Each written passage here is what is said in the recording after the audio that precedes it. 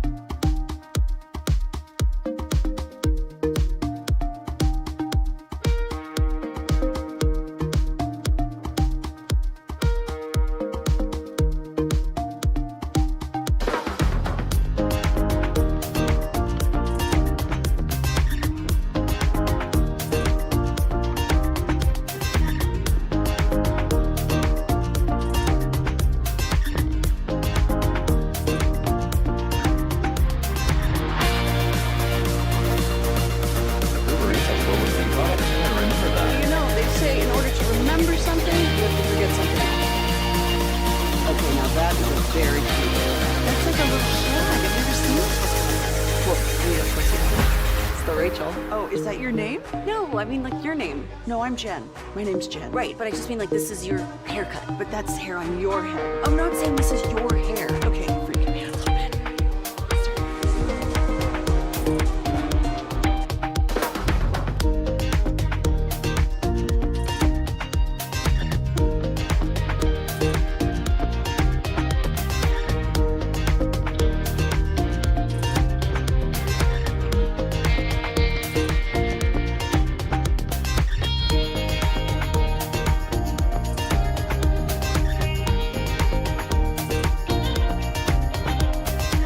D&M Leasing Studios, this is Sean and RJ on 105.3 The Fan. Brissett in an empty gun, trips to the left, back looking to his right, throwing to his right in the end zone. McBride turned Marquise Bell inside out. Touchdown, Arizona.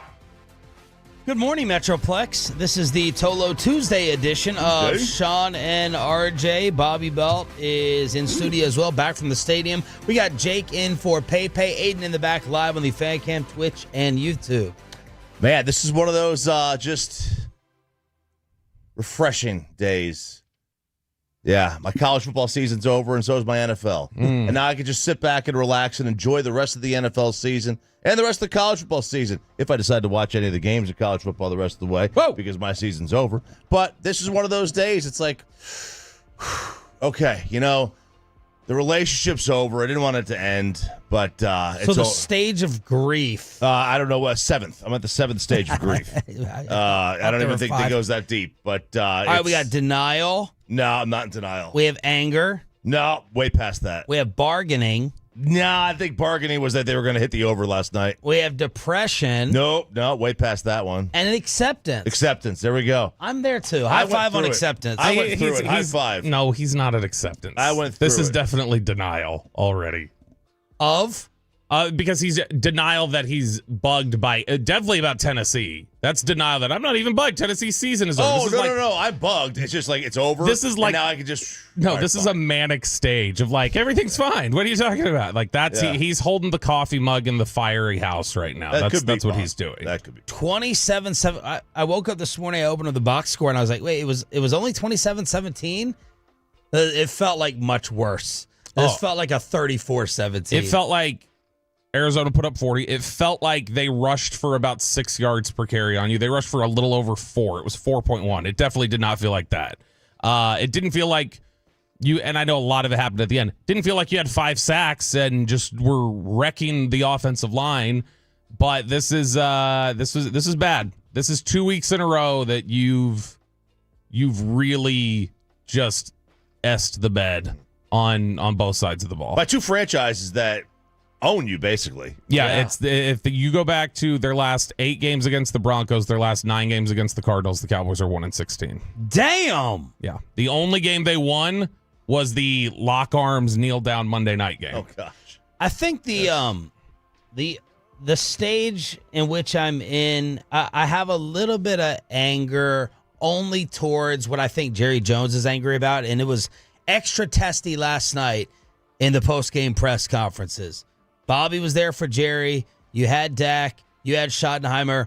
Everyone is testing. I think what Jerry Jones lost last night was not just the football game. It was his opportunity to sell a trade in the second half of the season.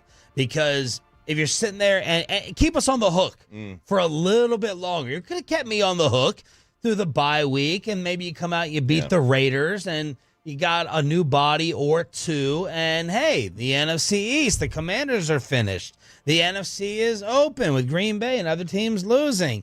And I think the extra annoyance and irritation last night from Jerry Jones was knowing that he stepped in front of everyone at Texas Live. And again, after 15 years, we still don't have a name for this, but I coined it, the public press conference mistakes that you're going to make. And he had a packed house there in Arlington, and Michael Irvin and Stephen A. Smith, and he declared, we've made a trade. The trade is happening, and we may be making more, because he believed, just like I did, that they were going to win this game. But without winning the game, now it's really, really, really almost impossible to sell it, and it may be negligent and an absolute reach to do anything with today's trade deadline. That's the part where I'm like, I wanted a little bit of hope with some type of move, but that hope was contingent upon a win over the Cardinals. Yeah, because you have to. I think you can lose maybe one more game the rest of the way. Yeah. Yeah, that even feels like maybe a stretch. 10-6-1 might do it. Might. It might do it. Like short of getting, like if you could sell me on Patrick Surtain tomorrow. That's a long-term play. Sure. You could. They're not going to trade him. They're not going to trade him. That's out of the question. You could sell me on that tomorrow. I had guys on my group chat saying it's time to give up 3 1s for Myles Garrett. I'm sorry. Okay, Philly. I'm sorry. I think we're way past that. Okay, Nick Eatman. Exactly. Yeah. Well, Nick would never identify somebody. That's true. So you got to maybe in remember a that. group chat, but not on the air. Maybe he would. You know, the extra worry in last night's embarrassment was the offense. Normally, we're starting every single Cowboy Monday or Tuesday talking about the defense and how wretched and embarrassing it is. But this offense now has looked broken in the past 2 games. Dak threw for 250, garbage time it up. The QBR was a 36.5, a 36.5. They couldn't protect him. He was beaten. He was battered. CeeDee Lamb the whole thing looked clunky again. Yeah, I mean, honestly, early on, like that, it felt like Javonte Williams got half his yards on the first series. The way he was running the ball, and I mean, 8-9 yards a carry. It felt like every single time he touched the ball early, and then they go for it on that 4th down, and it felt like after they missed that 4th down, everything was just out of sorts for them after that. Again, after the Denver 4th down. And I mean, look, I'm not going to rip the 4th down decision. No, I was all in on it. Yeah, I'm totally fine with it. In fact, there was a chart out this week that if you go by the should you go for it, how it impacts, your expected winning. If you look at it, Dallas goes for it in those situations where they should, quote unquote, the second fewest times in the National Football League, only ahead of Pittsburgh. And so you're talking about Tomlin and Shotti as the ones who have been the most conservative in those situations. So I don't mind it. It's a change. But then after that, it's like they're not protecting very well. The issues with everybody's hands in this game, whether it's holding onto a football and not fumbling it or making a catch or whatever else, that was a big issue. And then there were other times where it's like Dak was just not good enough. And that's the problem, is that when you've got the pressure problems you do, if he's not going to play at his all-time highest level, they're going to get wrecked. Did you guys pick? I thought the Cowboys were going to win the game. I obviously was not in yesterday. I think I had 36-24, something like that. I picked 31-24. Cowboys. Yep. So everybody thought, I'm assuming the fan text was all over it as well, the Cowboys getting the W in this game, and you got handled. Special teams as well. Like, it felt like they had 35, 40-yard returns. Aubrey, whatever. It was a 68-yarder, but he still ended up missing it. Sam Williams, one of the lone highlights. This is Arizona's. Imagine actually not thinking, but knowing that you got handled on special teams and you scored a special teams touchdown. Right. Arizona's 4th straight win against the Cowboys without Kyler Murray. Like, Russell Wilson resurgence. This is Jacoby Brissett resurgence. They're going to keep Kyler Murray on the bench now. What did you think was the turning point in this game? I don't know that it's resurgence, by the way. This may be surgence. Yep, this may right. be the first time, because he has never been anybody I've been worried about. Yeah.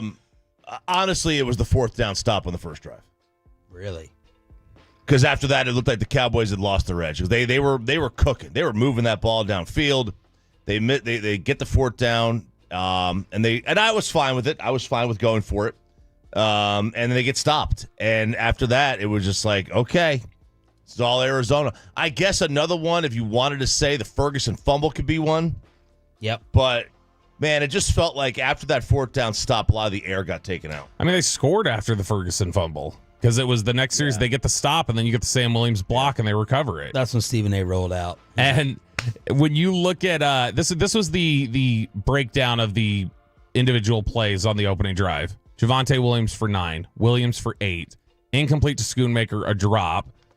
Dak to Pickens for 16, Dak to Lamb for 15, Javonte Williams for 11, and then you're at 1st and goal from the 7, and it's Javonte Williams for -2, short right to Ferguson for 5, incomplete to Ferguson, not a drop, but maybe one you expect him to catch typically, and then Dak sacked for 7 with Tyler Guyton getting beat.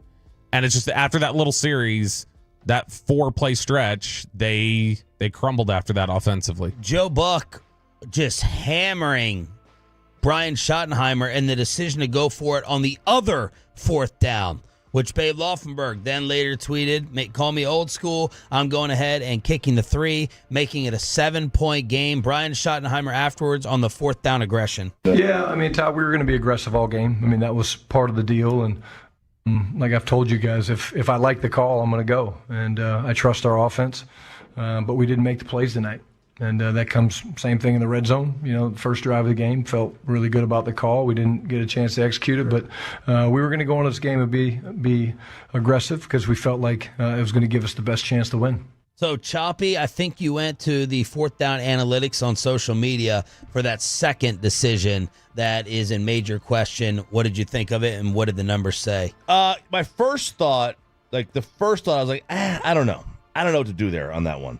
And then I went to the numbers, and because I think it was 27-10. Yeah, 27-10. 4th and 3 at the Arizona 21. Basically, right at the start of the 4th, right? Yeah. It said, so the numbers say your win percentage if you go for it, just going for it, regardless of outcome, was 6%. Your win percentage if you do a field goal attempt was 5%. If you succeed in getting the first down, your win percentage was 9%. If you fail, it's 5%. You have less than a 10% chance of winning anyway. So it's like, okay, I see why you would go for it. In the moment, I was like, I don't know. You need 3 scores anyway, right? Even if you get the first down, you're going to need 3 scores still. So you might as well just kick it. But looking at the numbers that it's less than 10% chance of winning regardless, all right, fine. How'd you feel about it, Bobby, the other 4th down? I didn't hate it. You needed touchdowns. And that was the thing, is that you were just not executing. And again, the red zone, or that's not quite the red zone where they were at, but just in general, the more 21. That the field is tightening on them, the more that they're having problems executing. And you know, that was something that I know they're going to have attention to on the bye week this week, will be those sort of things. But man, to me, it's not the issue of should you have gone for it. It's just you need a better play than that. You need the ability to get something out and pick up 3 yards faster. The issue is you made it to the 4th quarter without an offensive touchdown. That's the issue. Yeah. That's a big issue. Now, Jerry, should you avoid making any type of deal after that loss with the deadline today? Again, I hear opinions, and you can rest assured that, at least through my mind, that all those considerations are there. It was there before this game. It was there when we started the season about whether you make a trade or not. But what's got this on point is tomorrow's our trade deadline. We've either got to or get off the pot by tomorrow afternoon. I hear opinions. Where he goes, again, I hear opinions. That was set up with Troy Aikman said, and when he said Troy Aikman, like, I don't know, you could almost just see, I think, from Jerry, just like, what?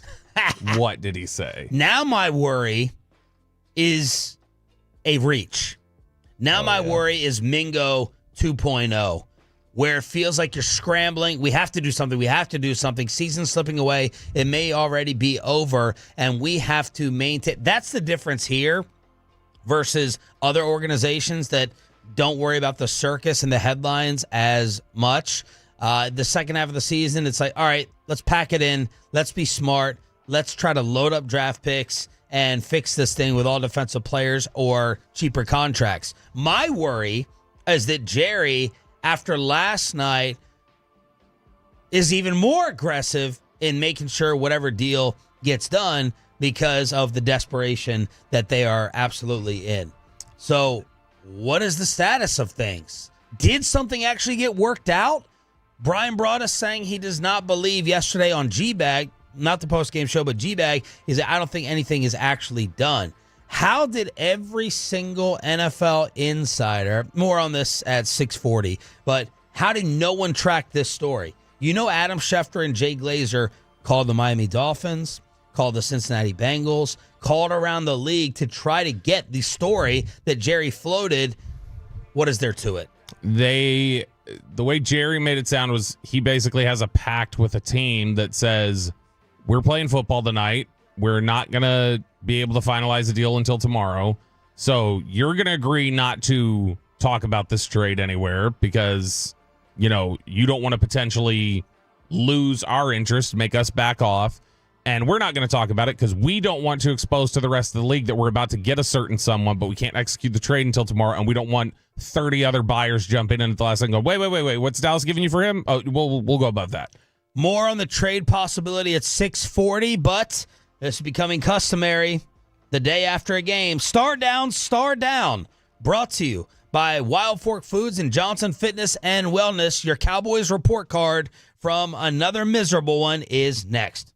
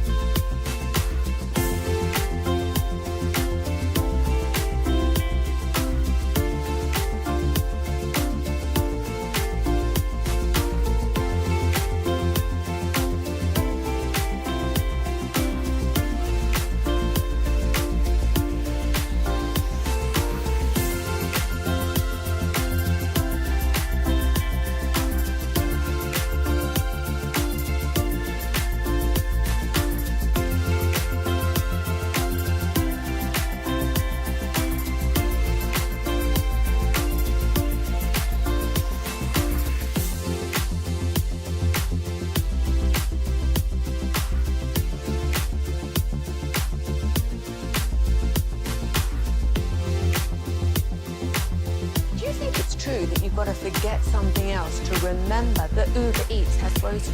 No, that's absurd.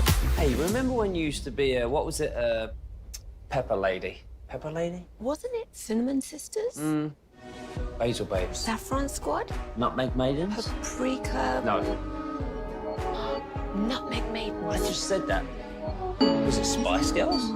Doesn't sound right. Was it Saffron Squad?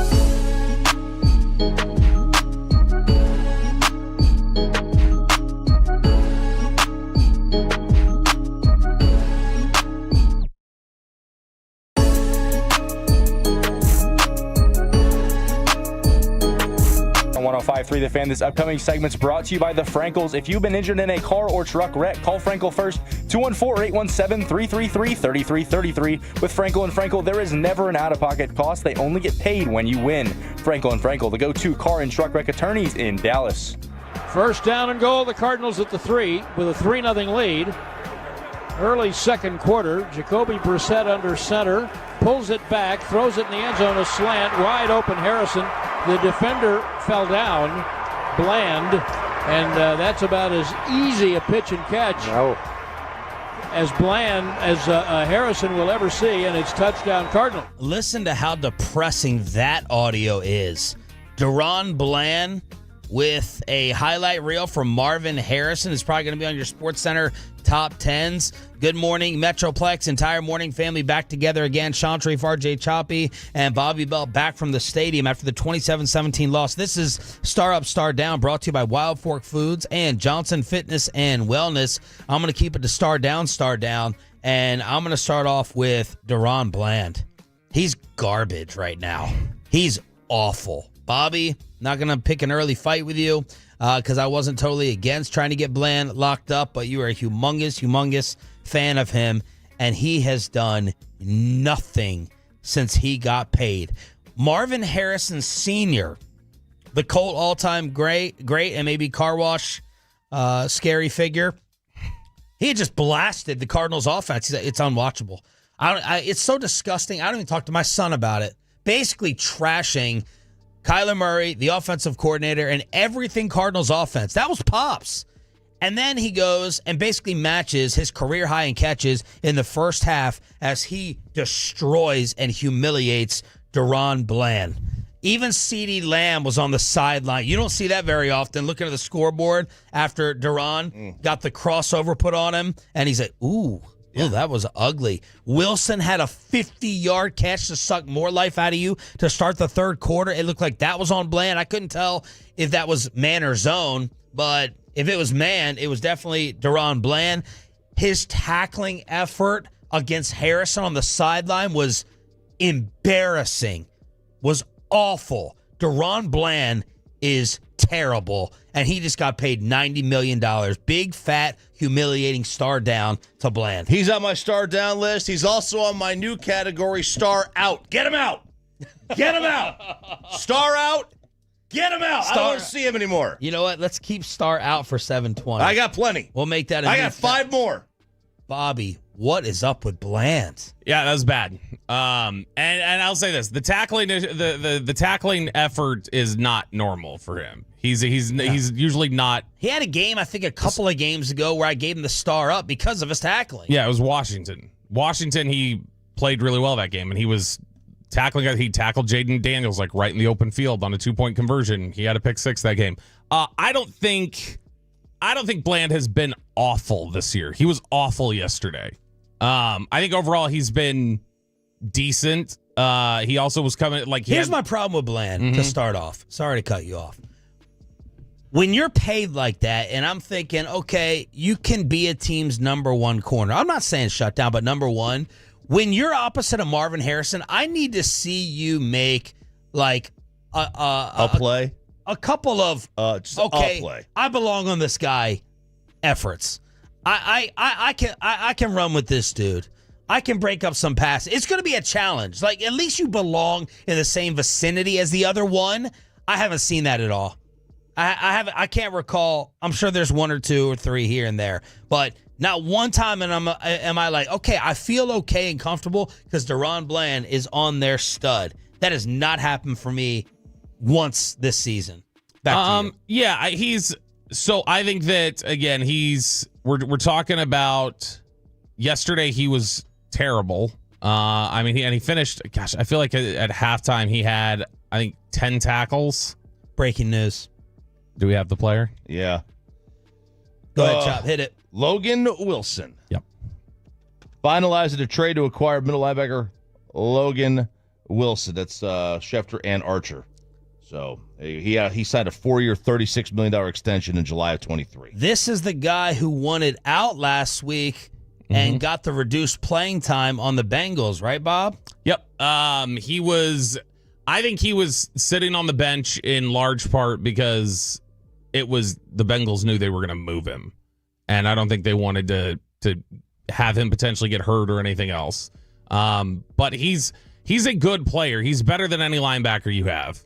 And he'll be somebody who's going to be able to do things for you that you're not currently getting, especially in coverage. He can be somebody better in coverage than any of your guys that you have currently on the roster at linebacker. But I think for a lot of people, they're going to feel like, okay, Look, I think it's a great idea. Getting a defensive player from the worst defense in the NFL when you're the second worst defense in the NFL. I think that can only do better things for you. I think I'm sold on this, man. This is awesome. He's a starter. I mean, he will be a starter here. He would be a starter on I think most defenses. He's not a bad player. So with that stuffed animal over there, he'd be a starter. They just gave him 50 to Caleb Williams. He would start. Logan Wilson would start in most linebacker cores in the NFL, I think. And he's going to be 30. He's going to be 30 next year. I think his cap hit next year is like $6 million. He's got 2 years left after this offseason.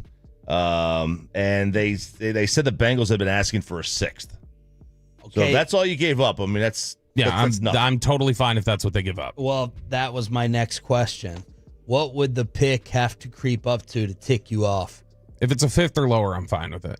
Okay. If it's a fifth or lower. Mm-hmm. Those are it's a lotto ticket. Is this it? I think they were. I was expecting today they would make two moves. Logan Wilson was the guy I felt like this was the trade yesterday. Today. Maybe I think Tolbert's going today. I think they want to add. Like I don't think it's just Tolbert for something else. Or like I think they do still want to add a pass. I think they may try to get their pick back. They could try. I mean, he didn't play last night. I think it's very telling when a guy doesn't play the day before the deadline in any sport. Mazy didn't play yesterday either. Well, that's telling too, maybe. Bobby, who were some other names you were kicking around yesterday since we have the breaking news? It's Bengals linebacker Logan Wilson heading to the Cowboys. By the way, Jerry Jones will join us live at 8:30 this morning. I think they were in on Jalen Phillips initially, who ended up in Philadelphia. I think Chubb was somebody that they were looking at. They still could. Bradley Chubb in Miami. I think that they've looked at it. Ian Rappaport had mentioned Malcolm Kuntz in Las Vegas could potentially be an option. I think the other Raiders name to watch, and I think Breer's talked about it a little bit, Tyree Wilson is somebody who I think would bear monitoring if he gets dealt today. Texas Tech guy who was the 7th pick in the draft 3 years ago. He's not clicked for them yet, but I think they liked him. So I think that those are names that they kicked. I think they asked about Trey Hendrickson, and I think they were told it's a first-round pick, and they went, okay, well, we're not doing that. Yeah. And so if it's a first-round pick, they're going to be out on that. But Logan Wilson, he's good, and it was clear last Tuesday that's what Jerry was greasing the tracks for, was we got to fix our linebackers. When he was on with us. Mm-hmm. Non-stop with the linebackers. PFF, for whatever it's worth, has his grade at a 55. That's not good. That is 60th out of 80 linebackers. You know who's 80 out of 80? PFF. Kenneth Murray. He's 80 out of 80. Mm-hmm. So that's improvement. No, yeah, I mean, for the Cowboys it is now. It's not improvement for Kenneth Murray. All right, so Logan Wilson is the first name. Gosh, if they had won, I could get excited about a second move on this level. That's what I wanted. I wanted 2 or 3 moves on this type of level. Depth. That's I'm fine with this. This is depth. Well, it's starters. It's starters here. It's not depth. It's starters. Because they're obviously awful. So Logan Wilson's going to start. If he, and again, I'm not a PFF fan, but if you want to look at this year, it's not been good for the Bengals. He's been okay what I watched earlier this year. 2022, his grade was 72.7. 2023, it was 62.6. 2024, it was 72.4. He's been generally, by PFF standards, an above average to pretty good linebacker. 877-881-1053. The cell phone is blowing up. Alec Medford in the gym sending over the news. Tolo Chris, everyone on Twitter as well. Royal, thank you for that. Franklin injury attorney text line as Logan Wilson is coming over to the Cowboys. So that trade is happening. We'll see if there's anything else. Where else do you want to go for star down, Bobby? Yeah, look, I mean, just flat out, the third down defense is so bad right now. And yesterday it was like on that opening drive, I think it was 3rd and 10, 3rd and 8, 3rd and 6, 3rd and 6 that got converted. And then it was 3rd and 14 the next time. Their third down defense right now is the worst in NFL history. If the season ended today, Dallas would have the worst third down defense in the history of the NFL. What? It's 50. I guess I shouldn't say it like that. Yeah, true. They did get a couple stops late, so the number shifted. But when they were 7 for 10 last night, Arizona, that made it to where Dallas this season was giving up 54% conversion rate. The all-time worst before that had been the Tennessee Titans at 51.9. You're talking about 2 full percentage points above the worst in NFL history. They're one of only 3 teams right now as it stands who are at 50% conversion rate. Brian Schottenheimer, I'm assuming, again, this could be for both sides of the ball. The issues on third down. Let's see if he's talking about the defense like I want. Yeah, different reasons. For most of the game, it was not, or most of the season has been, not being able to get pressure on the quarterback. This game, I just thought there was some big voids that they were taking advantage of. I thought Marvin Harrison played really well. They obviously were trying to get him involved, and they did that. But again, I just felt like that, without studying the film, there were some big voids. And again, we just got to look at it. But I thought the pass rush was really good. And again, they did a better job protecting on third down than we did offensively. So now I got to look at that. This was like the second thing I started tracking. 3rd and 8, good. 3rd and 10 to Marvin. 3rd and 6, Marquise Bell, a hold versus Trey McBride. 3rd and 6, Wilson versus Bland. I wrote down tackle there. 8 passes to 1 run early on. Wilchuk tweeted that out. He's like, they're just saying, screw it. We're just going to throw all over you. Jacoby Brissett did you a favor. He missed Harrison on a 3rd and 5. It still ended up resulting in a field goal. 3rd and 14 for 20. There was at least 2 times last night they got a big sack and set up like a 3rd and 14. Now, conversion early on in the half. Arizona 7 for 9 converting on third down. How the hell do you go? We are week 8 without getting a 3rd and 1 stop the entire year. What is that? 18 of 18. The other teams are on 3rd and 1. How do you go? Wow. You're 3rd and 1. Wow. We are week 8, and you have not forced a 4th and 1. Does that totally surprise you? In a vacuum, it does. Yeah. Knowing how this defense is played, does it surprise you to go like, oh yeah, not one time have they stopped 3rd and 1. One time That's right. would bust an assignment, would miss something. Would get a little. They've pressure. busted plenty of assignments on 3rd and 1. What do you mean? Let's continue with star up, star down, and the breaking news. Trade number 1 is done. Logan Wilson, Bengals linebacker, is joining the Cowboys. We continue with star up, star down with Sean and RJ and the 6 a.m. Club after this. After we get.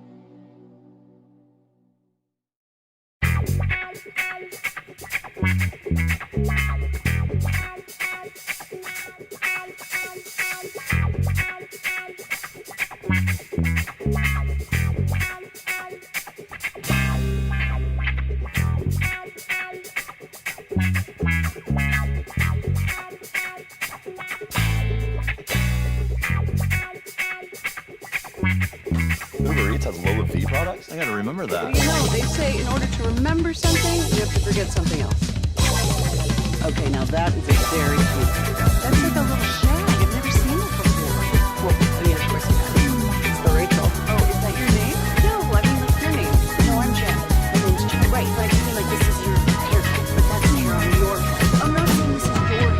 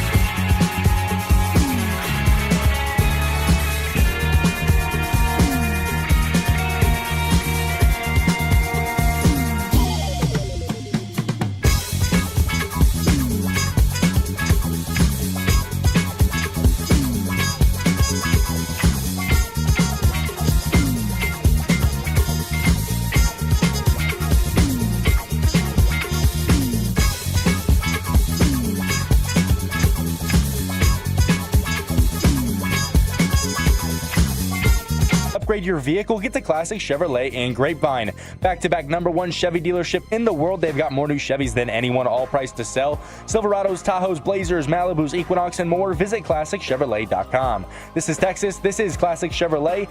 Together, let's drive, relax, and enjoy the difference based on new Chevrolet registrations 2023 and 2024. 3rd and 17. Prescott back. Throws it left. Ferguson caught it at the 35. Ball is fumbled. Cardinals fumble it and get it back and recover it by Buda Baker at the Arizona 29-yard line. Star Up, Star Down, brought to you by Wild Fork Foods and Johnson Fitness and Wellness here on Sean and RJ, along with Cowboys insider Bobby Butt. We do have breaking news as the Cowboys have traded for Cincinnati Bengals linebacker Logan Wilson. We need to keep an eye on that compensation, and we will get it to you first before anyone else in the Metroplex when it comes in. Wilson, 29 years of age. He was drafted in the 3rd round. This year, 47 tackles in 8 games before he was benched.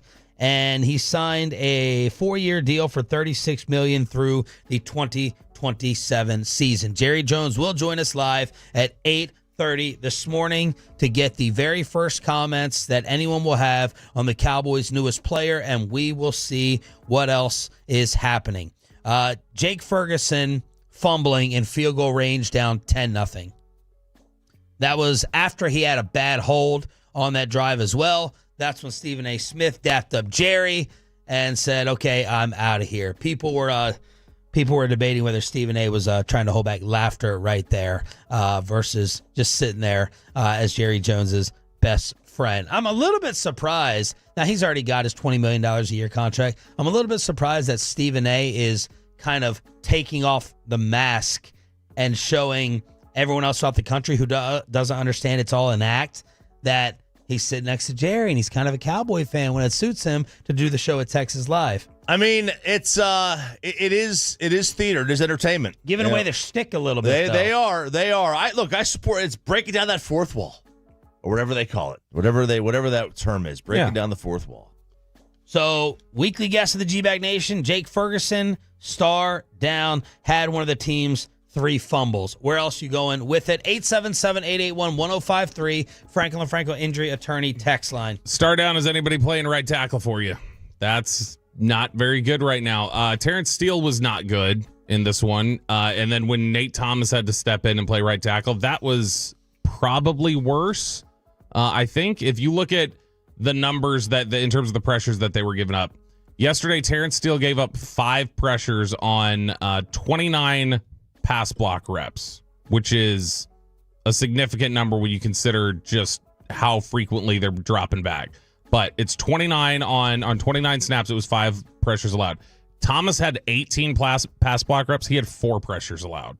So he almost equaled Steele's total in 11 fewer reps. It was just 9 pressures from your right tackle yesterday. Terrence Steele is so sideways. Every time I watch him, I would tip off the FBI if I was the NFL. That's the only other explanation for that. The explanation when Nate Thomas came in for him at right tackle was migraines that I guess Terrence was dealing with before the game. Well, he is a damn migraine with the way that he is playing, but literally sideways. Just turns sideways as if he is escorting someone into the club as a bouncer right towards Dak Prescott. Josh Sweat had a freaking night.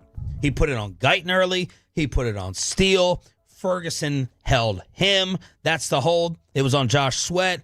Steele in the 3rd got beat for a loss of 10. You're having a nice 3rd drive, and then you end up 3rd and goal on the 15 with Terrence Steele. Killer. 4 early pressures, field goal. You have to settle for that, and it's 24-10. 8 pressures from Josh Sweat in this game. Is that a lot? Yep. It was 1 out of every 4 pass rush reps he had. It was 25% he was getting pressure on. And so, I mean, they were that's a team that we talked about it yesterday with Darren Urban from the Arizona Cardinals, that they were not getting pressure this year. The Cardinals were not getting to the quarterback. They had one of the lowest pressure rates in the NFL, and you gave it up to them yesterday. And they had, you mentioned the hold on for the penalties were untimely. There wasn't a lot of them. It was only 6 of them, right? Arizona didn't have their first accepted penalty until the opening drive of the 3rd quarter.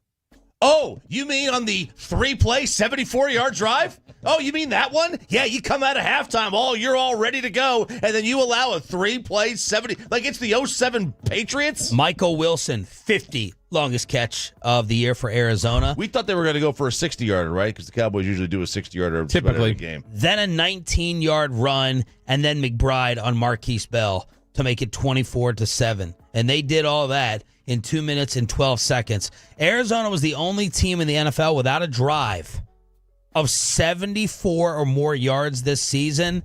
They put up back-to-back 74-yard touchdown drives. Did one of them in 3 plays. To Choppy's point, yesterday it was when these penalties were happening. Right. It was there was a third down. The third down completion of Lamb gets called back, right? There's another one. 3rd and 6, incomplete to Trey McBride. It's a penalty on Marquise Bell for holding. First down, Arizona. Then it was 3rd and 7 at the 26. That's the play Choppy's talking about. They complete it for 14 after Dak is almost killed in the pocket. Extends the play, gets it to Lamb for 14. It's holding on Tyler Booker. Then you had the Pickens penalty. Yeah, you had 2nd and 7. You got a Pickens first down. That was the Jake Ferguson holding that you were talking about.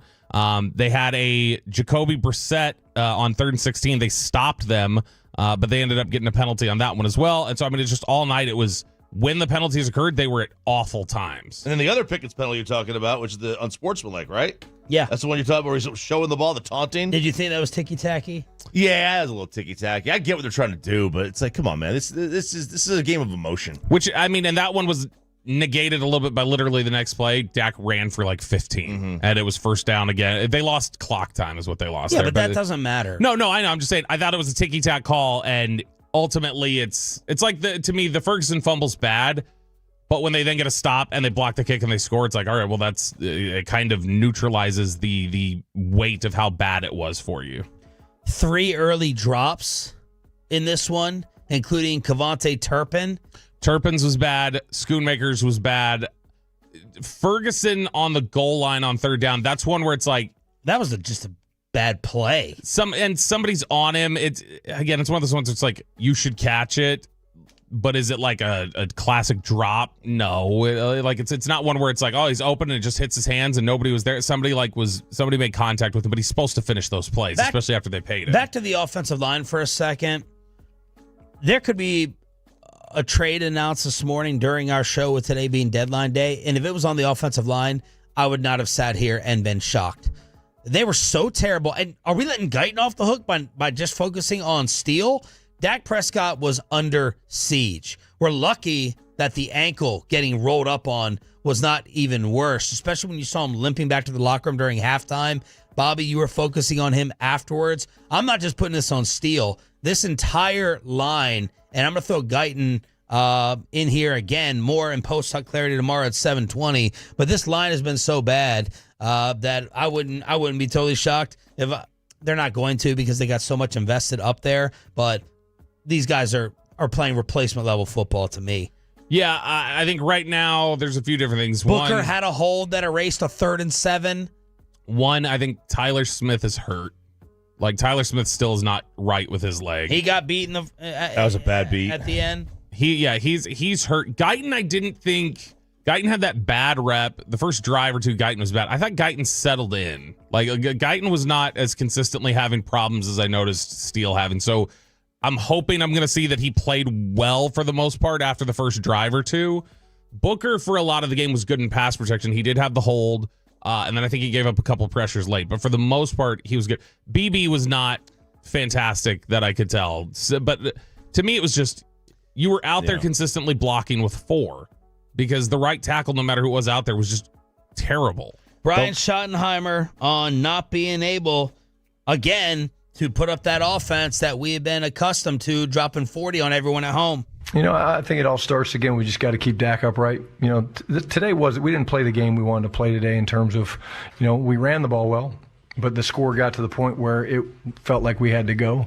And so we did. And we wanted to do that to speed up the game and try to get, as many opportunities as possible for us. And, I really wish that game could have played a little bit different, because I do think that, Javonte and those guys were running the ball well, and I think his numbers show that. No plays of 20 yards until the 3rd quarter. It's the first time the Cowboys offense has been held without a point in the first half since week 9 of 2021 against Denver. The offense that entered the game having scored in a record 20 consecutive quarters failed to do it in the first 2. Yeah, the line is it's making me struggle with Dak last night. Because he wasn't great, but the line was bad, so I don't know that I could give him a star down. This was probably though his worst QBR game of the year. I haven't looked at the rest of the Denver games, I can't imagine Denver was great.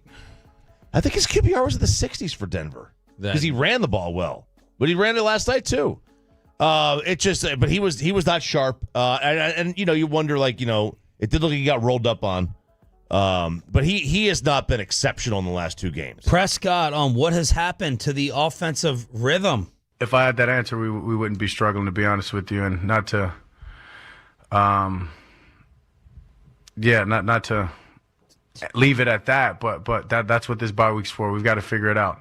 We've got to figure out how we need to improve, obviously, in all phases of the game. I mean, special teams did a hell of a job tonight getting us a touchdown. That was the only spark, I think, in the game for the most part, especially in the first half. And that's what this bye week's going to be all about. Me personally, hope everybody on this team individually, and I know for sure as the staff and an organization, it's going to be about how can we improve and fix these last 2 weeks that are nowhere close to anything that we want to be. Yeah, Chop, you were right about Denver. The QBR was a 64. His other game that was in this bad vicinity, QBR-wise, was Chicago at a 39, and this one a 36.5. What was he like afterwards? A little more frustrated as well, Prescott? Yeah. And I mean, he was banged up a little bit walking in the locker like we talked about. He's saying he's saying it's not a problem. He said it got rolled up his ankle a little bit. He's like, it'll be fine. I finished the game, and we've got a bye week, so I'll be fine. But he's clearly a little bit more frustrated. I don't think he loved the way Archer had phrased a question at one point where, Todd said it looked like he held on to the ball a little bit longer. And he goes, I held on to it longer. And was just like, no. Like I had to I held on to the ball as long as and got rid of it. Like that was not me holding it too long. And so he had some testiness last night. So did Schottenheimer. So did Jerry. And at the end of the day, that's not going to move anything for anybody. You should be mad. Nobody's going to say that's going to fix anything, but they're not putting a sunshiny, optimistic face on it this morning, I don't think. Because they know they butchered the schedule that they had to have. You lost to Carolina and Arizona. And you're basically screwed. You have a bye, you're at Vegas, then Philly, KC, at Detroit, the Vikings, who just got a big win, the Chargers, who are still tough. Then you're at Washington and at the Giants. So at best, it looks like 3 wins at best for a team that's 3-5-1. It's a 7th rounder, according to Ian Rappaport, for Logan Wilson. Fine. Let's talk about that and what could also be coming with Jerry Jones at 8:30 this morning. Are the Cowboys done dealing? Are you okay with it? 7:20 calls and the commercial-free expressway, and RJ not star up, star down. He's got star out. Get him out of here. We continue with the Cowboys breaking news on Sean and RJ next.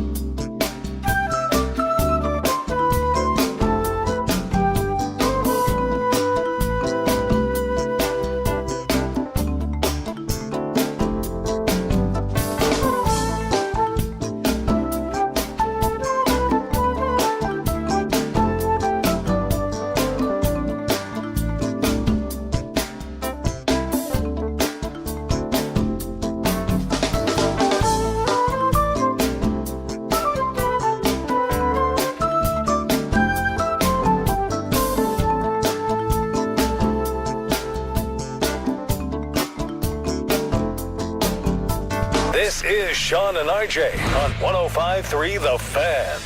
68 yards. Right hash to make it a 7-point game.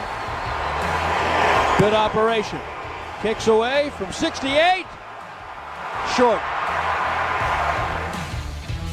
Even that did not tie the NFL record with Brandon Aubrey missing before halftime. It's a Cowboys Tuesday with Sean, RJ, and Roberto. 27-17 loss to Arizona. We do have breaking news as Logan Wilson, Bengals linebacker, is coming to DFW in exchange for a 7th-round pick. Cool. We're all fine with that, right? 7th rounder doesn't matter. You know, that's a you're the chances of you. I mean, yes, I know we've got Jay Ratliff out of the 7th round. Like that's a once every 20 years thing. Isn't it the 20th anniversary? So maybe that would be a good idea. Jerry is going to continue to say, because it's just trying to give off this notion, no, nothing affects, nothing can change or completely alter our plans and what we do. What were you thinking last night about the deadline? What were you thinking when Jerry told Stephen A. and Michael Irvin we have a deal? And then what were you thinking last night as they were going to lose about the deadline? I was when they were during the game, and I totally agree with Troy when he said it. He goes, I would save those picks. I wouldn't have made a trade. Now, a 7th rounder, I don't really. I mean, they got 9 picks. Now they have 8. They're probably going to wind up at 10 when you factor in comp picks. That's plenty. You can absolutely rebuild a roster. If this is a late round pick, I'm cool with it. He's plugging holes, right? Defense is I believe a weak link unit, and they will target your weakest link. And if you shore up one spot, that's one less weak link that they can target and they can exploit. So good on them. It's always good when you just target to you pick off the worst defense in the NFL. Just get some of their players. You want some of that. Two negatives equal positive. Bobby, take me through your trade emotional roller coaster yesterday and now this morning. So Jerry hyping it up. It's something where you just immediately go, okay, is this, as somebody said to me in the press box yesterday, they're like, if it was anybody of note, he wouldn't have been able to keep it at just, we're making a trade. And I was like, yeah, but I mean, like, maybe he is really worried about somebody coming in and stealing him. And they're like, it doesn't matter. He just would have canceled his first take appearance. He wouldn't have showed up for it. I was like, I don't know. But now here it is. It's Logan Wilson, which is, by the end of the night, that's where I felt like we were heading, was probably a Logan Wilson type of deal. And good player. And that's all well and good. I think there's a good chance that they make another deal. I don't think it's going to be Hendrickson. I don't think it's going to be Crosby. I don't think it's going to be anybody who's of that size. It's probably going to be more along the lines of Bradley Chubb, who's a good player, or Malcolm Kuntz from the Raiders, or Tyree Wilson from the Raiders, like those kind of edge rushers. That's more along the lines of probably what you're looking at. But I'm completely fine with adding somebody like Logan Wilson. I don't want to give up massive capital to go get somebody unless they're going to be here probably for several years at this point, because if it's a rental, there's no point in going after a rental right now. Man, if you give a big time pick, so day one or day two, I'll say early day two, third round or whatever, but it's not even a whatever. It's like I could deal with it better. But if you give him a first or a second at this point at 3-5-1, I think you're just spinning your tires. Yeah, but you can do it for someone. Give me the age. Yes. Somebody who's got a little bit of team control. Yeah. Who I know is going to be here next year and ideally the year after. Yeah. Like I want 2.5 years out of them. Yeah. Minimum. I'm starting to think about like Logan Wilson on the 2026 Cowboys. That's what last night's loss did for me. Like that's unofficially season over. Mm-hmm. So what can Logan Wilson and whatever else they pick up be on next year's defense to try to make them somewhere around average to go along with the offense? Whose defense is it? You know, who that's going to be part of the equation and figuring out. And I wonder how much they're thinking of that too.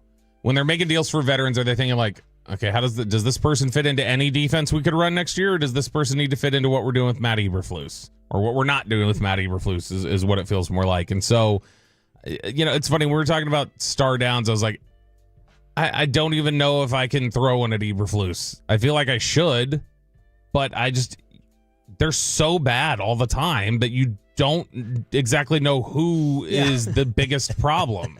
It could be that just Eberflus has nothing. Yeah. Maybe Eberflus designed a whole defense based on, I'm going to have Micah Parsons. Maybe he was one of the guys who was like, yeah, fine, get rid of him. Then we need to have probably this week a Will McClay discussion. What gives you hope, Jerry, that any type of trade is actually going to improve the team long term? No, that's fair. That's very fair. And you got a lot of ground to make up. I'll grant anybody that. Can we get there with better play, less mistakes? Can we get there with that? Are we going to have some personnel? We're going to have the opportunity to have some different personnel than has played the first part of this season, either buying through a trade or players that we've had coming. You guys have been hearing about that and reading about that here for weeks and weeks and weeks. The old Parcells quote, you are what you are, right today. But we got to take a look at it, and you won't be disappointed that I didn't get carried away or get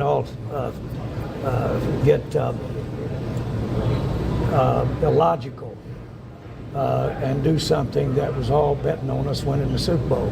I don't think you'll be disappointed. Well, there you go. And that's how we're reacting right now with a 7th rounder going for an immediate starter at linebacker. Who was talking about Super Bowl around here?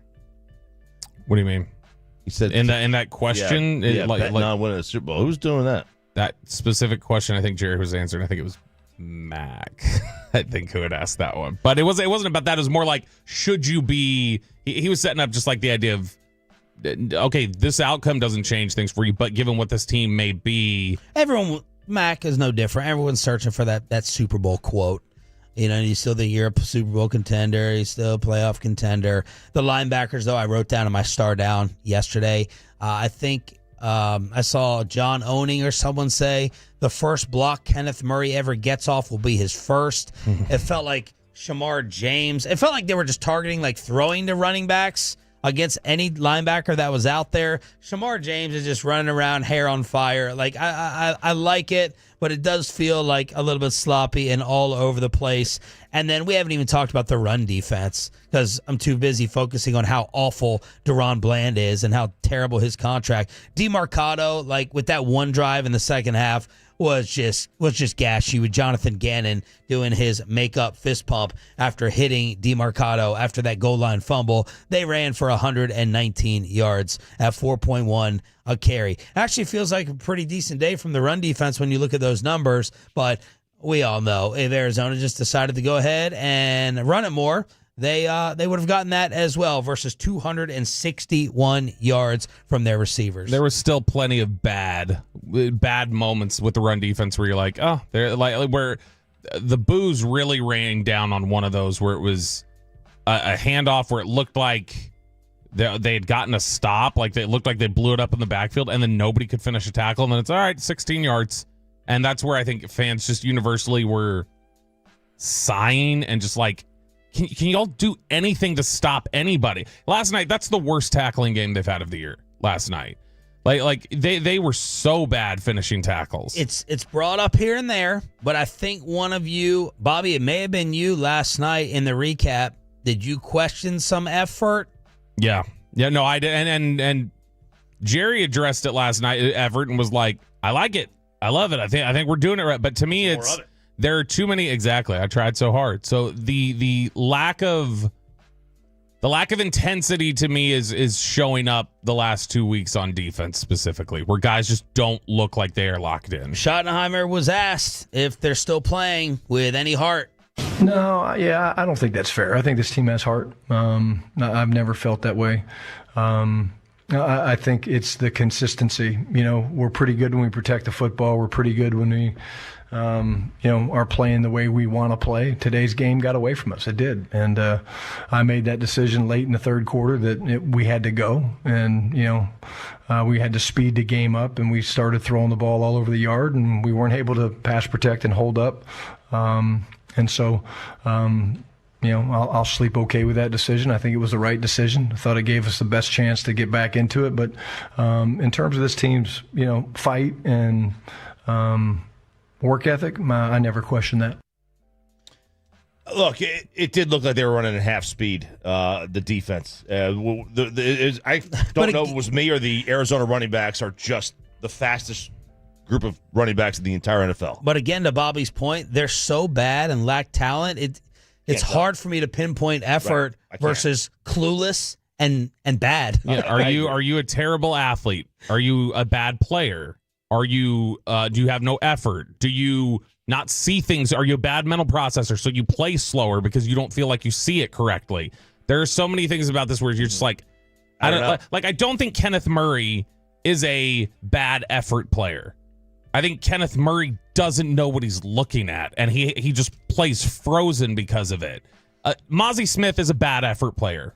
Mazy Smith was inactive last night. Mazy Smith will be blown off of this roster today or this offseason. He's not going to be around anymore because that has been a complete failure. But I mean, like, there are guys out there on defense who I absolutely think you're watching. You're like, are you giving everything here? Or are you banged up? Or are you just not good? I don't know the answer to a lot of these because it's so universally bad. 877-881-1053 to hit us up on the Franklin Franco Injury Attorney text line. Again, a 7th-round pick in exchange for linebacker Logan Wilson. We're going to have Cowboy phone calls at 7:20. It's not star up, star down. It's star out. Bob Choppy is saying, get them up out of here. But we will update you around the rest of the National Football League. By the way, Ricky Scoops. Oh, baby. When it comes to other trades, yesterday said the 49ers have been calling for a pass rusher the past few weeks. With Jalen Phillips traded, they could look to Bradley Chubb or Jermaine Johnson, 2 players they've called about. The Cowboys are also actively looking for an edge. And Ian Rappaport said, in the market for a pass rusher, appear open to trading Mazy Smith. And that made me chuckle and laugh. Diana Rossini said the Bengals asking for a first-round pick for any deal involving Trey Hendrickson. And you have Max Crosby, giving emotional messages to Raider fans of I feel your pain, and hopefully it will go ahead and turn around. A little cryptic on that one. Yeah. A little cryptic. It's a little cryptic, but everybody who took that yesterday, and we mentioned it a little bit, everybody who took that yesterday to mean, oh, could he be on his way out? I didn't see that at all. Like, I don't think you're on the way out the door of an organization saying, it'll be better for you guys. You're talking about wanting to hang around. Dan Quinn, this cut 65, Jacob. Dan Quinn came out with a pretty rare admission for a head coach when talking about the Jaden Daniels injury. I know many of you have been asking about the thought process of Jaden being in the game in that situation. I get that. I've been thinking about it, honestly, nonstop too. And, for me, the answer is, man, I missed it. But I would, I'll fill you in on my thought process. At the start of the fourth quarter, I guess it was probably like 12 and a half minutes left in the game. And that was going to be the last drive for a couple of guys, Jaden and Zach and Debo and LT. And so we weren't going to have any read run plays and meaning no carries, for the quarterback on a run. And honestly, man, that's where I missed it. Of course he could scramble. It's Jaden. It's what he's special at. And that is 100% that's on me. You never look, hear that. No, you don't. You don't. I keep hearing people say it's a fireable offense. It's not a fireable offense. It may be like year 6, right? When this is a pattern. Yeah. But it's not. It's year 2. It's not a fireable offense. I got 2 separate tweets yesterday, and I think I think we got texts about it too. The question of, do you go hire Dan Quinn as your defensive coordinator if he gets fired in Washington? I'm like, he's not getting fired in Washington, guys. That's not happening. That's not that bad in Washington yet. All right, let's unleash the phone calls from Cowboy Tolos. You want to go off about the game? You want to go off about the trades or reaction to Logan Wilson coming here, Bengals linebacker, for a 7th-round pick? Jacob takes your calls right now at 877-881-1053, 877-881-1053, commercial-free in the Expressway, and Jerry Jones live at 8:30 next on Sean and RJ 105.3 The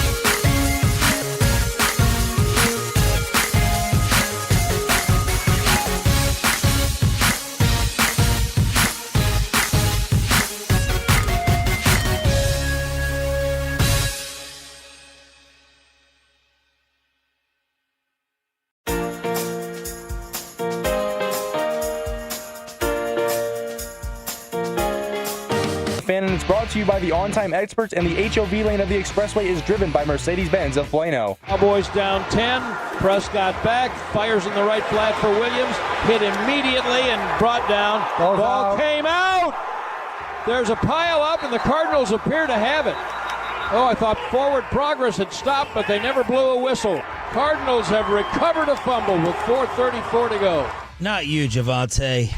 Even Javonte Williams, who gets a star up for his vicious blocking last night, ends up fumbling the football. One of the Cowboys' 3 turnovers. He stripped on 3rd down before your field goal attempt. Down 10. Right? There's a little bit of hope right there. 4 fumbles on the night for the Cowboys. They ended up losing 2 of them. But Javonte Williams ends up fumbling it in that 4th quarter. Cowboys lose to fall to 3-5-1. The breaking news taking place in the 6 o'clock hour. They have traded a 7th-round pick for Bengals linebacker Logan Wilson. I may be a little nitpicky here. And not just nitpicky. I don't want to be, typically I kind of roll my eyes when people are like, what? They make this sort of criticism. But when he has that fumble, and the game's over pretty much at that point, I was down in the Miller Lite Club where Brian and Zach were getting ready to do postgame, and I just walked up to the sideline area where it kind of looks out, and you can see everybody coming to the bench, and I was just curious. I was like, I'm curious if anybody's going to be like throwing a helmet when they walk over here or whatever. It looked like they had just missed 3rd and 8 in the 2nd quarter of a 7-7 game or something. Like, nobody, I wanted to see somebody just slam a helmet down, or just not at anybody, but just kind of scream out an expletive, something that was just said you were upset. But everybody just kind of came over and was like, okay, just all right, we're done. It was very, and I understand exasperation can be a form of being upset, of just I'm exhausted, we blew this, and I'm not having it. You don't have to show some sort of outward temper tantrum. Yeah. But I was wanting to see at least one guy who was a little bothered by it. Are you making any overall emotional judgments about the state of them, being around them or watching them on the sideline or in the locker room? I think they're all very, very worn out by the defense. The offense isn't going to say it. I think everybody's just kind of like for the offense, I think they're yeah, we haven't been great, but it'd be nice if you bailed us out one of these games. Yeah. Like we bailed you out on 3 separate occasions where we've only got 4 if you count the tie. Could you pick us up one of these days? And I think I think the defense feels it. I don't think the defense is well, what about the offense? They're not scoring enough. I think the defense absolutely knows they're the problem, and I think they hate it, and they don't like having this be the case. It's not going to be Star Up, Star Down, brought to you by Wild Fork Foods and Johnson Fitness and Wellness. We're going to do Star Out here in just a second with RJ Choppy. First, let's go ahead and get to the Tolos on the D&M Leasing Hotline. Are we starting with Richard or Cody? Which one do you want? Richard, right? Let's go ahead. Richard in Allen. Start us off, Rich. How's it going? Not well. My Star Down is to wordplay on this, the balls on this team, the cojones.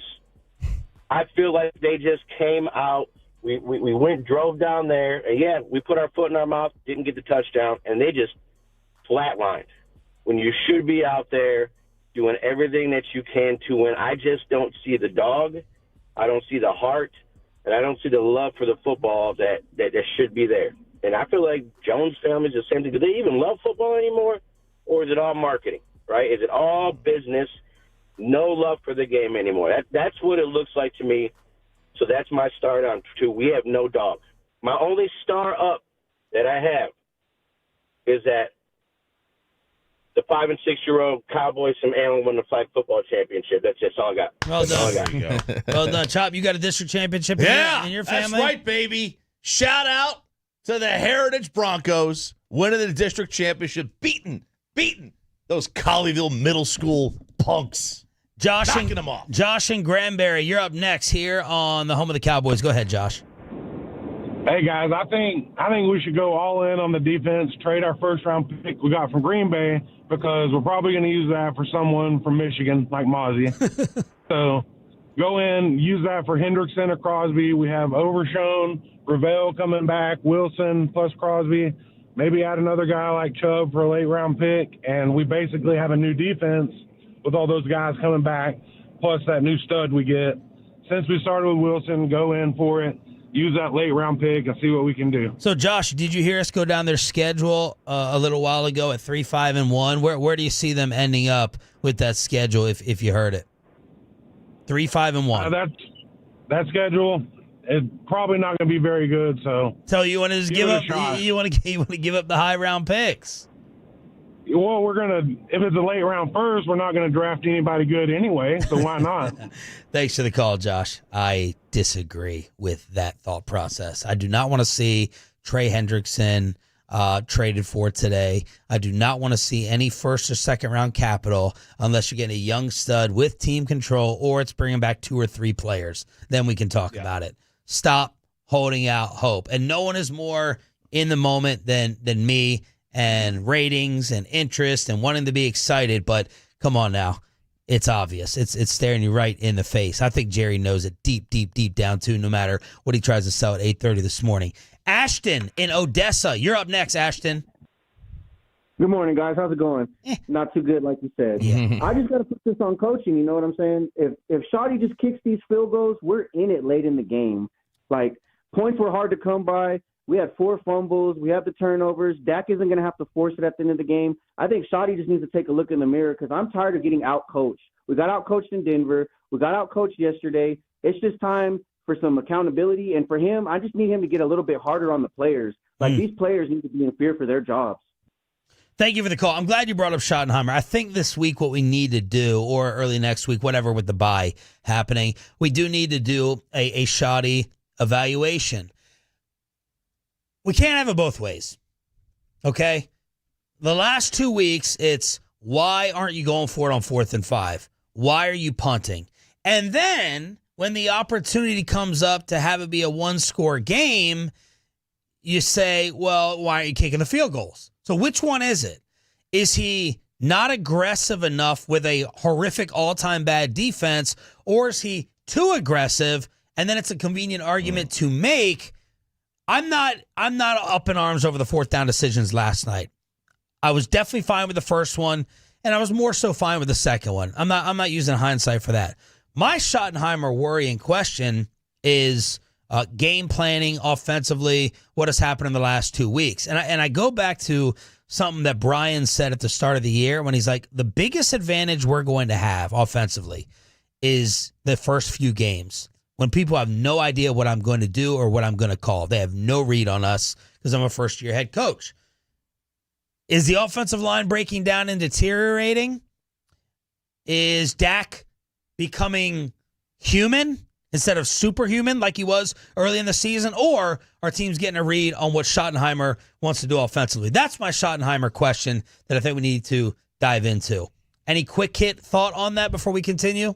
Yeah, and I don't know if there's a way to ask it in a way that Schottenheimer or Jerry will appreciate. But to me, the question is this also the outpouring of your defensive staff has not been good enough, your head coach has had to spend more time in those meeting rooms, and now your offense is suffering from game planning purposes? Because this is 2 weeks where he spent more time in that room, and the offense hasn't looked right the last 2 weeks. And what did you write last night about what the book may be now on the Cowboys offense? I think teams are realizing punch them in the mouth and try to get as much quick pressure as you can. If you try to get quick pressure, whether that's blitzes or you're trying to do just different things to affect the quarterback like that and take advantage, make Dak beat you with protection, because they're not going to protect very well. They can do as much as they can with smoke and mirrors to kind of try and shift things around or push guys upfield. But if they're able to generate quick pressure and Dak is forced to make decisions or they're getting jammed at the line of scrimmage, that's going to throw off a lot of their time. And I think that physicality and that quick pressure is something that the last 2 weeks has shown. This is how you can neutralize them. Harrison and Heath, you are up next. Harrison, you're live on the Fan. Hey, Harrison Mesquite. Hey, guys, you guys are exactly right. I didn't want them to move the picks because it's like every time my wife sees some money in the account, she wants some new furniture. Man, you say those picks, and we need a young defense coordinator. We need somebody with energy to bring to the defensive side of the ball. They don't have any energy. They wasn't going to win that game last night the way the cornerback played. They picked on him big time. Bland. Bland. I mean, it was like playing catch in the yard baseball. I mean, they sent pressure, and, man, all they had to do was turn around and throw it to the wide receiver, Harrison. Harrison has not held over 50 yards coming into the game, and he had a ball game last night picking on our secondary. The front end did good. They applied pressure, but Eberflus is too inconsistent, man, with this play calling. But they wasn't going to win that game last night, fellas, because the secondary killed them. When you can have targets like that easy, man, there's no way you're going to win in the NFL. Good call, brother. Appreciate you. Star up for Clowney. Like Jadeveon and Ezeraku. We were wondering what the changes would be, and we got two new starters at defensive end, kind of like you suggested last week, Bobby.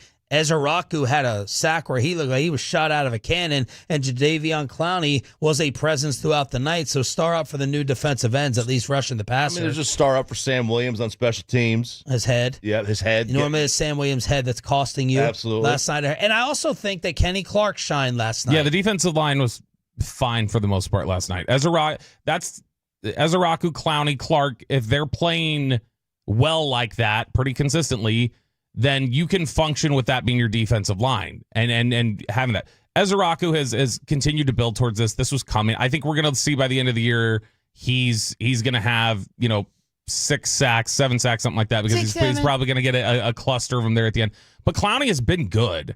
Like I think early on we saw rust because he's showing that like he's good in run support and he's gonna affect the passer. And they did a 6-7 NFL commercial. Dude, I love that. Lean into it, man. Lean into it. Antonio in Houston listening, I'm guessing, on the Odyssey app. Antonio, you're next up on Sean and RJ. What's up, guys? Good to hear from you again. I ain't been able to call in a while, but I'll throw some quick points at you. I know y'all don't want to spend no draft picks.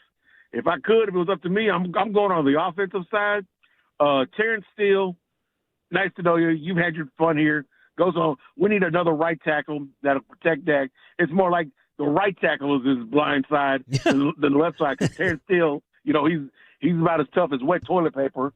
Another point is this: if we go through the season the way it is, and we know that Dan Quinn rebuilt his career before he got his job. Now, whatever he does after that, that's up to him. Just throw their name out there. If he does real good again in Ohio State, what do you think about Matt Patricia next season? And, man, I ain't going to lie. At first, I was like, let's do something because I didn't want to waste Dak's MVP season. But if they play you can't expect Dak to be perfect all the time. Yeah. And those first 3 drives, I guarantee if we did not get a penalty each of those first 3 and outs, I do think the game would have went different. But it's just like they were about to have them out, and then a penalty, and that led to those points. Thanks for the call, man. Sorry, thought you were done there. Appreciate you. No. Bill in Jersey listening on the Odyssey app. Bill, you are live on 105.3 The Fan. Miserable times in Eagle Country here. I need 2 favors and just a statement. The favor to the station is when you have Steven on, from a succession planning, ask him straight up, if you go through a drought of another 10 or 15 years, will you step down as GM because your dad won't? My second point to the fans is stop spending money on merchandise, going to games. Probably harder than it sounds, but the only thing Jerry knows is dollar signs, and I would have traded Pickens for a number 2 draft pick. We should be selling, not buying. We're not going anywhere, so we can't afford a $30 million receiver next year. Thanks for the call, Bill. I would, if somebody called and offered you a second for Pickens, I'd do that. Because to me, it's you need capital. You don't have enough good players, and you've got to start stacking up some of it on the defense. You got to start throwing as many darts as you can over there. It's tough. I'd probably hold out for a 1 because I do think that you could sign him and it'd be valuable, and then you just lean into offense. But that means you got to hit. You got to basically take all 8 or whatever these draft picks and just spend it all on defense, because you need cheap labor on that side. I'd be open to trading them, I would, but I'd rather sign them long term. By the way, I just don't want to turn to the Bengals. That's the problem. I think we are. We mentioned Clowney. His season high in snaps had been 39% of the snaps previously. Yesterday, he played 57%. So they finally did kind of settle into, all right, these are our guys. Any other changes that you noticed? You had Donovan Wilson missing. Jaden Blue. Schottenheimer basically told us last week Jaden Blue was getting benched or replaced by Malik. Yeah, that was that switch over. They went ahead and benched Jaden. They didn't play Mazy Smith in this one. He had been playing a decent amount for them, so he obviously had gone to the bench. Other than that, I noticed late they were trying to blitz more. They were actually trying to send some pressure. That's where they started to finally generate. They had like 3 of their sacks in the fourth quarter. Like it felt like on a series of like 7 plays or something. So more blitzing is always good. I just can't help but notice this is like 2 weeks in a row where it seems like they completely change things up when they're down 21 in the fourth quarter. It makes me wonder, are you just messing with tendencies here? I thought they were kind of blitzing early on. Like 5 plays in, I tweeted they already had more pressure tonight than the entire Bronco game. And I think it was Nick Harris who said they sent 2 5-man pressures on the first 4 plays. Yeah, so on the first drive they did blitz a little bit. Yeah. It was the fact after that there wasn't a ton. Cody in Kentucky, listening on the Odyssey app. Cody, you're live on the home of the Cowboys. Hey, guys. Can you hear me? Yes, sir. Hey, I was just calling to say I'm on the side that I want to keep the draft picks, but I'm nervous because when you look back at all of our drafts going back to about the Tristan Hill drafts, it's just so many of these picks have been complete whiffs.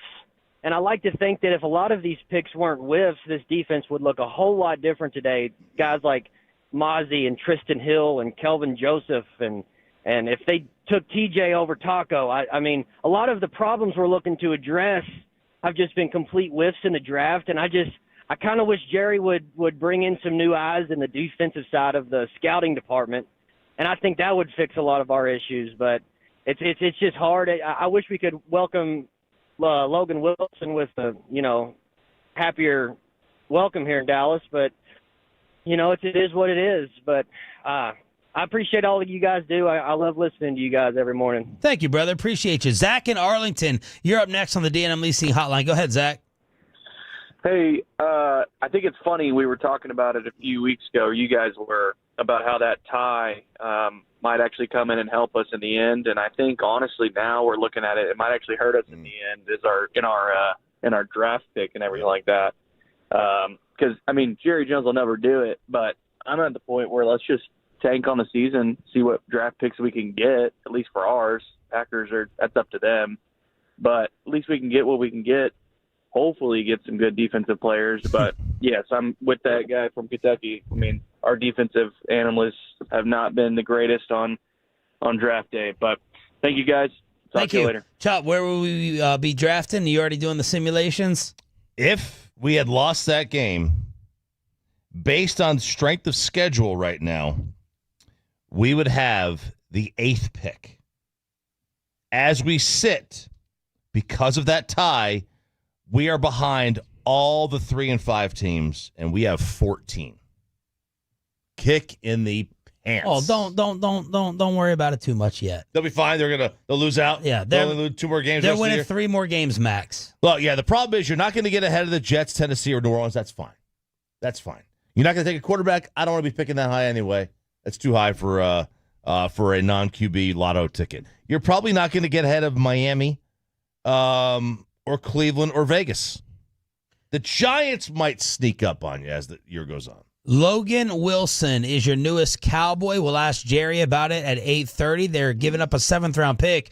Tolo Wade, one of our top Tolos, is asking this question. Before we do Ask Reddit, Choppy, we're going to reserve Star Out just for you at 8 o'clock. All right. Why should we be excited about trading for a player that got benched on the horrific Bengals defense, Bobby Belt? I think a lot of the benching was there were problems with him wanting out, them feeling like he had become a distraction to them. Not in sort of a pouty way, but just like, I don't want to be here anymore. And them feeling like, okay, fine. Well, we'll just we'll sit you out. And so he's better than most of the Bengals defenders. He has not had a great year to this point. He's been okay at times, but he's not had a great year to this point. But it's not anything at all of, you can't just look at an 11-man unit and go, this is, well, clearly this won't work out because this guy came from this unit or this circumstance happened here. He is 100% better than any linebacker you have on your roster right now. The linebackers are terrible here. All right, let's try to give you a little bit of a laugh before the misery continues. And Misery loves company is a slogan we have on this show. We'll get right back to it at 8 o'clock. Jerry Jones live at 8:30. Let's ask Reddit.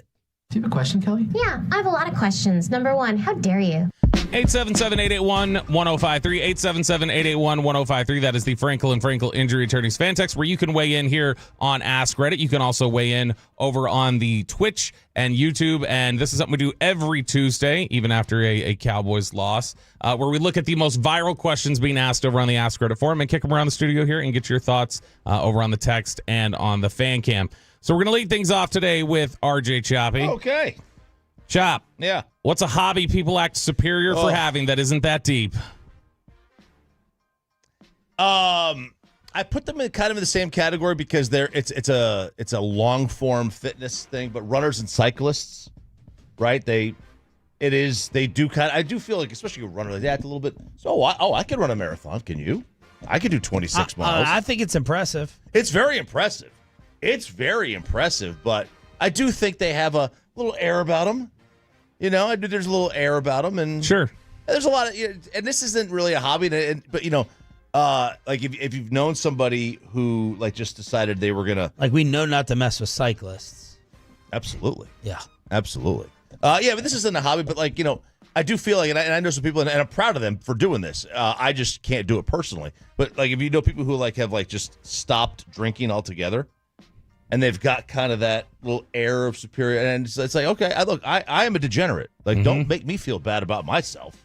Yeah. You know, proud of you. Don't make me feel bad about myself. I was going to say the wine collector. The person who travels around with their own wine suitcase. That's where I kind of draw the line. I tried to be an amateur wine collector, getting the wine fridge. I'm talking about like $50 bottles max. But not like every purchase $50. If I can find that nice $30 bottle of cab, but if you're traveling around with your wine briefcase and really are in it just like, if I think you're in it really just for the taste, where you swirl it around and spit it back out, you've crossed over to snob. From the Frankel Injury Attorneys fan text, book readers do that. That's a hobby. Golfers, CrossFit, pickleball. Meditation. I was thinking about that. And I meditate. Jerry's supposedly a meditator. You meditate? Yeah. No, I will do mindfulness meditation, stuff like that. But see, that's the thing. It's not even something that you have to.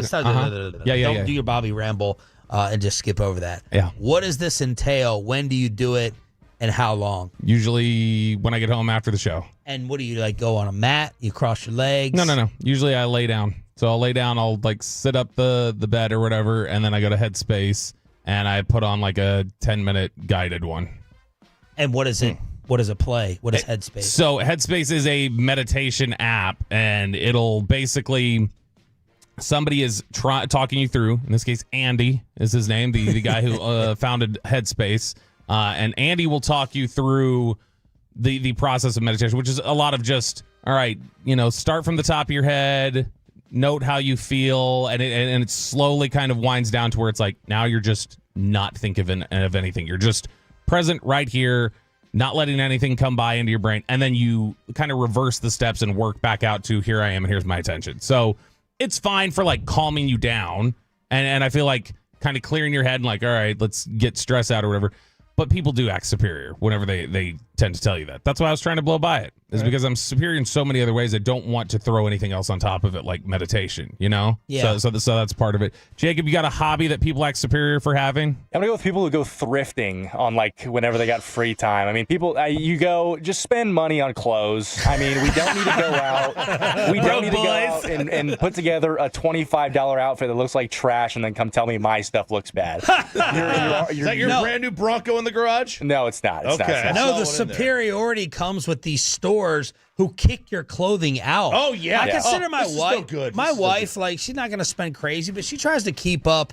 I love that she tries to keep up with the fashion at an affordable cost. So she's trying to keep up with things. But, man, if I could film her in the moment of rejection walking into one of these thrift stores and getting kicked out, carrying all the clothes, I'm like, you got all your bags with you We still. brought 11 11 bags of clothes in. They took 15 items. And I'm like, guys, what are we doing? Yeah, it's not good enough. No, not good enough. Yeah, so that's a good one. All right, here we go. Ask Reddit on 105.3 The Fan. Sean Sharif. Oh, Lord. Have you ever ruined a friendship by shooting your shot with a female friend? What happened and how did it end? No. Did you ever consider shooting your shot and just went, nah, I'm not going to? No. I'm trying to think of my closest female friends. I think a friendship got messed up in college because my roommate thought that maybe I had feelings for his girlfriend, but it was not that whatsoever. This girl was like a sister to me, and he would like kind of treat her like his servant.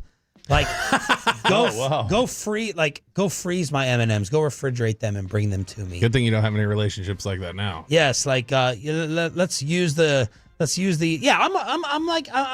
a saver. I'm like trying to save the girl from the relationship, like Bobby and his wife, and what he's alluding to. I don't think that I've done this. Yeah. I don't think I've done this. Oh, I've done this. Yeah? I could see you being the friendship ruiner. No, it wasn't even that. It was more just it was somebody that I've been friends with for a long time. Like, I mean, we were kids, and as we grew up and like became adults, then it was like, hey, I should just say this, and I'm not expecting anything, but I'm just putting it out there. And I remember she got so mad, and she's like, why would you ruin this? And I was like, okay. But then then it became this whole complicated back and forth of I was like, all right, fine, I've moved past it. And then her coming back around and going like, hey, have you really moved past it? Because now I think I do want to. And then I was like, oh, all right, well, let me want to. And she goes, no, I changed my mind. I don't want to.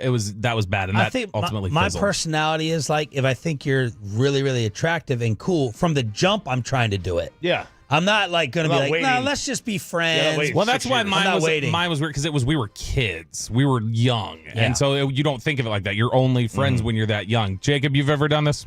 I haven't. I've never really been a guy who's been friends with women. I mean, I like replace Peyton with another Peyton. My first girlfriend, I guess, is my current girlfriend. I met her in high school. So first one and only. Yeah. Wow. That's so sweet. So I'm the only So sim. are you telling us that she's like territorial and like you're not going to have female friends? Does she get jealous like that? No, she had one. My dorm roommate had a girlfriend, and our two girlfriends became like really good friends. So she's like kind of like you, like a sister to me. But yeah, that's about it. No, so I'm the only simp here, I guess is what we're finding here. Anybody on the fan text do this, Chop? Not really. People are saying, bringing up names that you might have done this with that they would know. Huh? Never. I'm not gonna go. I'm fascinated to know what that is. All right, we're doing Ask Reddit here on 105.3 The Fan. Choppy. Yo. Every state in the U.S. is now its own independent country. Which one becomes the first global superpower? It's an obvious answer. It's an obvious answer. It's Texas, and it's like it's not only. It's not even close. We have all the military. Mm-hmm. A large majority of the military is Texas. We have all the satellites. All the satellites are based here. We have the space stuff in Houston. Got everything. We got all the oil. We got all the money. We have all the companies. We got all the gas. You've got close. You've got a handful of options. We got a port. We have a port down south. Okay, and we got a muddy river that blocks us from Oklahoma. Who would be two? California. Yeah, probably California. Florida. I would say Florida, but Florida's gonna be underwater soon. So here's what happens. If every state becomes its own independent country, immediately, all right, well, we're ruling out anybody who's landlocked. All you people with water, you've got an advantage right off the bat, okay? So that'll be all the states that are outside there. And then when you look at that, it's like, all right, you will have people naturally flock and go, oh my gosh, we're countries now. I'm definitely moving to one that I want to make sure that I'm not living in a liberal or a conservative country. So I got to move. So I think naturally, liberals are all going to go, let's go to California. Conservatives are going to say, let's all go to Texas. And then you've got the powers right there. And so they will be just kind of the representatives of the region. Now, do you trust that California could be run properly enough to be a superpower? It's a very bad place, okay? I don't think it's going to happen. New scum. Not with new scum in charge. He's doing his podcast. It is a terrible podcast. Oh, this is the perfect question right here for Sean, because I feel like you have these complaints a lot. Sean, what's a clear sign someone is pretending to be a good person only for social approval, not because they actually care? A sign that they're pretending to be a good person. I know the answer to this. The answer is if you have some sort of personal tie-in to every tragedy. Oh. That's it. If you have some sort of like, you could take anything. Like when I got to be careful with which one I pick here. But like for instance, the flood in Central Texas. If you were like, I was in a flash flood warning one time. Yep. And if you got to have a hook instead of just saying like, man, this is awful. We feel for everybody down there. I know it's not genuine. That's the one seed. It's they have something on everything. There's someone we work with. Don't give away any clues because it always comes back to bite us. Well, there's someone that we work with. It's no one on air, but every time this individual, I'm like, how did this person has to have a category in their phone of possible tragedy tie-ins. Like, when did I have a dog die? When did someone that I really it reminds me of the time my dog died. Yes. Every time. Yes, I once knew someone named Charlie. You know what I mean? Oh God. No, it really is. It really is that reach and level of desperation to throw yourself into the story. Jacob, you got a different contribution for this one? No, you guys nailed it right ahead, man. That's the one. There we go. All right, you want to do one more? Or you want to wrap? Well, All wait. right, let's wrap. We got Jerry Jones coming up at 8:30. Forget about Star Up, Star Down. It's brought to you. It's your Cowboys Report Card, sponsored by Wild Fork Foods and Johnson Fitness and Wellness. RJ has created a new category after last night's disaster. Star Out. Get them up out of here. RJ Choppy has that next on the home of the Cowboys, 105.3 The Fan.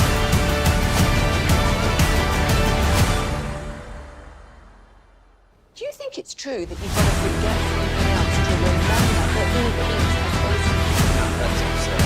Hey, remember when we used to be, what was it,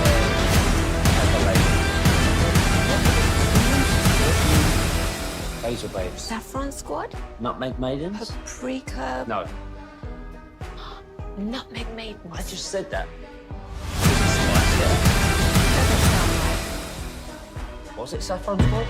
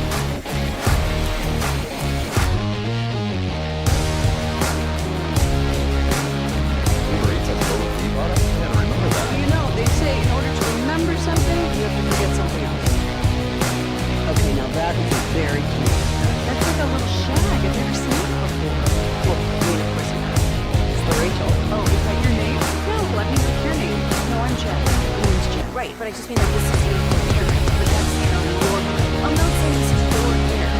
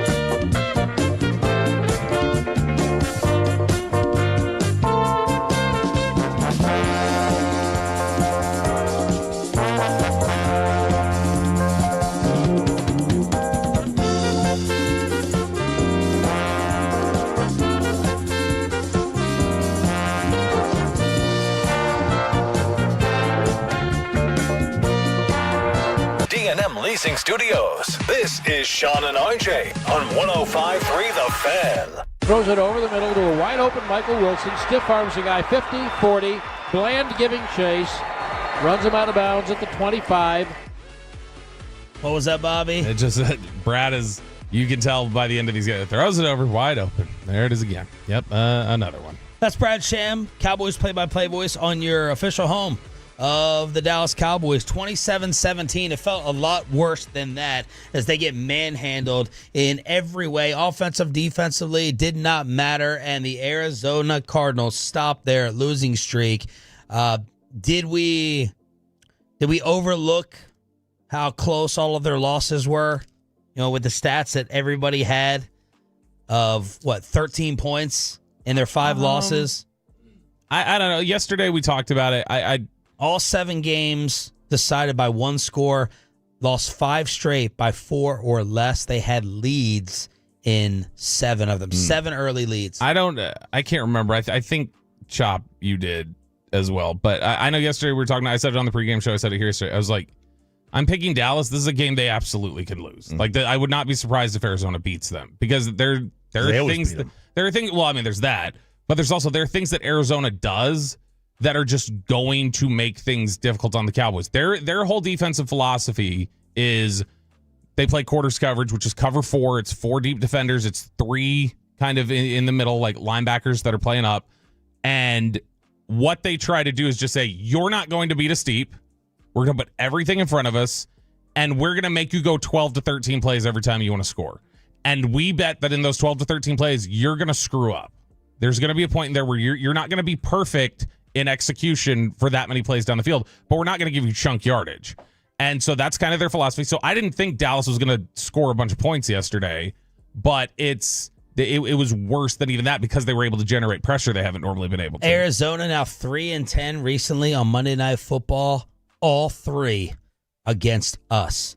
And the Cowboys are now 1-19 with Dak as the starter when down 10 or more at the half. Their only win 2020 versus the Falcons, they won 40-39. Again, 1-19 when Dak is down 10 plus at halftime. And what was that kickoff? What was that? Watermelon. The watermelon kick. They had to have that. All right, RJ, you've come up with a new category with Jerry Jones coming up at 8:30 to talk about the breaking news trade this morning. Bengals linebacker Logan Wilson coming to the Cowboys for a 7th. Yeah, this is like the Mickey Fisher of not the Cowboys insider, not the Star Mavericks. This is not the star up, not the star down, the star out.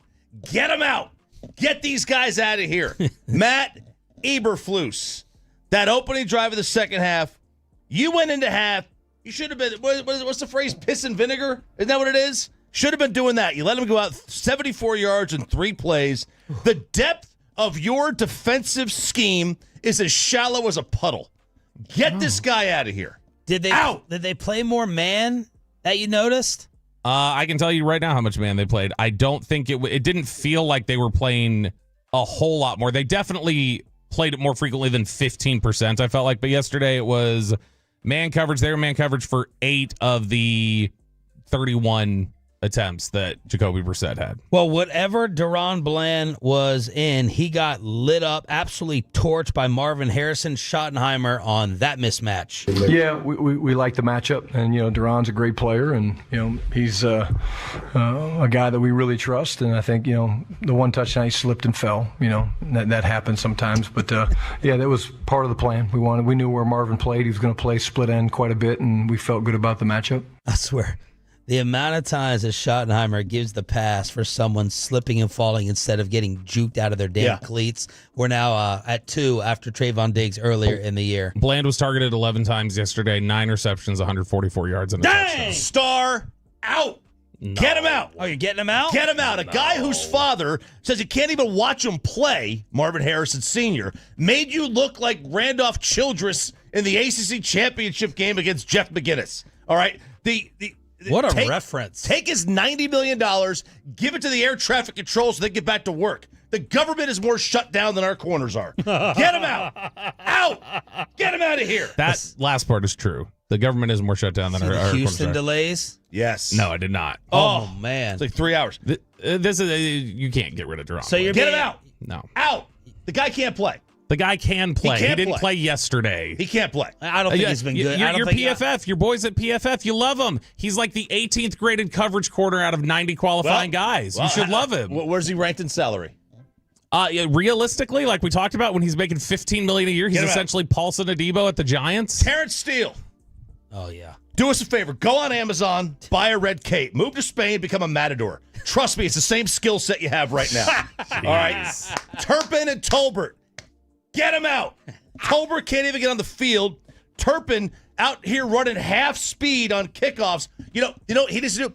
Buy a ticket to the World Series of Poker. You slow play those kickoffs. I mean, you're like Daniel Negreanu out there, slow playing those poker hands. Get him out. Someone tweeted, does Turpin know that you're allowed to run full speed on kickoff returns? So you have the same reference. Is it on the record what you told me about him in the locker room? Yeah, I mean, Fred got the audio. I guess it asked him, and Fred said last night, I haven't heard the audio yet, but Fred came up and he was like, yeah, Turpin said last night that one of the problems is he needs more snaps.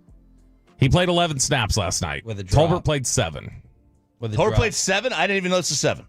Yeah, I mean, I didn't even think he was out there. Yeah, you thought they were icing him next to Mazy to deal him today. I mean, I figured like that would be the way to go. Don't play him. Deal him. There you go. Is that it? That's it. Okay. So the only real cap ramification, it sounds like, could be Bland, although I haven't really looked into any of the others. That sounds like that would be bad. Get them all out. Get them all out. Get them all out. Whole new team. Bland was bad last night. Bland had another game this year where he was bad. I'm trying to remember which one it was. I think it wasn't Chicago. I think it was whatever the first one was. He was back. He was bad. I've seen nothing from him throughout the entire year to justify $90 million while covering. Nothing at all. Okay, but how many times have you seen generally that when I think a lot of times it's because the times that you notice big busts, he's not usually the guy. He's not. No, I'm saying that like he's generally doing his job, and there's a bust somewhere else that they're targeting. So I'm saying that when he's played in zone coverage, he's not an out of control player. He's a generally pretty disciplined player. He's generally a pretty physical player. He plays with a lot of effort. Yesterday, he was getting cooked. Marvin Harrison just was ready, and he had a bad game. And it's not to defend Deron Bland as if he played well. He didn't. He was probably the worst defensive player on the field yesterday. Yeah. But he this season, I think, has been decent enough. I remember we had a guy that used to come on this show say he was the best cover corner in the league. What grade would you give him for the year? Last night probably brought it down. Before last night, he was a flat B to me. 877-881-1053. Star out from RJ Choppy. Brought to you by Wild Fork Foods and Johnson Fitness and Wellness. Jerry Jones coming up at 8:30. Logan Wilson is your newest Cowboy. They trade a 7th round pick for the linebacker from Cincinnati who did lose his spot. He was drafted as a 3rd rounder. He's 29. He has played in 47 tackles in 8 games, and he's signed through 2027 with a deal of 9 per 4 years, $36 million. Will Jerry say that something else has gotten done with the trade deadline later on this afternoon? At least you have the Mavericks. Oh, no. And maybe hockey and the Dallas Stars can actually save what's happening in Arlington. That's next, followed by Jerry. Don't go anywhere. Sean and RJ continuing right here on The Fan. And we are continuing with the man who keeps expanding. Congratulations.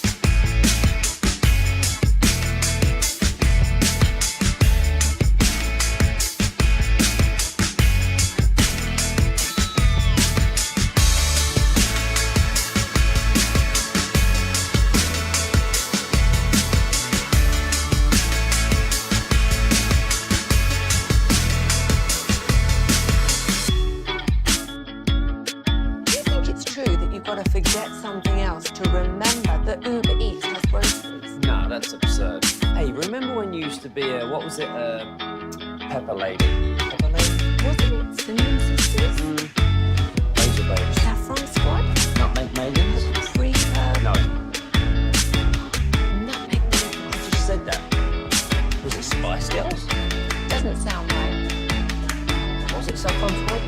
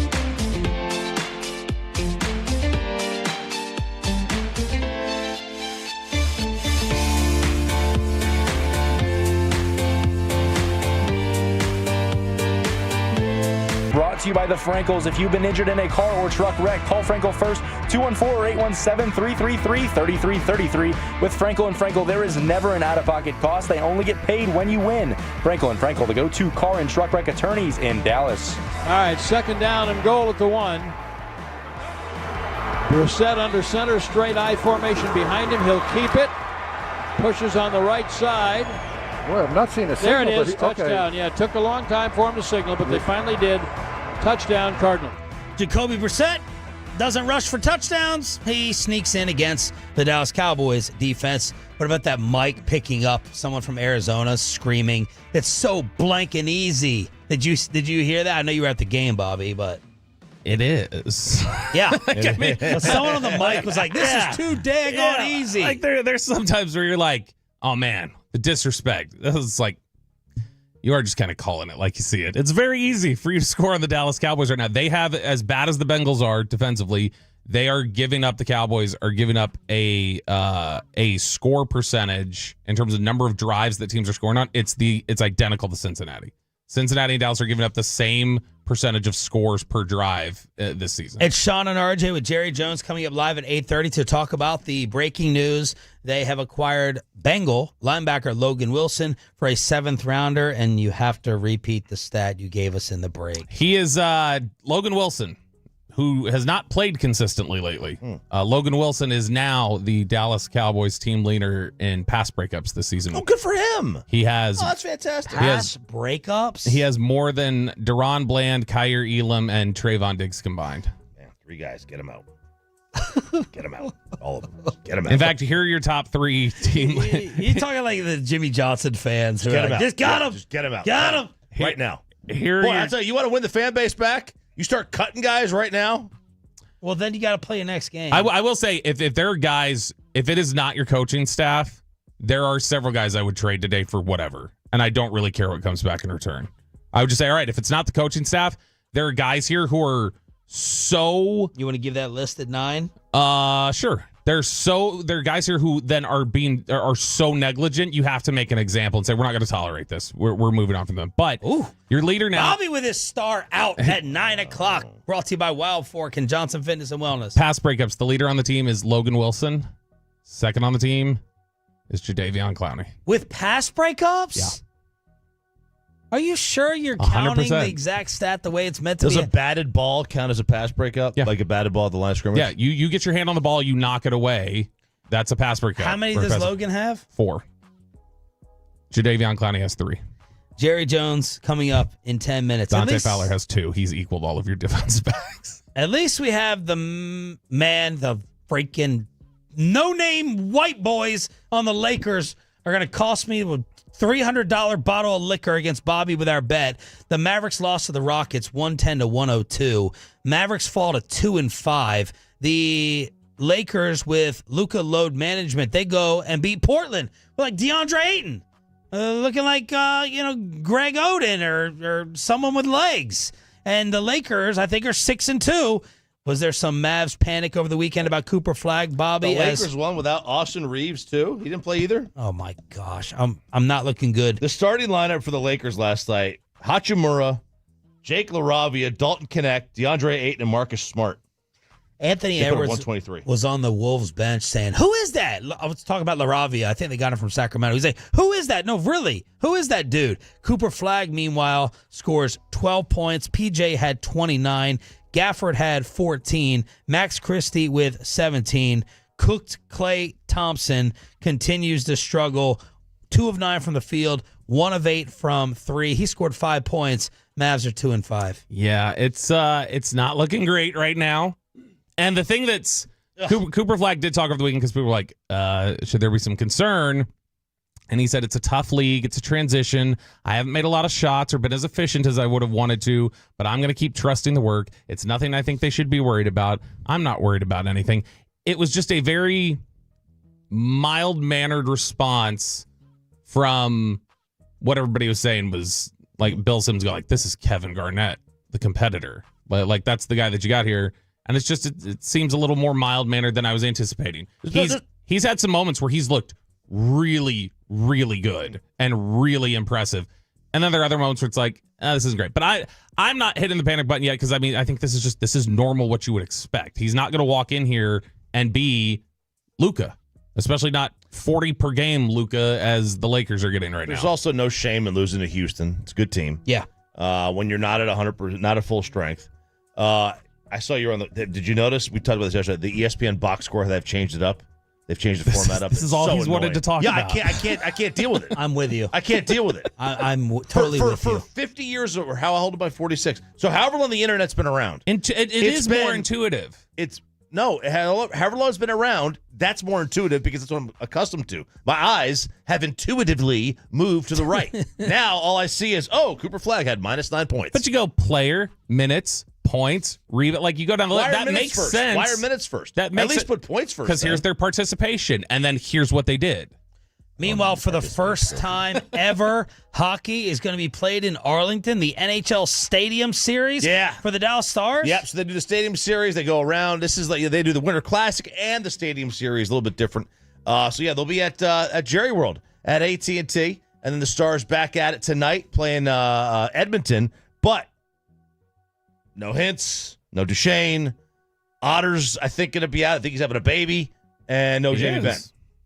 How baseball giddy was Choppy yesterday. He was excited. He wanted to talk about the World Series. That was a fun series. I can't think of. I'm sitting there in Austin, passing out from a long day, and my buddy and I are sitting there like trying to alternate each other to like wake up from a drunken stupor to wake up for the. I'm having a hard time instantly remembering a better Game 7 that I've seen in my 43 years of life.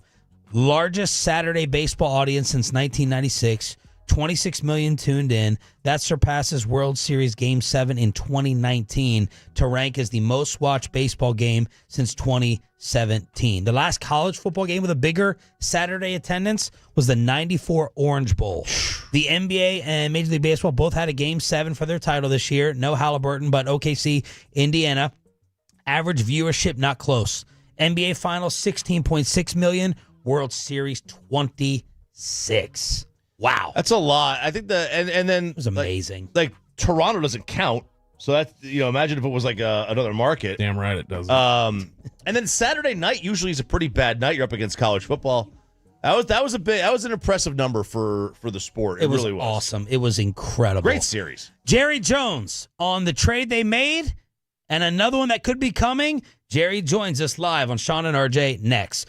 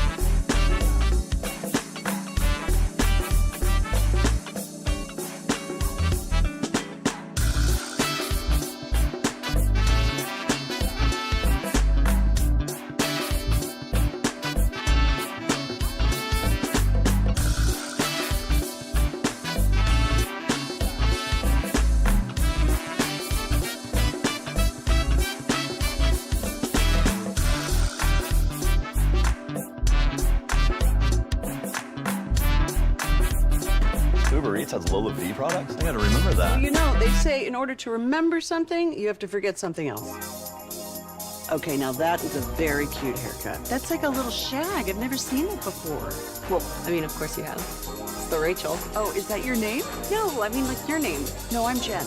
My name's Jen. Right, but I just mean like this is your haircut. But that's hair on your head. I'm not saying this is your hair. Okay, freak me out a little bit.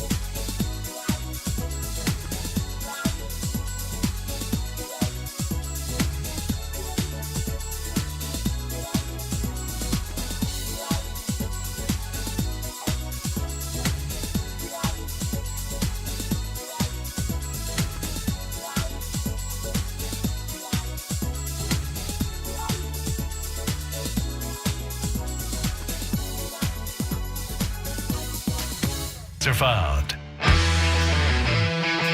It is now time for the Jerry Jones Show, brought to you by Ford. Your North Texas Ford dealers are the best in Texas. Sean Sharif, RJ Choppy, and Cowboys insider Bobby Belt. The breaking news this morning, the Cowboys acquiring Logan Wilson from the Cincinnati Bengals for a 7th-round pick. Let's talk about it with the owner and GM after the Cardinals game last night. Good morning, Jerry. How are you? Hey, well, bruised up, I'm sure. I know our fans are disappointed, and let's get right to it. We did not play well at all with those turnovers, those constant really shooting ourselves in the foot, especially on our offensive continuity. And then again, just overall. So quite a disappointing night for Cowboy fans.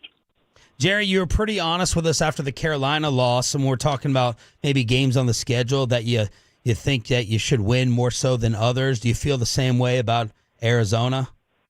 Of course, yes, I do. I thought at home that we should, if you're going to say one, that you ought to come out and get in the win column. That should be it. And really very, very, very disappointing. And as much as anything, disappointing because we really, I thought, had a good game plan for them. I didn't anticipate them being as strong defensively as they were. It's difficult for us to move the ball on, but we had everything to do with that, with the mistakes we made. And everybody's always saying, well, isn't that what you're pro about, is going out there and not making those mistakes? And it sure is. Jerry, you've talked about being disappointed and frustrated the last 2 games. Is it fair to also describe you as angry about it as well? No. There's enough intensity here, really. You don't have to add just anger to it. I don't know where that feeling is. It's somewhere. I'm pretty frustrated right now with how we got here, my decision making relative to the things that go on. You know, the way we dial it up here, and there's no dodging looking in the mirror. And so, candidly, as I was sitting there watching that game last night, I was going over, reviewing where we were and reviewing where we're going this morning. Now, I will say that it does create a lot of resolve for me, and if it's any fact, I have certainly been here before. And in terms of where do we go from here? What do we do this morning? What do we do this afternoon? How can we go forward? And there's some things that we have that were headed this way anyway, but we've got players that can help us that haven't been on the field. They can help us. We're going to make this trade that will help us. This is a guy that knows how to fill the gaps. You've heard me complain about not filling the gaps. So all of those things, really put your head down and address them. There's no quote running around the block here. You've got to meet it head on and address it and come out of here with a better team. Jerry Jones right here on 105.3 The Fan. Jerry, you talk about the self-scouting, the self-evaluation. What do you think is something that maybe you or the front office maybe didn't have the right read on, misevaluated or miscalculated up to this point in time in the year? I think I've erred over the last 3 years with the changing of defensive coordinators or defensive philosophy or the adjustments there. When I look back, if I see one thing that I had to do over again, I would have tried to not change out our coordinator every year over the last 3 years. Continuity. I know better. Continuity in football is important. Jerry Jones joined us here at 105 The Fan. You mentioned continuity.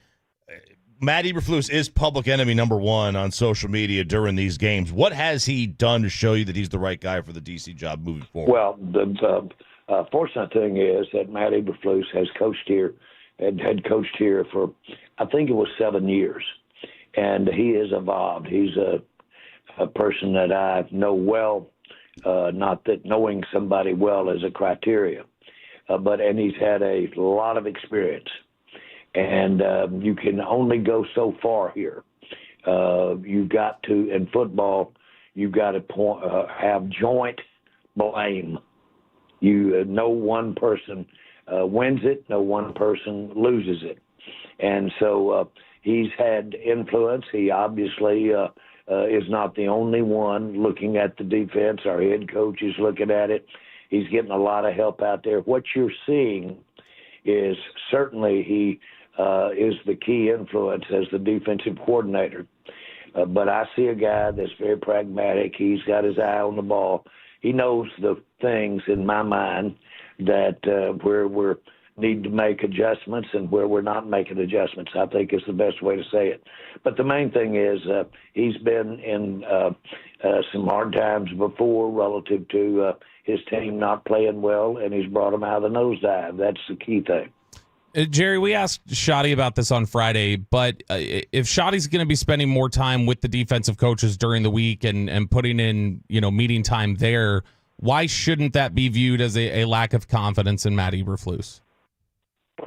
The head coach, by his very nature, should address where his team needs him the most as the overall head coach. Now, Shotti's also the offensive coordinator and calls the plays. Although we have a top offensive coordinator that's outstanding, that works with Shotti, giving him a chance to cover both areas. This is not uncommon. And, we all should realize that a very capable individual can, with a certain boundary, can do more than one or two things. It amazes me that people would say, well, because you're thinking about this, you're not thinking about that. That's not the way it works. That's just not it. Football is football. Football is football on both sides, all three sides of the ball. Football has its uniqueness when it gets down to when offensive lineman plays, defensive lineman plays. These guys are professional. They've been there. They've had their proverbial butts kicked hard. All of them have. They know how to go out here this morning and grind it and go to work, and they know how to operate when they don't feel like operating because they've disappointed themselves. Everybody will have a part and does have a part of why we're having this conversation. Jerry, the offense was cooking for a while. Dak was playing as elite as it gets. What has happened the last couple of weeks with this offense? Turnovers, shooting yourself in the foot, inopportune timing on penalties, and mistakes. Pure and simple. And it'll just eat the substance right out from under you is your self-inflicted wounds. Eliminate those, and you've got a good chance to not make as dramatic a play, but you've got a good chance to improve your team. And we talk about adding personnel, yes, but personnel that makes mistakes can be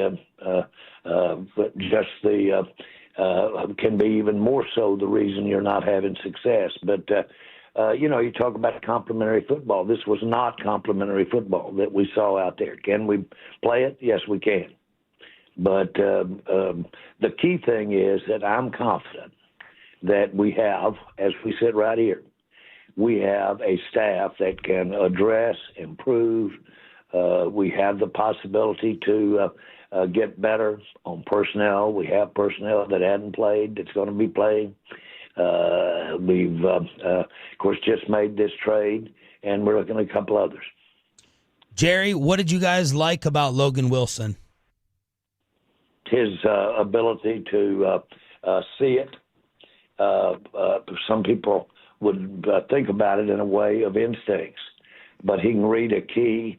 A key would be the type of thing when, there's a lot going on in there, and I'm not going to be trite, but some guys have the ability to see a certain key and at the same time take a step up in the hole. He knows how to get in the gaps.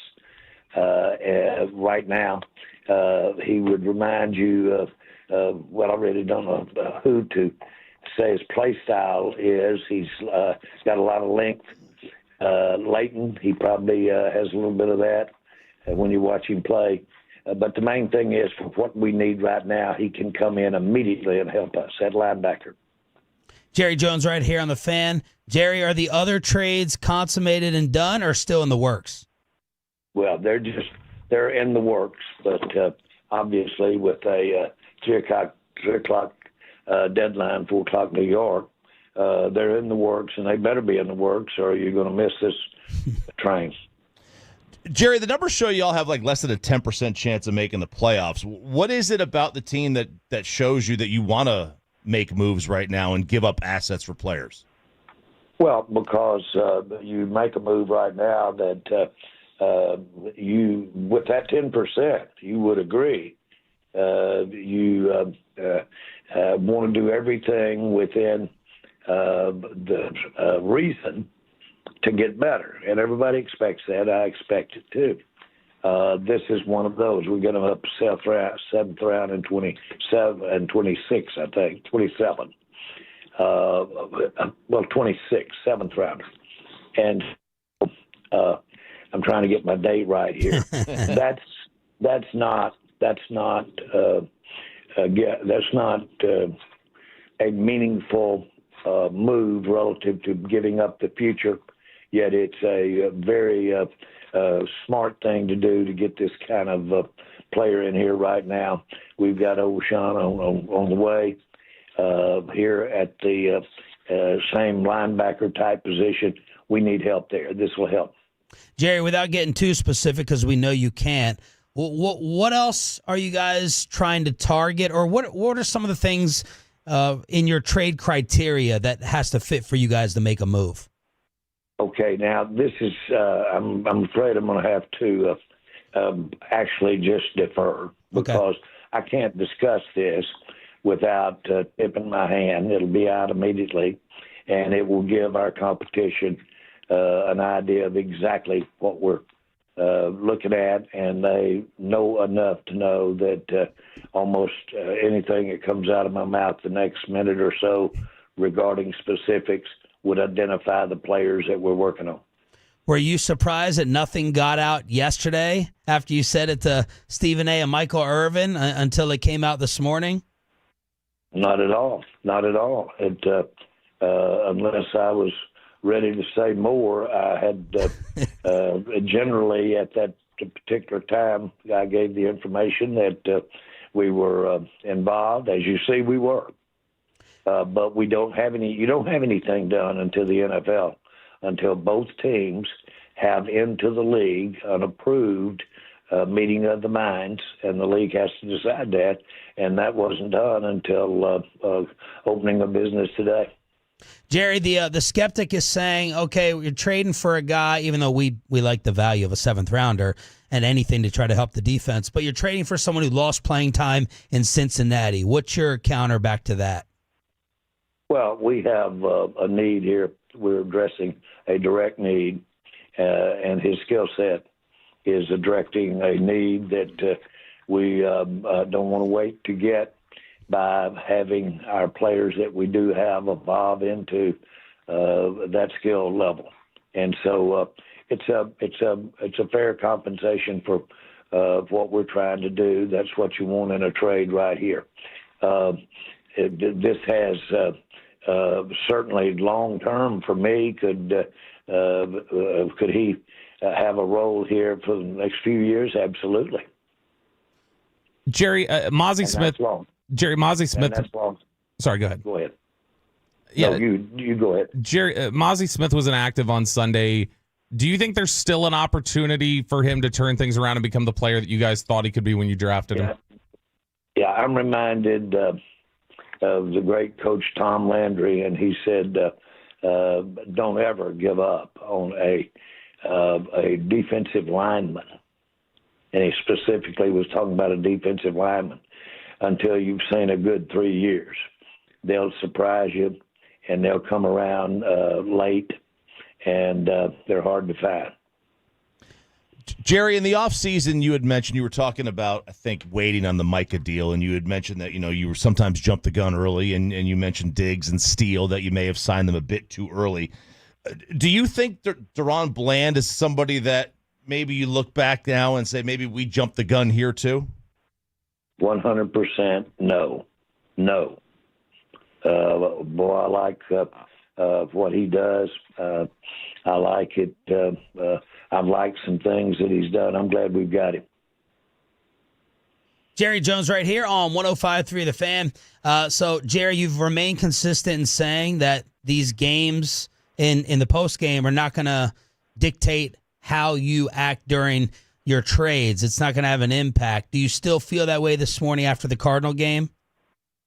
I do, as to at least two of the situations we're looking at as far as if there's any business to be done relative to trading new player.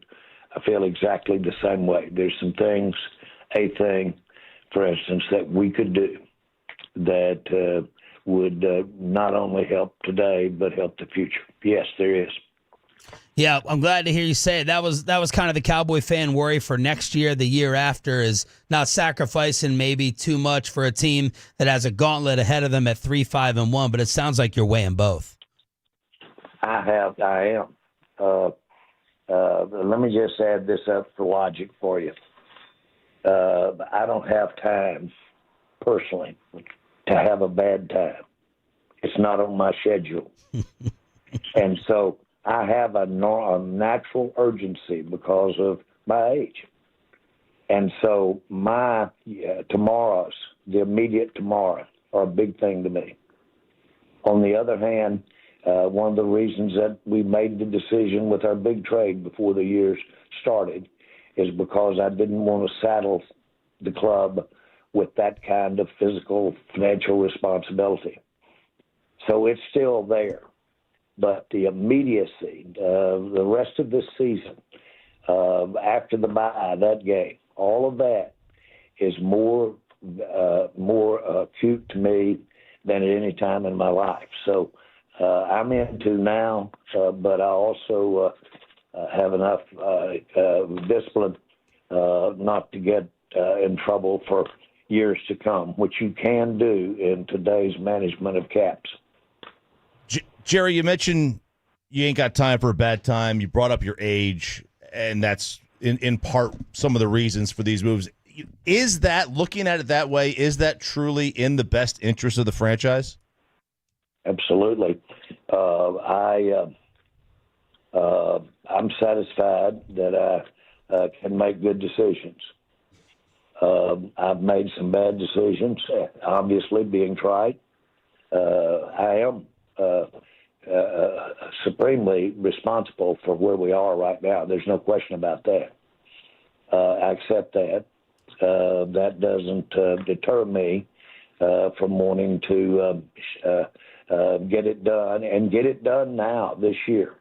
It's very important to our future, very important right now that we come out and these next ball games that we play, we are as good as we possibly could be.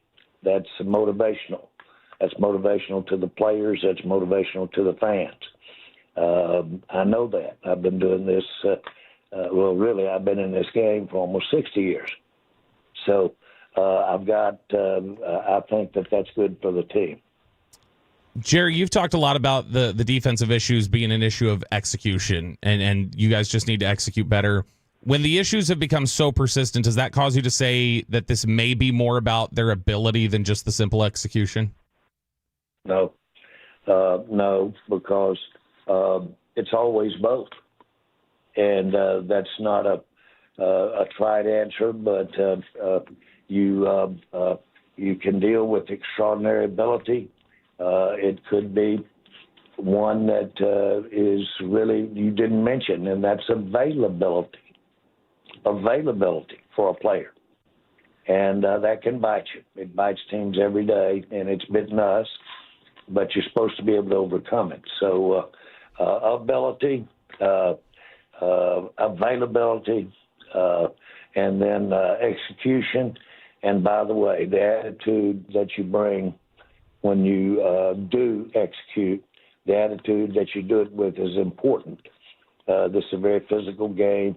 It has to be done with a lot of aggression, controlled aggression, and you got to be smart while you're out there.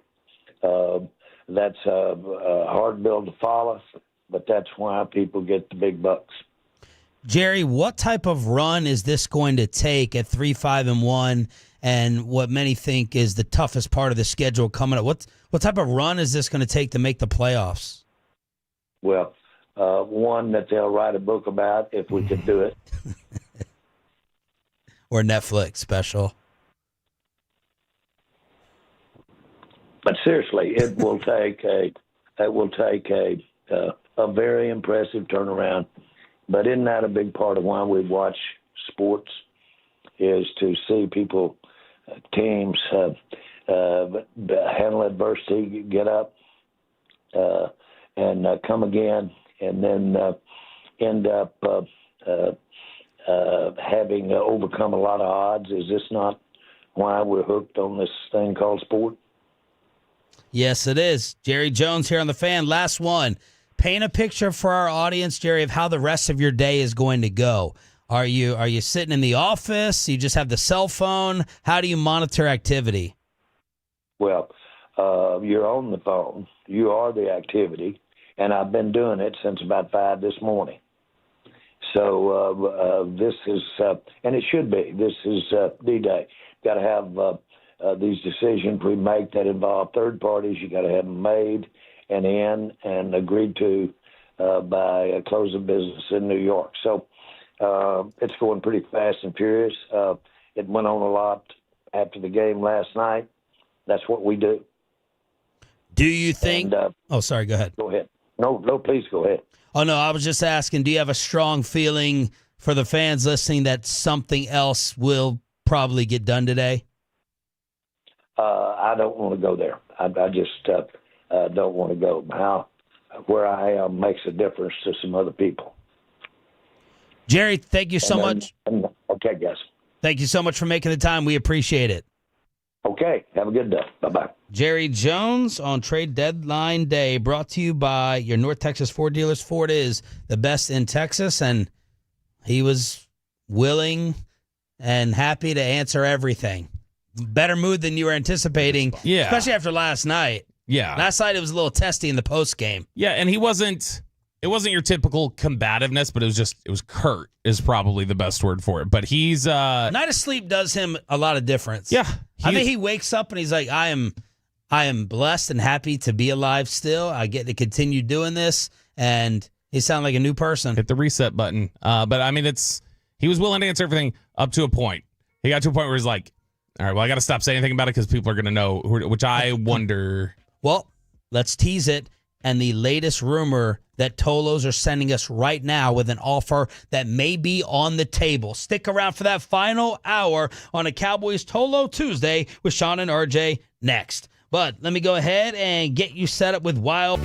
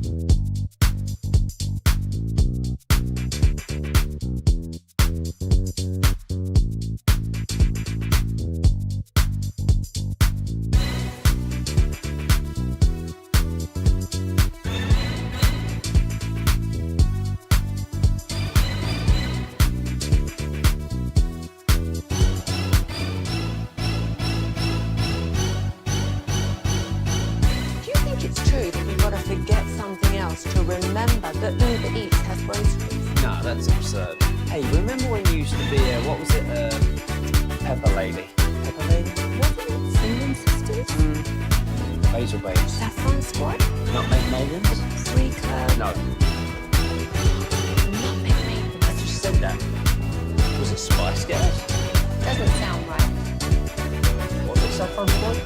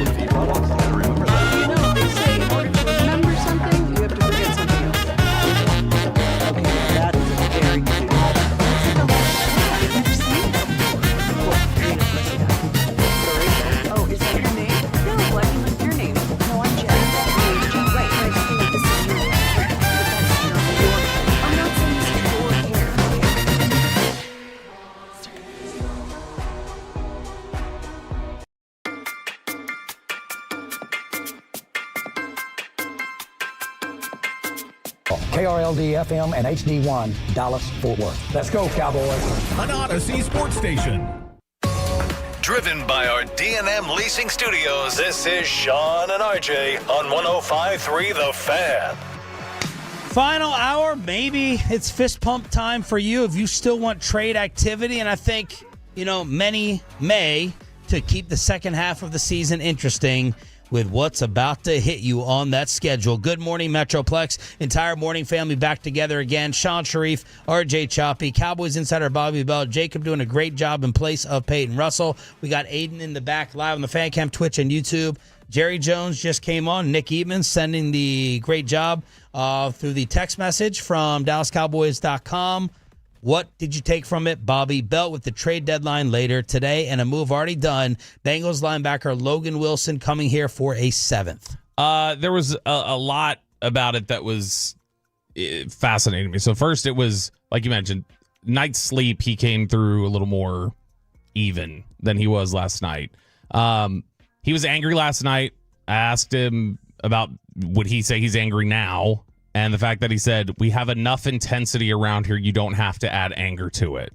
I thought it was pretty reflective. Usually he's not self-reflective that way in terms of his age, the way he was at the end, where he's talking about, I have a natural urgency because of my age. And then he didn't say Minka by name, but he said that trade we made before the year, how he said he didn't want to saddle the future with financial burden as part of it, which I think if things were still smooth, they would have gotten it done. But for him to say that was a hesitation, the other thing was the fact that he said, I can't talk about any more specifics because it'll give it away. That makes me think it's not one of the edge rushers that he was referencing. Because the edge rushers, there's so many on the market right now. I don't know how that would easily tip to people who's available. So to me, that makes me wonder if it might be Minka. Well, it sounds like there's other things definitely in the works, though, right? Yeah. He said at least 2. He said there are 2 other things we're working on. Well, you have any takeaways before we get to the rumors? I mean, look, I am totally fine with doing that. It's just got to be cheap, like what we did here with 5-6-7. 5-6-7.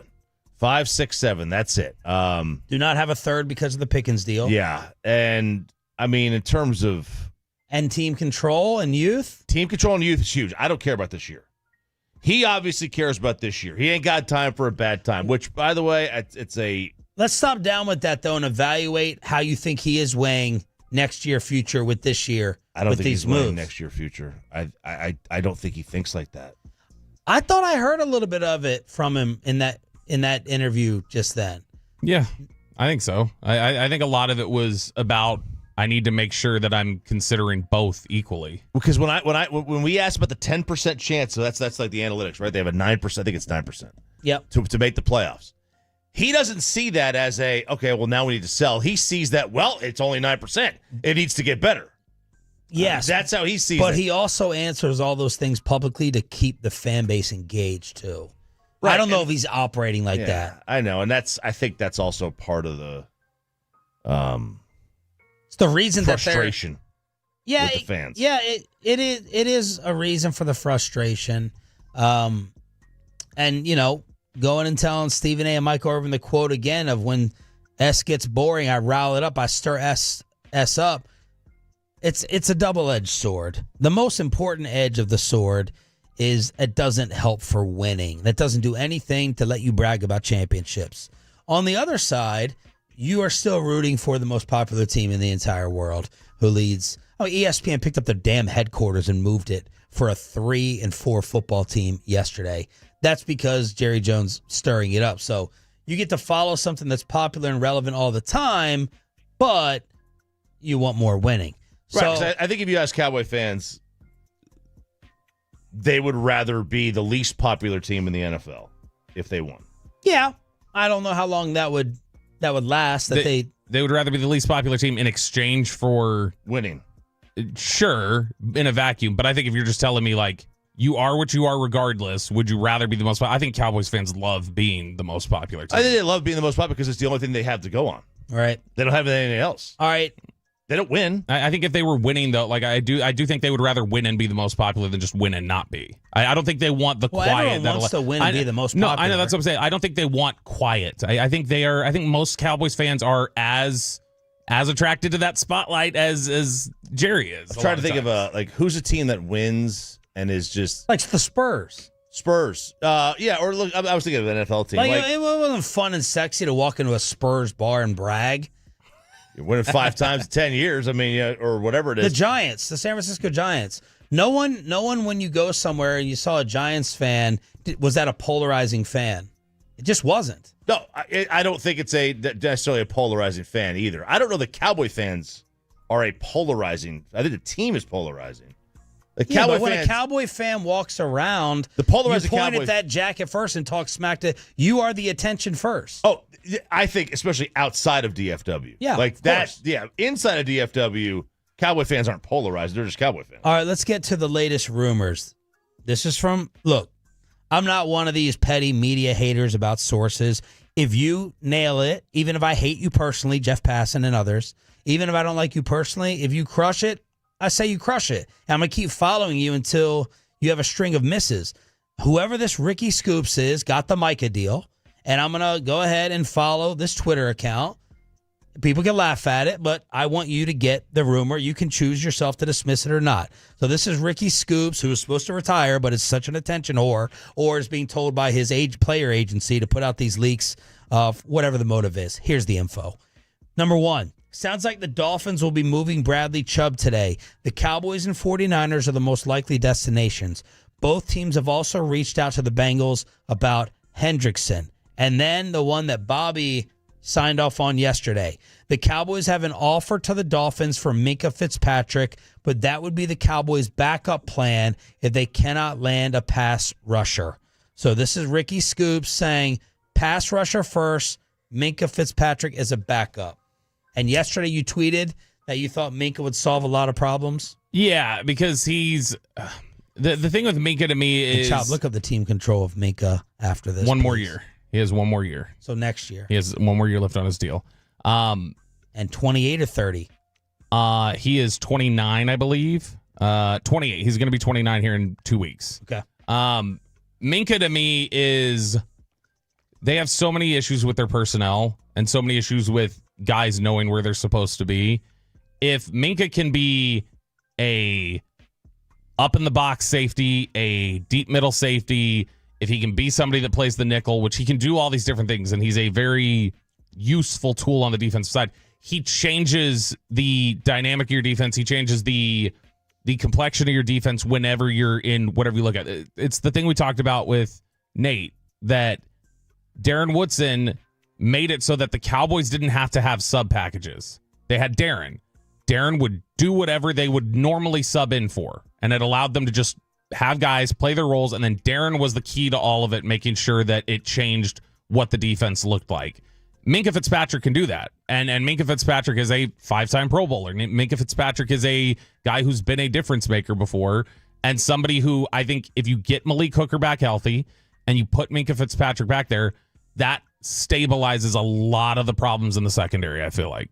But we'll see if they want to pay up whatever that may cost. Nick Eatman said, I would add 4 Logan Wilsons today if I could fit it under the cap. You're going to get like 4 comp picks. I hope Nick is okay with me reading that. I'd add 4 Logan Wilsons too. I'd add any damn thing at the cheapest point possible, because anything will be better than this. No doubt about it. So it's Logan Wilson for a 7th. And I can't wait. I'm already trying to plan out my day.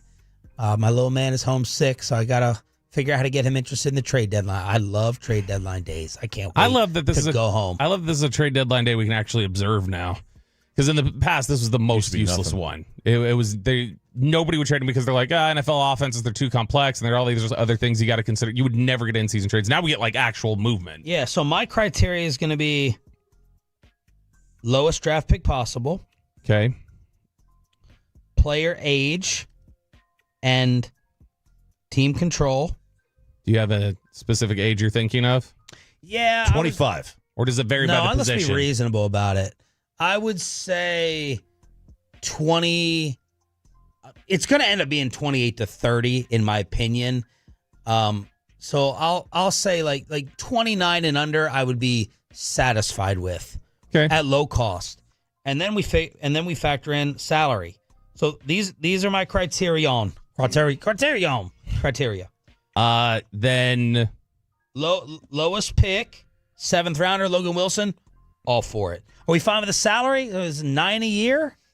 Logan Wilson, he'll be 6 next year. So he's I think he's 2 the remainder of this season, but he'll be $6 million next year, and then I think it's 5 after that. Age, I don't love. I'm about to turn 30. It is what it is. You're not getting 25-year-olds, 26-year-olds for a 7th rounder. Team control, because I'm with you, Choppy. This is about next year for me, not this year. And then salary. Tyree Wilson, come on down. Who is that? Who he play for? Las Vegas Raiders. He was the 7th overall pick. I love getting these guys off 2-win teams. Bring them in here. Bring them all in here, man. Can't wait. Well, this is going to be awesome. What would you do? I'd trade Pickens. I mean, anybody, Tolbert, anybody. You know the irrationality, though, of like on a 53-man roster to say, I won't take a player off of a 53-man roster. I'm just saying, that's irrational. But to me, I'm selling. I'm not buying. I'm selling. This team is the old adage. They're 3 players away from being 3 players away. There is nobody they could trade for that is going to give them enough depth to be good enough next year. When I say depth, I mean starters. They need half a dozen starters on defense that are not targets for the offense to pick on. They need players that could play. And they need cheap. I would ideally like to sign George Pickens long term. I would like to do that. Yeah. I don't think they're gonna.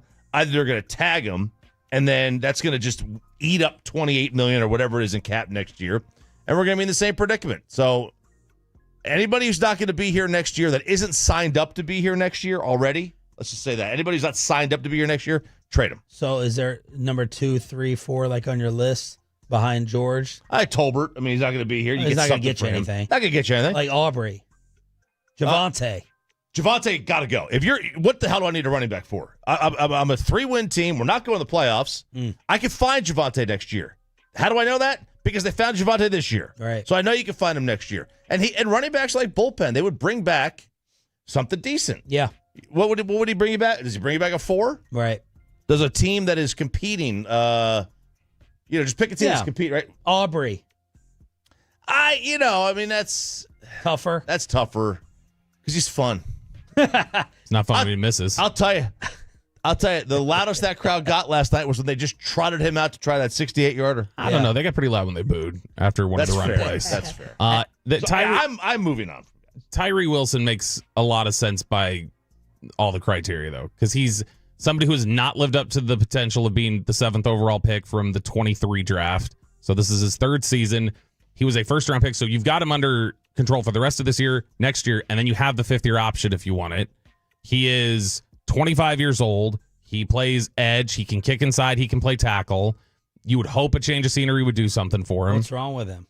He just has not materialized yet. He's just had a struggle. He's not. He was a raw player. He was a raw player coming out of Tech. He has not developed into a refined player. Sounds like Kyer Elam at the end. No, he's not like Elam has skills and just doesn't know what he's doing almost. Like Wilson is just the nuances of being a pass rusher. He hasn't gotten down all the way yet. But he's, again, 25, upside, has some position flexibility, is under control for 2.5 years. His salary next year, his cap hit next year is $6.8 million. The year after that, it's 7.9. And what are you thinking in terms of cost? I would guess. Let's not go towards a 4. Don't go at the number 4. I don't want. Yeah, and I don't want to overinflate the cost. That early for a 5th or 6th? I think he could be. My guess is Tyree Wilson at this point would go for a 4th or lower. I would think. But would you be all right with a 4th?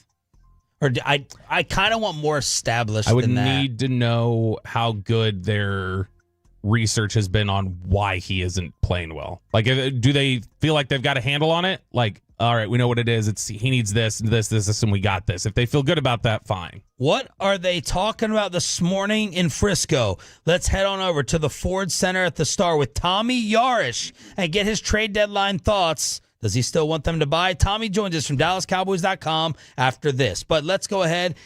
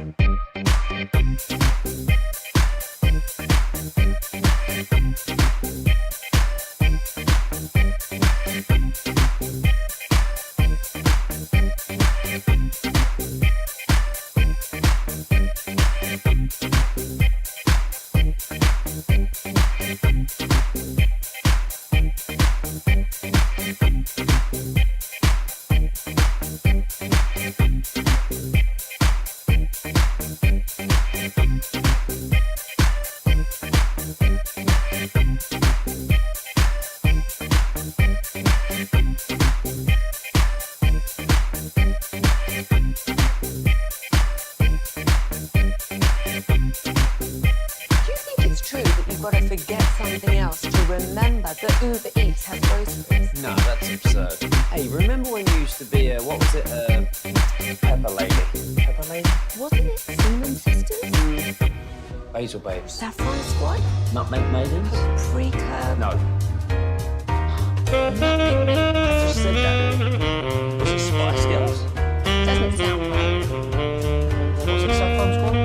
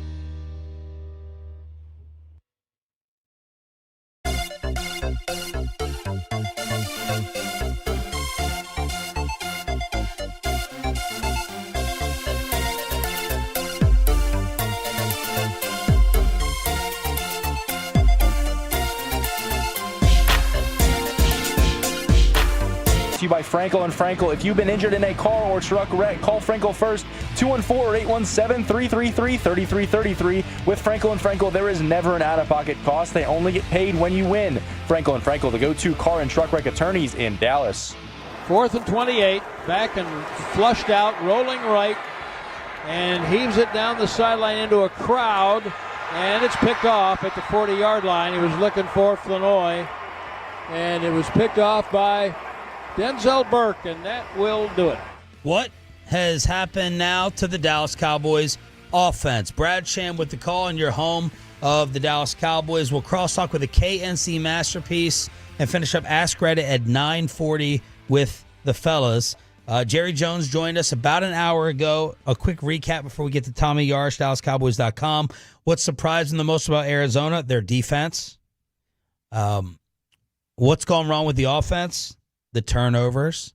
He talked about defensive coordinator continuity, a mistake in terms of his self-evaluation as the general manager and the owner. He goes, and I know better than that. So then you factor that in with Eberflus's employment for next year. Is he going to do it again after he just admitted, refreshingly so, the admission that changing out the DCs this much has been hurtful? And then for Logan Wilson, the linebacker that they traded for from Cincinnati, he threw out Vander Esch with a little bit of a comp. Of course, you got to go to the white linebacker. Tommy Yarsh, I'm saying that, not for Jerry. Tommy Yarsh joining us right now from DallasCowboys.com, brought to you by the WinStar World Casino and Resort. Proud to be the official casino of the Dallas Cowboys. Please game responsibly. Good morning, Tommy. What's up? Good morning, guys. It's great to be on with you, and it's going to be even better after this. Go ahead and hit it.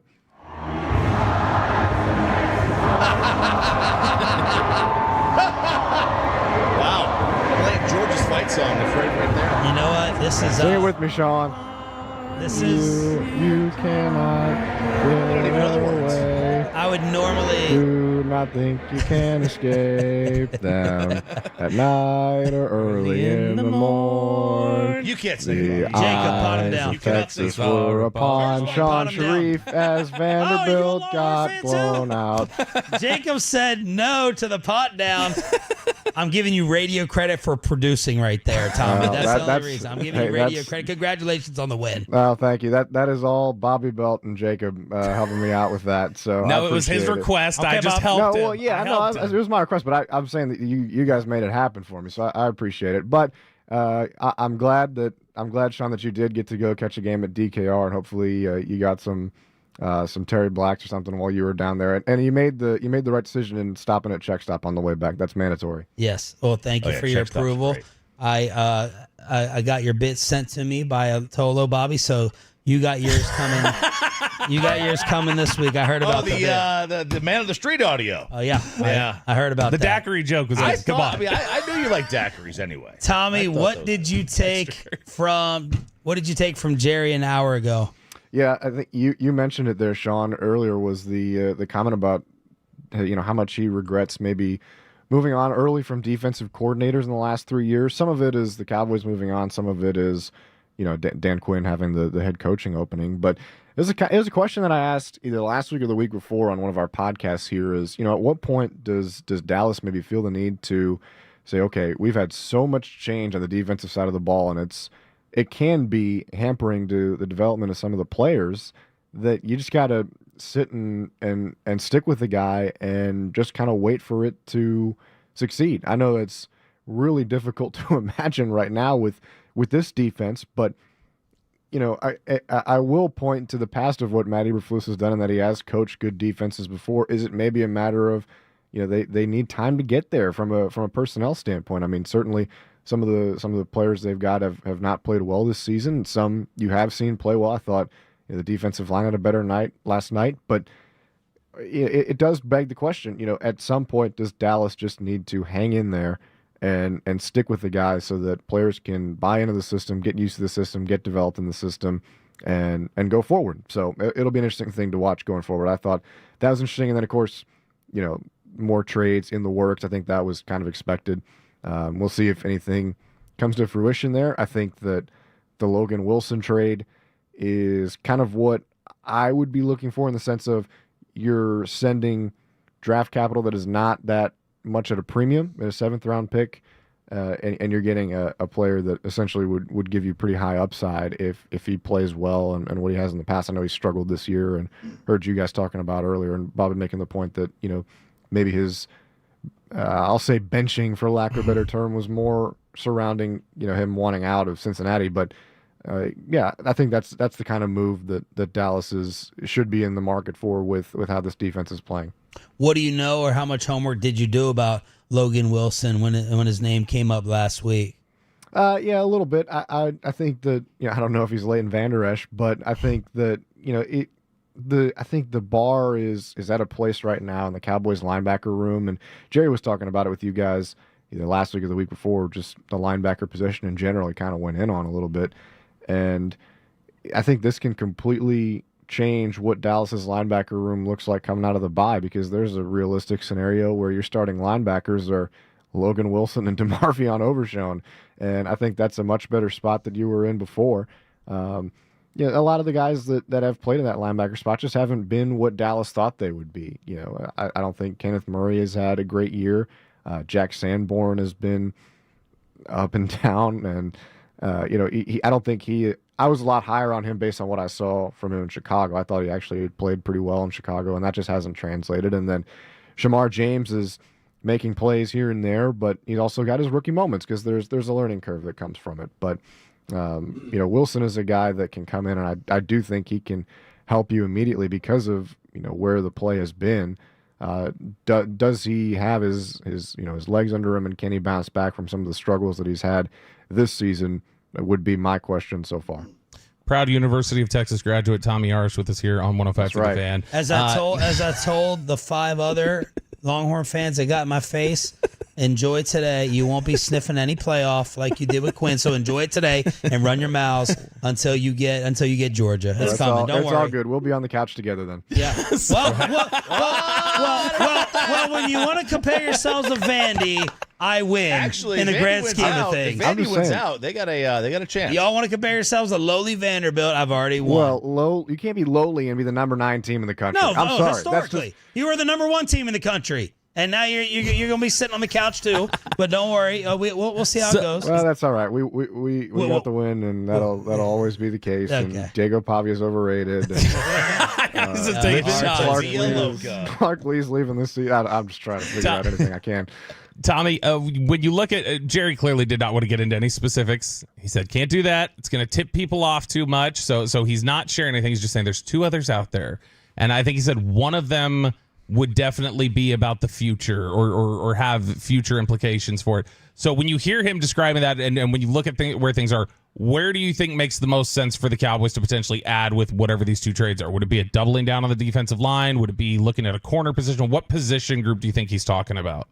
Oh, I mean, I don't really think you can have a wrong answer there. And that's the hard part about it, right? Is it, do you feel like you saw enough from your defensive line last night to maybe inspire some confidence with a new starting edge pair in Donovan Ezeraku and Jadeveon Clowney, who played really well for you? Kenny Clark had a good bounce back game. But then you look at the secondary, and Deron Bland had one of the worst games of his career. He kept getting picked on, and then just guys outside of that not being in the right spot either. And you're so banged up at safety. I mean, Marquise Bell went out periodically last night for cramps, and I think he came back in the game, so I don't think there's much concern there. But I just off the top of my head, with no intel, nothing like that, I think maybe you're looking in the secondary for some help, especially at that safety spot. I think if you can go out there and find a good price for a safety that can help you, just because they're so banged up and you don't know what that's going to look like the rest of the way, I think that would be a good spot. And then a corner obviously wouldn't hurt too, because you're looking at coming out of the bye week. They'll get Savone Revel back, but how much do you want to put on the plate of a 3rd round pick who is coming off a major knee injury? And they're high on Savone Revel. I think that rightfully so. This guy looked like a 1st round pick coming out of college before he got hurt. And then but at the same time, you want to manage kind of expectations and what he can do. So I think maybe that back end in the secondary is where you'd be looking. What's happened to the offense? I think you guys. I was listening to you guys on the way in here, and I think that. Why are you surprised? No, that's not surprised. It was like I thought why I was surprised about the offense. No, RJ was like shocked. You probably have some Longhorn podcast. Yeah. No. Burnt orange. You're on your orange. Yeah, something. Chip Brown podcast. Hey, that's my guy. Be careful now.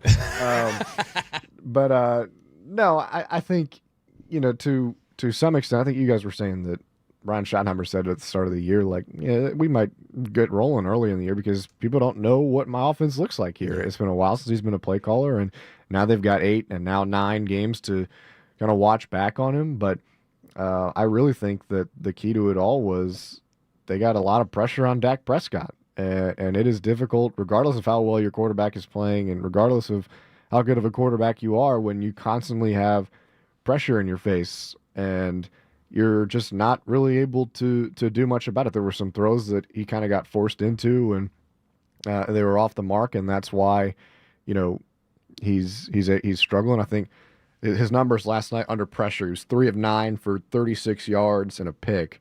So clearly, it's not.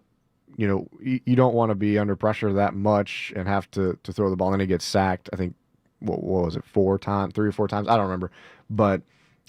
A combination of those 2 things is what I think it was. I thought they ran the ball pretty well. Maybe they went away from it a little bit early. I understand that you get into a situation in that game where you're down and you got to get points on the board. You throw the ball a little bit more, but I thought they were running the ball all right. And then obviously the 2 fumbles are just crucial, and then the interception late didn't really change much just because that was desperation. So I think this is one where they look in the mirror and how can we adjust going into the bye week? And that's maybe one of the reasons why the bye week comes at a good time. Thank you, Tommy. Kinda. We'll talk Thursday. Appreciate it. All right. Thanks, guys. Have a great day. Jacob, what are you doing? Good job, Jacob. Where's Peyton? Peyton do the same thing. I'd have Peyton do the same thing. Oh, that's right. Can you play it louder? Is there any way to there we go. There we go. You were throwing a no-hitter up until that point. God, I hate night, early in the morn, the eyes of Texas are upon you till Gabriel blows his horn. Thanks, guys. Hook 'em, Tommy. Hook 'em. You weren't supposed to go that long with it, Jacob. Crosstalk with a KNC masterpiece is...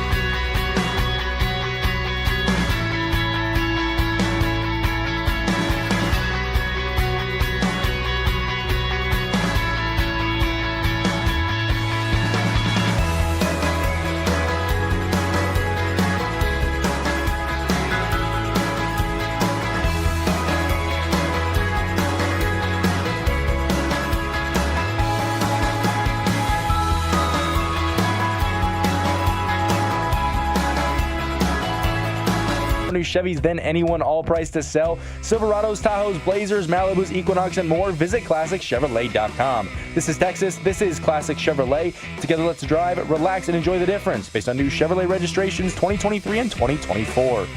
First down and goal, the Cardinals at the 3 with a 3-0 lead. Early second quarter, Jacoby Brissett under center, pulls it back, throws it in the end zone, a slant, wide open Harrison. The defender fell down, Bland, and that's about as easy a pitch and catch as Harrison will ever see, and it's touchdown Cardinal. So you'll notice this: you see your kids playing sports, and they get beat, they get hurt. Yeah. It's an ego injury. It's not a real injury. That was I better fall. Looks better if I fall as opposed to just getting beat. Oh, hell no. That was definitely got shook out of his shoes. Randolph Childress.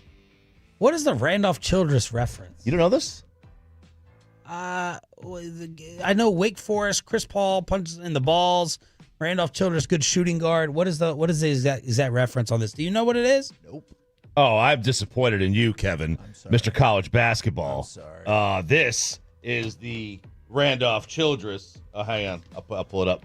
He crossed over Jeff McGinnis, and then he did the wave at him. How many years ago was that? I think 1997. It doesn't matter, Kevin. Okay? Oh, that's disrespectful. It is disrespectful. It is very disrespectful. Oh, he waved. He waved at him. He said, come on. So why...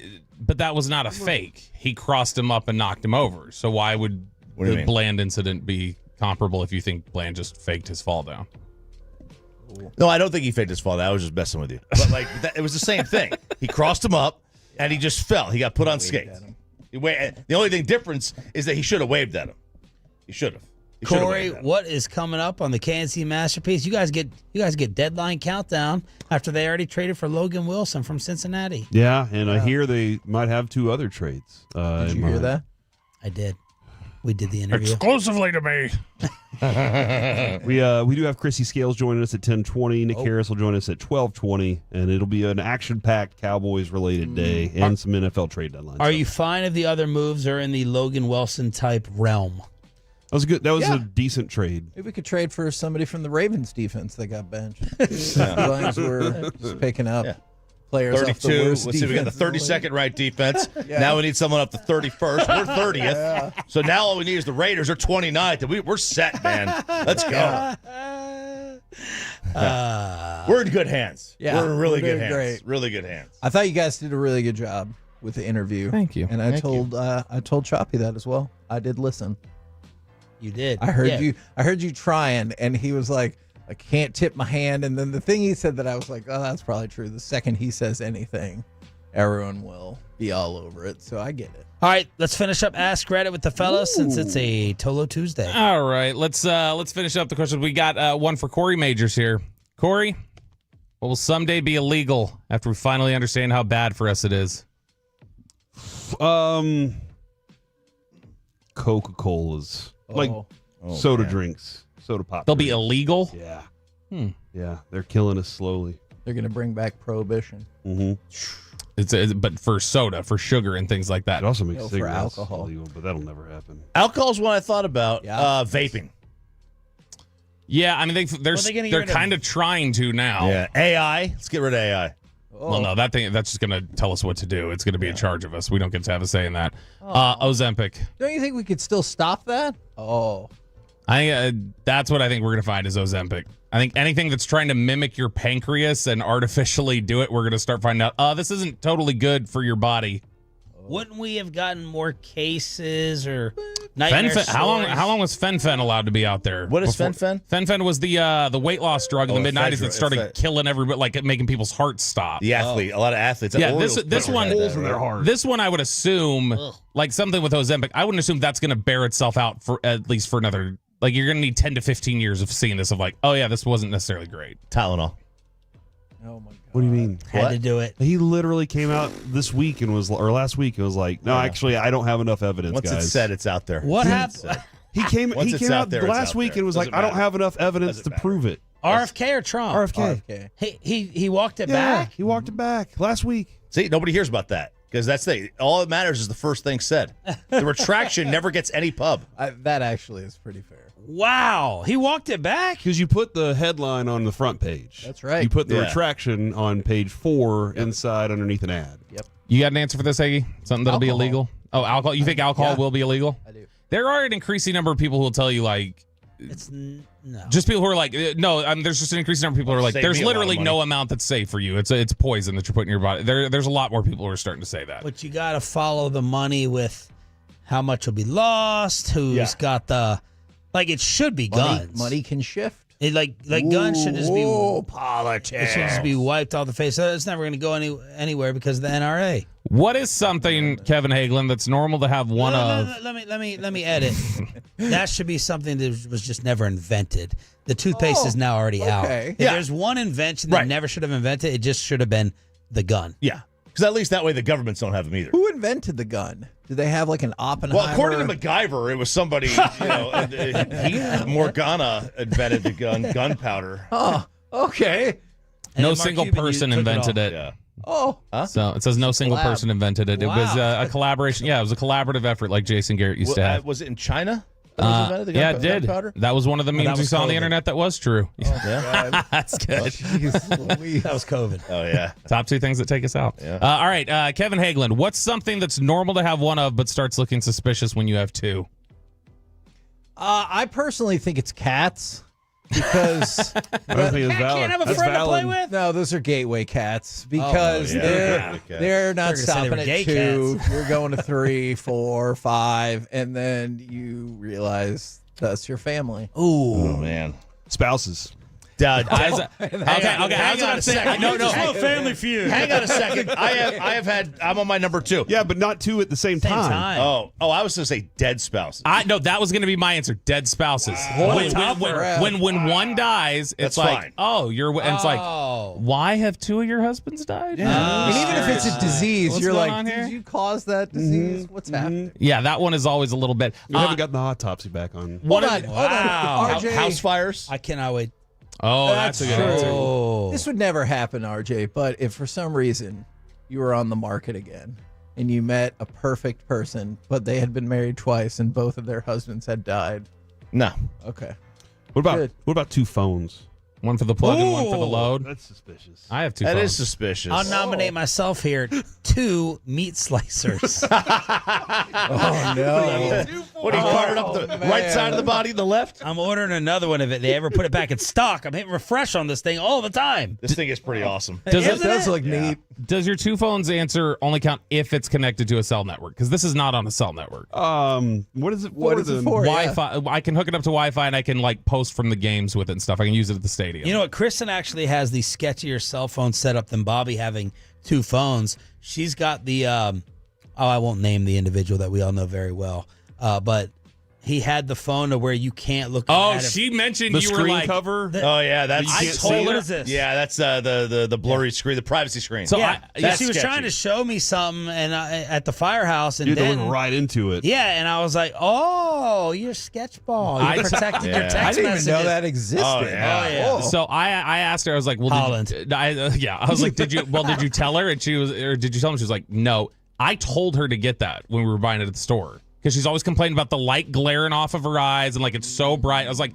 get that little screen protector thing because that's going to cut like half the light right there. When your girl comes home with one of those, just start packing. It's over.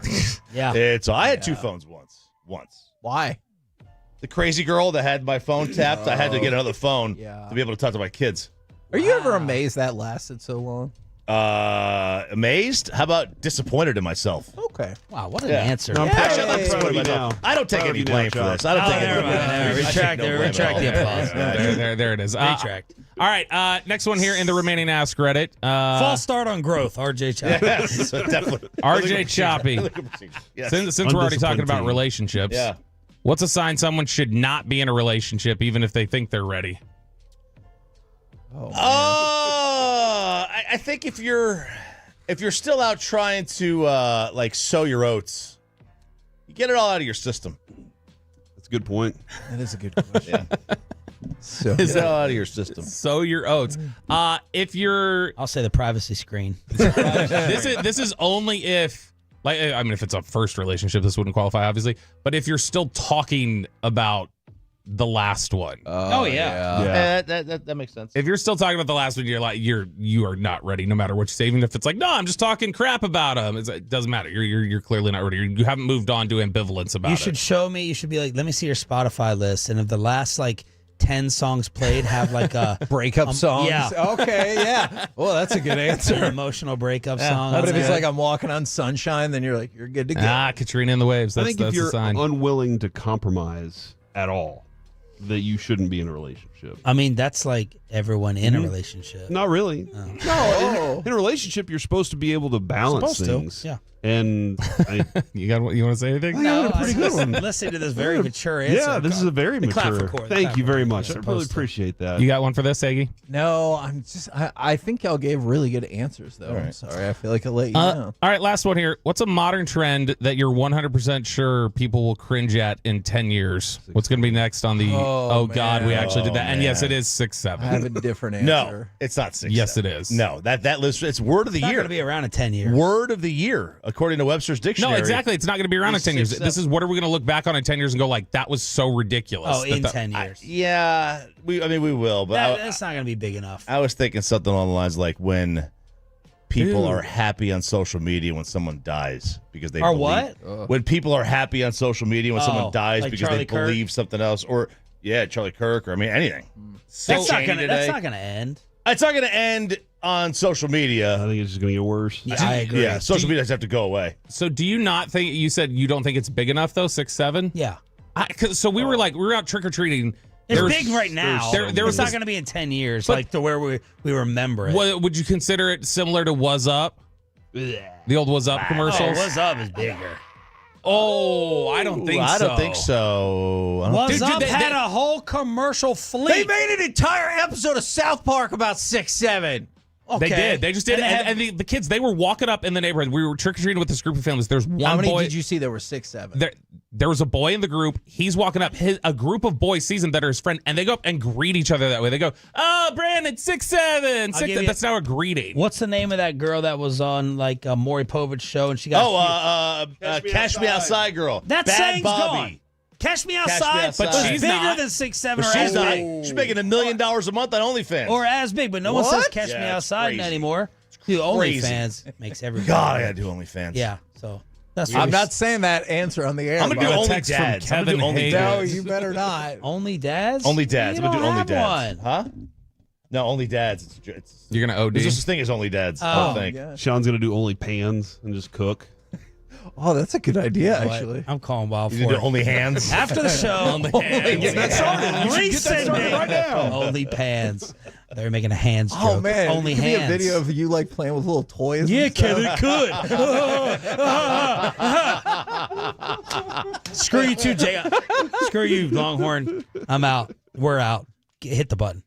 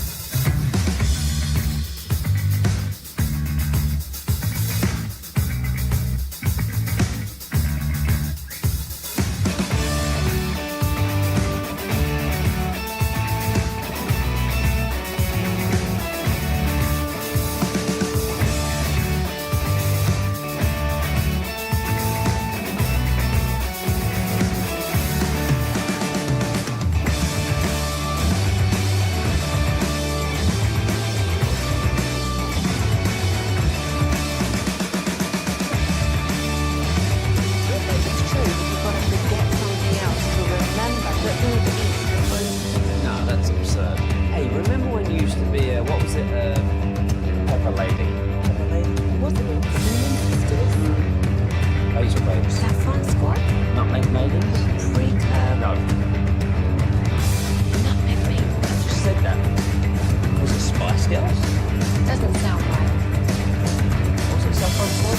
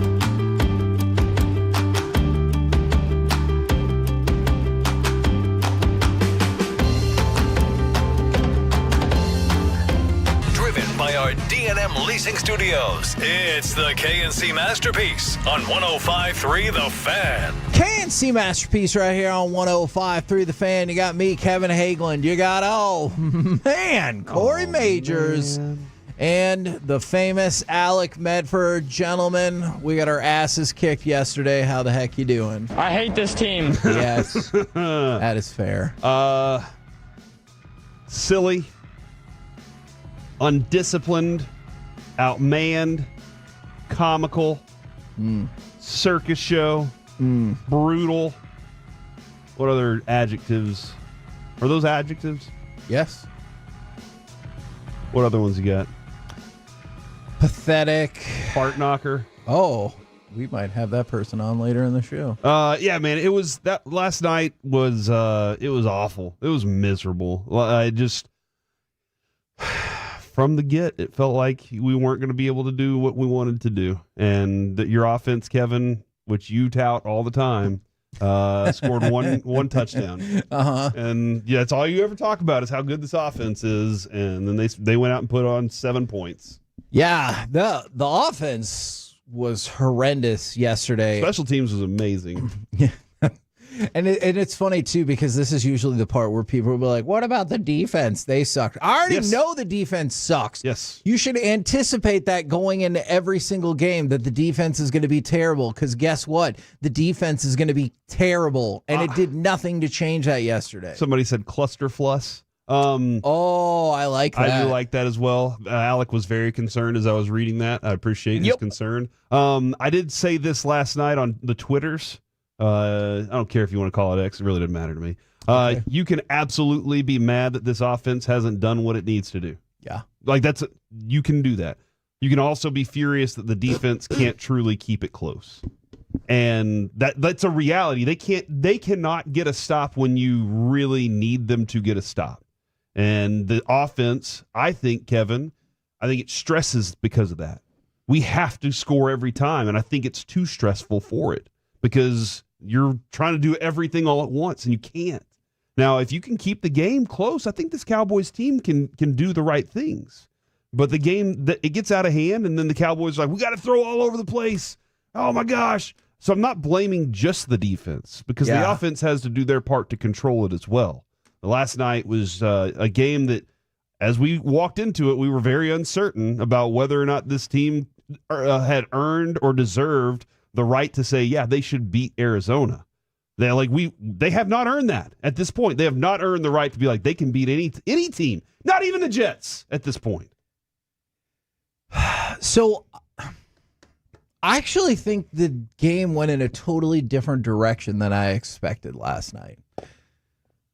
I thought that the Cowboys were going to definitely win this game because that's what they do. The Cowboys are amazing at beating up on bad teams, sometimes mediocre teams, bad teams to instill a false sense of hope. Mm-hmm. So what I thought was going to happen, we were going to roll into here today 4-4-1. You're going to look at that Raiders game coming off a bye and be like, hey, we can win that game too. First back-to-back wins of the season. You'll be 5-4-1. You're going to do stuff in the trading deadline, and it's going to be amazing. And then you're going to run into Philly, Kansas City, Detroit, Minnesota, and the Chargers, and you're going to be like, oh, okay, never mind. But instead, the Cowboys decided to go ahead and skip that step and let you know that you should not have particularly high hopes for the rest of the season right now. And I guess I appreciate them for expediting the process. So you're done? I'm done in terms of thinking, I'll watch every single game. I'll be locked in because I love the Cowboys. I'm done thinking that this season can go anywhere. Okay. But I bet there's a lot of people who already felt that. Jerry, and it sounded like y'all are too homer to be objective and honest. What an idiot. So the part where I just said they have no. What? Okay. Hey, you watch it. The Eberflus. Steven said, or Jerry said this morning, yes, there are other ones in action. Well, I hope they are. They better be. Yeah. Meaning, I've assigned people to go get these things done. That's what it sounds like. I've assigned people to go get a couple things rolling. If they make a couple more trades, do you think that does enough to save this defense? No, because let's just stick with the Bengals for just a second. If you went to go get Trey Hendrickson, Trey Hendrickson is on the Bengals, and their defense has been god awful. You just traded for somebody from the Bengals that got their playing time cut from the worst defense in the league. Mm-hmm. But I will also tell you this, if I'm being honest, I don't mind the Logan Wilson trade whatsoever because he is theoretically under contract for 2 more years, but there's no guaranteed money. So much like when you made the deal for Kenny Clark, because some people are like, oh, his cap hit next year is $23 million. No, it's not. Mm-hmm. It's $0. If you want to keep him, it can be whatever. But there's no more guaranteed money with that deal. There's no more guaranteed money with the Logan Wilson deal. So if you want to keep them, you have that option. But there's no dead cap if you send them away. So that part is positive. Plus, you gave up a 7th round pick. So that doesn't really bother me at all. But you have to listen. I know we need to talk some more about the game, but can we diverge for just 1 second? Listen to what Jerry told us these last 2 interviews and adjust your expectations accordingly. Does it matter What Alec Medford thinks about this team? No. Corey Majors? No. Me? No. Because we are not the decision makers yet. Look at the last 2 interviews that Jerry has had. One was with us on Friday. Question, point blank. Would you consider sending players away and trading them away from this team? No, was his answer.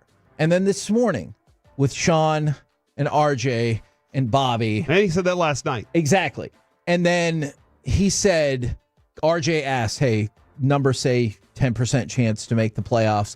And he talked about, well, then you have to take full advantage of that 10% however you can without mortgaging the future. And that part did make me feel a little bit better. But what you learn from that is they are not planning on doing anything that is going to dilute this team. It's just going to be additions. And I don't think that's the way to go, but it doesn't matter because that's what Jerry wants to do. And it is what Jerry wants to do.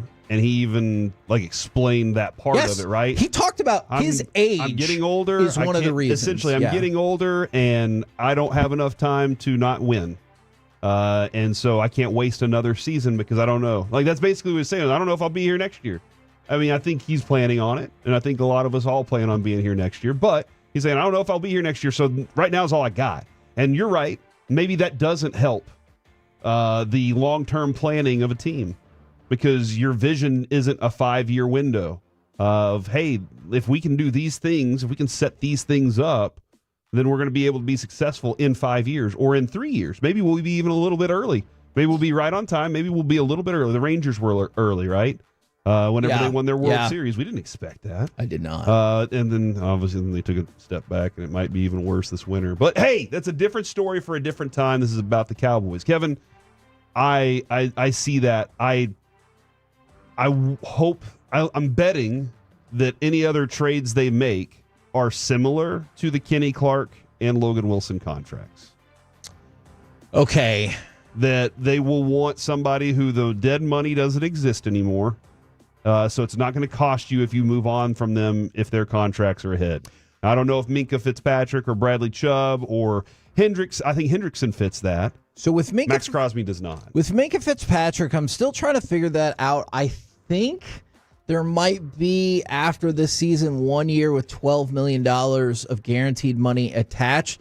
But I'm trying to check on the nature of the restructure because Minka Fitzpatrick got paid again at the beginning of this week when they guaranteed a whole lot of money. But I think they guaranteed it all or most of it as part of a signing bonus that they've prorated out the next 4 years. And if you're like, well, who the hell cares? Here's why you should care. Because if it was all given to him up front, which I don't think it was, then he would have no dead cap. If it was set up through a restructuring, then I think you could be on the hook for picking up 1 year and $13 million on that. But then I guess I would ask the question, are you okay with having Minka Fitzpatrick on the team next year, 1 year, $13 million?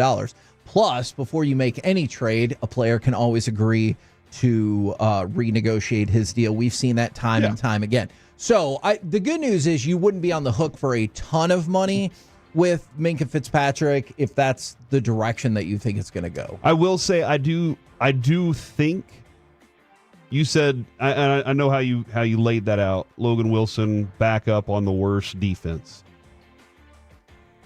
I think the linebacker position for this team is so bad that he'll be the best one. And that can be true. Absolutely. Isn't that a sad thing where you're like, hey, that's how poor you are. Now, again, they did go to the designer bin at the thrift store to get Logan Wilson. Right. He's a name people recognize, but he also was a very cheap price. A 7th rounder in 2026 is hey, that's fine with me. We've talked about that. You can't trade enough 7th rounders to get a 6th rounder. For sure. It just doesn't work that way. But you got this player for virtually nothing. And now let's see what else they can try and pull off by the end of the day today. By the end of our show, right at the end of our show, go ahead into 3 o'clock. Yeah. So let's see if they can pull something else off. Otherwise, Kevin, this team is definitely in for a bunch of for the rest of the year. From the 4-3-2. What about all the cap money that Jerry always talks about because the Micah money is freed up? Shouldn't that be spent on someone like Max Crosby? All right, so let's use Max Crosby as a specific example. You could 100% trade for Max Crosby if you wanted. You have the draft assets. You have plenty of salary cap room if you structure it right to make that happen. But then you go back to what Jerry said. This defense is not one player away. Now, if you made a plethora of moves, and I want to make this clear, I do not think this is going to happen at all. But you picked up Logan Wilson, and what if the rest of your day, the two trades that you did were Minka Fitzpatrick and Max Crosby? Or you're like, you know what? Another one came up. So it's Minka Fitzpatrick, Bradley Chubb, and Max Crosby, and you already added Logan Wilson. Well, if that's the case, and then you think that defense is going to get significantly better, well, then maybe they could take a look at that. Whenever you bring up, people bring up like Trey Hendrickson or Max Crosby, I think that's the reason why that won't happen. Although Max Crosby, who it felt like yesterday maybe tweeted out a pseudo goodbye, if that's what you think that was, he is under contract for multiple years. So I think that actually makes more sense to me than Trey Hendrickson, which, supposedly the Cowboys called about Trey Hendrickson. That doesn't make any sense to me because he's not under contract. So he's not going to make your team better in the future. And you'd just be looking at from this year. Trey Hendrickson doesn't fix this defense. No, there's, again, Logan Wilson, a Minka, like multiple players can help this defense. Help. Sure. It still has a long way to go because while I do, and Jerry admitted this morning that he's like, you know what, looking back now, I don't feel like I did a good enough job adding what we needed. And and then, changing defensive coordinators yet another time did not help me either. Right. So he's made that admission. We've discussed, we think Eberflus can do the job, but I don't think that the talent on that defensive side of the ball is good enough. Yeah. I just don't think it's good enough. So you have to upgrade that if you want to be competitive at all. So you're right. It would take more than 1-2 moves for this team to be competitive again. I said it to Jerry on Friday. He did not seem to agree with the direction I was going. I no longer want this Cowboys team this season to be competitive. And I know that's probably going to rub a lot of people the wrong way. And I know there's a lot of people who are really kind of disillusioned with the way the Cowboys are drafting right now. But I think the only real shot you have long term is to just pour a lot of stuff into your draft assets. And if you don't think the Cowboys draft well, I think that's a different conversation. That is a different that we could certainly have. But here's what I know, that picking up, let's just say Logan Wilson and Trey Hendrickson, well, do it in the same deal. But if you think like that's what they're going to do today, or you thought something of that nature, they're going to pick up Minka Fitzpatrick, that's not going to get you to where you want to be.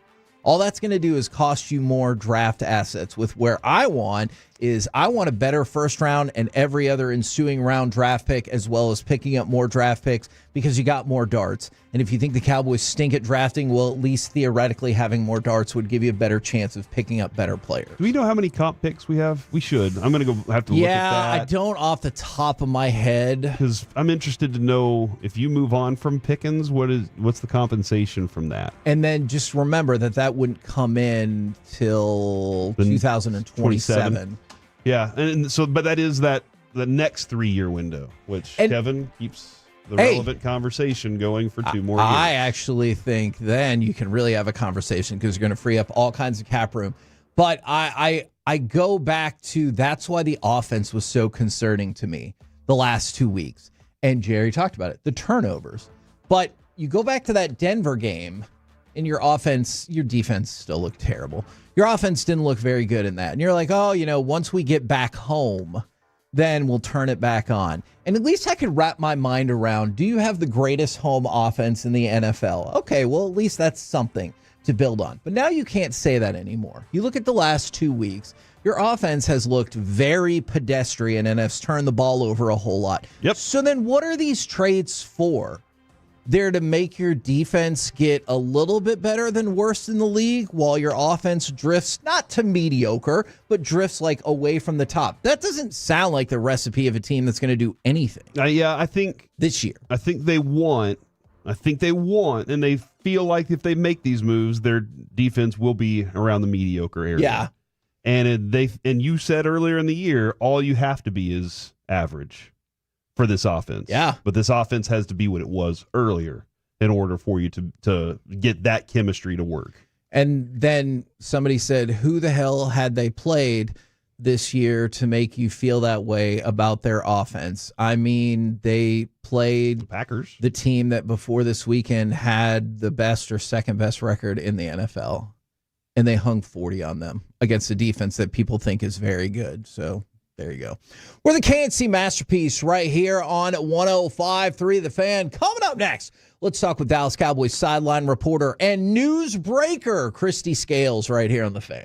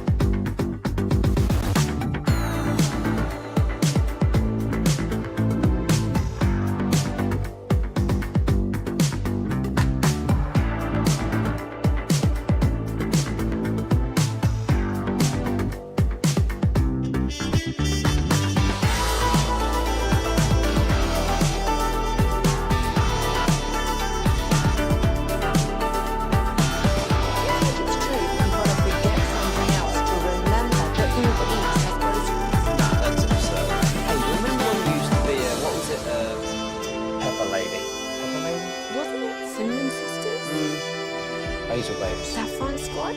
Nutmeg Maidens? No. Nutmeg Maidens. I just said that. Was it Spice Girls?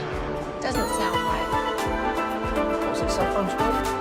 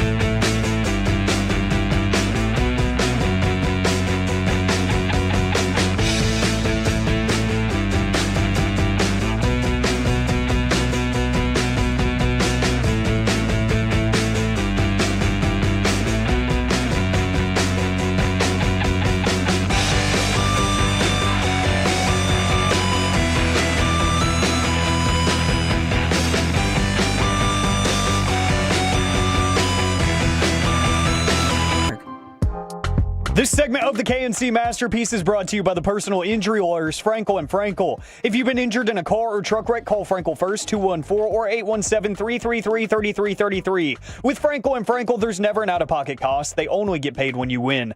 Frankel and Frankel, the go-to car and truck wreck attorneys in Dallas. KNC Masterpiece right here on 105 through the fan. We're going to get to Christy Scales in just 1 second, but we have been talking about the Sandlot swinging for a cause and getting a table for that extravaganza. Now, the last I saw, Sean and RJ, they were beating us pretty good yesterday with $2,500. We're currently at $1,500. Well, we are currently at... I just tweeted out that we'll have an announcement at 10:40. 10:40. I was going to make the announcement right now. If you would like to bid, you can go ahead and reach out right now to Alec Medford. $5,000 is the current top bid for the KNC Masterpieces table at Swinging for a Cause. Good to see you, Bobby. Right now, let's welcome in sideline reporter, newsbreaker extraordinaire. It is Christy Scales. Good morning. Is it? Oh, yeah, today man, Christy, sucks. You're right. Yeah, man. Like, if I'm just being honest, and this isn't going to be in the form of a question, I'll just warn you of that. It felt like the one thing I could hold on hope to is, regardless of who we played at home, the offense showed up and showed out. Whether it was a supposed good defense, a mediocre defense, or a bad defense, we were going to show up at home and put lots of points on the board. And that's why my world really got shattered yesterday, because our offense didn't show up at all yesterday. Yeah, that's what's so disappointing, because this is the second game in a row where Dak was just consistently harassed. I know in Denver, you look at the stats, and it was only 2 sacks, but I mean, he was affected that entire game, and against a really good Broncos defense. And I know that statistically, the Cardinals were average or just above average in most categories entering the game, but they did a real good job of getting to Dak. But you know, it's the same thing with this team. I feel like a broken record. You know, it's self-inflicted wounds. And yesterday, add to the list, dropped passes, right? Weren't there 3 dropped passes in the first half? Along with the 6 penalties overall, but really ill-timed holding penalties in the first half that negated a couple of third down catches. So, yeah, I mean, this team, you know, it's hard enough to beat an average Cardinals team when you're beating yourself as well. So, you know, that's what's frustrating. It's just the same old, and you would think that the offense would come in guns blazing against that unit. But, man, and then come to find out afterwards, you know, Terrence Steele had been suffering some symptoms of migraines, right? And so his being replaced by Nate Thomas there in the fourth quarter at right tackle, you know, try and find out how much more. You know, I didn't report on Steele being injured because, you know, he wasn't receiving any medical attention on the sideline, but and he'd never admitted himself, he'd never blame anything on, you know, not feeling well, but you just wonder how much that may have played into the struggles that he had last night. So I want to make this clear, and I know we're all in agreement on this. We want Terrence Steele to get better, to feel better, to not have to go through those migraines, because those symptoms can be absolutely brutal. That is what we can all agree on. As an aside, is there any part of you that wants to see more of Nate Thomas, either at right tackle or if you want to swap him and Guyton out? I don't know. I am excited about the potential to see a little bit more, because unfortunately it feels like Terrence Steele has struggled a good bit this year. He has, you know, and hey, if it's a meritocracy and if your, you know, personnel changes were made. I mean, there were some guys getting additional time. I mean, that's part of the bye week, right? Yeah. Is to assess it. So, yeah, it'll be interesting to see what comes out and who, you know, if there's any shared reps or any changes at tackle, you know, next week once they come out of the bye. So I think that certainly is something to watch for. Now, you had mentioned the penalties. You also mentioned the drop passes. I think if you throw in one more thing that pretty much describes all of the Cowboys' offensive breakdowns this year, and that is fumbles from the running back. Like those trio of things feel like they have been at fault for almost every time the Cowboys have shot themselves in the foot. And what was so disappointing about that with Javonte was that the previous series, he showed what a complete player he is. And by that I mean he was Johnny on the spot to recover the fumble, right? Earlier to prolong the previous series. He also had a great blitz pickup in that same series. And then let's see, that's the one that ended in a score. And then the next day, then he's the one that gives the ball up. So it's like, you know, I'm actually working on my posting for Dallas Morning News Sports Day Online sideline exclusive, and I had a little nugget on, oh man, Javonte, look at this, great off-the-ball player. It's what they'd always say. Remember, Jason Garrett would always say that about Zeke, what a great player off the ball he was, in addition to good runs.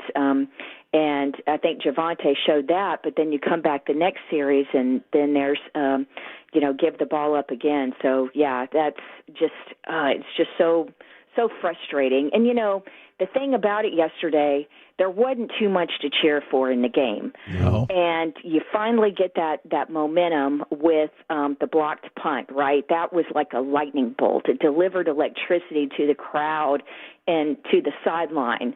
And it's your only score for the Cowboys in the first half. And then what happens after that? Methodical Defense drive. Can't get off the field. Yeah. Can't get off the field, and they drive 11 plays, 74 yards, and extend the lead, the Cardinals' lead, to 10 points. And then, the halftime, it was such a great halftime show honoring the military, and people stayed in their seats, and they were into it. And then, okay, let's get a good start to this second half, and boom, boom, boom, 3 plays, and the Cardinals extend the lead to start the third quarter. And just, there were very few steps forward last night, but every time they took one, it was 2 steps back or 3 steps back, and they just couldn't get anything going. And, we didn't expect that from the Cowboys offense. I will say, for the Cowboys defense, as bad as it was at times, and how they couldn't, get the stops on third down through the first 3 quarters, they did get 3 stops in the fourth quarter. They forced 2 punts, and then there was the stop on downs with just under 3 minutes to play. So they did give the offense a chance. And there was the touchdown pass to Flournoy in the fourth quarter, but the offense just couldn't take advantage, and mainly because they just didn't do a really good job of protecting Dak. Yeah, that's got to be fixed in order for this offense to get back to what it wants to do. Christy, you've been on the sideline for some of the greatest Cowboys teams, some of the worst versions of this Cowboys teams, and where we are right now. Last night, Shotti said, he has never questioned their work ethic or their integrity, their fight. When you see these guys come off the field and go into their hey, what are we doing? What are we seeing? Are you seeing that same level of intensity in that group?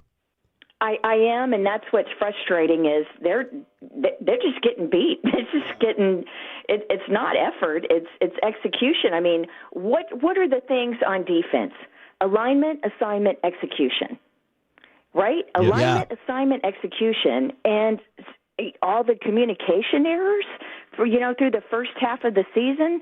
That's alignment and assignment, right? And then executing some missed tackles, So sometimes you just get beat. Sometimes you just don't have the horses, right? And so you try and make a move today, right? Mm-hmm. And it's like everyone's like, pass rusher. Well, heck, you need help at all 3 levels of the defense, do you not? Yes. So you address one of them, and maybe there's more to be addressed as we go on today, but. Yeah, it's very, very frustrating. But you're asking me, am I seeing lack of effort? No, No, I think the guys are giving their best, but so far it hasn't been good enough. And the other thing is, it's such a small margin of error, right, in the NFL, because the talent is really so close that you just can't have these self-inflicted wounds. And they're just beating themselves as well as getting whooped by the other team. So what do you know about Logan Wilson, the potential trade of him, and what is like how he might help and affect this team? Well, I don't know if he was inactive yesterday just because they were trying to, save him for a trade, knowing that was coming up. But I know that his playing time had gone down recently these last few weeks. I think that it's an affordable thing, right? You're going to owe him, just under $2.5 million for the rest of the season, and then he has base salaries just at $6 and $6.5 million the next 2 years. So not a lot of risk there, and you need improved play at linebacker. So that's been it. Didn't you guys, weren't we kind of in agreement that we liked kind of what we saw in training camp at linebacker and weren't expecting this in the regular season? Or yeah, whoops. I saw what I saw. What we saw in camp. Yeah, I saw what I saw in camp. I know what I saw, and it has not translated to the next part of the schedule. Are the Logan Wilson types of moves, because you mentioned his salary of the next 2 years, and none of that is guaranteed, which I think is absolutely a positive. Are those the only kind of moves that make sense to you for the Cowboys today, like players that are potentially under control for multiple years as opposed to a rental, which I'm going to be honest, makes literally no sense to me? I would say no. I say swing for the fences, because the offense, I know that they struggled last night, but this is a very good Cowboys offense. And do you know if you're going to have this same offense moving forward? Are you going to have Pickens next year? Right. I'm just talking about contract-wise. What is the state of the NFC East? I mean, the Eagles have done better the past few weeks, but they've got flaws. The NFC is still pretty much wide open, at least from a wild card standpoint. I know Seattle and Sam Darnold looked terrific the other day, but they looked terrific on Sunday night. But guys, you can't. I know some people are saying don't give up any of the picks and don't give up any of your young players, but how many chances are you going to have with an offense that is really this good and this dynamic, notwithstanding last night, with those or the week before wounds and drop passes? But guys, I am not for play for picks later on and better seeding and stuff. Loser mentality. I'm sorry. I'm sick of it, and I don't want the Cowboys to ever subscribe to that. So I say if there is a move to make, by golly, go for it. Okay, you know that I love you. I know you disagree with me, and that's fine. We are. No, I mean that's why we have talk radio, right? We are. I'm telling you how I feel because. I see it on the sideline. I see the work that they put in. I know that, the amount of time that we get in the locker room, or I do a lot of events with these guys, whether it's community service or corporate partnerships kind of stuff, and you just don't want to give up on anything yet. And as bleak as it's been for this defense, get help at a couple of levels, and maybe so. They just need to be average. They just need to be good enough to set up the offense. And they actually did that in the fourth quarter last night, and at least giving the offense a chance, and the offense didn't come through.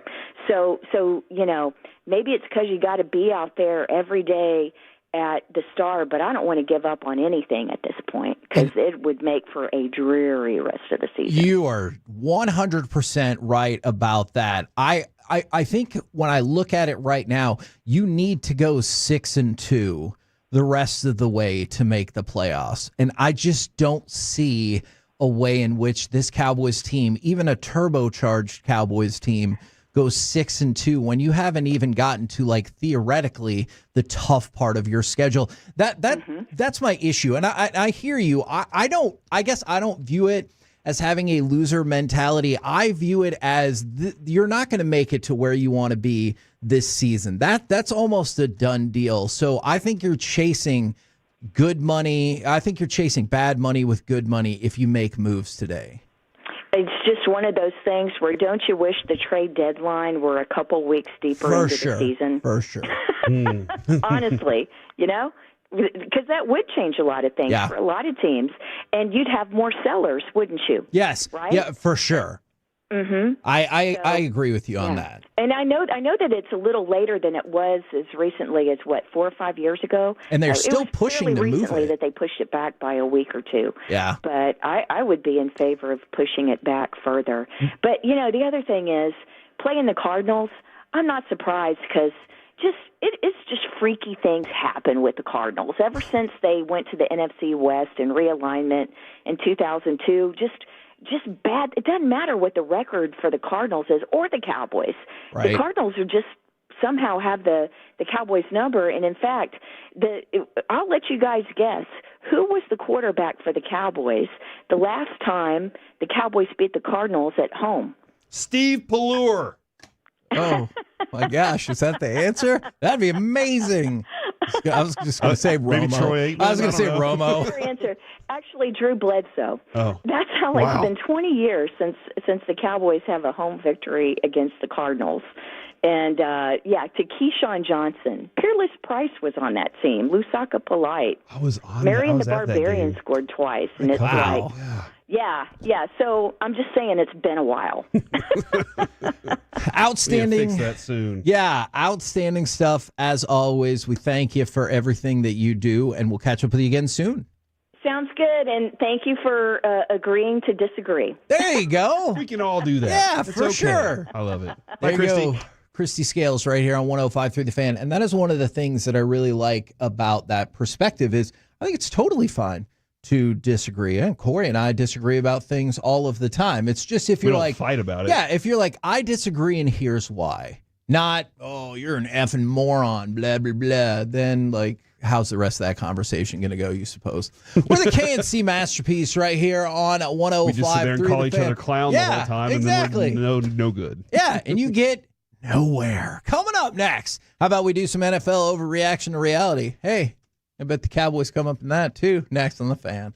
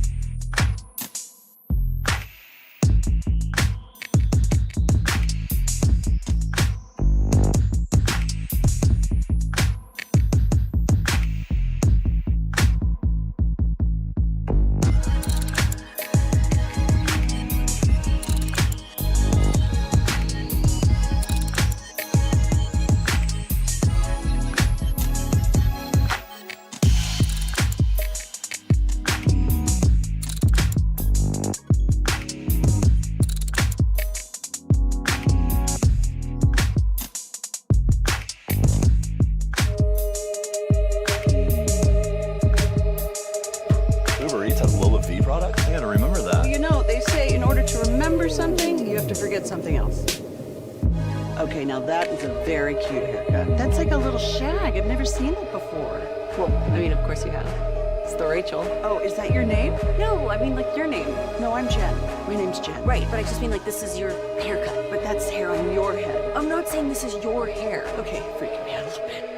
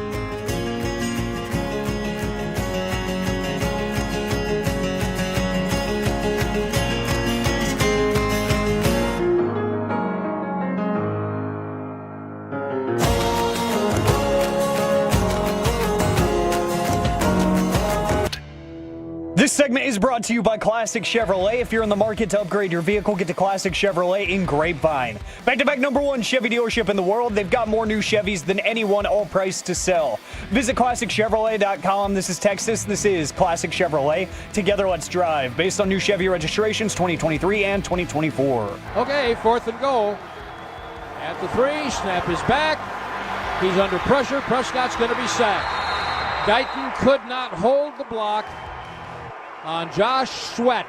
KNC Masterpiece right here on 105.3 The Fan. Right now, let's do a little bit of NFL overreaction or reality. And I'm going to start with this because I really want to get y'all's input. NFL overreaction or reality. You would like the Cowboys to not trade for anybody else today? Overreaction. Oh. I'm in on doing it. Hey, what? Don't make that face after I said that. Hot. Here's why. If I can trade little assets and not have a lot of dead money next year, and this season can look a little bit different for the rest of the year, I don't even care if Kevin, like, I honestly don't. It doesn't matter if they get in the playoffs. But if I can have more fun watching this team than I did last night, I'm perfectly okay with trading little assets for it. Okay. How much of a draft change are you willing to make? Like if I tell you that's going to put you at the 15th pick, whereas if you don't do that, it puts you at the 5th pick. Oh man, now we're talking. So like, what's the? Now we're cooking, Kevin. Oh my gosh! Screw it. Sit Dak for the year. Let Joe Mixon play. No, what's the difference in draft pick that you're like, meh, I'll trade that for fun? Is it like 5 picks? I feel like this team's going to be 11 anyway. Maybe top 10. Okay. Because if it's like 11 and 9, I understand. Yeah, I don't think this team is going to get to a place where right now they're 14 at 3-5-1. It's too high. That tie really screws That really? us. Yeah. Man, that feels too high. New Orleans is 1. That makes sense. Tennessee is 2. The Jets are 3. I'm going to go through all of them. No. Miami. Oh, Giants, I got it. I don't need to Cleveland. know anymore. Dude, the Rams blah, are in blah, front blah, of blah, you. blah, blah, blah. The Rams have a better record. The Ravens will pass. So I feel like this team's going to be in that window anyway, no matter what the trades are. Right. But I also feel like you can make trades and still be a more fun team. Okay. So I'll take 11. 11's it, Kevin. No lower than 11, even though we're at 14 right now. All right, Alec, overreaction reality. You do not want the Cowboys to trade for anybody else today. Overreaction. I feel like if you make one move, you may as well go ahead and try to keep working on it. Like, it's that bad. I had somebody ask me, I was calling a high school football game on Friday. I had somebody stop me and ask me, like, should they do something? Okay. Should they do something? And I was like, yeah, because it's that bad. Like, you at least need something. And, hey, like Kevin, you mentioned, Logan Wilson theoretically is here for 2 more years, despite guaranteed money. So if they're going to be here, do it. Okay. If it makes sense, value-wise in terms of draft assets, do it. And if I'm naming a specific person, bring me Minka Fitzpatrick. Make that happen right now. NFL overreaction or reality. Jackson Smith and Jigba can overtake Jonathan Taylor for Offensive Player of the Year. So right now, in Jigba from Rockwall, 23 years old, has 948 receiving yards in 8 games played. That puts him on pace for 2,015 receiving yards. That would obviously be an all-time NFL record. Betting odds have him second right now behind Jonathan Taylor, which makes sense. Mm-hmm. Jonathan Taylor currently at 12 rushing touchdowns. Kevin, they played 9 games, so that puts him on pace for 30 touchdowns. With the receiving yards, it was last week. No, for Jonathan Taylor. No, that's what I'm saying. It does not. Okay. I'm saying if you include his receiving touchdowns, it might. I need to double just check. rushing touchdowns. I'm trying to get to a certain number with Jonathan Then Taylor. that has him on pace for what, like 22 and a half? Pretty damn good. That's really I agree. If you break a record, you deserve to be. And if you set a record, you deserve to be in a different area. Okay. As far as Jonathan Taylor goes, I still think that he's got the cachet for everybody, right? And nobody's really paying enough attention to Seattle and what they're doing. That's just my opinion right now. I'm going to skip ahead to the next question and start with you, Alec. You might hate this question. Overreaction or reality? Even when Kyler is healthy, Jacoby Brissett should remain the starter for the Cardinals. Now, got one specific piece of information to try to tip the scales. Trey McBride has 4 touchdowns in 3 games with Jacoby Brissett. He has 5 touchdowns in 39 games played with Kyler Murray.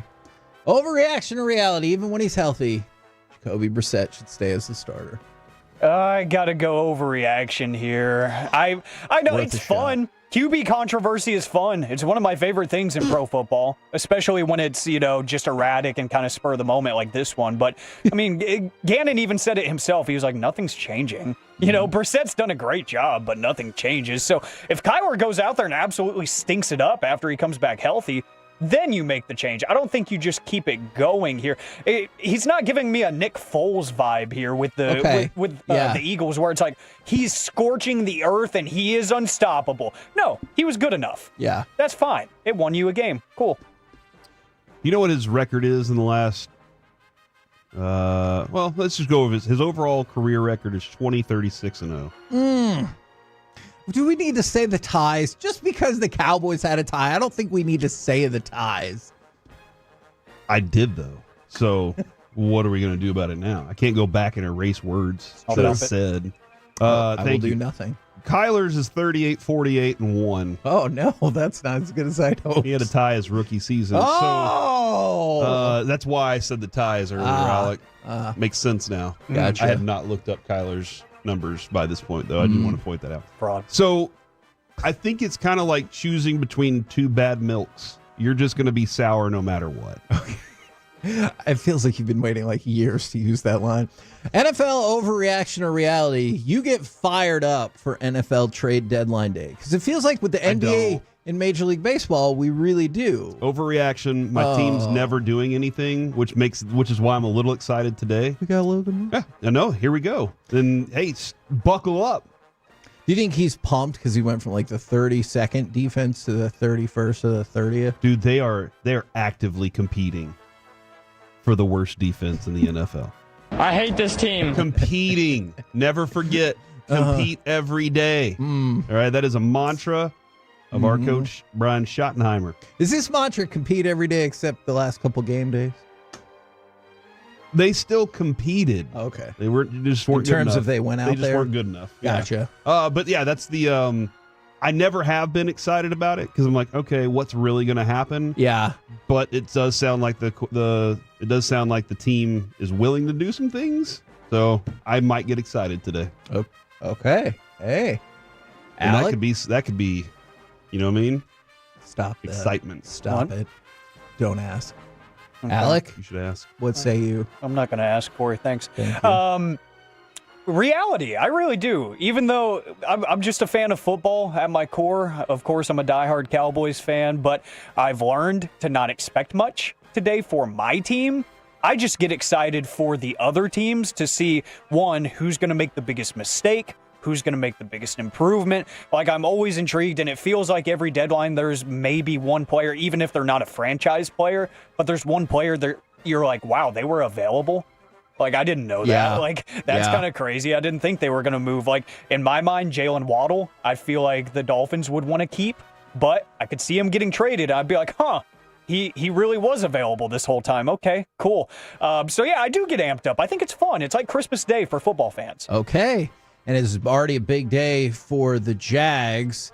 They traded a 4th and a 6th to pick up Jacoby Myers, who finally got his wish of being traded away from the Raiders. We're the K&C Masterpiece right here on 105.3 The Fan. Coming up next, let's talk with our Dallas Cowboys insider, Mickey Spagnola. But also, nobody cares about your fantasy football team. But today, we do. So let's hear from you next on The Fan. The more time you give, the more our crush grows. Together we continue to build something special. Keep turning it on and leaving it on 105.3 The Fan and the Odyssey, iHeartRadio, and TuneIn apps. Hey, everybody, it's Corey from our friends at Best Buy Windows and Siding, and I want you to consider your windows at your home like a great offensive line. If they are leaky and things are getting through, you are getting sacked, all right? Make sure you invest in guards that you can.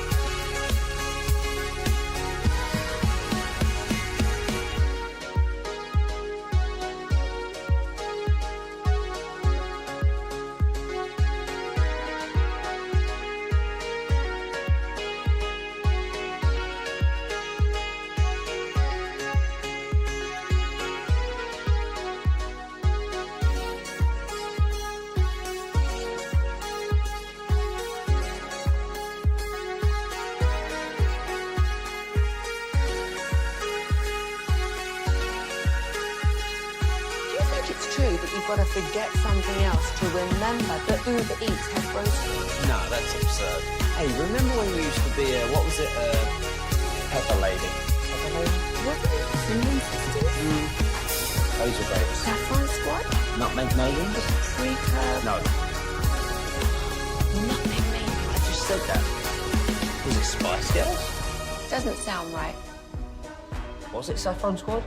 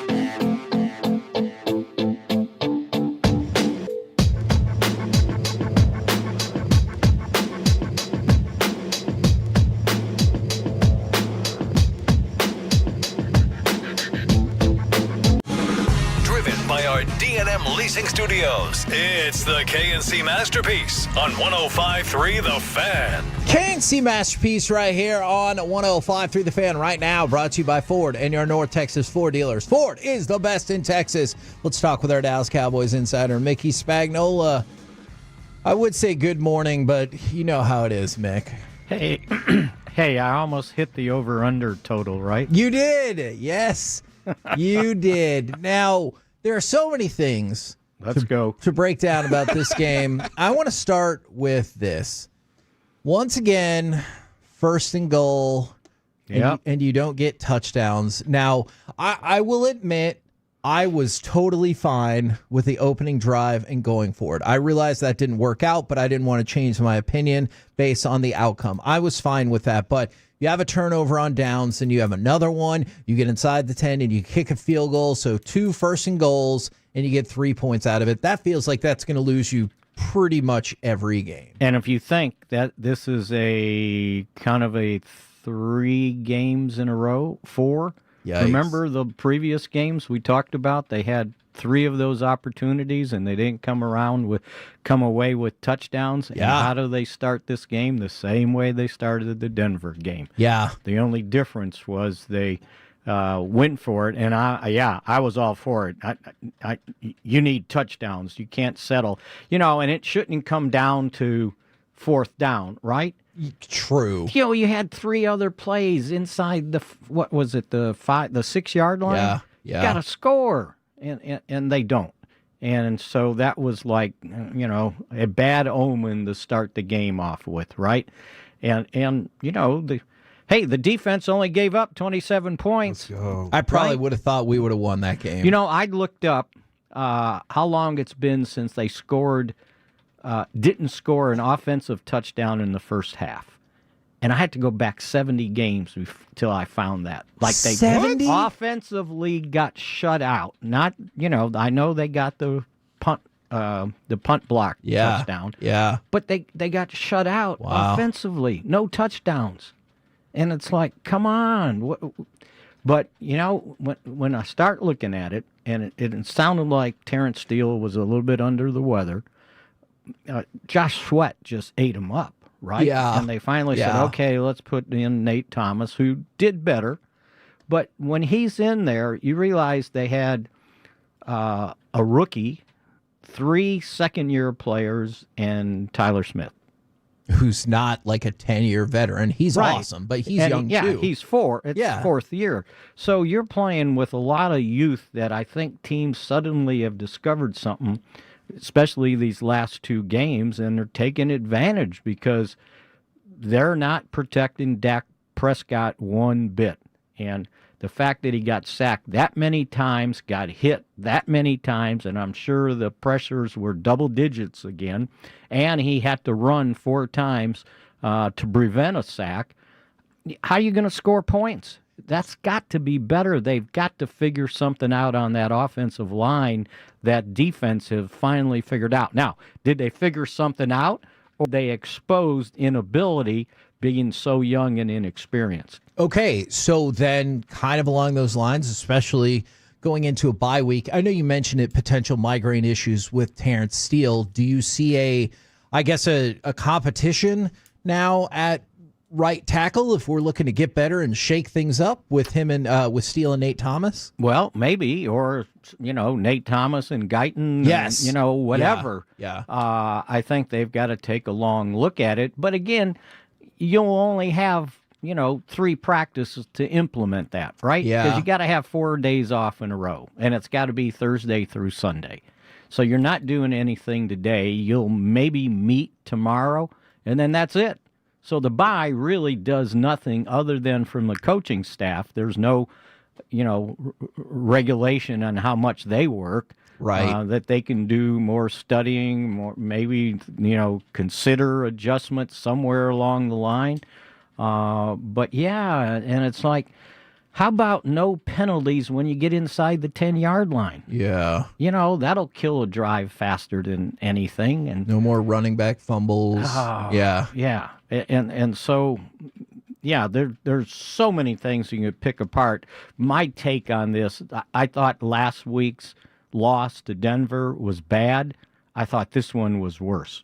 I get it. Just the fact that you're at home, you had played well at home, you had scored well at home, and I know I warned everybody on Friday, don't take a 2-5 team for granted because they were so close in all these games, or the fact that they lost 5 in a row, but you were desperate. You needed to win, and you got beat like that. I just thought this was a killer, and we'll see what happens when they get back from the bye. The Marvin Harrison did not get over 100 yards yet again, so the Cowboys' defense was not the panacea for him. No, he was open all the time. That's Kevin. That's where my question's going. Deron Bland seemed to struggle last night. Yeah, he did. Yeah. And I don't know if it was all, everything. A lot of it was man. I think some of it was zone that the safeties weren't helping out one bit. But yeah. This was a guy that was being criticized. He only had, 24, 25 catches. And I saw something that his dad spoke up. Oh, yeah. His dad has lots of fiery thoughts. Right? And maybe he was right because they actually targeted him, right? And it's, 7 catches, 96 yards, a touchdown. They couldn't cover him. And you were playing with your backup quarterback, who may not be the backup. Well, they said that Kyler Murray's still the starter, but this guy was pretty good throwing 3 touchdown passes. So, yeah, they struggled with the guy. You know what? Every week the Cowboys either create or at least the candidate for NFC Offensive Player of the Week. Big facts right there, yes. I think last week it was Rookie of the Week. Yep. Offensive Rookie, and I think at least 2 other times it was Player of the Week. And they did it again. You can pick up Jacoby Brissett or Marvin Harrison having a come-out party this year. And don't you think if this game was like a little bit more competitive down the stretch, it feels like Harrison could have had 10, 11 catches. I know they stopped them in the fourth quarter. Would they force like 3 punts in the fourth quarter? Yeah. And a turnover on downs. They did it. But I know they weren't, they were resigned not to taking chances, and there at the end, they were just going to run the ball every time to drain the clock so they didn't leave the Cowboys any time. So, yeah, it was, but again, 20, and I know it was 27 points, but, 6 of 8, I think it's 6 of 8. How many games? 9? They've played 4-4 or 3-5-1. Yeah, look at you inflating our record, Mickey. Come on. I wanted to say at least 6 times the opposing team has scored at least 27 points. And honestly, that feels low. I probably would have guessed it was higher. Every one of them, right? Yeah, I probably would have guessed. It would have been the Jets, the Eagles, and I forgot what the other one was that was less. But yeah, but again, the defense sort of gave you a chance. I know it didn't look like it, and then the offense has failed now 2 weeks in a row. The Commanders. That's right. Yeah. All right. Thank you. So, just because today is trade deadline day, I'm looking at the wild card, and if you look at like the bottom of the wild card heap, you've got Detroit 5-3, Chicago 5-3, the Panthers 5-4. So you already lose the tiebreaker to 2 of those 3 teams, and I know you've got Detroit coming up in the schedule, but it seems reasonable to think that the Cowboys would need to go at least 6-2 from here to make the playoffs, and that just feels unachievable unless you have the most unbelievable trade deadline in the history of the NFL, which is why I have sat pretty firm, whether people agree with me or not, that it feels like making high draft trades with your capital feels foolish today. Like Logan Wilson, I get it. No, I have no problem with that. But it feels like if you were to trade away quality draft capital today would be foolishness. I wouldn't be in favor of trading a first-round pick for anybody. Yeah. Not at this point. Yeah. And especially not renting a player for 8 games. Sure. Agreed. I don't see where that's a benefit. If the guy has at least 2 more years you have of leverage with him on the contract, then I can see, okay, maybe fourth, third, something like that, Right. but nothing more than that at this point. And I know they want to be competitive, and they want to go out and do the best they can, but renting a player for and I'm trying to remember who got traded that I looked, and he was in the last year of the contract. The outside linebacker, defensive end from Miami, it was Phillips. Jacob Phillips.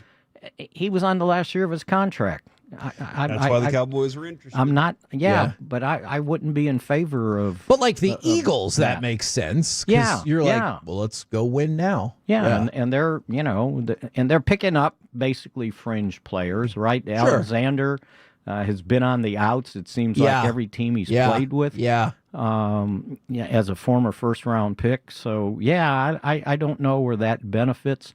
And, and who knows what, he's got cooking. I can see giving up a seventh for the linebacker. Sure. And you still have this year and 2 years left on his deal. Yep. I don't know that, he would have to play awfully well for me to adhere to $6 million base salaries over the next 2 years. But reading in the Cincinnati Enquirer, it sounded like the Bengals, what are they? They 3-5, 3-6, something like that. That they've decided they're going with their younger linebackers. Exactly. Yes. And I could see that. And he doesn't have any more guaranteed money after Right, this year. exactly. Which is a huge deal. We were talking about the offensive line. What did you think about Cooper Beebe? Yeah, I don't know that anybody played well. That I'm just going to lump them all together. When you give up that many sacks, that many pressures, that many quarterback hits, they started off running the ball well, and I think that was something that they could have hung their hat on. But when you get behind, 27-10 at the blink of an eye, it's like, well, there goes the running game. We got to throw, and now they're pinning their ears back and giving you problems. So, it just they let the game get away from them too easily, especially with those explosive plays. And then, at halftime, it's like, okay, well, let's come out and, show them what we got. And the first play, you give up a 50-yard completion. Yeah. Talk about, the pin in the balloon. Holy cow. Yeah. So, and I understand they're shorthanded in the secondary and they're trying to, do as well as they can. You got backup safeties. Basically you had 3 safeties out. Now, I don't know if you want to count Elijah Clark, the rookie that started for the first time last week and gets hurt. So that's 3 of them out. And you're playing what you thought were your 2 backups, and I think we understand why they're backups now. Right. And then the secondary, they tried to compensate and get Reddy Stewart out there, playing in the slot, and they blitzed. They listened to us, right? They did. They were blitzing, and it's like, don't sit back, just let's go for it, and they did a nice job for the majority of it, but too many times Brissett had all the day in the pocket to look down the field and kind of eeny, meeny, miny, mo out there. Which one do I want to throw? So, it's just, they talk about complimentary football. Yeah, this was uncomplimentary football for sure. I hope that is the name of your next column. I really do. No, I think it was, if you thought last week was bad, this week was worse. Oh, well, that feels accurate as well. Are you going to be trying to take time off for the bye, or you want to hop back on with us tomorrow? Oh no, I'll be here. Yeah. Will you be here? We'll be here, man. For Thursday sure. too? Yeah, that's right. Yeah, we'll be in our new studio next Thursday. On Thursday, though. Yeah. So maybe not Friday though. Okay. All right. If that's okay with you. We'll guys. consider it. We'll take it under advisement. Let me know. Mickey. Yeah. All right. There you go. Mickey Spagnola, DallasCowboys.com. Now, a couple of quick updates from the fantasy people. I don't think I said that right. Shut up. From the 682, I finally won in my fantasy league, only because the other person played 2 people that were on injured reserve, and I still barely won and was sweating my ass off. From the 682, I'm 4th in my league in scoring, and I have won 3 games. From the 817, this one's wild. I'm in first place in a 12-man league. I lost to the then 12th place team a few weeks ago for my first loss. Now I've lost to the new 12th place team for my second loss. So the only teams that he's lost to, like that win probably got that other team out of last place. I want to say thank you to Javonte Williams for single-handedly moving me back into sole possession of first place in my fantasy league. And pretty early on. From the 4-3-2, I was down by 2.2 points against the Cowboys last drive with no one playing, and my opponent had both Lamb and Prescott. That interception on 4th and long got me the win. That is amazing. From the 2-4, all I needed was 17 points. I had Javonte, Aubrey, and Ferguson. I lost by 1.02 points because Shotti went for it on 4th and 5, and Ferguson and Williams both fumbled. That's my approximation. They typed in AAAAARGH. That felt right. We're the KNC Masterpiece right here on 105.3 The Fan. Coming up next, it's time for AM on the FM. We got the question of the day, plus how much is ESPN costing Disney, and guess who? Next on The Fan. Oh.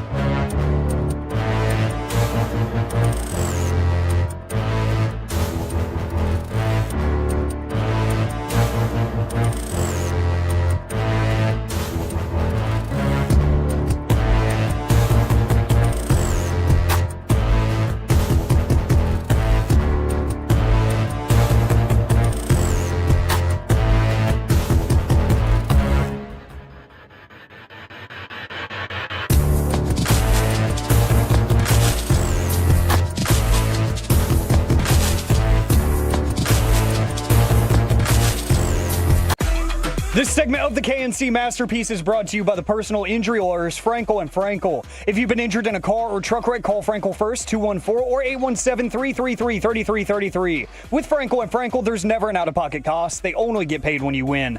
Frankel & Frankel, the go-to car and truck wreck attorneys in Dallas. KNC Masterpiece right here on a 105.3 The Fan on a Cowboys Lose Tuesday. But right now, the one thing that can lift all of our spirits, it's time for this. What does this button do? Please, please, do not push the button. You have no idea what it... Alec, you be quiet. Alec, that was awful. 1 for Alec, 0 for Peyton. Don't you dare touch that dial. Don't you dare do it. It is time for AM on the FM. My name is Alec Medford, the man that they call the Pride of Mansfield, Texas. Yeah. 877-881-1053, the Frankel and Frankel Injury Attorneys text line to answer today's question of the day. Just how much is ESPN costing their parent company in this dispute with YouTube TV? Do you like it, by the way, or are you ever amused by how both companies try to make it feel like it's the other one's fault? Like, YouTube TV is like, they're trying to raise your rates and cost you money. And then ESPN Disney is like, YouTube is taking away your favorite program. The finger pointing is amazing because, like, if you just kind of read into it, you know who's in the wrong here. It's Disney and ESPN. They're raising their prices to stupid amounts of money. YouTube's like, hey, we kind of had an agreement in place. What's going on here? So yeah, we're going to get into the actual semantics of how much it's costing Disney to not have that deal going right now. Plus, we're going to play a game of Guess Who. But it's a very weird one. Okay. Always pick the most nondescript character in Guess Who. Don't pick somebody who has a hat or glasses, because you have the opportunity to lose quicker if they're like, do you have hat or glasses? And then click, click, click, click. Is it a girl? And you're like, there's only 3 on there. Oh, not very well represented. Oh man, do you think they were making new Guess Who? And you're like, that you thought it was okay. I almost made a politics joke a minute ago. Oh, I held off, Kevin. Oh no. Held back. Yeah, there's too much going on today for that. Please. Yeah, it's bro. Football time. Oh, it's election day. Oh gosh. Anyways, the question of the day. Never mind. You just keep talking, buddy. Yeah, thank you. I appreciate that. The question of the day is not political. It is about holidays, not national holidays. I got to know because I've been seeing too much of this already. How early is too early for the Christmas decorations? Because I'm already seeing Christmas trees up in windows in the neighborhood. I'm already seeing inflatables in the yards. Like, how early is too early? And tell me, when do you start decorating for the holiday season? 877-881-1053. Because for me, there is tradition, and I refuse to break it. So I did not realize my wife had these fiery opinions. The house right across the street from us, their house is kind of up like a little hill, sort of. And you can see House on a hill. Yes, their window, they've already got their Christmas tree up and lit and everything. And I go, look at that. And she goes, ugh, stupid. And like that, I mean, for me, you'd be like, it's been 5 minutes. Of course he said that. But for her, that is kind of out of character. So I did not know until that moment how much she despised that. Huh. Alec, I do stand by this. The people who will put up the skeleton and then use it for Christmas and then use it for Easter. I'm all about it. I love it. Thank you. I also feel like Christmas decorations should go up the day after Thanksgiving. I support that. That's what I think. Lucy, however, disagrees with me. Emphatically. I woke up Saturday morning, and she had already, I couldn't remember what Saturday. Yeah, he didn't know that the World Series Game 7 was on Saturday. He was like, no, it was on Friday. And I was like, it was not. I may have drank a lot of bourbon on Friday and Saturday, all right? I'm just saying. Me too on Saturday. And so the Saturday morning, Lucy had already pulled all the Halloween decorations down, even the ones outside, stacked them up on the patio. I was like, you're not supposed to go out there without us. Are you kind of proud of her for putting in all that work? Yes. Yes, very proud. Okay. But on top of that, she was like, women are. He goes, now go up. No, PJ, that might not be the right time for that one. Goes, now go up in the attic and get all that stuff down so we can start Christmas. And I was like, no. And I also don't like getting a Christmas tree until late. You get a real tree. We get a real tree, and I don't want that thing to die. It's not on me, dude. That is definitely. Also, I got a great Christmas tree lot in Plano that you got to check out. I'll give you the notes on that as we get closer. You have to pay a toll to get into the lot. No, you don't. What? You just got to buy the tree. He's awesome, dude. He's great. Oh, so you got a plug is what I'm hearing for Christmas trees. It's Jake Ferguson's Christmas tree dealer. Is that what you call them? The Christmas tree dealers? Oh, okay. Hey, come back here. I got some unbelievable 8-foot pines. Get your pine fix. Get your noble fir fix right now. If you hear Corey talking about he's got a good deal on some tree, it's Christmas trees. With the snow, I guess. Wink. Yeah, playing in the snow. No, you've got the snow hookup. Oh, yeah. He's going back to rehab sometime soon. Informer. In Germany. But let's see, 877-881-1053. What is the time to put up your Christmas decorations, and how early is too early? Guys, I'm going to have you take over because engineering is calling me. Oh, Great wow. timing. All right. So how early is too early, Kevin? I agree with your assessment, but I also don't get bent out of shape about it. Like when Jess was like, ugh, with that tree, it doesn't really bother me. I was like, huh. And that's it. And I pretty much move along, which I know is rare for me because there's no subject too small that I can't get fired up about. But yeah, with that, it doesn't really bother me. But I'm with you that Friday or maybe that weekend, depending on like Jess's family's having Thanksgiving on Friday this year. And so it kind of to like not conflict with other family stuff. And so I wonder if wrong day. That's true. I wonder if people like do a weekend thing where they're like, hey, let's all decorate the tree together or whatever. Did you just throw an accent in there? He did. Yeah. Let's decorate the tree. Spiced it up a little bit. I don't like it. Okay, are you back? Yeah, I'm back. All right. I think. Kind of here. 877-881-1053. The reason I asked this is, like I mentioned at the open, I've been asked the question by friends. I already have a friend, hello Carson, who put his stuff up on November 1st. And I'm like, dude, we're doing way too much. For me, tradition is Thanksgiving Day, we put up the tree. We will put up the Christmas tree on Thanksgiving Day. Before or after the Cowboys game? Usually before. Okay. This year during might be a solid idea. Yeah, that's true. Because I could see after, because it feels like immediately after, like that evening, or at least the next day, they're firing up like Home Alone and The Grinch and stuff like that. So that makes sense to me. Yeah, and after the game, I'm kind of checked out. I want something to relax. If there's any Christmas movies on TV or anything on streaming, I'll throw something on too. So may as well get in the mood right then. This is Don H., y'all's Christmas light guy from the 6 a.m. club. Oh, I need a new Christmas light guy. Yeah, but for us that own Christmas companies, we have to start and want it done by Thanksgiving. It's crazy times right now. That actually makes a lot of sense. So this is tax season for them. Sure. Like this is, you might be like, well, it's not due until whatever. And they're like, I got a lot of clients we got to go through. That actually makes a whole lot of sense. I will give them credit on that. Yeah, and I can't knock the hustle. If that's your way of business, yes, take advantage of the people who I think are doing it wrong and doing it way too early. Yeah. Absolutely. So get that money and get the business going. I appreciate that. I'm totally okay with that.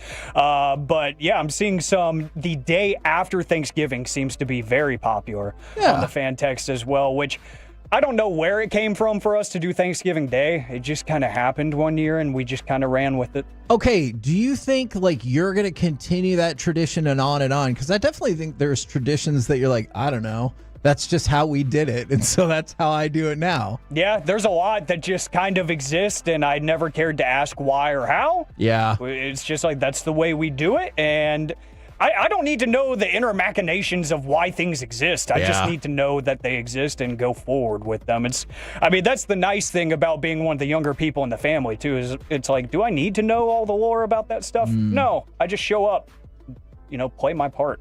It's pretty simple. It's pretty simple. From the 254, Alec drank no bourbon on Saturday. I know for a fact you don't party. I guess you don't follow me on social media. Wow. Do you not party? I was at a Halloween party on Saturday. Wow. Of course I did. What'd you dress up as? Mordecai from Regular Show. Oh, yeah, that's right. Yeah, and my buddy Anthony was Rigby. So everybody was dropping all the show references and stuff. It was great. I was kind of worried that it might be a flop. People are like, oh, cool. But like as soon as we walked in, people were quoting episodes and stuff. It was amazing. But yeah, we were watching the World Series game for most of it, Corey, because we knew it was on a Saturday. I mean, he watched it. He just didn't remember what day it was. I thought it was Friday. I was like, no, it was Friday night. I'm pretty sure. See, and we planned the entire party around Game 7. And we were losing our minds, and we had bets going on it and stuff, just in-house and everything. And it was a good time. So, yes, I do. I promise. And the people questioning the pride of Mansfield, Texas, it happens every single day. I see you. I hear you. I do not make the rules. They say it, not me. It's true. They say it. I've heard people say it. Me too. At least one. Somebody has. Guys, this whole YouTube TV spat that's going on with ESPN, Disney, YouTube TV not wanting to show NFL games and whatnot on YouTube TV. And like you mentioned at the start of the segment, Kevin, both sides think the other side is evil and wrong. Or at least have to portray that. Exactly, yeah. And in my mind, I blame Disney and ESPN because they unfortunately have the ability to kind of say, you're going to pay us whatever we ask, even if it's 200% more than we initially agreed on or what have you.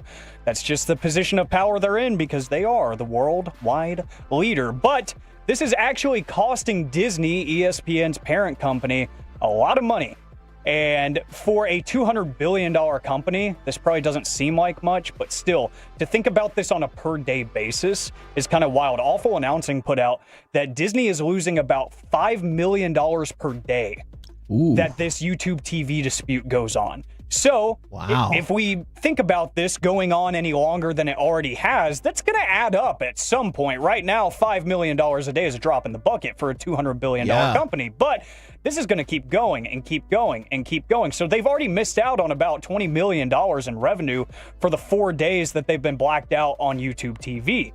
So this keeps on going. It's going to keep on costing them. So at some point, you have to imagine the Disney higher-ups are going to be like, all right, we need to get something figured out because losing money intentionally is not cool. So surely the formula that they've put together is this is what YouTube TV is offering us in like carriage rates and everything, and this is what we want, and that's the difference. And so once they pass the threshold of that difference, then, or approach it, I guess, then they'll probably go back to the negotiating table pretty hard. Yeah, so, and I know this affects a lot of people, a lot of Tolos, and I'd like to know if this is affecting you. 877-881-1053. Let me know, because I have Spectrum streaming, so I don't usually get the short end of the stick on some of these things. Thankfully, it's nice. Like I had RSN in my sports package when that launched for the Rangers. Right. You know, like I have all the local channels. I have all the big sports channels like ESPN, ESPN2. I have ESPN Unlimited through Spectrum. There's a lot of free stuff you get through them. Yes. Disney Plus you get for free through them with our plan that we have too. Fantastic Four's coming out tomorrow on Disney Plus. I need to watch that. And I literally just found out I get it for free like last week, and I've been paying for it. So I'm canceling my Disney Plus subscription because I can get it for free. So Spectrum has been great. But I know a lot of people that go the YouTube TV route just for the ease of access for it because it's on most of your TVs. It's on most of your phones. You use it religiously if you're like me. It's appointment television for me to find random YouTube videos that add nothing to my life at night because I'm purely bored. So I know that people like the access and it's already in front of them. So I'd like to know how that affects you. And guys, we're going to play a quick game of Guess Who. I don't have the answer to this, so this is going to be really fun. But if you want the actual picture, go to Kike Hernandez's Instagram page. Or just search his name on Twitter. It's already blowing up. Kike Hernandez posted a picture on his Instagram page of him taking a selfie with who I would assume rather, appears to be one of his teammates on the Los Angeles Dodgers with their pants halfway down. Oh, dear. And they got a tattoo of Kirby, yes, the little pink dude, holding up the World Series trophy on their butt cheek. So, I can see it. Dear. And the caption just says in all caps, Guess Who? So my first guess was he has a teammate named Kirby. Kirby Yates, former Ranger, ring a bell? That would be my first guess. That makes but a lot of sense. Kike Hernandez is known to have a lot of fun on social media and post some stuff that is really going to throw you for a loop, and I was not expecting to see that when I opened my page right before the segment, so I scrapped my other content because I needed you to know that Kike Hernandez has a teammate with a Kirby holding a World Series championship trophy tattoo on their butt cheek. Didn't he have a hat on once that said the Yeah, he did. Beehole Whisperer or something like that? He did. It was hilarious. And the Dodgers had to like edit it out of a social post because he was wearing it like on the team plane or something. Yeah. He's a character. He's a character. So I'll leave it up to you who you think has the Kirby butt cheek tattoo on the Los Angeles Dodgers. Oh, we're the KNC masterpiece right here on 105.3 The Fan. What a whirlwind that indeed was. Coming up next, it's time for Gridiron Gravy. You know what? Just to kick ourselves again, let's power rank those power rankings right here on The Fan.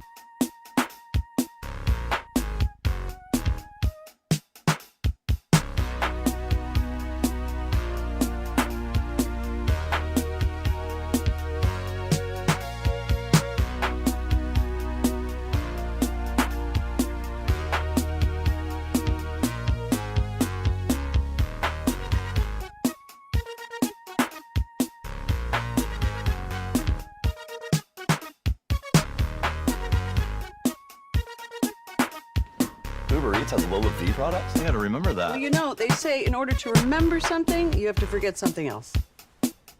Okay, now that is a very cute haircut. That's like a little shag. I've never seen it before.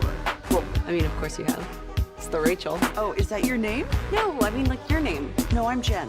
My name's Jen. Right, but I just mean, like, this is your haircut. But that's hair on your head. I'm not saying this is your hair. Okay, freaking me out a little bit.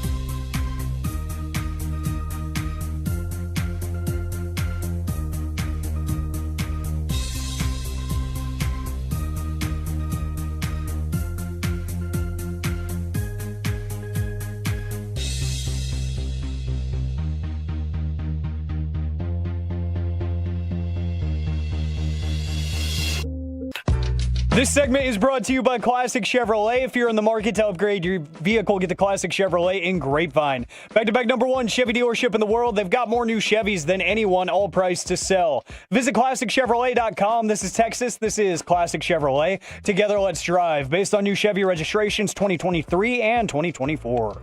It's a very long kick, but he just snuck it inside the right upright. Just. And the Cardinals have the first lead with 3:38 remaining in the first quarter. KNC Masterpiece right here on 105.3 The Fan. Quick question before we get to Gridiron. I know what they said in the rules meeting or whatever, but don't you still kind of think that field goal was no good? The Cardinals one that like floated over the post, and they're like, oh, yeah, we're going to go to break and not show you a replay, but it's good. And then they come back and they're like, oh, yeah, no, it was good. So the Brandon Aubrey one was good too then, huh? No, that looked like the Tecmo Bowl or whatever thing, the Madden thing when you accidentally push the arrow over to the one side and you're like, son of a gun. What happened? He changed his mechanism. He did, that's a fact. He absolutely did. And I didn't like it. He said, you know what? That little kid, he ended up hitting one from 68 yards. Yeah. He was like, now it's my turn to hit one from 68 yards. Is it sad that it sounded like the biggest crowd cheer of the night is when they sent him out there to kick that field goal? They were so pumped. Everybody was so pumped. They were like, we can't believe it. And he wasn't even going to break the record. He was just going to tie it. I kind of think we got jobbed on that. Yeah. We should have set it back just a little bit more. I think so, too. Right now, powered by Men's Tea Clinic, let's go around the entire NFL and dip into some gridiron gravy. Dip it and rip it, and that's why he missed it. Yes. He was like, I don't want to share this record. I want to own it. That's true. So if they would have got a false start, as we've been known to do, 73, he would have gotten it. All right. You want to share that. I didn't get a chance to mention this yesterday, but Caleb Williams joined an elite club with one of the greatest players of all time. Only two players in the Super Bowl era have caught multiple passes and thrown multiple touchdown passes in the same game. Jared Goff. It's Caleb Williams and Walter Payton. Oh, do we need to go to Alec? Alec, do you have news? We got some breaking news. The Jets are trading Sauce Gardner to the Colts. What? That's per Ian Rappaport. Whoa. Yeah. For what? That is a good I'll question. let you know. What's the compensation? I'm going to say a second. Based on nothing. I have not seen that. I'm just throwing that out. Kay Adams is saying now go get Trey. So she's urging the Colts to go get Trey Hendrickson. Wow. Man. Sauce to the Colts. That is a big move. Do you feel like over the years, and I know we still got 3 hours and 13 minutes to go, give or take, bigger names have moved? Yes. Yeah. I think it was Fish that I was always like, why are we even talking about these things? Like, Right. it never happens. Right. But if you want to talk about Adrian Peterson getting traded to the Cowboys, let's do it. Like, that's what Fish would always basically, it's not going to happen. They don't ever move. But if you want to talk about it, let's do it. And here we are, Kevin. Now we're at a place where it actually does happen. Bigger names are moving. And there are teams that are recognizing that they're not good. They're like, we have a great player, but we're not good. You might as well send him somewhere where he'll be happy, and then let's get the compensation for it, and let's go reinvest in something else for the next person. Man, they would have had to. Do you have more? I have the return, and it's going to blow you away. 2 first-round picks are going to the New York Jets per Adam Schefter. Okay. Yeah. All right. So I was just trying to kind of wrap my head around that because I was thinking they must have had to redo his contract or something like that. I wonder if the Jets took on all of the dead cap hit right now, and thus then the rest of his contract would be like 3 years, $54 million, give or take. If the Jets took all of the dead money hit, I think the rest of his deal would be like 3 for $54. And so maybe that was the deal, is they're like, we'll take the hit, but this is what it's going to cost you. That's one way I can kind of wrap my mind around it, but holy smokes. So my prediction of, hey, maybe they gave up a second and something else is definitely wrong. 2 first-round picks to the Jets for Sauce Gardner, who, when he doesn't play against the Cowboys, has looked like an elite player. And the Colts are probably feeling like they're going to end this season, 30-something? Yeah. 20 in the low 20s. Oh, on the draft picks? Yeah. I'm sure that's the hope. So they're probably, or the high 20s, if you will. They're probably feeling pretty confident that pick's going to be one that they weren't going to use as a top flight. So, wow, this is fascinating. Man, look at the Indianapolis Colts going for it.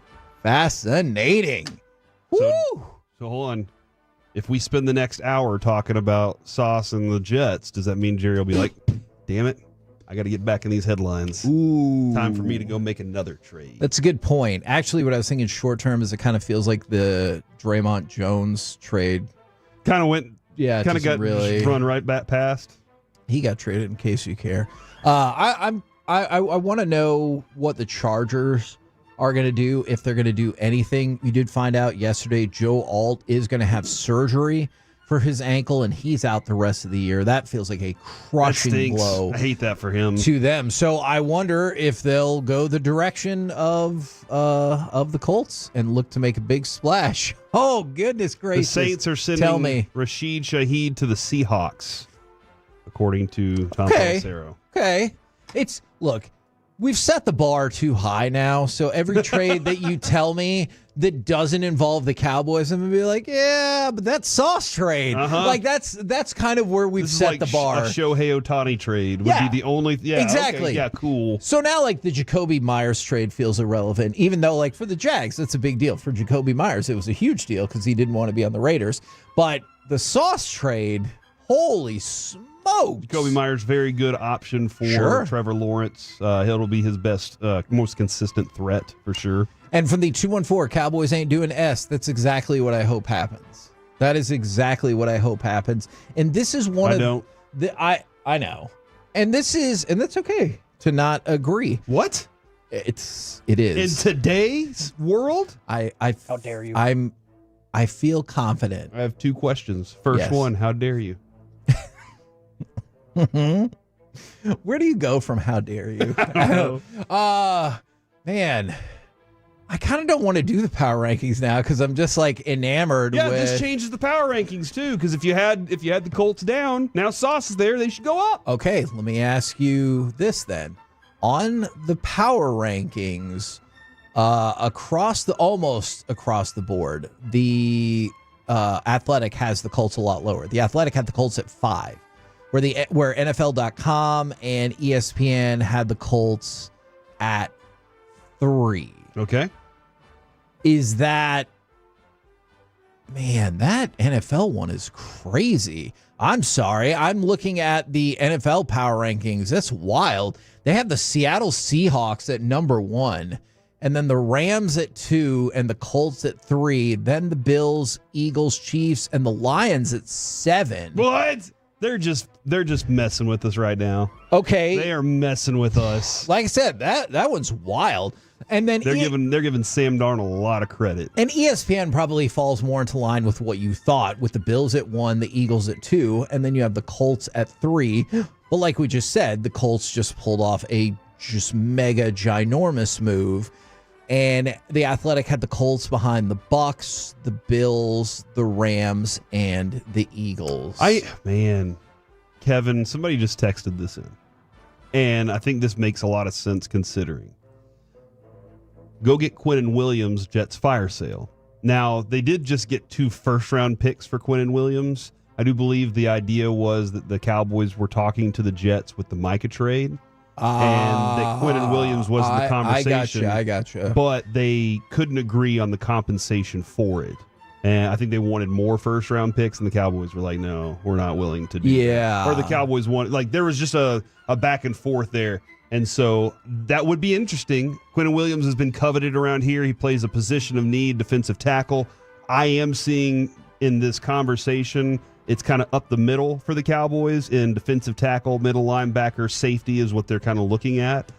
Got to be strong up the middle. That's a fact. Okay, but is it a fire sale for the Jets? That's not fire sale whenever it's that price. And that's what I think. I wonder if the Jets were just sitting around minding their own business, and the Colts are like, check this out. Mm-hmm. And then the Jets were like, what do you think? And you're like, okay, I guess. And so that's what I wonder. But if you're right, if the Jets, or obviously we've talked a lot about the Dolphins leading into this, were to fire sale, then for sure. Nick Harris will be on with us at 12:20. Yeah. Has tweeted this. Well, the Jets are apparently having an estate sale. For the Cowboys and their connection through defensive line coach Aaron Whitecotton, being aggressive for Jermaine Johnson or Quinnen Williams has to be a priority before the deadline. So we'll talk with Nick Harris coming up here at 12:20 about that. Yeah. That idea right there, because he has the connection to those guys, and I wonder what the value would be. Yeah. I'm trying to break down what that cap would look like. And if you Sean made the Sharif move. has tweeted that Adam Schefter has said there's more coming. There's more coming. So Okay. Here we go, boys. And by the way, in case you cared, the Cowboys are 21, 22, and 23 in the power rankings, which, you know. How can you be the 3 places? Is that how good they are? No, they're just just 3 different power differing rankings? levels. I thought it was the same power ranking. They were like, no, they're right there though. They're definitely differing levels of disappointing across the board, I think, is what it is. Coming up next, Dallas Cowboys thank you and no thank you notes after an embarrassing performance against the Cardinals. Plus, embarrassed? Yes, maybe more trade stuff next on The Fan.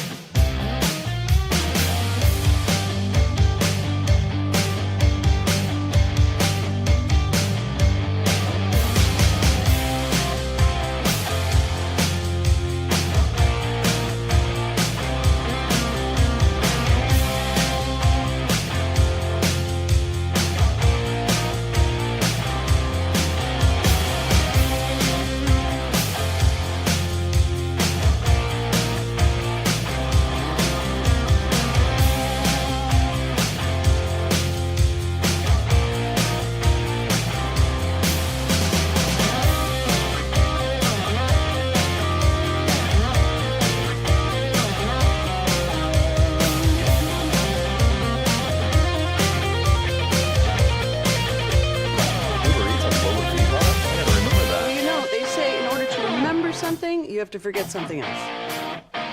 Okay, now that is a very cute pickup. That's like a little shag. I've never seen it before. Well, I mean, of course you have. It's the Rachel. Oh, is that your name?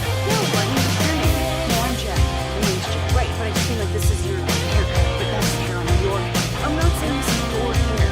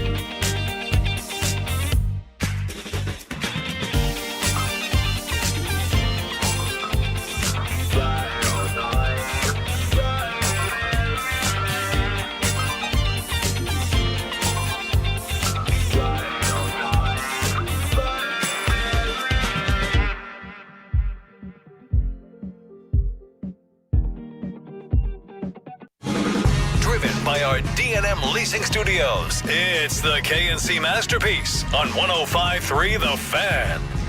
Okay, AD Mitchell is going along with the draft compensation to the Jets in the deal for Sauce Gardner that brings him to the Colts. So another player added in there as well. And we were just having discussions off air. I really want to see if the contract was changed at all on this, or if the Jets, to facilitate this, were like, we're going to eat a bunch of money, because, man, that is a huge return. Sauce is awesome, and he's 25. So I get it, but holy moly, that is a big... This feels... The Jets are getting 2 first-rounders for A.D. Mitchell. Oh, hold on. No.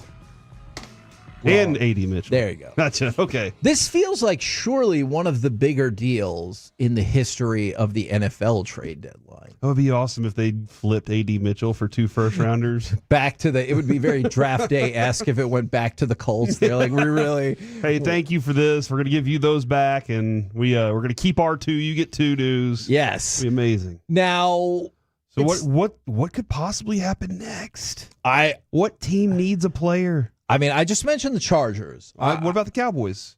No. They need players. They do. I would much rather, and I'm going to lose this. Jerry said it again this morning after he mentioned it yesterday. There are 2 more deals he's working on. I realize I'm going to lose this fight. I think that's a mistake. You need to go 6-2 the rest of the way. You're 3-5, and can you? Maybe. Theoretically, mathematically, it's possible. But I'm asking you all right here, right now. They are 3-5-1. And I mean they trade for Trey Hendrickson and Bradley Chubb. Okay. You still need a safety. And Minka Fitzpatrick. Okay. I think you're a much more talented team than you were before. Can you go 6-2? You can be average. Then defensively. Why? Average defensively. In terms of Hendrickson, I get it. I will say I get it if the player's under contract for multiple years. I can at least wrap my mind around it. But if the player is not going to be here after next year, or is not contracted after this next year, then I don't get it, because you're going to need to go 6-2 down the stretch to be 9-7-1 and make the playoffs. At least, probably. I think you can win 1, 2, 3 games for sure. For sure. Okay. Now, or with the newly constituted team? Okay. Okay. Raiders, Giants, Commanders. Agreed. For sure. Okay. Now, can you get 1? I had the Cowboys beating the Chiefs on Thanksgiving. I also, at the moment, I had the Cowboys at this point at 4-5. Okay. They are currently 3-5-1. So I feel like I was pretty damn realistic about what this Cowboys team is. I did have them beating the Chiefs. And so you would have, in my mind, you would have to pick up another one somehow. That's a tough schedule right there, but you have to figure out how to pick up another one. I just don't see it. All right. It might be the Vikings, but. So Corey boiled it down perfectly.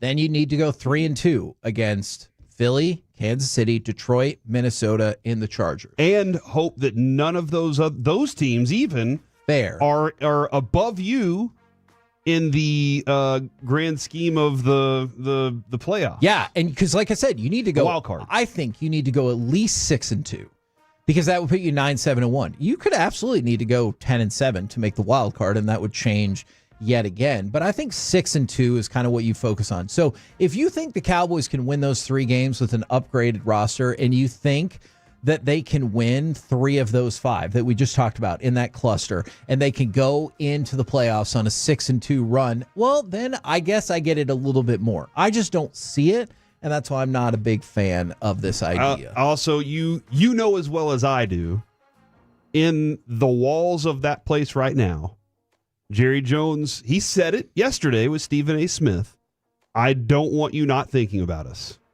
Yeah. If they don't make any more moves, and they go up against the Eagles, the Chiefs, the Lions, and the Vikings in those 4 straight games, and they're getting slaughtered, they will be forgotten. And that's the thing he wants the least. Okay. And let me add this to it. You're right. And there's nobody in those walls that's telling him that that's okay. That we can be forgotten for 4 games and be relevant whenever we get all these picks. See, nobody's in there telling him, because they're like, okay, how do we do this for Jerry? Because they care about Jerry Jones. They do. They really, the people in that building, they're his family. There are other people in there they really do care about him. They have respect for him, whether you do or not. But they don't have the type of feeling where they're going to say, no, Jerry, we shouldn't do that. Because he wants to win right now. He said it this morning because of his age, and they all want it for him too. You're right. I'm not trying to defend it. I'm saying this is the reality. You're right. And I think that's something that hopefully our show does a good job of laying out what's happening in front of you, even if you don't agree with it. And I think you just did a great job of that. All right. So here's my pitch. All right. And I have a lingering email that I need to take a look at that I know disagrees with this idea. But here's my pitch. 4th and 5th rounder for Rashid Shaheed. Okay.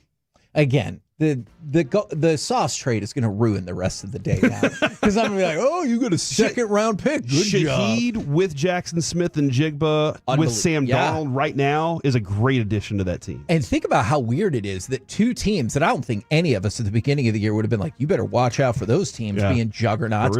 Led by Sam Darnold and Daniel Jones are the ones that are making moves. Yeah. So, yeah, you're going to end up with that's your Super Bowl. And I'm going to be like, I don't know what happened. So my pitch would be, and you can take whatever generic player you want because it's just kind of an abstract concept, is if you trade out players today, let's just say somebody was like, George Pickens, we want him. Here's a 2nd round pick. All right. So you will go into the next draft. And you're right, Corey. You're 100% right. People would stop talking about eventually. I think it would take till probably after the Philly or Kansas City game. So you'd pop your huge number for Thanksgiving. And nobody would care about your team the last 5 games. I get it. That's tough. But on the flip side, here's what you take into 2026. You would have 2 first-round draft picks. You would have 2 second-round draft picks. You would have another first-round draft pick in 2027. And what I will tell you is, when is the peak value of draft picks? At draft. At the draft is exactly right.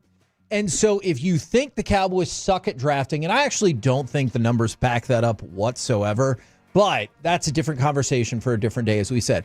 You could make other trades to strengthen your team then when the slate is wiped clean, when you're 0-0 and you get a whole nother shot at this. And you know what? A lot of people are going to pay attention to your team when you have control of that draft.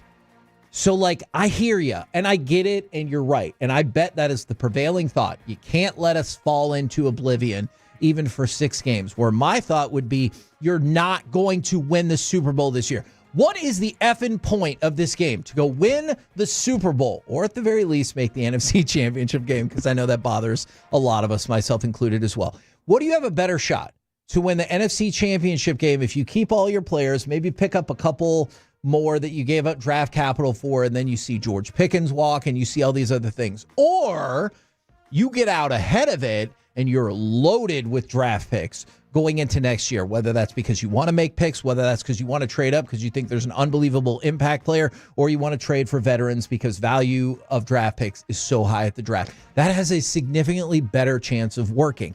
But I pitched that to Jerry on Friday, and you heard, I'll take it under advisement, essentially. From the 520, dude, the Cowboys are forgotten. No one really cares about them. It's not true. When they start winning playoff games again, people will care. I live in Tucson, Arizona, surrounded by Eagles fans. Winning keeps the eye on the product. That's false. There is a possibility that only ESPN cares about the Cowboys. But the ratings show exactly that everybody watches Cowboys games. And Kevin, last night, did you watch much of the lead in to the game? No. Okay. I usually don't. I turned it on at 5 o'clock or 5:30 or something like that after I got back from the gym, turned it on and was like, all right, I'm going to roll into this game. Every feature was on the Cowboys. They didn't talk about Arizona at all. Yeah. They did nothing on Arizona. They did not care about Arizona. It was all about Dak and all about Shotti. It was a whole 4-minute package on Shotti. And I was like, man, that's all they care about. So it's not that nobody cares about the Cowboys. Jerry knows that. But this is why he brings their name back into conversations like this. And people do care. And there's a difference. Two things can be true at the same time. When that person said, people see through Jerry's BS. Sure, you do. I do. We all do. But you still watch and you still root. And I'm not going to change that because, like I said, the Cowboys were a part of my life before Jerry Jones came into the Cowboys, and they'll be a part of my life, God willing, after Jerry Jones is no longer part of the Cowboys. All right. And that's why I'm not going to change. It's not because I hate when people go, oh, you Cowboys fans, you just buy into everything. No, you dip ass. Nope. I thought about it ahead of time. I watched the Cowboys because I grew up, and that's how I learned sports, watching the Cowboys.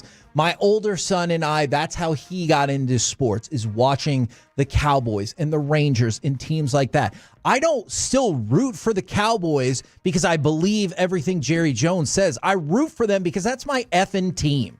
All right? And even if they piss me off all the time, because they do, I'm not going to change. Not because I don't understand. I understand. Corey understands. Alec understands. The Tolos understand. But for so many of us, that's still our team, and that's why it's infuriating. And that's why I want a radical different direction, because I know their way doesn't work. Try my way. Give it a shot. Worked out pretty well when you did with Herschel Walker. Yeah, the first 30 years of the Super Bowl era, the Cowboys were very prominent. They were in 15 of the first 30 NFC championship games. And that set the foundation for what I was watching and rooting for and hoping that they could get back to. The last 30 years have not been as fruitful by any means. Yes. And that is why I'm frustrated. But I've been frustrated with lots. I was frustrated with the Mavericks for years, and they finally won a championship. And then I was frustrated with the Rangers for years, and they finally won their World Series. Yeah. Even though Nelson Cruz had been there in Game 6. He was right there. He was that close. Yeah. And then the Stars. They haven't won one in almost 30 years. Hey, that actually is true. Dang it. But isn't that a perfect example? Think about it. For just 1 second, just hear me out and send your hate mail to corey.majors@odyssey.com. Yeah, good luck spelling majors. Do you know it's only been 4 years longer since the Cowboys didn't won a title than the Stars? But they're in the conversation every year. As Choppy said, they get their mail in the championship game. I agree. That's one option. Or the second option is just the level of viewership, care is significantly lower in terms of number of fans. And that can be a good thing. That can be a bad thing. But you're right. But don't you think you would get to a point with the Cowboys if they kept... I mean, people wanted to run Tom Landry out of town in the late 60s because they're like, well, he's not the guy to ever get you over the hump. Then what happened? And then he did. And everyone's like, he's the greatest coach of all time. And then people boycotted once he got fired. And so, they won a bunch of Super Bowls and they were like, oh, I guess I'm back. Yeah. And so, I think, because somebody just said the goal is to create a dynasty, not win one Super Bowl. I think that's an insane opinion. That's Choppy's opinion. I know, and I've told Choppy. I want to do both. I think that's an insane opinion. You're right, but right now, you just want one. Oh my God! You just want an NFC Championship game. I mean, I want to win a Super Bowl. People, you think you know what would happen to this city. You have no idea how everything changes when the Cowboys are good. I would take a Super Bowl. And if you told me we could build off of that, great. You haven't even gotten close. You haven't even gotten into the game that gets you into the Super Bowl that you still have to win. So not only have you not won a Super Bowl, you have not been to a Super Bowl. Not only have you not won an NFC Championship game, you haven't even been to one. You're like 4 steps removed from even being there. So you're damn right I would take one Super Bowl. From the 682, wow, being a Cowboys fan seems painful and toxic. I'm sorry for you Cowboy fans, a bad marriage. But that's why my marriage is so good. Because I already have an example of a bad marriage. And that's why my marriage is good. Oh. Because I'm like, you know what? I'll never do to my marriage what the Cowboys do to me. Yeah. And from treat it that way for the rest of your lives, you'll be all right. From the 432, Kevin's rant is why it will never change. But people try to act like it's only the Cowboys. I sat through the Mavericks when they were literally the worst franchise in the NBA in the 90s. I don't mean a bad. I mean the worst franchise in all of professional sports. Robert Pack. I sat through, think about it. Do you know how long it took the Rangers to even make the playoffs? It was their 25th season in Texas before they made the playoffs one time. 25. And for the seasons I was alive of that, I continued to root for the Rangers no matter what. These are my teams. I don't think it's only the Cowboys. It goes, I mean, the Stars haven't really had those like same hard times that those other two franchises have had. But if you're a Rangers fan or you're a Mavericks fan, you sat through plenty of garbage and you probably still supported the team. If people can switch teams, that seems way better. I would love to just say, I'm a Chiefs fan. Yay, we're going to win the Super Bowl. That would be great. Or I would love to be like, oh, I was a Tampa Bay Lightning or Florida Panthers fan. That would be awesome if you could do that. I can't do that. I will tell you this, though. Don't use that as drops, you jerk. That catalog of Kevin fandoms is getting deep right now. Because you were a Steelers fan, but now you just admitted you're son of a gun. George McLeod. Yes, George McLeod. I was there for that, too. Somebody said they wouldn't give up the Rangers World Series for a dynasty. If I had to make that trade, I would do it. Yeah. I mean, if you're telling me I get a title plus 2 more, I'll take that. Yeah. But look, we didn't do Cowboys thank you notes. I'm sorry about that. We got into other things. So thanks for nothing yesterday, Cowboys. How about that? The Browns are sending defensive end. It's not Myles Garrett. Joe Tyron Shoinka and a 7th round pick to the Bears in exchange for a 6th round pick. Neat. We're the Kansas masterpiece right here on 105.3 The Fan. Coming up next, we will talk with Dallas Cowboys beat reporter for the Fort Worth Star-Telegram. It's Nick Harris next on The Fan. When your friends say...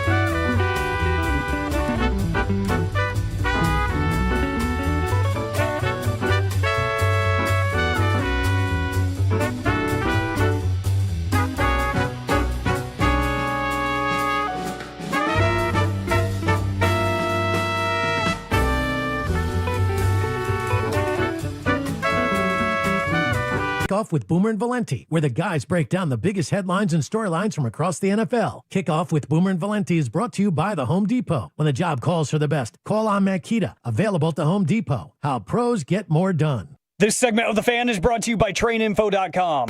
Trane heating and cooling systems are tested, retested, engineered, and re-engineered to keep up with you. We run together.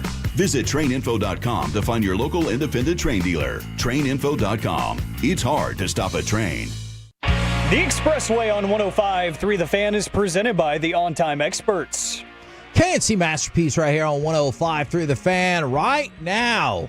Let's bring in Dallas Cowboys beat reporter for the Fort Worth Star-Telegram and man who I wasted 5 minutes of his time by running the previous segment long. It is Nick Harris. Good afternoon, sir. Yeah, no worries. I had shot Corey a text. I was like, hey, we're still good, right? We're still good? But no, I appreciate you fellas. Kevin went very long with a bit the of a rant. thing. Yeah. Hey, sometimes you got to do it. I understand it. Now, who do you think the Cowboys are going to trade today to get 2 first-round picks, much like the Sauce Gardner deal? What can we do to make that happen? Yeah, right. I think Benjamin Solak from ESPN put it perfectly on Twitter. He's like, I don't think it's an insane overpay for Sauce Gardner to be worth 2 first-round picks.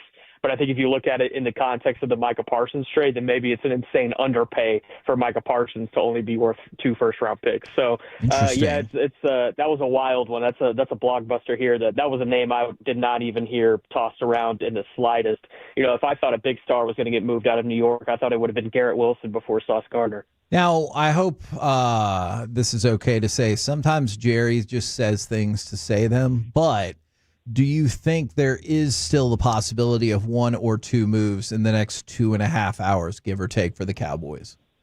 Yeah, possibility, absolutely. Yeah, this team is doing a lot to try to find some help around the edge. Edge is a big priority here at the deadline for them to find an impact player, whatever that looks like. But this team is also not trying to spend premium draft capital on these edges, and they shouldn't. You know, we've talked about it as far as, you know, this team is 3-5-1. They have no business trading for an expiring contract. And if they are trading for a player, again, they need to have years left on their deal, and it doesn't really need to be that expensive. You know, how much can you get out of a guy if you're spending a 2nd-round pick or a 3rd-round pick? You know, it's not really going to prove fruitful this year, right? So unless it's a guy like Quinnen Williams, who I'm a big fan of, since apparently the Jets are doing an estate sale, I don't see a worth in spending premium draft capital right now. What would that look like to you in terms of premium draft capital to make Quinnen Williams happen? I think it would be at least 1 first-round pick, especially given what the Jets just asked for Sauce Gardner. I mean, there's a deadline tax. You know, I think teams overpay around this time of the year in general. I think it would start with a first-round pick, and then you'd probably have to throw in a 5th-round pick. And, hey, there's this former first-round pick on the roster named Mazy Smith that I think they would love to have, right? What is the value of him, I guess? And also, does Jerry know that Mazy Smith is in his 3rd year when he says Tom Landry said wait for 3 years? Wait for 3 complete years. Oh. You got to wait for 3 complete years. That's what. No, I'm with you there. I mean, this team, it's very obvious how they feel about Mazy Smith. I mean, not only being inactive last night, but inactive for I believe 4 other contests so far this season. I mean, it's pretty clear where the direction is heading for Mazy Smith. And if there is a team out there that just really loved him coming out, that thinks they can, bring him back to what he was when he was coming out, then maybe they are able to get something for him. But I think even at that juncture, we're looking at a 6th, 7th-round pick. I don't think it would be anything too premium to get Mazy Smith. I would make that deal in a heartbeat. Oh, absolutely. I think if you could get a bag of Lay's potato chips, I think that's worth it right now for Mazy Smith. We have a whole bunch of bags of Lay's potato chips sitting over here in the table in the conference room. So I think we can swing that right now if we want to. Is there... Okay, first of all, I'm thinking about that trade now. But also, was there one particular, I don't know, facet or play that stood out to you as particularly egregious yesterday? Because, man, it felt like outside of special teams, and even there was one, there were so many letdown plays and drives and everything. Yeah, I point more at the offense yesterday. I think yesterday, even with the Denver performance last week, I thought yesterday was the worst performance from the offense. And if we look at it over the course of the last 2 weeks, the first team offense is averaging just 13.5 points per game. Like, that has to be something that's figured out going into the bye week. But specifically the red zone stuff. I mean, the red zone stuff was bad yesterday. The 2 fourth downs that they could not convert. The last one where the ball was, left a little too high or left up in the air for a little too long for CeeDee Lamb. And it was just tough to be able to get back to that ball before it was broken up. And, I just thought there were some inefficiencies on late downs on both sides of the ball, not only on offense, but you talk about the third down defense. That first drive where Arizona drives down the field and they convert on 4 of 5 third downs, and then they get another third down conversion by way of penalty. I mean, you can't let that happen on late down situations. I really thought the Cowboys played well on first and second down yesterday on both sides of the ball. It's just when those third downs crept around, it felt like Arizona won about 90% of those opportunities. Yeah, and it felt like Shotti was talking about the work they did on second and third down most of the week was because they had lacked in that area, and that was a very important area. So I was kind of surprised that third down was such a struggle for them. The battle with Deron Bland and Marvin Harrison Jr. yesterday wasn't a fun one to watch. Is that Bland? Is that what he is, or was this just a good matchup for Harrison? Yeah, I thought it was just a really good matchup for Harrison. I think back to that Seattle game in 2023 where DK Metcalf walked in on a Thursday night and had his way with Deron Bland, and that was amidst his first-team All-Pro season with all those pick sixes and leading the NFL in interceptions. But, I think when it comes to Deron Bland being a cover corner and being able to match up with a guy one-on-one, I think he's relatively average. I think his value really comes into play when you're able to take advantage of his takeaway ability and get his hands involved with the game. And we saw that against Washington when they played more man coverage, and it allowed him to be a little bit more handsy with guys. I like him a little bit more in the slot because he could step up and make some tackles in the backfield. I think he's one of the more sure tacklers on this team where you can catch him in open space. But as a pure cover corner, I don't think it's his strongest of abilities, and I don't think anyone would tell you that. And even when they paid him, I don't think anybody would tell you that. I think they paid him because they like the game-changing ability that he does bring at times. And we saw it against Washington, but you definitely want to see it more from Deron Bland, no doubt. Yeah, for sure. I haven't asked this all year, and I hope to never, ever have to ask it again. Were you a little tiny bit disappointed by Brandon Aubrey's field goal attempt from 68 yards? Yeah, that was tough, right? And I feel like, the crowd really got loud before that kick. And Brandon always says the crowd helps him, but then they kind of had to rush the snap, too. They got out there late, and I honestly didn't think they got the snap off. The officiating crew was kind of all over the place in multiple areas yesterday, but that one they definitely missed. They got that snap off about a second and a half after the zeros were already on the clock. And I think that maybe rushed the process or put things in the mind of Brandon a little bit too much too. So we didn't get the chance to talk to him about it after the game. But yeah, once he pushed it left, it kind of proved that it looked like it may have been a rush process. But man, if he straightened that out and was able to get it through, that was going in. It certainly had the distance. Yeah, I claim that he didn't want to share the record. He wanted to own it. So he was going for delayed game. He was like 68. Nobody wants 68 yards. He wants 70, or somewhere between 68 and 70, whatever that number is. The other thing though is Logan Wilson, the trade that has happened. Can we kind of? People have been asking about him and Kenneth Murray, and they're like, "Isn't that essentially the same player?" Do you have a different feeling there? No, it's not the same player. I think Logan Wilson gives you more from a read and react and instinct standpoint in that second level. And, I think he's going to immediately compete for Kenneth Murray's starting job. And I wonder how the Cowboys juggle that, especially with DeMarvion Overshown coming back. Shamar James has played really well over the course of the last few weeks. He hasn't been perfect by any stretch of the imagination, but I think he's a rookie that's worth keeping on the field to get playing time this season and develop for the future because, I do believe that there's a really good reality where next season they roll out a starting trio of Logan Wilson, DeMarvion Overshown, and Shamar James. And, they want those guys to have experience together. But as far as Logan Wilson goes, a tackling machine, he understands how to, fill gaps. He's not perfect. And Barrett Carter, the rookie out of Clemson, ended up taking some of his snaps in Cincinnati this year. And again, that's coming from a defense that's somehow worse than the Cowboys this season. Right. So I think the expectations definitely need to be at a certain level. I don't think you're getting this world beater or a Leighton Vander Esch that I think Jerry Jones was trying to say on your airways this morning. But I think you're going to get at least a competent level of linebacker play, and that's already better than I think what you're getting in that spot right now. I don't disagree with that either. Do you think Logan Wilson's tackling ability has degraded a bit over the last maybe season and a half? I would have to do more digging on that. I couldn't give you a straight answer there on that one just yet. But, I was kind of fishing around over the course of the last week about what kind of guy Logan Wilson has been in that locker room, even despite, losing his starting job. And, other than the trade request, which is certainly pretty public, everything behind the scenes has been, pretty even kiltered. So, it's still a guy that's showing up every day. So, I was curious about that whenever he had requested the trade. It's like, okay, is he, kind of pissing and moaning as far as everything behind the scenes, or is he still showing up? And he was still showing up every day, which I think is good character.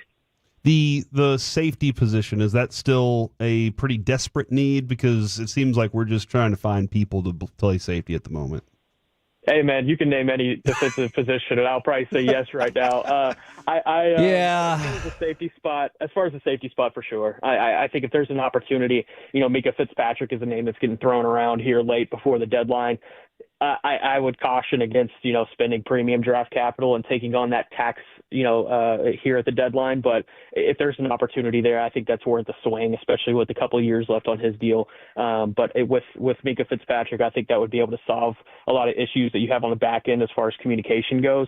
Unless there's a trade for a world beater there at safety, I think that's one you can rebuild through the draft at a much cheaper rate. Does premium draft capital for you start in the third round? So is it like first, second, and third? Is that where you consider that one of the first 2 days? Yeah, and I would maybe sneak in the fourth round there too, just because we've seen how valuable that fourth round pick has been without the Trey Lance pick and the Jonathan Mingo pick last couple of years, and the level of talent that was still available at those picks when the draft came around. So I would sneak in the fourth round as well. Have you heard anything about Dante Fowler? Like, I know he went back in the game, then had a monster sack, of which I thought he was celebrating, but then he was also in pain because I know he bounced in and out. How's he feeling after the game? Did you hear anything there? I did not, but credit to him for still sticking with the celebration through the pain. I thought that was pretty impressive. Because he did the bow, and I thought he was hurt, and then I was like, oh, he's just doing a celebration. Then he came right back up, and it was like, oh, no, he actually is hurt.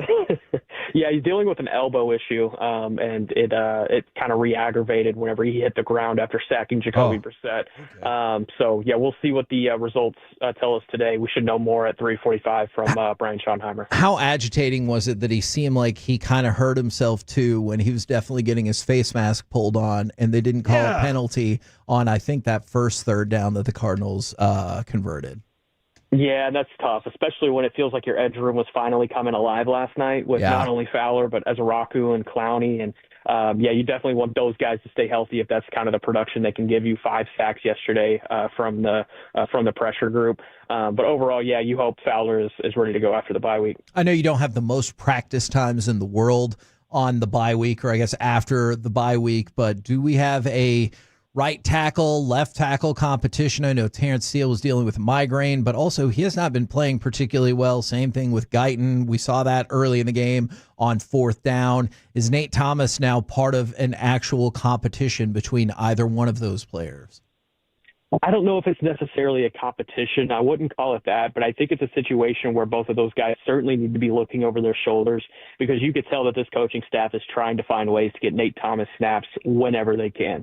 And, yesterday that worked against Terrence Steele. And, Nate Thomas was not particularly good last night. He ended up giving up 5 pressures in those snaps that he did play.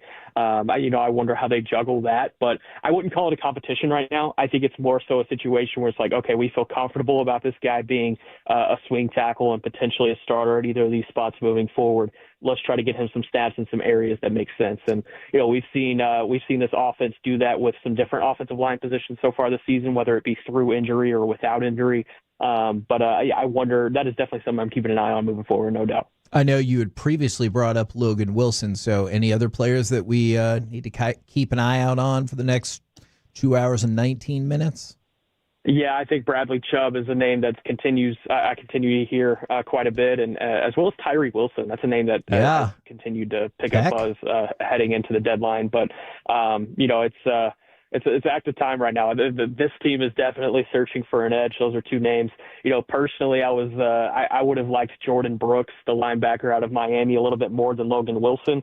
But I understand if you can get Wilson for just a 7th round pick, that's worth taking a stab at. Absolutely. Now I want to go over to Corey real quick and see if he wants to tell you his possible nickname for Bradley Chubb. No, I'm good there. But I think we're all big Chubb guys, so I think that's something that we'll all be okay with. That's almost as bad as one the beat had last week, Calvin Watkins. I got to give him credit for it. So Triquez Bridges, he had the interception last week against the Broncos, and he's like, a try called Quez, and I was like, it's so bad that it's good. I like it. I'm a fan. I'm not gonna lie. I like that. Well, thank you very much for the insight and time, as always, good sir. Thank you, fellas. Appreciate you always. Try called Quez.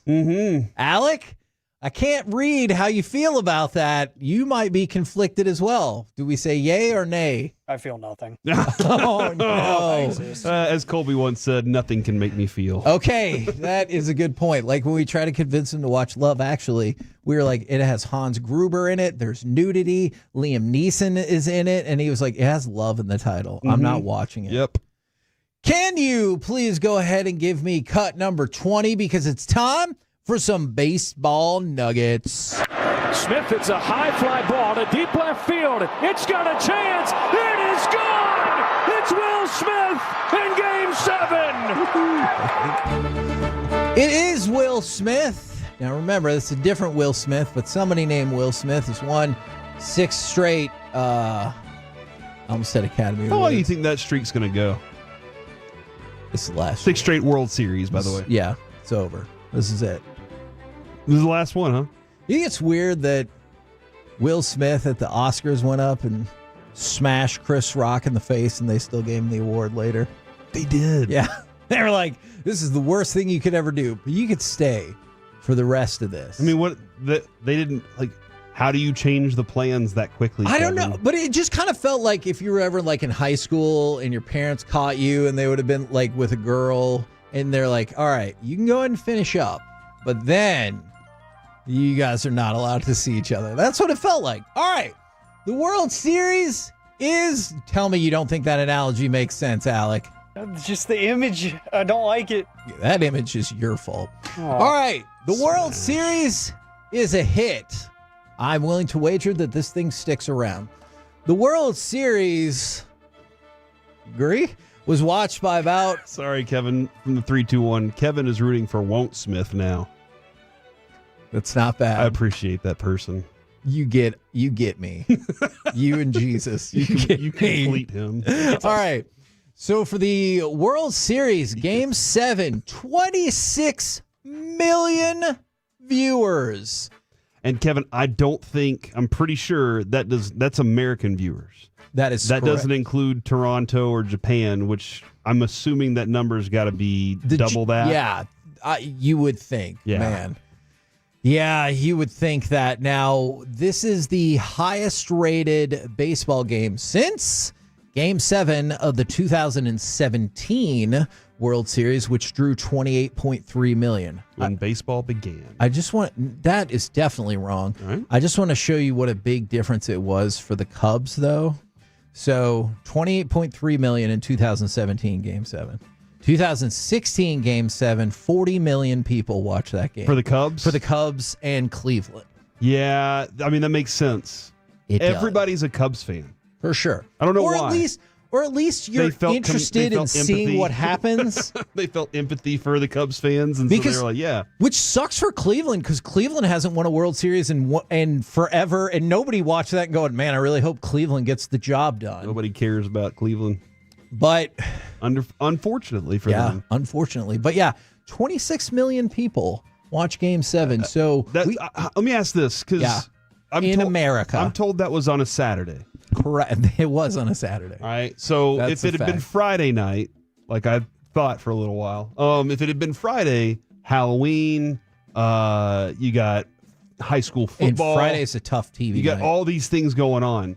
Saturday, it didn't compete with college football? See, because I don't think there was a big super matchup at night Yeah, that they I had don't to think so worry about. either. Because I know people will say Saturday is typically the least watched TV night, but that's for like broadcast scheduled shows and stuff.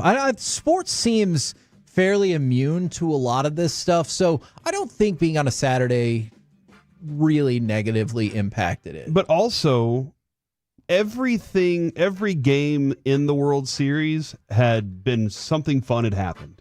Yeah. So I think that kind of set Unless up you're for a Blue Jays fan. Yeah, I think that kind of set up for Game 7 excitement because people were like, this has been a great series. Agreed. Now, I don't know that the numbers were even close throughout the series, but it was always a fun series, and so Yes. Game 7 just immediately gave it a bigger sell. And it feels like a giant win for Major League Baseball. We've talked about how ratings were up almost, not totally, but almost across the board throughout the playoffs. So huge win for them. Remember when baseball was dying? Not really. And Mike was very upset about that all the time. I'm with Mike. I know people say that. Sometimes I'm like, what do you think dying actually means? All right. Stop. Because you're going to really care about this next story. Like a lot. The Hall of Fame has unveiled its 8-player contemporary baseball era committee ballot. Now, this is a weird deal that they do. So it's not the Veterans Committee, but it's comprised of people who didn't make the Hall of Fame in the 10 ballots. Okay. For a variety of reasons. Like Darren Woodson?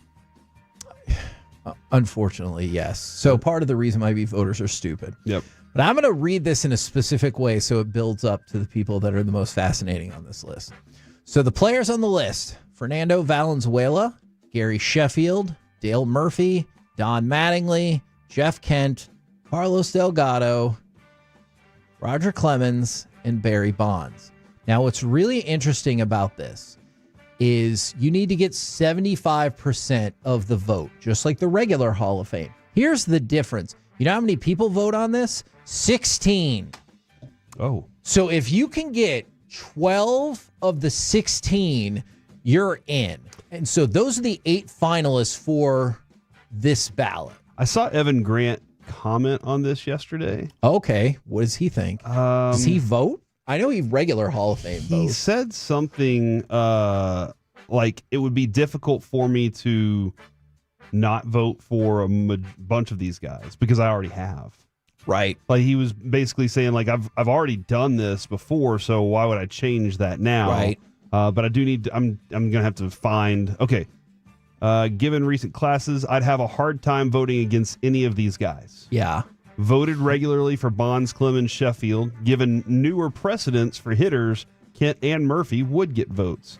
Guess I'd give most thought to Mattingly, Fernando, Delgado. All have great cases. Yeah. So that was his thought on that. It doesn't say that it doesn't sound like he has a vote, but he's saying basically it would be difficult for him to vote against most of them. See, for Carlos Delgado in particular, I always thought he would be a great candidate for the Hall of Very Good. I always thought he was like, oh yeah, he's a player I always wanted on my team. He's really good. Right? Like that's what it was for me was I always was like, dang, why does that team have him? And I think it's tough for him because here, let me just throw it out there. He didn't get 500 home runs. Well, and think about it. He was an all-star twice. He was Silver Slugger 3 times. Didn't he was 3,000 hits. Top 5 MVP twice. I don't see it for him. I think he's a damn good player that most every player would trade their career to be. Yeah, I mean, in the 9,000 years that he played, he played from age 21 to 37. He did not accrue the composite numbers that need to be, those standard numbers. And so the one I'm curious about is Don Mattingly, because after the only man to have like 9 Grand Slams in a season and never have Grand Slams in a single Grand Slam ever again. Look up that stat. It's really weird. And you can look at, I'll give you a 4-year span from 84 to 87. All-star, all-star, all-star, all-star. 5th in MVP, 1 MVP, 2nd in MVP, 7th in MVP. 1 Gold Glove 3 of those times. He won an MVP. No, I know. No, that's what I'm saying is he won an MVP. And then he followed it up by finishing second. In the year before he won MVP, he was fifth. I realize his totality of his numbers are not where a lot of folks are. I think you can look at a time and say he was the best. He's a 6-time All-Star, 9-time Gold Glove, and he won MVP. I'd love to see, Kevin, how many MVP winners aren't in the Hall of Fame. Dale Murphy won it twice. Yeah, Did you know that? Yeah, that's one for sure. And he's on this ballot. Yeah, he should be in. And so that's what I'm saying is I wonder how many have won it that aren't in. Because like Josh Hamilton's not going in the Hall of Fame. Sure, I absolutely agree with that. But I'm kind of curious. But he did win an MVP. And Kevin, that's a good question. I don't know the answer. I'll look into it. I'll look into it. I got it. Don't worry about it, dude. I got this one. So you assigned the question, and you're going to do the work. Yes, I know the assignment.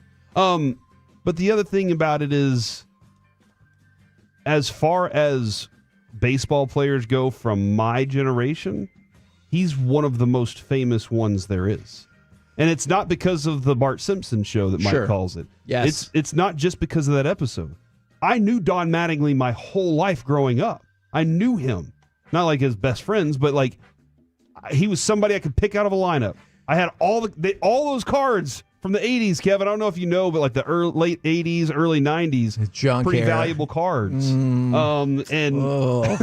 That's some terrible. I got a whole stack of Don Mattingly cards. Yes. But I know people know Don Mattingly. That classifies the same thing for me, too. You know what's funny about that? Roger Clemens, who was also up for this, was also in that episode of The Simpsons. So fully 1/4 of this Hall of Fame group. Bonds in it? No. Ozzie Smith. He won. Yeah. But fully 1/4 of this class was in that Simpsons episode. But to your broader point, doesn't it feel safe to assume that what everyone's really going to focus in on is Clemens and Bonds? Yeah. Like, with all due respect to every other player on the list, I think people will focus in on that. It is going to be announced live December 7th, which is a date that, as we know, can live in infamy on the MLB network. So keep an eye out for that. Kevin. Yes. Jordan Schultz has just tweeted. Oh, my God. 1 minute ago. You trade Mazy for a conditional A 7. GIF of Mark Cuban saying, "But wait, there's more." Oh. So keep your ears open. Okay. Couple more baseball notes for you. The Braves did, in fact, promote Walt Weiss to be their manager to replace Brian Snitker. And then Tony Beasley, if you want to go check it out, we could probably post it as well, sent out a really nice message. He goes, "I want to send out my sincere gratitude to the Rangers organization and fan base for 11 awesome years." And it goes on. And it is a really lovely message. If you want to go check it out, it closes with, "I wish nothing but success to Rangers Nation. You will always carry a special place in my heart. May God bless you richly and heaven smile upon you. Much love, Bees." I'm sad about it, dude. I know. I love me some Tony Beasley. He's awesome. I'm going to keep following him on Twitter. Here's why. We should ask him about Beasley. Tony Beasley Tuesdays are the most positive days you'll ever meet. Okay. That Twitter follow, like, there's always something that makes you feel like, you know what, I can do today. And I like that. I appreciate that out of you. Yeah, absolutely. With a KNC masterpiece right here on 105.3 The Fan. Apparently, there's more to come. Maybe that news gets broken in the C Block starring Corey Majors. Guys, we'll also do the level of concern next in The Fan. Sean and RJ, the KNC Masterpiece, G-Bag Nation, and Fan After Dark. Live and local. Turn it on.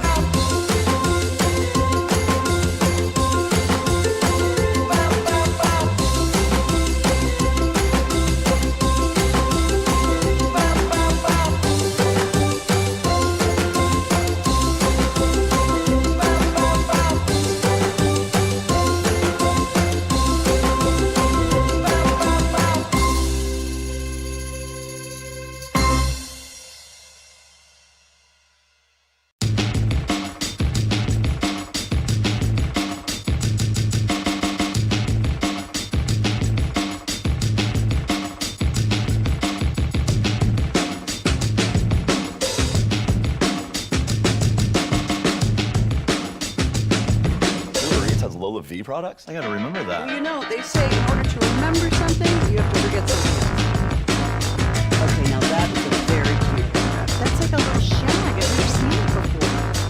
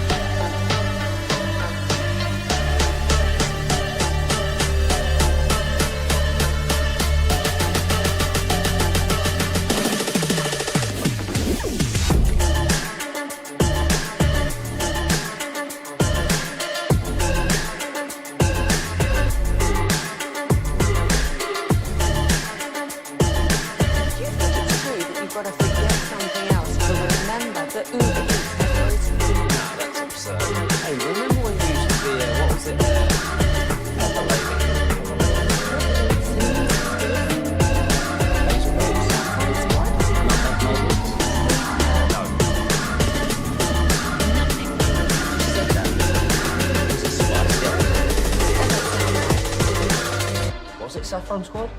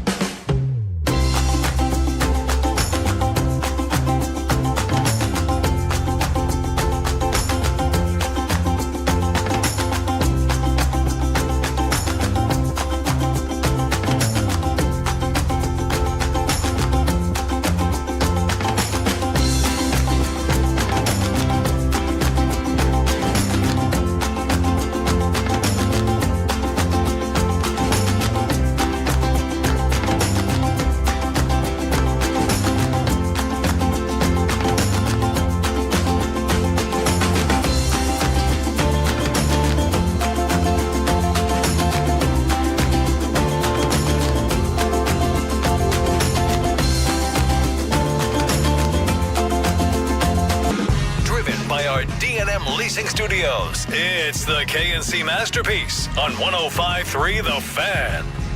KNC Masterpiece right here on 105.3 The Fan. You keep Frank Thomas away from your wife. That's true. Doug Flutie's fine. He's there to sell the product. I'll tell you this. Frank though, Kevin, Thomas is banging your thanks wife. to him, men's tea.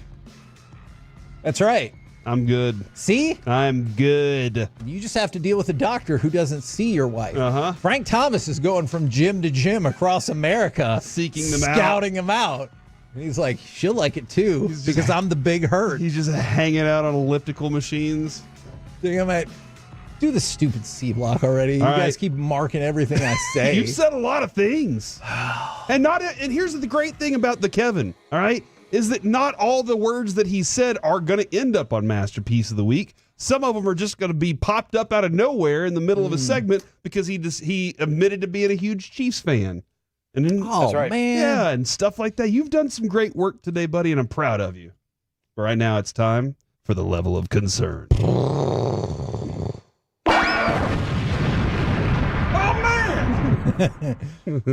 man! Get it together, Dickies. Kevin, we will start with Jerry Jones this morning. Obviously not. Level of concern's high. Obviously not infuriating a lot of people just by speaking.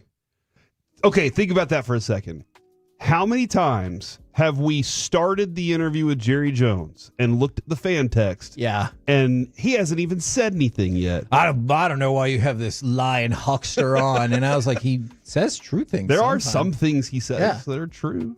Other times they're not. He said yesterday he already made a trade. That was true. Guess what? He did. Whether you like it or not. We did it. And we're going to trade for Quinnen Williams. Oh no.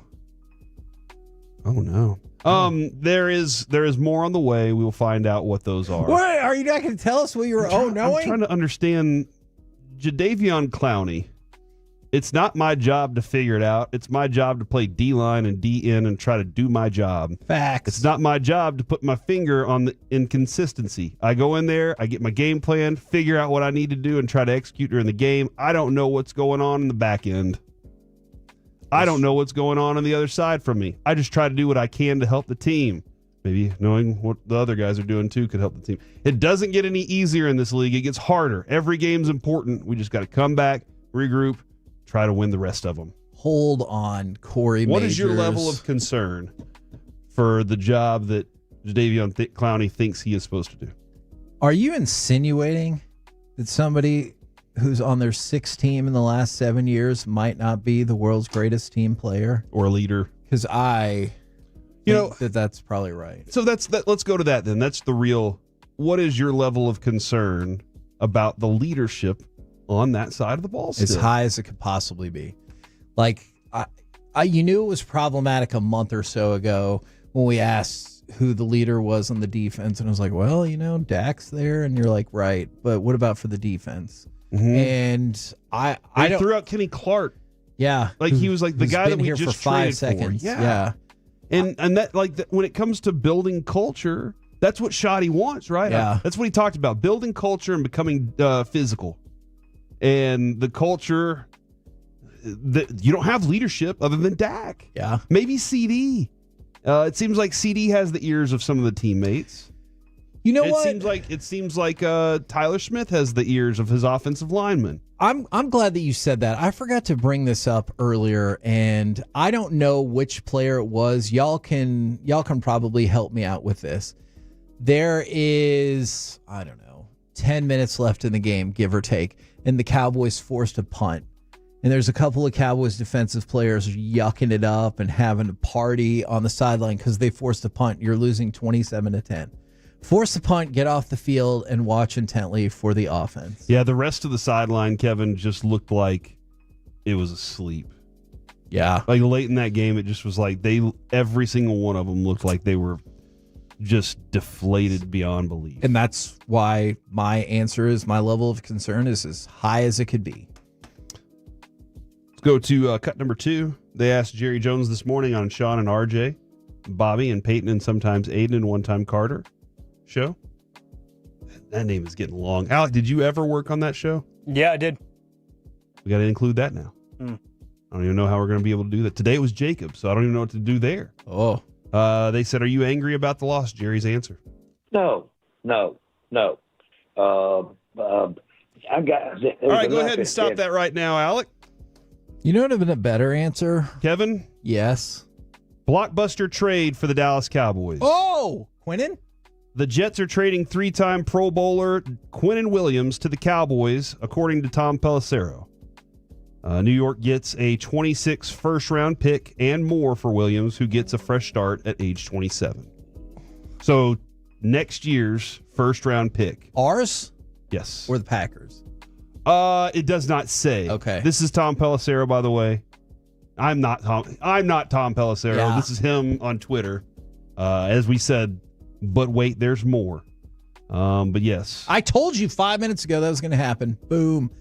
We told you. Nick Harris is partying. Yes, he is. I'm a big fan of Quinnen Williams. He did eat Oreos before he ran his 40, and he said that's what gave him a better 40 time. I don't know if y'all remember that story or not, but it was brilliant. They said, what'd you have to eat? And he was like, Oreos. Cowboys loading up on the defensive side of the ball because they don't have the talent on that side of the ball. All right, level of concern has changed, obviously, because now this discussion is significant. Cowboys have now added 2 defensive players in trades. Jerry Jones said he was working on trades because they know they didn't do the job in the offseason to give this team the best. Now, Kevin, also, I don't know that they knew they were trading Minka until very late in the game. And so I think that they didn't make moves on the defense because they thought they were going to have Minka. And now they see what this team looks like without a significant star defensive player, and they're like, this is miserable. And so they're saying, we got to make up for it because we screwed up. Rappaport is saying expect it to be the Cowboys first rather than the Packers. Which would put that at 14. But still get the Cowboys a first-round pick in the draft if they choose to keep it. They could make one more trade and move that one also. But Jerry did say also when they traded Minka that these picks allow them to add up to 5 players. And he has now, I know the Logan Wilson addition is not one of those picks, but he said he was going to use the picks somehow. And this is one of the ways. Quinnen Williams is a very good player at 27 years old. Yeah, this is... And I think you said the contract only has about $15 million left in dead money. And I'm working on that, but I think he's under contract for 2 more years, but it's the guaranteed money that you need to worry about. It's the guaranteed money because that's what you're going to be stuck with, because people will talk about, Logan or going back to Kenny Clark. Well, there's no guaranteed money after this. So you can rework that contract however you see fit. And this would potentially give you the opportunity to rework the Quinnen deal if you want. All right, let me ask you this then. we're taking a look back at it. And I realize it's not exactly how it's working. But if I told you that the Cowboys traded Micah Parsons for a first-round pick in 2027, Kenny Clark and Quinnen Williams, does that feel any better? And I realize we don't know all the details for that just yet because it looks like there's going to be more added to it. And you still have money. You still have some money. Yes. Like Micah was $47 million? Yes, you do. Correct. How much money do you have left over? I mean, you're going to save 47 right there. And even the worst case scenario for a cap hit on Quinnen Williams in the next 2 years is a total of $57 million. Okay. And like I said, you can get out of that second cap And as hit. you said, they're not done giving away picks, but also they're not done. I don't think they're done adding. I think there's room for one more potential trade to be done.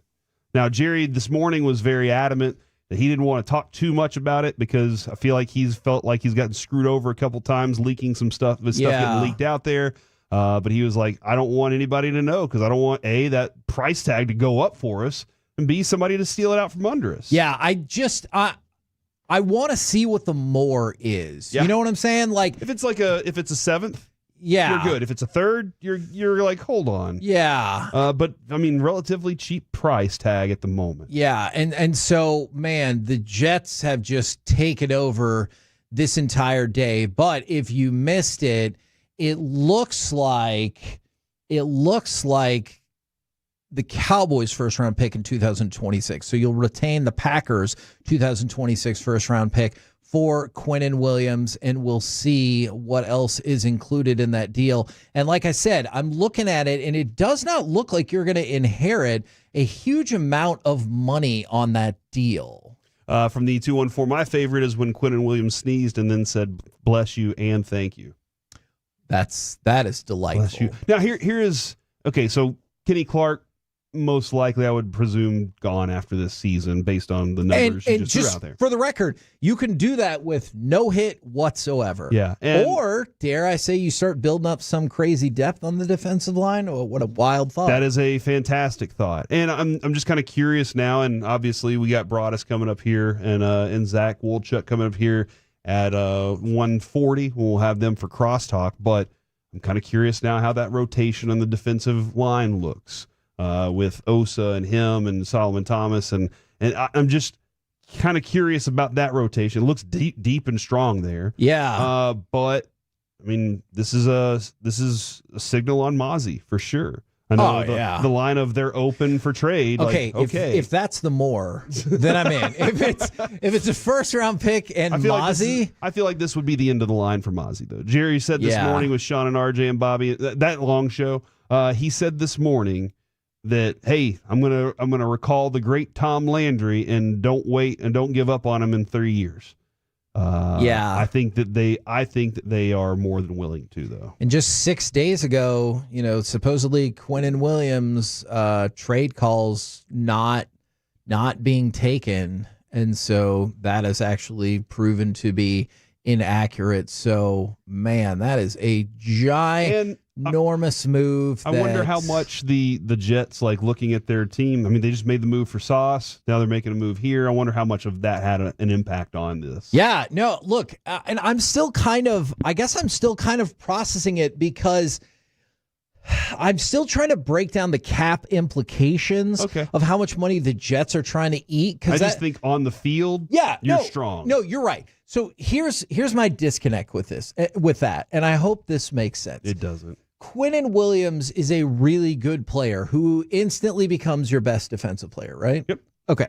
So you made a trade for a player who instantly becomes your best defensive player on one of the worst defenses in the NFL, and you weren't going anywhere defensively with Micah. So how much is this really going to change in terms of moving you up in the defensive rankings? And that's where I struggle, especially since your offense struggled the last 2 games. Then how good is this team to give up a huge piece going forward? But on the flip side, if the Jets ate some of that money and you gave up a first rounder and you can keep him here for the next 2 years at a reasonable price, then let's go. Kevin, Jay Glazer has a different tweet out right now. He said teams are still finalizing compensation, but as of now, Cowboys are trading a second-round pick this year and a first next year for Quinnen Williams. That's what Jay Glazer is reporting. So I don't know how that stands, but we know he's pretty connected. So we'll see where that goes. All right, so a second round this year, and then a first in 2027. All right, so let's go off the same logic. Then you'll still have a first round pick in 2027, but you won't have a second this year or a third, I believe. But you do have 2 firsts, because then they give up the third upcoming for George Pickens. Yep. So you will still which is crazy because you think about the Eagles. I was looking this morning. The Eagles make a trade, right? Yeah. They trade a third for Jalen Phillips, but they still have thirds. Yeah. Like that's what Howie Roseman does very well. Is he makes sure that they still always have a slew of picks in the fold. I mean, look, if you tell me, I know I keep doing you tell me. If you tell me you're going to use the cap savings on moving off from Micah to fund part of the Quinnen Williams deal and bring back George Pickens, and you still have 2 first-round picks next year, then maybe I can figure that out. But it sounds like not a first and second this year, a second this year, and potentially a first in 2027. And that's what Schultz is now reporting as well. It's a future first rounder for the Jets and a 2026 second. And I still wonder if they're looking to I don't think this means the end of Kenny Clark. Like I really don't. And so now you're kind of building up some depth there in the interior of the defensive line as well. Man, there are a lot of interesting things, but there you go. That is a big ass freaking move right there. From the 817, the most shocking part of this segment is learning that Corey is not actually Tom Pelissero. What? I was shocked too, quite honestly. So, listen, man, it's an exciting time, if nothing else, right now. Very much. The Cowboy, and I know Broadus came in here a couple weeks ago and was like, "Look, sounds like Jerry needs to make some action happen because this isn't good. Like this isn't a good team right now, and he needs to." Jerry loves the attention. This trade deadline's a great opportunity after a bad loss on Monday Night Football last night. Making the move because what happened last night is unacceptable yet again. Yeah. And so he said, we're making moves right now to make this team better. They're going to have an entire bye week heading into a Monday night game against the Raiders. And we got 2 weeks now before the Cowboys step foot on the field and get after it. And so they'll have this opportunity to put this team together. We have familiarity with the defensive line coach for the Cowboys with Quinnen Williams. Now we see what we know about most of these defensive players. Logan Wilson coming in here will probably compete not only for Kenneth Murray's job, but probably take it over. Yeah. Overshown coming back at some point, and then whatever else they might be able to add before the next hour and a half happens. So, this is one of those things where the Cowboys have said they want to get better. They're trying to, at least. So from the 737, so we lost a top 10 pick for him. It doesn't seem that way. It's seeming like, because, everyone's got to be first. It's seeming like I've seen more people pick up on what Glazer said of a second round pick this year and then your first in 2027. And I still don't know. I would assume then that would be the Cowboys in 2027, or maybe they'll just hold the right to take whichever one is the better pick. So not necessarily not a top 10 pick in the draft coming up yet. And I just saw somebody, sorry, we're getting a lot of texts that say this is so bad. I don't know that's the case until you see all of the information. It is true. I wanted the Cowboys to load up on their draft prospects and send people out instead. But with both of the moves you've made today, you have picked up players that would be here for multiple years, or you have the potential to decide if they'll be here for multiple years. So Quinnen Williams is a player it seems like they've coveted for some time. And Jordan Schultz, who tweeted right before our last break, "Wait, there's more," has now tweeted out a Seinfeld gif. It's not over. Okay. So, guys, I say hold on to your seats. Okay. All right. Quinnen Williams is one of the best defensive tackles in the league. Cowboys have him for virtually probably maybe top 10 pick next year. I don't know exactly where that pick's going to land. Not next year though. It's not their first next year. Yeah, so it's like this could be a very good trade. Yeah, I'm seeing it's going to be a very. I'm good seeing more and more. Second round pick next year, first round pick in 2027. You got more? The Jets are also acquiring Mazy Smith in the trade, per Rappaport. All right. If that's the other, Did you see Kevin Dawson? yeah. If that's the other, then I can deal with that. Okay, so what it may end up being then, the Cowboys acquire Quinnen Williams, who is under contract through 2027. I'm working on the specifics of how much of that money you're inheriting. And then the trade would be Cowboys send a second-round pick in 2026, a first-round pick in 2027, and Mazy Smith, which, look, I think we're all on the same page. Who cares about Mazy? So a second-round pick and a first-round pick is what you're giving up. Second round this upcoming year, first-round pick in 2027 for Quinnen Williams, who will be under contract through 2027. All right, well, guess what the hell you think we're going to talk about next? Let's talk more about the Quinnen Williams deal, the implications, both salary cap, draft asset, and on the field wise going forward. We will do that, by goodness, next on The Fan.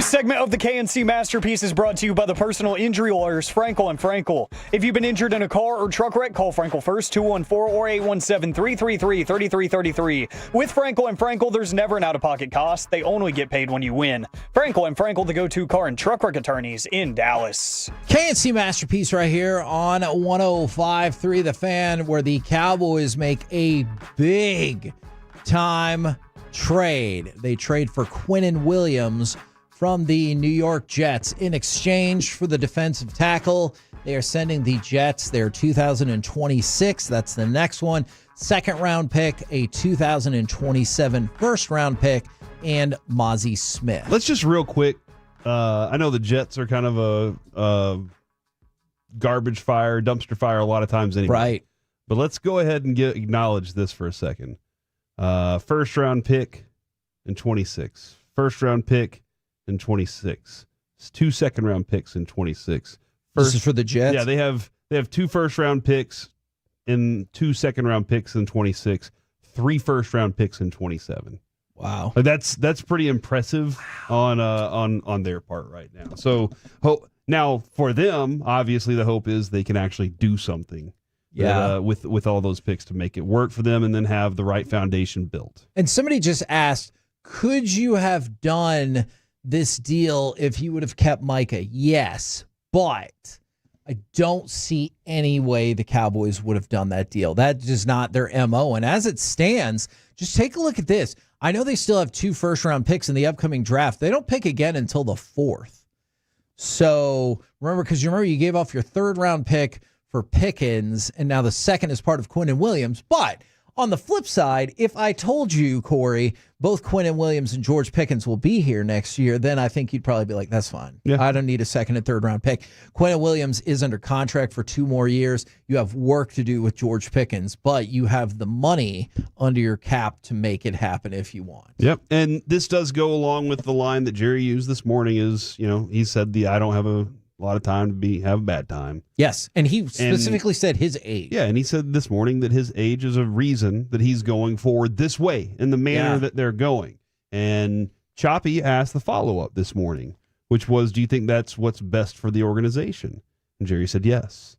And Kevin, you liked that question as a follow-up. I thought it was a great question. But the reality is, and I laid it all out this about an hour ago. Inside the walls of the Star, Jerry Jones is saying, I want to go this direction. And everybody there is saying, here's what we can do in order to help you attain that. Yeah. And so that is the reality of what's happening is they are trying to help him pull off trades that will help them maybe win now, potentially, in this season, still be competitive. So what do you think about the defensive line of Quinnen Williams, Kenny Clark, and Osa with Ezeraku and Clowney on the edges? I realize rotations. Yeah, I mean, don't forget Solomon Thomas in that rotation as well. It's good. I mean, you still aren't good at covering right now, but you should be better at getting pressure for sure. Which should help you cover better. Yeah. Now, can the Cowboys make one more addition in the safety room that'll help them out there? Because your hope is that Trayvon Diggs can come back. That's a hope, that he can come back and be a serviceable cornerback for you. The other half of the world, I think, is hoping that Trayvon Diggs gets traded during all of this. But the hope is he can come in, be serviceable at cornerback across from Bland. Siobhan Ravel comes back and is pretty good for you. And then now this defensive front is able to get more pressure, and you have a linebacker that can help leadership-wise and help you in the tackling world, filling gaps in that area. Okay. That's their hope at the moment. Do you want them to just, because I know you were just talking about if you're adding somebody on to the backside of your defense, is now that they've made this move, and it's a big move, do you want them to just say, screw it, let's go do the next one? Sure, yes. Now, I really would have liked it more had they won last night. Okay. Because then, Kevin, your number is 6-2. You would probably say, okay, you can go 5-3. Yeah. But I really would have liked them to have won last night. I would feel a lot more comfortable about it. But the fact that they were so bad last night identifies the reality that they needed to make some changes anyway, which we've been talking about all along. So okay. I'm figuring this out as we go along. I have info for you monetarily for Quinnen Williams if you want it. Okay. All right.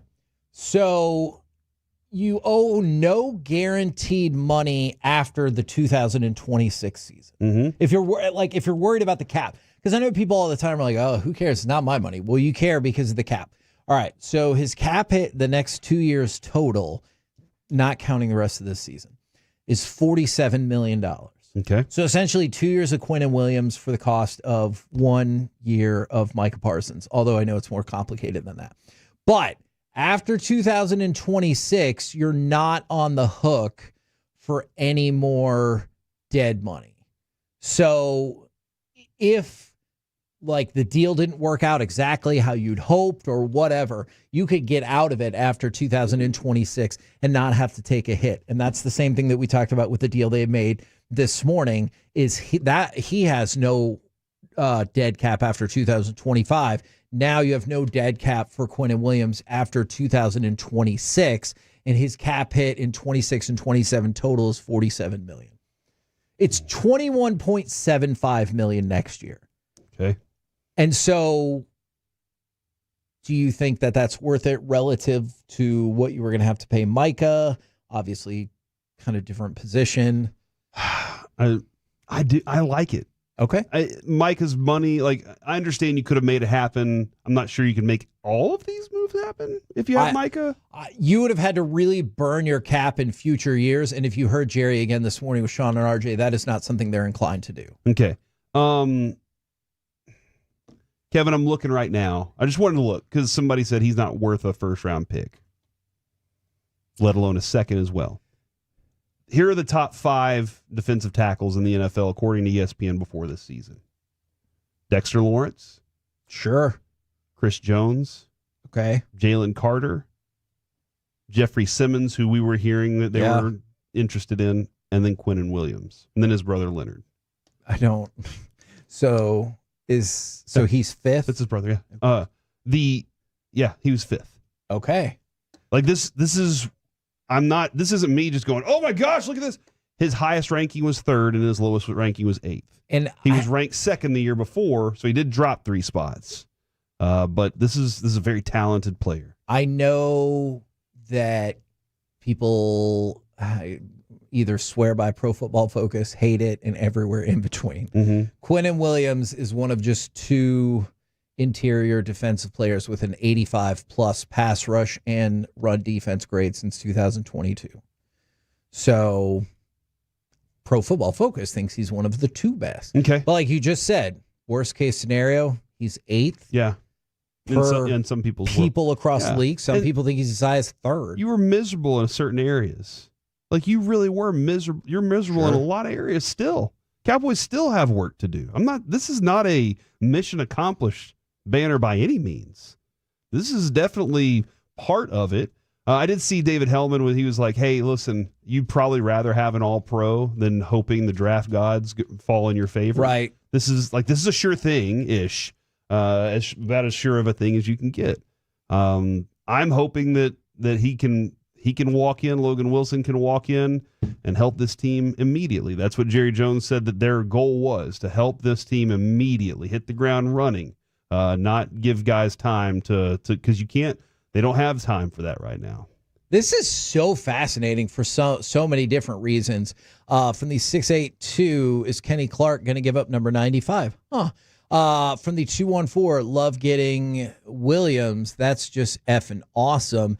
And then I've heard some people have discussed the mentality of Micah versus Quinnen Williams and whether or not you think he's some people have described Quinnen Williams as a dog, in the best possible way of God, I want to beat the person in front of me. I want to win, everything like that, as opposed to I would love to compile my stats. Which sometimes was an accusation that was thrown at Micah Parsons. Yeah, and there are plenty of times. I think that they just looked at it. There's a lot of things, Kevin, very much like the Luka trade. There's a lot more than what was said. Yeah, for sure. A lot more than what was said.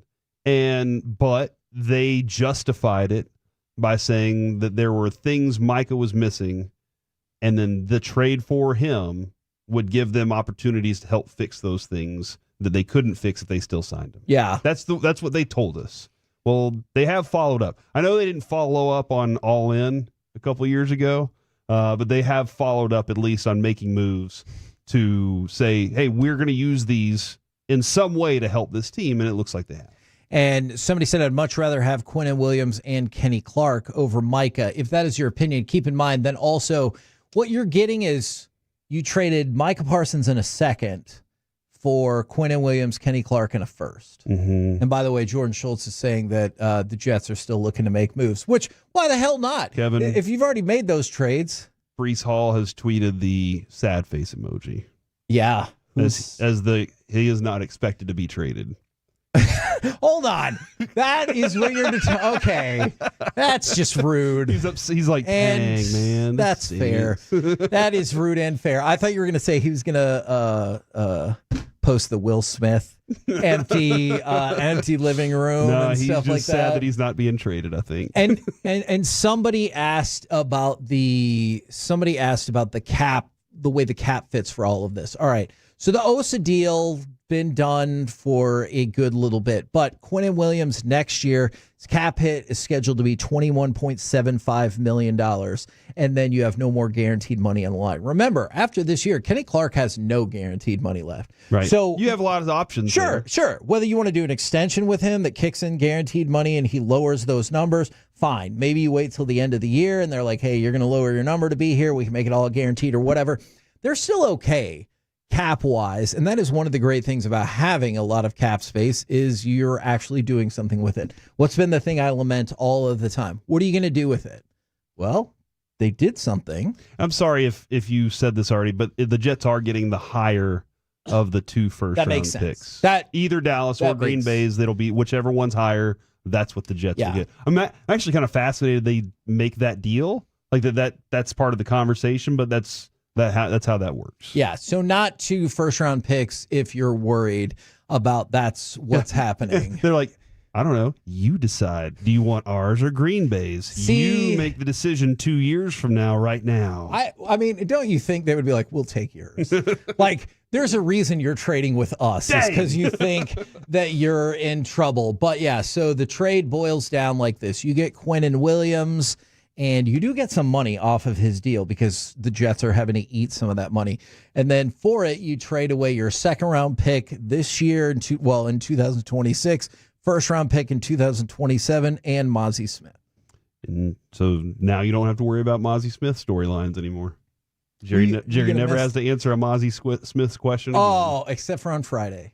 You're going to ask him about Mazy? That's going to be my first question. Why did you give up on Mazy? You even said on Tuesday, Tom Landry, the great Tom Landry, says you need to wait until those first 3 complete seasons to make a determination on a defensive tackle. Why did we abandon From the 901, great, you have Williams, your corners and safeties still can't cover. I already said that. Thank you for being part of the show, though. We're the KNC Masterpiece right here on 105.3 The Fan. Coming up next, let's chit-chat with those fellas from the G-Bag Nation right here on 105.3 The Fan.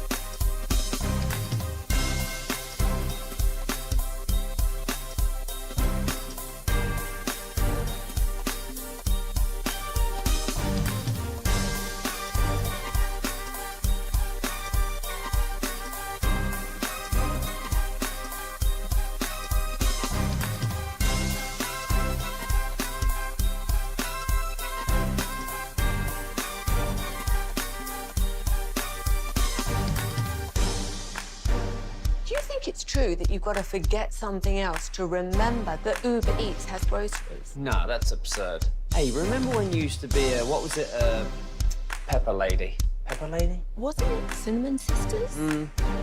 Basil Babes. Saffron Squad? Nutmeg Maidens? Pre-curve? No. Nutmeg Maidens. I just said that. Was it Spice Girls? Doesn't sound right. Was it Saffron Squad?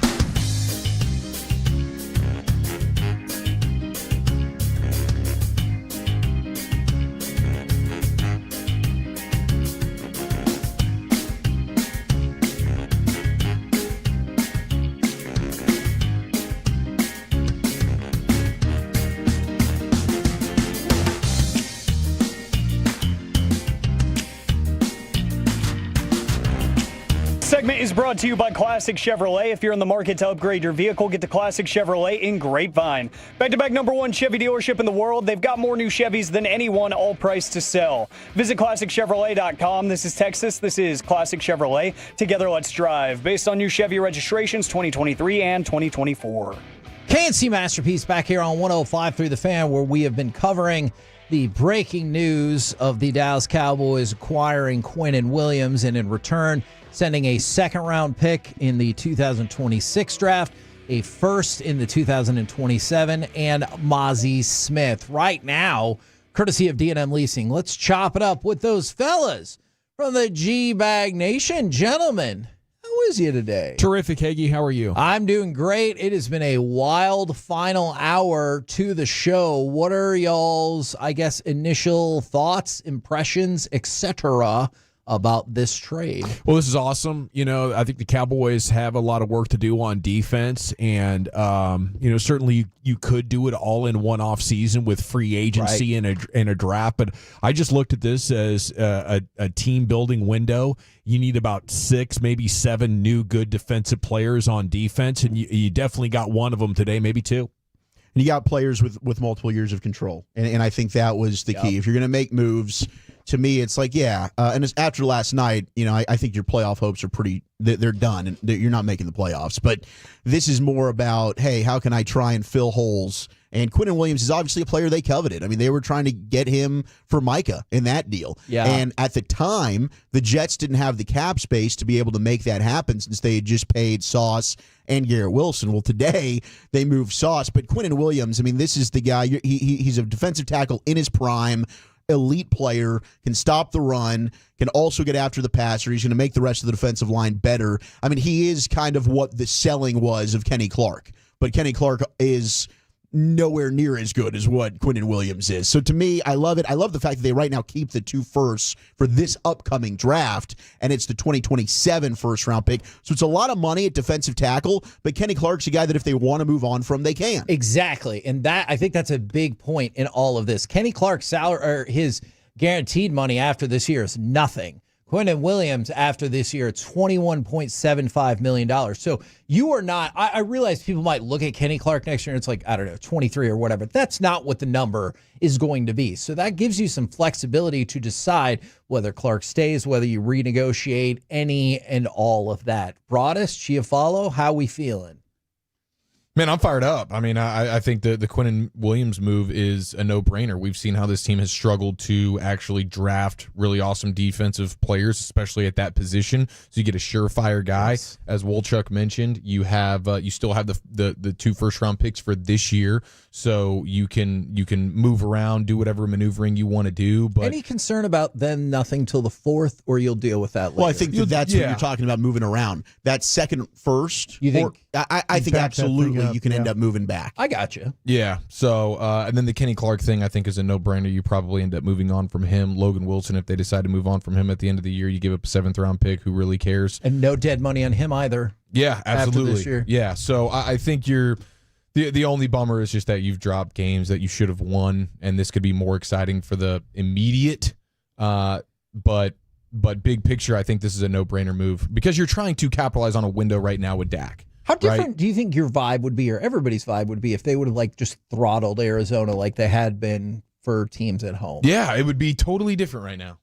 Oh, totally different. We'd be thinking that, yes. I mean, that loss really, I mean, I think you've got to go, they got 8 games left? I think you got to be at least 6-2 to even have a fighting chance. That's what I think. And the likelihood of that is not, I don't think it's realistic. I mean, things, as Jerry said today, that is why we love sports. It's the story. It'd be awesome if they could do it, but let's be real. We've watched this team play. The likelihood that happens is not high. But I do think they've put themselves in a much better position to build this thing moving forward. I think they could go 6-2 if they trade for Minka Fitzpatrick in the next 70 minutes and sign Asante Samuel Jr. But he's cleared for football. These guys are so freaking open. My God! Yeah. Wow, it's hard to believe that there's actual NFL players back there. They seem like they must be dudes that came from the CFL or something and are getting a unique job opportunity to all go out there on national TV and give up touchdowns. It's just wild how bad they are. So, I'm willing to say, hey, man, you're more aggressive than I've ever seen the Cowboys. This is exciting. I like what you're doing, but you haven't done anything to save this year yet. Yeah. No, and all the while, your offense is now struggling. Yes. Right? So we can't lose sight of that. Yeah, your offensive line really had some problems yesterday against a team that really doesn't rush the passer all that well. All 3 of your offensive tackles were poor in that game yesterday. How do you think BB did? BB was just, to me, there was a couple of times the sack that they had inside. There was this group, when they're bad inside, it's when they have movement problems. And the movement of say they get a twist front or a linebacker run through, and Williams is worth his weight in gold as a blitz pickup guy because he cleans up a lot of their mess. But I felt like that there was a time when BB gets in trouble, and it happened to him a couple of different times, is that he gets too locked into something next to him, and then something comes into his area and he can't adjust quick enough to be able to make it work. Now, in potentially the least surprising news of the day, Corey just shared with me that Breece Hall wants a trade because he feels like he's been really active on social media the last 15 minutes or so, letting people know that. Yeah, Send him to exactly. Kansas City, man. Let him go play with the Chiefs. Yeah, according to Jordan Schultz, he wants out, and he has made it clear. And he's like, hey, I know you got about an hour left of trade deadline. Make it happen. Get me out of here. So he's had a couple of tweets already that have been relatively hilarious. So I've appreciated that from him. Now, the anticipation, we talked about it. Jerry had said, and I know sometimes he just says things, but he said one was done. We're working on 2 others. You have an hour and 7 minutes. What do you think are the odds that before y'all hit the break for the 3 o'clock segment, the Cowboys have made another deal? I'm going to call it, 1 and 4 right now. I think there's a 25% chance. Okay. We got something else. Golden phone? Yeah, I've been reaching out to folks. I'm going to say I think they're done.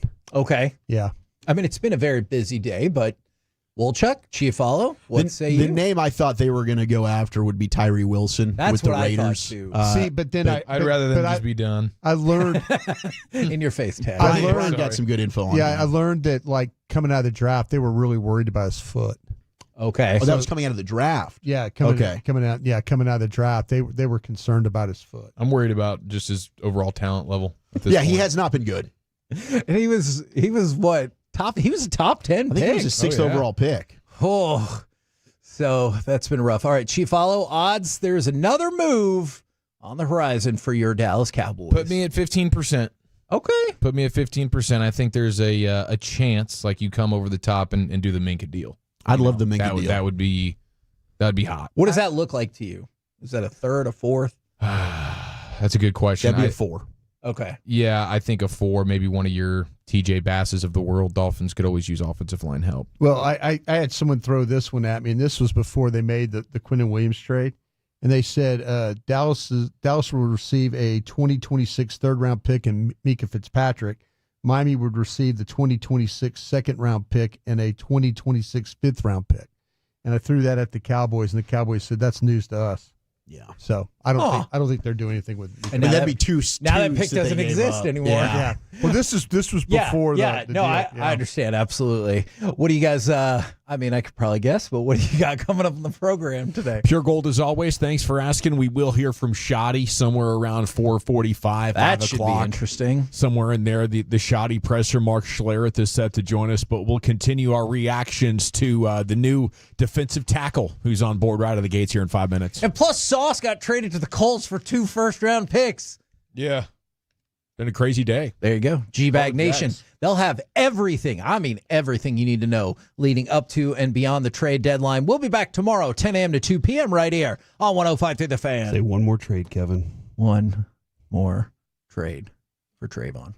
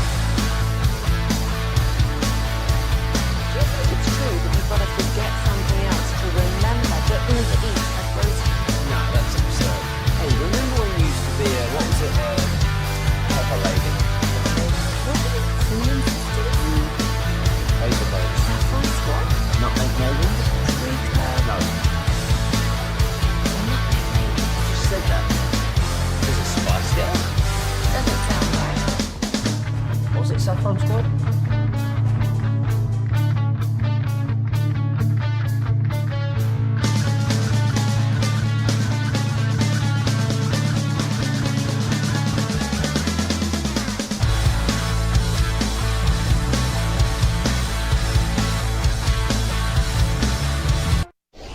Driven by our D&M Leasing Studios, you're rolling with the G-Bag Nation on 105.3 The Fan.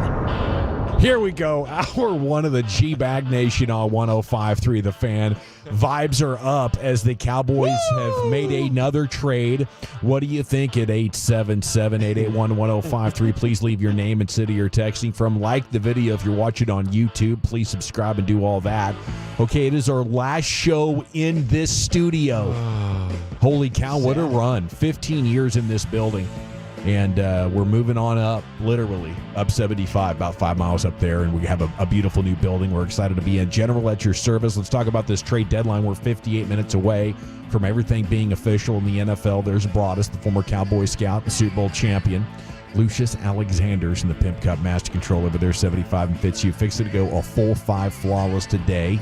Wolchuk and Chiafalo are here. At Carter Freeman's coordinating your video. You can watch us at 105thefan.com, Twitch, and YouTube. I do find it, I guess because you're 3-5-1, and some people are, really down in the dumps about this football team. They can't even get excited about Quinnen Williams, but you have added an all-pro level player to your defense, something you've desperately been in need of. They couldn't find one post Jay Ratliff. They finally said, screw it. Let's give up a 1 and a 2 and Mazy Smith and go out there and get Quinnen Williams. You with me? We're excited about this, right? I'm with you. Yeah, this is good. Excited for Quinnen. Absolutely. We're winning with Quinnen. Winning with Quinnen. Come in Q. I wonder what jersey he's going to wear, though. Does Kenny Clark give him 95? Does he go back and rock the 92 like he did in college? I think Quinnen just goes up to Kenny and says, hey, don't worry about that 95 right now. It'll be mine. We can ask. We'll just wait a few months. It'll be mine by March when they cut you and save a buttload of money. I kind of want to keep Kenny around. I wonder if you could for just like 19 millis. We're gonna rework the deal. Yeah, we're gonna have to. I like the depth here at defensive tackle, and I think this is going to help Osa out. Osa's a guy that we've seen get worn down. Yeah. I think the rotation, Solomon Thomas, Aaron Whitecotton's trying to build back that Jets defensive line here in Dallas, and that was a hell of a unit with the Jets. The team sucked, but the defensive line was good. So I like this. And turnovers, forced fumble king. That's Quinnen Williams. Is he? He is a forced fumble behemoth. I think he leads defensive tackles since coming into the league in forced fumbles. And after watching what Arizona did, forcing a lot of fumbles against our Cowboys, could use some of that. Yeah, you can always use a guy who got ball skills, knows how to peanut punch no matter what the size. It's a 2027 first-round pick and a second in the upcoming draft, the 2026 draft. It was funny, if you heard Jerry Jones this morning with Sean and RJ, he kind of got hung up on the dates of the drafts and the picks and everything, probably because he had this thing top of mind, and it's quite unique to have a first-round pick 2 drafts out. But the Cowboys, add Quinnen Williams and still preserve having their 2 number 1s for this upcoming draft, which is exciting for 2026. I'm curious if the Quinnen Williams trade happened after they got rid of Sauce Gardner.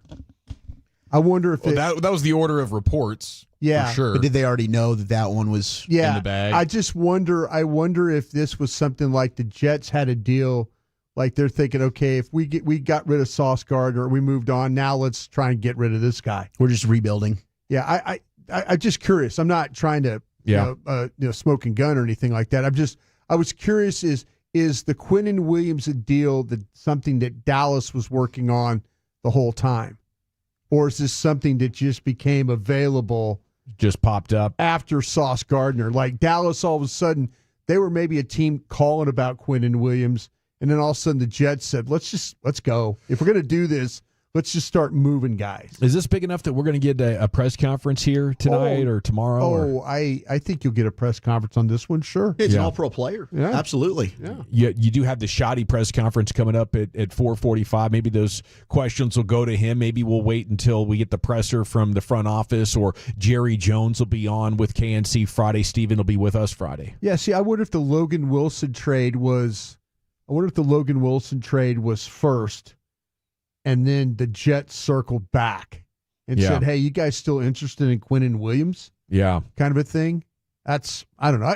I'm always curious how these trades get started. Did Dallas call them, or did the Jets say, hey, would you guys be interested in? Maybe they started calling teams with multiple ones, that kind of thing. They were clearly interested in Quinnen. Yeah. Oh, yeah. I mean, they're going back to the Micah deal. The Micah deal, yeah. Aaron Glenn, I wonder if there was a little bit of like Aaron Glenn and Sauce weren't seeing eye to eye there. The Sauce Gardner stuff kind of got weird this year in New York. The penalty stuff was up with him. He had made some comments post-game showing his frustration. So maybe they could see that relationship starting to deteriorate, and they kind of jumped ahead of it, especially when the Colts are going to offer you 2 1s for him. Adam Schefter was on McAfee saying the Cowboys have been working on getting Quinnen Williams all day. He is who the Dallas Cowboys really wanted. Yeah, that's best awesome. Defensive tackle in the league. I mean, you want to stop the run. That's what I'd add. Number 1 against the run, top 10 overall defensive tackle, Quinnen Williams. Now, not a playoff team, although the way they were rushing the passer last night, maybe they're taking some steps in the direction of. I was going to ask you guys, you feel like how is Quinnen Williams in his back pedal? You feel like he can You think can he play safe? Can he play corner? Can he click and close, Dawson? That's what I want to know. I mean, that was a massive concern because outside of the Jets game, like Clowney was awesome. I thought Kenny Clark had a really good day.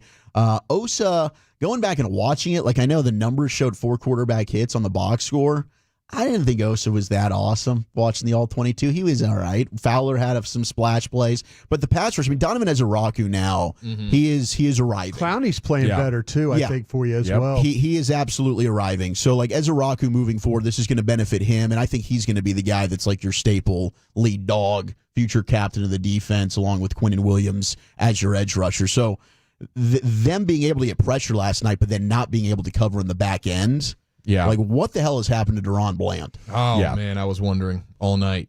So bad. I mean, hopefully it's his worst game of his career and not a sign of what's to come. Yeah, it had to be. He's been bad most of the year. Outside of the Washington game? Washington game's the only one where he was solid. Yeah, and that's one of the reasons I felt like the Cowboys needed to go out there and trade for great defensive players because you just can't trust their ability to draft them. They apparently can't evaluate guys that are on their own team. They think they're, worthy of top 10 contracts at their position. They turned out, almost immediately to not be very good. They have had some hits. I don't want to throw all of their decisions in that, but overall, like their ability to scout and identify who should get paid, who should get drafted on defense, not good. I would say take your other 2-1s and see what other bona fide good defensive players you can add to this team. And then I don't think 6-2 is that out of the realm of possibility. You have the run of Philly, Kansas City, Detroit. Those are tough. Every other game is winnable. Like if you're an underdog, it's going to be within 3 points. Add 2 more good players to this. Let's make this happen. And I'm kind of expecting it here over the next 50 minutes or so. You think they're going to add 2 more players or just one more player? At least one. Yeah. Would Minka be your number one on the wish list? I think so, based on what we know is available. They're so bad at safety. Yeah, I don't think they have a starting caliber. And no I shouldn't say bad. I should say poor. Yeah, you get Minka on this team and Malik Hooker healthy at the other safety, and now you have guys that are in position. And so much of that stuff goes unnoticed because safeties – not often one of the most producing spots. You're not locked into anybody, but can you just help get everybody lined up and communicate? And I think Hooker plus Minka could do that. I don't know what you have at linebacker now. Overshown and Logan Wilson will no doubt make your group better, right? They'll probably be your 2 best linebackers for the rest of the season. And honestly, Quinnen Williams makes your linebackers better. That's right. Yeah. He does. And Zach Rosenblatt, who we had on the Super Bowl, covers the Jets for The Athletic, said that there are trades on the table for Jermaine Johnson and Breece Hall. Jermaine Johnson was one of those names that we thought maybe the Cowboys would be interested in. I would think that would have just been part of the Quinnen Williams trade if that was the Cowboys that were interested in Jermaine Johnson, but who knows? Maybe that there is another player that they could get in the mix on. All right, at 877-881-105 through the 512 says, why are we assuming Clark is gone? I'd rather lose Osa. He's just declined from being a star defensive tackle, so now he's so overpaid that the value of letting him go and using that cap space to sign other players is worth more. But I would love it if Kenny Clark says, man, I really like it here. My free agent market isn't high, so let's just rip that one up and do a contract that makes more sense for where I am in my career. That would be the ideal thing, but he might go back to Green Bay. Yeah. Gosh, wouldn't that be hilarious? There's options, and you're still going to have to be the highest bidder, especially if you're asking him to tear up his contract. I mean, that might not be the best place to start a negotiation from. Yeah, but I mean, you're going to have $21.5 million cap hit if he's on your roster next year. You can't do that. And no dead cap for just moving on from him. Could you get him and Steele and then be able to sign Pickens? That kind of thing? Yeah, you can definitely sign Pickens, and it seems like the Steele situation is now in a board mission. Well, I'll say this. Nate Thomas wasn't that good either. No box of chocolates either. Yeah. So what is next? Okay, so Ricky Scoops did say the Cowboys had an offer on the table for Minka Fitzpatrick. I don't know if that's still valid considering you got the Quinnen Williams deal done, but I think that's the pipe dream for me here over the next 45 minutes. You got Logan Wilson on board. That ended up being a 7, right? I know there were some reports that was a 4. The 7th rounder, which is basically like Tommy Akingbissote, who didn't make your roster this year. Okay, Asante Samuel Jr. was in the reports last night. Apparently, he has passed his medicals, and a number of teams are talking to him. I know it's not a guy the Cowboys have been high on in the past, but I think he fits Eberflus's system halfway decently. He's been a better zone player than man, and he's who's available right now. So I would say if you're adding Quinnen Williams and Logan Wilson thinking we need good players to make this defense good enough to be a playoff team, like they've said, you got to go 6-2. I could see you beating Philly, Kansas City, or Detroit. You just got to win one of those and then handle business in games against teams like the Vikings and the Chargers, which isn't out of the realm of possibility, Brian. You can go here with me, can't you? I tell you what, I really do appreciate what you're trying to do. I've got an offense that looks a little sick right now. Yeah. I mean, they're pressing. We kind of felt like that the defense was going to be kind of who they are. I mean, yesterday going into that game, but man, the offense has got to find a way. And I know that's you have to almost be perfect to play, but man, they were far from it yesterday. You got guys putting the ball on the turf. I think teams had some bad luck. Penalties is a bad game for Dak, though. I'm going to throw this out there. I think teams don't care if you run the ball. Well, Arizona certainly did not. I do. I just really honestly believe that teams are cool. Like, yeah, we'll let you run the ball. You're not throwing it to Pickens, and you're not throwing it to Lamb, and you're not throwing it to Ferguson. Yeah, just keep running. They're okay. How many games this year have the Cowboys lost where we look at the running game totals and we're like, that was a nice day by Williams there. Ran the ball well. And it equals nothing. You know? It's tough. When you can't get a stop, you can't get ahead. I think the run game should be a weapon as you play complementary offensive football. But if you're trailing, I would say, though, go get Breece Hall. Take him up on that offer. Yeah. We're gonna run at you here 30 times a game I just feel like the defenses are cool with it. It's almost like the Dick Fangio. Dick Fangio's okay if you run on him. I mean, he's fine. Yeah, fine. Run on me. You're not throwing it. Of course. I mean, I'd rather, like Javonte Williams is not a Saquon Barkley who's going to be consistently popping 50-yard touchdown runs on me. Yeah, like you still get fetched into your work. Yeah, like let me do anything to make sure CeeDee Lamb and George Pickens don't beat me on a one-play, 11-second, 74-yard touchdown bomb like we saw a few weeks ago. It's a no-brainer way to play the Cowboys right now. Yeah. Where I expect Javonte Williams in the running game to be better is inside the 10-yard line. Well, that's been a big problem. Well, what happens is, we run it down there and we forget that he's in the game. And then they start throwing, and the field's constricted, and nobody's getting open. I mean, the Flanoy play was beautiful. That was an easy pitch and catch. But otherwise, I mean, what they were doing inside the red zone yesterday that lost them the game, other than the turnovers and the pre-snap penalties. Yeah, the offense overall now it's losing some luster, as if you look at the 9 games, I would say 4 of them have looked like the offense is getting stopped in its tracks. Chicago, Carolina, Denver, Arizona. And a couple of weeks ago, it was like, well, you can shake off a bad game once a month or so. Now it's like kind of trending more towards half of your games. Your offense is struggling a little bit. And what I was fearing in the offseason that I thought after the first month or 6 weeks of the season they'd gotten a handle on, like Dak had evolved to a point where I can mitigate pressure coming from the tackles. Mm-hmm. The last couple of weeks, it's been too much for him. Right. It's really affected the accuracy. He's getting hit while he's throwing. He's taking sacks. Quick pressure got him yesterday, Zach. Did you notice that? Yes, absolutely. Like where Dak has been really good throughout the year is avoiding the first guy and kind of moving around. He couldn't avoid the first guy. It was like the quick pressure was a problem. And a lot of it came, sometimes it would come right up the middle. Walter Nolan did have himself a really nice rookie debut. Yeah, he was very, very impressive. Welcome to the NFL, man. I mean, he was getting after Tyler Smith, too. It's not even just your tackles. Yeah, and then it did look like Dak tweaked his ankle or something a little bit. I think that was before half. Yeah. And so, I mean, he was still running around in the second half, but I wonder how right he was. Get an update from Shotti on those stories and more coming up. His presser is scheduled for 4:45. It'll be closer to 5 o'clock or so. So we'll get Mark Schlereth in there. We'll talk a Week 10 with him. We got Jake Ferguson coming up 5:20. Our guy did not have his best night. What was that? Maybe a fumble and a drop and a big holding call. And a big holding Took call. away a first down. Yeah, the trifecta. It was failure. It was. I mean, that and the drop too. The drop that he had right in front of the end zone. But one that he should have made. That seems like a no-brainer. You need to catch that ball.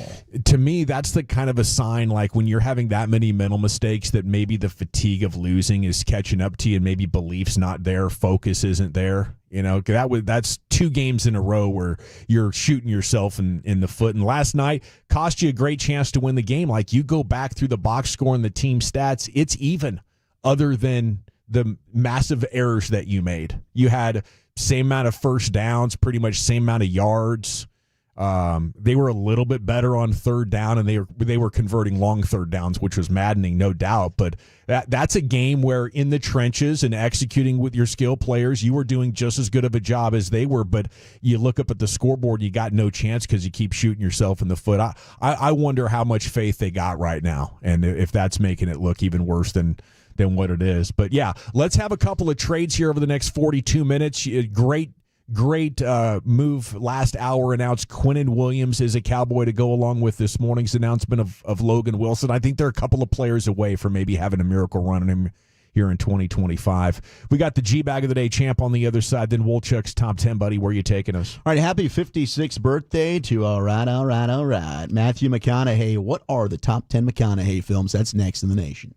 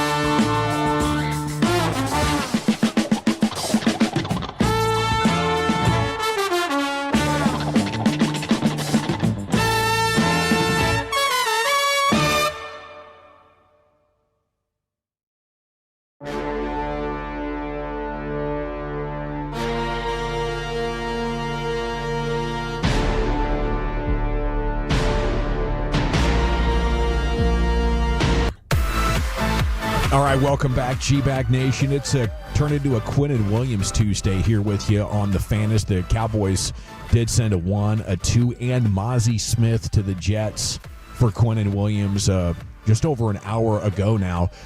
Ian Rappaport tweeted clarification the Jets are going to get the higher of the 2 1s in 2027. So it's a 2027 1, whichever is highest the Jets will get there from either the Cowboys or the Packers. But as of now, the Cowboys still holding on to 2 1s here for 2026. And then, some picks in day 3 as well. All righty, we'll get to the G-Bag of the Day champ here in just a second. Then we'll get Wolchuk's top 10. Segments brought to you by the Frankels. If you've been injured in a car or truck wreck, call the Frankels first, 214 or 817-333-3333. There's never an out-of-pocket cost. They only get paid when you win. The Frankels are the go-to car and truck wreck attorneys in Dallas. We're 36 minutes from the actual deadline. Stay tuned. Into the Pimp Cup we go. Here's Lucius. Yeah, look alive, look alive. G-Bag of the Day, we do it every weekday on the fan at 5:30. Replay the champ right about here. You lucky, you caught it, brother. This is day number 1, going for 2 of this champion audio. It comes from the morning show here on 105.3 The Fan, the RJ and Choppy show. Which one of these fools is Chop? Well, Choppy is the one that yearns for the touch of a man, apparently. He says there's nothing like it. What's something men secretly love doing but pretend they don't? Look, for me, this is easy. Getting a massage from a guy. Oh, jeez. All right? It's easy. Maybe this was Spittle did when he left our party after 20 minutes. You could say all you want that you want a girl.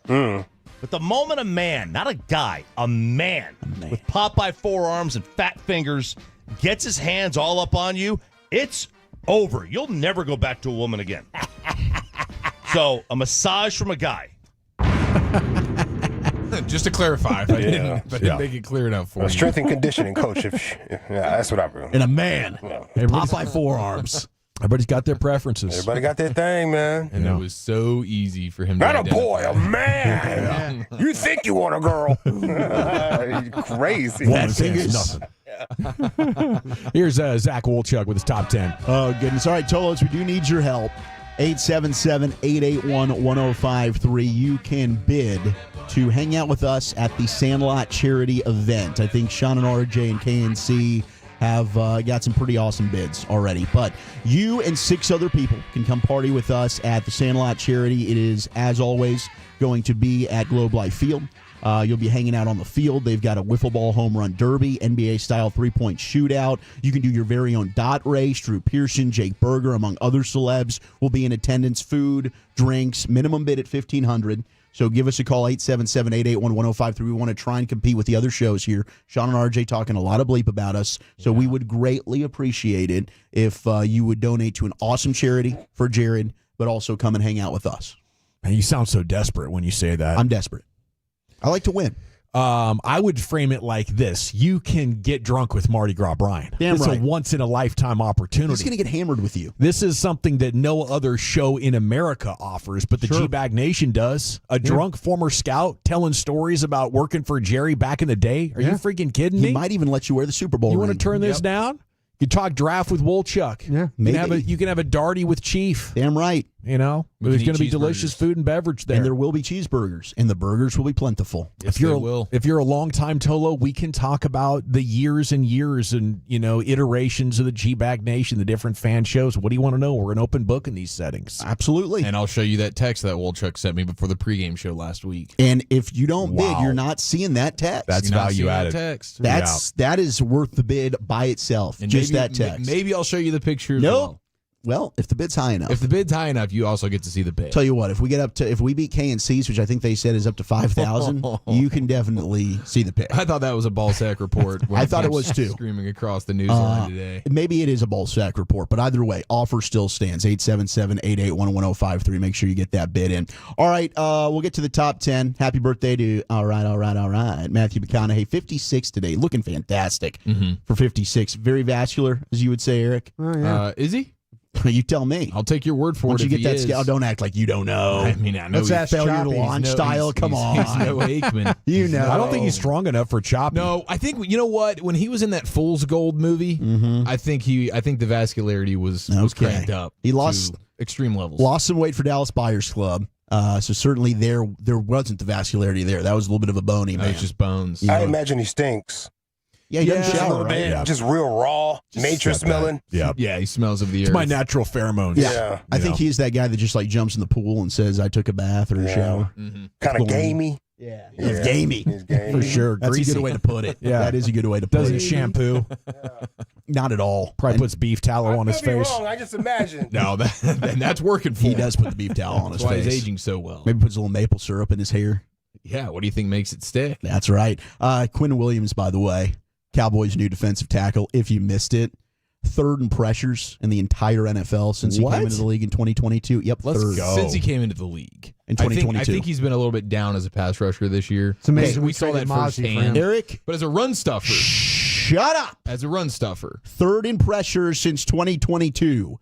Fourth in sacks. And the best run stuffing defensive tackle in football. That's right. Damn right. We're going to stop the run. He can stuff a run. And we're going to get after it. And now Osa doesn't have to be double teamed. And maybe that'll help him out a little bit as well. I think some people are depressed because of last night. I have been over this season and mourned it for over a month. You know, the moment they lost to Chicago, I was like, this is over. No, you So weren't. last night is a nothing burger for me. It's a speed bump. What we're talking about now is starting for 2026. I remember like you this selling is Super Bowl after the Jets game. This is like the first big move. Yeah, This if they is. made multiple trades, I could have seen it at that point. And maybe we're but on the now, way. Maybe this is the path. Now you have Richarded around with the season, and you waited 4 weeks to make these trades. You're too buried. Yeah. I could see 6-2, but you got to go get me Minka Fitzpatrick and Asante Samuel Jr. Come on, let's go, Cowboys. You got 30 minutes. I'm in on it. Let's make it happen. Shout out to Major League Baseball just dunking all over the NBA Finals Game 7. Yeah. They just crushed it with the ratings. Game 7 on Saturday night was fantastic. 25.9 million viewers compared to 16.6 million for Game 7 of the NBA Finals. I mean, this game was so riveting, my wife actually sat there and watched the whole thing. And she doesn't give a damn. She did not have a single player that she cared about. She didn't even know who was playing, but she watched the whole thing. She even stayed through extra innings. She was like, I got to see who wins. Yeah, I had a similar situation. I was All of a stunned. sudden, my wife was like interested in it. I was like, okay, what? this Why? is cool. You barely watched the I'm Texas like, Tech game, and you looking went around there. going like, which one of these guys is a total dime? You know, I'm trying to figure out how Lots many of 'em. hot dudes are on this. On And this he was team. asking Choppy What'd you say, bro? Hold on, fam. What'd you say? Y'all just let that man say that. Well, but on behalf of my wife, I'm like, why is my wife interested in baseball? You didn't hear Dawson talking about lots of them. Oh, I did. I missed that. Lots I noticed of it. 'em. Yeah. I was noticed keeping it. count. Well, top 10 dimes of the World Series. I'll tell you about that LA squad. I Tell you noticed what. it. Let me tell you what had me thinking. My parents were in town, and my mom just had an affinity for Toronto. I'm like, Okay. So I'm sitting there thinking, what is it about Toronto? And then it all kind Vladdy. of sunk in. It's Vladdy. Vladdy? Yeah, Oh. yeah. It's that ass. I mean, you got a lot of hair going on. Yeah. Toronto. George Springer, good-looking dude. I don't know Maybe. about George Springer. I mean, Chris Woodward, shout out to the former skipper But of to the def- Rangers. What's that? He was Chris at Woodward? first base for the Dodgers. Still has an outstanding beard. manager, Chris Woodward. Let me defend basketball, though. Rangers. You said the World Series 105.3 the fan. had higher ratings. 6102. Los Angeles has 10 times the amount of people than OKC and Indianapolis combined. Yeah, I thought this was a little unfair, too. Yeah. I mean, the context does matter a little bit, but just, give MLB a little win here. Little journalism. Just Oh, a- hey, congrats. And they had a whole country supporting. I mean, let's be Yeah. real. I mean, Canada, they backed Toronto fat in this thing. All right, best Matthew McConaughey movies here for your top 10. Shout out to his 56th birthday. Failure to Launch, one of your favorites. Failure to Launch. Shout out to the absolutely. Sock and Terry Bradshaw. Shout out to the Bradshaw sock and both those cheeks that he had no problem showing off. That is an outstanding. If you have not heard the Terry Bradshaw sock story, you should go and give it a Google. I'll try and dig it up. Maybe I we know we can. still got the audio. It's pretty amazing. Angels in the Outfield, honorable mention on here. Yeah. He was great in that. Deserved. Absolutely fantastic. You know what? Give me the Wedding Planner as a rom-com lover. Wedding Planner. I forgot he was in the Wedding It's going to be Planner up there with Jennifer pretty high. Lopez. And, of course, How to Lose a Guy in 10 Days. You already mentioned Failure to Launch. What about The Wedding Singer? The Wedding Singer is also fantastic, but it did not have McConaughey's presence. No. Oh, I see. That's right. We're McConaughey movies. Yeah, we're going McConaughey's. McConaughey. But if you want to go wedding movies, I know you're a big wedding guy. Tropic Thunder. Okay, I'm glad that you mentioned this because that could slip through the cracks a little bit. It could, but he doesn't here. He was legit. Also, like a Wolf of Wall Street. What's right? one where he was We're a just lawyer? talking about like Lincoln Lawyer. Lincoln Lawyer. Honorable mention. One of my favorites. I Bernie. don't even know the name, but it was really good. Really good movie. Now a TV show on Netflix as well. Bernie, about that Texas City. And Waco? Bernie. Yeah, Tim with from- Jack Black, and he ends up murdering this old woman. Tim in Carthage, Did Texas. they have a School of Rock there? There was no School of Rock, but it was a real life murderer. Richard Linklater having that I was movie. just thinking Jack Black. Ratton, shout out to you. Interstellar. Honorable mention. Oh, he's an astronaut there. Yeah. Honorable mention, Interstellar. I Isn't am that a- like one of the all timers? I'm not an Interstellar fan. Ooh, I need to maybe see it again, but that's the only Christopher Nolan movie that I've seen that I didn't leave like loving. let's give Interstellar another I'll shot. give it another shot. Mud, which is an underrated film. If you haven't seen Mud, I'd highly recommend it. Mud. Number 10 is The Wolf of Wall Street. Okay. Mm-hmm. Oh, I heard him talking about that recently, where it was like it's something that he does to like get himself going a little bit, and he was doing it before the scene. And DiCaprio's like, "Oh, hold up, we need to do that. Like that needs to be in the scene here. Let's do this." And so I think it was just a one take banger, just thespians. Yeah, shout out to DiCaprio, just directing on the fly. That's what he does. Number 9 is Killer Joe. Haven't seen it. Yeah, it's a blind spot for me. Contact, number 8. It's also another blind Jodie spot. Foster. I think this was a 90s film. One of his first movies, Lone Star, small town sheriff investigating an unsolved murder that took place 40 years earlier. Number 6 is Frailty. He's an FBI agent. Directed by Bill Paxton. Directed that film. 5 is How to Lose a Guy in 10 Days. Could be number 1. It's a fantastic movie. It's a good movie. Grohl, the Warrior King. 4 is A Time to Kill. Yeah, there we go. Good movie. Him and Samuel L. Jackson, 1996. Man. 3, gosh, I forgot. I never saw this. Dawson, Magic Mike. Wait a minute. My friends are. I said the lawyer movie, the Lincoln Lawyer. Was The Time to Kill the one where? The Time to Kill. He's also a lawyer. But his buddy gets killed. It is like what was the story of the whole thing? He's representing. He was charging the Klan. Yeah, he was coming for the Klan. Okay, that's a different movie I'm thinking of. Sandra Bullock in there too. Yeah, they died, and I hope they burn in hell. Okay, Time to Kill. My friends were texting me like, "It's A Time to Kill, Broadus." that's You the one. A dumbass. Time to Kill is a badass movie. 2 is Dallas Buyers Club, which is That's where he amazing. got Ron Woodruff. That's what he won his Oscar for. Yeah. Jared Leto. Oh, the last good movie that he was into. Jared Leto as a co-star might be good. With them trying to make him like this Hollywood lead, they've been awful films. Morbius. I mean, Carter said the new Tron was ass. Yeah, Jared Leto needs to stop that. Number 1, though. Jared Leto has like a sex cult. What? Nobody really talks about that sex cult that he has. Oh. He's apparently a very weird dude. Oh, Was he doing freak offs? Yeah. Man, with a lot of was the lock Punisher him up. Was the Punisher involved? Lock him up. Crew Tractor. Trey Taylor, Crew Tractor. But number 1, the best Matthew McConaughey movie voted by the Esquire, Dazed and Confused. Oh, yeah, that's where it all started. You just really. got to keep that was my believing, senior man. year of high school, dude. It was so amazing. Okay, we got to get out of here. We got an edition of the finest coming up. NFL trade deadline now 23 and a half minutes away. The Cowboys already traded for Logan Wilson and Quinnen Williams. And Chief, where are we going next? Yeah, football's finest. We'll see if we get any more deals done before the top of the hour and some reactions to last night's disaster next to the nation. Okay, let's chat trades.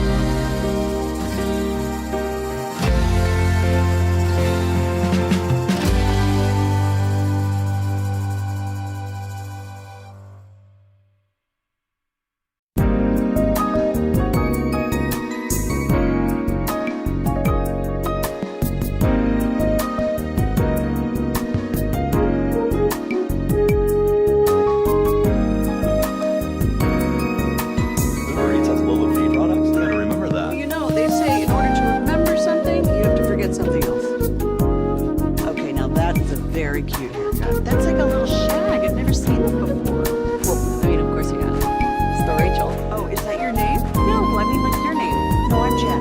My name's Jen. Right, but I just mean like this is your haircut. But that's hair on your head. I'm not saying this is your hair. Okay, you're freaking me out a little bit.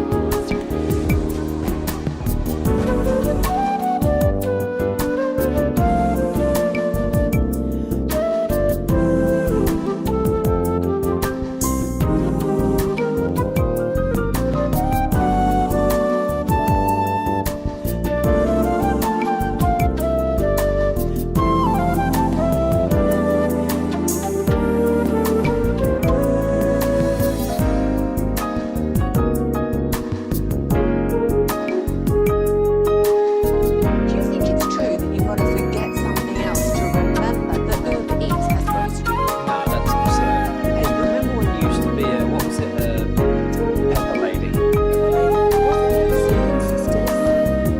Basil babes. Squad? Nutmeg maidens? Pre-club? No. Nutmeg mate? I just said that. Was it Spice Girls? Doesn't sound right. Was it Cell Phone Squad?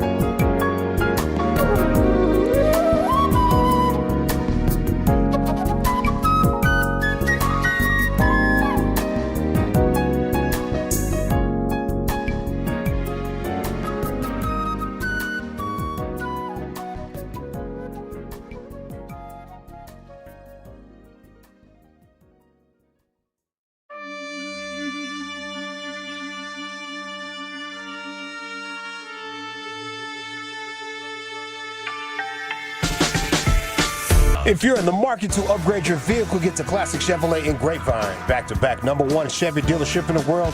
They've got more new Chevys than anyone in the all-price of sale. Silverados, Tahoes, Blazers, Malibus, Equinox, and more. Visit ClassicChevrolet.com. This is Texas. This is Classic Chevrolet. Together, let's drive, relax, and enjoy the difference. Based on new Chevrolet registrations, 2023 and 2024.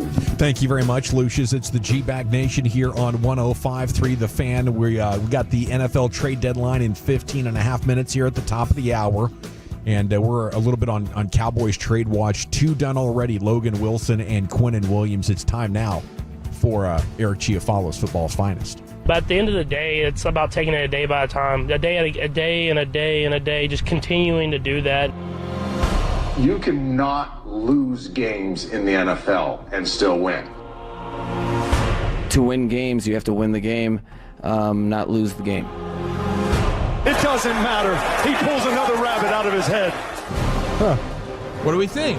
Just workshopping? I mean, the Witten one I love. That's an all-time favorite. It doesn't matter. It doesn't matter.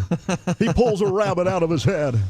Well, we'll see if that can stick. But unfortunately, last night's loss is still sticking with us, despite the addition of Logan Wilson and, of course, Quinnen Williams. Last night was maddening. It was. How did things go in the post game? Were people throwing It was not a phones good. around It was and not a good stuff. post. I was almost hoping that Maya's water would break so I could just leave. You got it from here, Brian. He leaned over like there was like 11 minutes left in the game, and something happened. He goes, if her water would just break, I wouldn't have to do this. I was so upset. One person texted and was like, "You're too emotional. You can't. You should just tell me what you're seeing. Just stop talking." Most of the other people were very receptive as a voice of the fan base, but that was a tough post game to do. It was one of the harder ones outside of the playoff defeats. I think that was the hardest regular season post game. Just a gross game. It was. There's something about the Arizona Cardinals that make the Cowboys a just much lesser version of themselves. The offensive line is starting to become a big time issue. I mean, your offense just in general right now. I think it starts with your offensive line though. But a couple of the things from it yesterday: Deron Bland, Jake Ferguson, just nightmare nights. Nightmare nights. I think Marquise Bell has really reduced himself to should you even be on the roster? Probably not. Kind of conversation. Maybe just a special teamer. Not playing well. I mean, dude, they had one of those drives where they're just throwing it into the flat every time.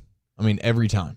And they asked all the way down the field. Dare you to tackle. Dare you to tackle. Asked him to cover McBride too, and that was a tough one for him as well. Oh, on the touchdown? Well, yeah. a couple different times. He could have got called for holding a couple more times in that game that they didn't call. So yeah, it was a problem. The Cowboys did get screwed on the Pickens no call in the end zone. That should have extended a drive for them. I mean, there was a couple questionable calls. I also thought the fumble, right? The fumble recovery. The fumble recovery from Javonte Williams. He goes out of bounds and then comes back. That should have been illegal touching. But you know what? It is what it is. They didn't play well enough to win that football game, so they're not going to get the benefit. But the penalties are a problem yet again for this football team on both sides of the ball. I thought the Pickens unsportsmanlike was pretty soft. Absolutely was, but the NFL is emphasizing that. That's true. That was. He's got to know better. It's a bit of a reputation one. I felt like he's been flirting with it, and he's done a nice job, but I think being down like that maybe got the worst out of him. Yeah, I hate the call, but good time for a reminder what we need to be focused on. But like showing the ball to somebody, were you pointing or were you showing the ball? I think maybe if you're a player that doesn't have the background that George Pickens does, the refs don't see it as you're showing the ball to the defender because it's George. But whatever, he's been good. Yeah. I mean, what do we got? 2 silly fouls in a half season? I'll take it. Yeah, for sure. And I'll tell you what, the bright spot, we mentioned it earlier, Donovan Ezeraku, career-high 5 pressures against the Cardinals, also had that sack. That was awesome. Jadeveon Clowney, team-high 6 pressures and a sack, so he's starting to come on pretty nicely right there, get a little pass rush going, but definitely nice to see Ezeraku be a guy that is starting to play like the guy that we thought he was going to be when they drafted him, for sure. Yeah. And awesome. That's one of those guys. You know, I think they're needing to add 6 good players by next year, and hopefully Ezeraku can be a big part of that. Quinnen Williams is one. I don't know if Logan Wilson's one. You know, there's an interesting debate going on about him. But I hope he's at least your best linebacker right now. He's the one that'll play the best in coverage. Okay. He's an upgrade over what they got. Yeah, because like he's a really good zone player. He doesn't like drift. You know, sometimes these guys, like you've seen like James, because he hasn't played a lot of snaps as a cover guy. But then you get a guy like Murray that just doesn't really have that spatial awareness when it comes to where guys are around him or where he is on the field. Yeah. And so that becomes a problem. And I think Logan Wilson's one of those guys that is much better in those types of situations.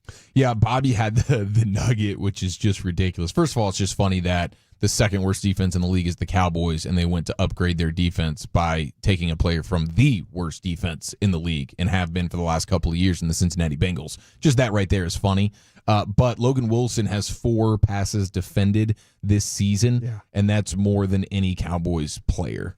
Yeah, that was funny. I heard him talking machine. about that this morning. Yeah. That's pretty crazy. And then Joe Goodberry, who covers the Bengals, says, like everyone on this Bengals defense, Logan Wilson was struggling, seemed to step slower, had to deal with blockers more often, and missed a handful of tackles. But he was still their best linebacker and had some very good games in 2025. He was dominant in week 1, he says, showed some signs of life in a reduced role the last few weeks. If he looks better in a new setting, I wouldn't be shocked. So those are some encouraging things for sure as it pertains to Logan Wilson. How would you imagine they play him and Overshown together? Can you? Yeah. I think the middle, the Mike would be Logan Wilson. The guy, I think that Quincy Williams from the Jets that we were talking about, I think he's more of a Overshown kind of a player, whereas I think that our guy from the Bengals is more of a inside Mike linebacker type. Because he's been listed as weak side for them. They must have liked their Mike. Yeah. Okay, but he can play. He can play it, yeah. Nice. Yeah, I would assume your best three would be you go Shamar James, Logan Wilson, Overshown when he against the Raiders, and then you can rotate in Marist, and maybe you don't have to play Kenneth Murray. Will this be the game that we look back on Marvin Harrison Jr.'s career of like when he really put it all together? Who they play next week? Who's Arizona play next week? For his sake, I would hope the Bengals, but I'm not sure who the Cardinals play next week. I can look that up. I know Dawson's real quick here. Breaking Deron Bland's ankle. Seattle. Oh. Yeah. 1 catch, 7 yards. Yeah. Jacoby Brissett will look like Jacoby Brissett once again and not look like... no, I'm talking about Marvin Harrison. No, I know, but just in general, the entire Cardinals offense is going to take just a giant step back next week when they go up against a competent defense. And the Seahawks actually have one of the best defenses. But when he scored that touchdown and broke the ankles of Deron Bland, goodness, that like we could have just cut the lights out and all put ourselves to bed. Played him slow off the line, man. And then even CeeDee Lamb, they pan over to him, and he's like, as one of the dominant receivers in the league, he is still jarred by how incredible that play was. I mean, my goodness. So last night was a struggle bus across the board. But hey, we got Quinnen Williams, so we can all smile for that. Now we'll see if we get any more trades coming up here over the next 7 or 8 minutes. Adam Schefter did say that A.J. Brown will not be traded today. I guess he felt the need to go ahead and tweet that out. Did you see that A.J. Brown's not going to be traded today? No. Who's tweeted that out? I didn't see. Okay, yeah. A.J. Brown is not going to be traded today. I think it was from A.J. Brown's personal account. Well, if it was his personal account, it would probably be a little bit more like, I wish I was being traded today. There was the crying emoji. Oh, he had one of those? Yeah, he was boo-hooing. That's unfortunate. That's a ball sack. Also unfortunate for our guy Rico Dowdle, who got flagged for 2 pumps in a touchdown celebration. He went full Key and Peele. Yes, but I thought there was a just anything under 3 pumps and you're good here. Yeah, they set the pump over under a 2.5. I thought he was under. I thought he was good. And he said even after the game, because he got flagged for it, he says, everything I learned, you're supposed to get 2 pumps. Yeah. Were they extra exaggerated? Yes. I mean, he had the entire team around him, and, he was slow-moing it. Because, the whole thing with the Key and Peele is the third pump. Is he going to do it? But he was celebrating with his teammates. And then, he gives it, He was celebrating with his teammates. I thought it was hilarious. He's hoping that he does not get fined because of this. He should not get fined. And in fact, they shouldn't have even flagged him. I agree. That Land Clark, that his crew was working the game. They lose control of the game quickly. Yeah. By the way, there was that Panthers podcast that hung it up after a few years. Are they back? Well, they announced, they said, because the Panthers, of course, they've gone on a nice little run. And so they said, we'll be back this week. And then I guess they got dunked on so hard. They said, even though we planned to record last week before the results against Green Bay, we won't be recording due to overwhelming response from former players. So former Panthers players were like, no, I guess you hopped off the bandwagon. You have to stay there. You're not welcome back on? Yeah, I guess so. It was like we were just a small, fun podcast since 2019, needed a break from all the time we spent putting the show on. Oh. Hashtag keep pounding, they say. But I guess they will. How many shows those dudes doing? I have no idea. I'd like to know that number, please. Oh, here's the watchdog. Yeah. Broadus is like, of course. Who does more podcasts than you, Broadus? I'm doing Nobody. 17 a day. I'm just wondering. I was just curious for my own self. Yep. Just understanding. Maybe bring him in on the Crown Global Media Worldwide. Wide. Well, let's see if we get a deal done here in the next few minutes, boys. Sounds good. We got the trade deadline at 5.5, and we're back to tell you everything that may or may not have happened on the other side. Next in the nation. I want to chat with the good folks of Fort Worth, though. That's my neck of the woods, and the all-new Alliance Hyundai is here, baby, conveniently.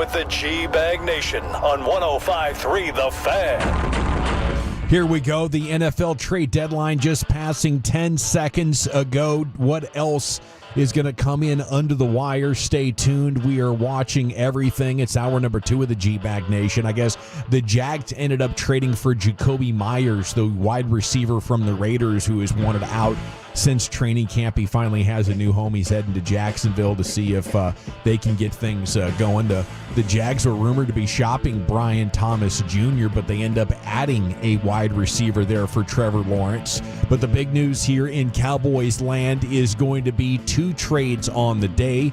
We woke up with Logan Wilson coming to the Cowboys for a 7, and then about 2 hours ago now, the Cowboys trade a 2027 first-round pick and a 2026 second-round pick plus Mazy Smith to the Jets for one of the best defensive tackles in football, Quinnen Williams. So I think it's a day worth celebrating for the Cowboys, but if this is all that they were going to do, it's just a long-term building situation. I guess it'll be up for debate, but I would be shocked if adding these 2 players fixes them enough to mitigate the absolute disaster that's been happening on the back end. I guess coming out of the bye, you'll get Donovan Wilson and Malik Hooker back. You'll eventually, hopefully, Savone Rebel. Savone Rebel? And I don't know what to even expect there. But yeah, and you got Carson, too, that I felt like, and I'll get into it at 340 in Krusty's Corner, but, I think that you maybe found something there from what I saw him playing in that football game. And it might be time to give Zion Childress an opportunity. Helping some coverage stuff. Yeah. They just played so much bad football even when they were healthy. I guess I haven't imagined that them getting healthy, adding a couple of players at the trade deadline. It might be too late. Yeah. It might be too late. I mean, and even if it is, I would just like to see signs of positivity heading into the offseason. Like, could Savone Rebel at least show enough to be like, okay, that's a starting corner for you next year? That'd be fantastic. Yeah, along with what you're seeing from Ezra Raku and Tyler Booker most weeks. Maybe you can make some positives out of the season as far as building for the immediate, but I'm not seeing anything else. Are you, Chief? Anything else popping up here on the wires? There was Saints are trading Trevor Penning, their offensive lineman, to the Chargers, probably for that Joe Alt injury situation there. So that's the deadline deal that Schefter just pumped out. I'm not seeing anything else, though. Okay. Yes, the Jets were by far the busiest team of the day, and by trading Sauce Gardner and Quinnen Williams, they are the first team since at least 1995 to trade multiple former AP first-team All-Pro players on the same day. What do you think about that overall strategy?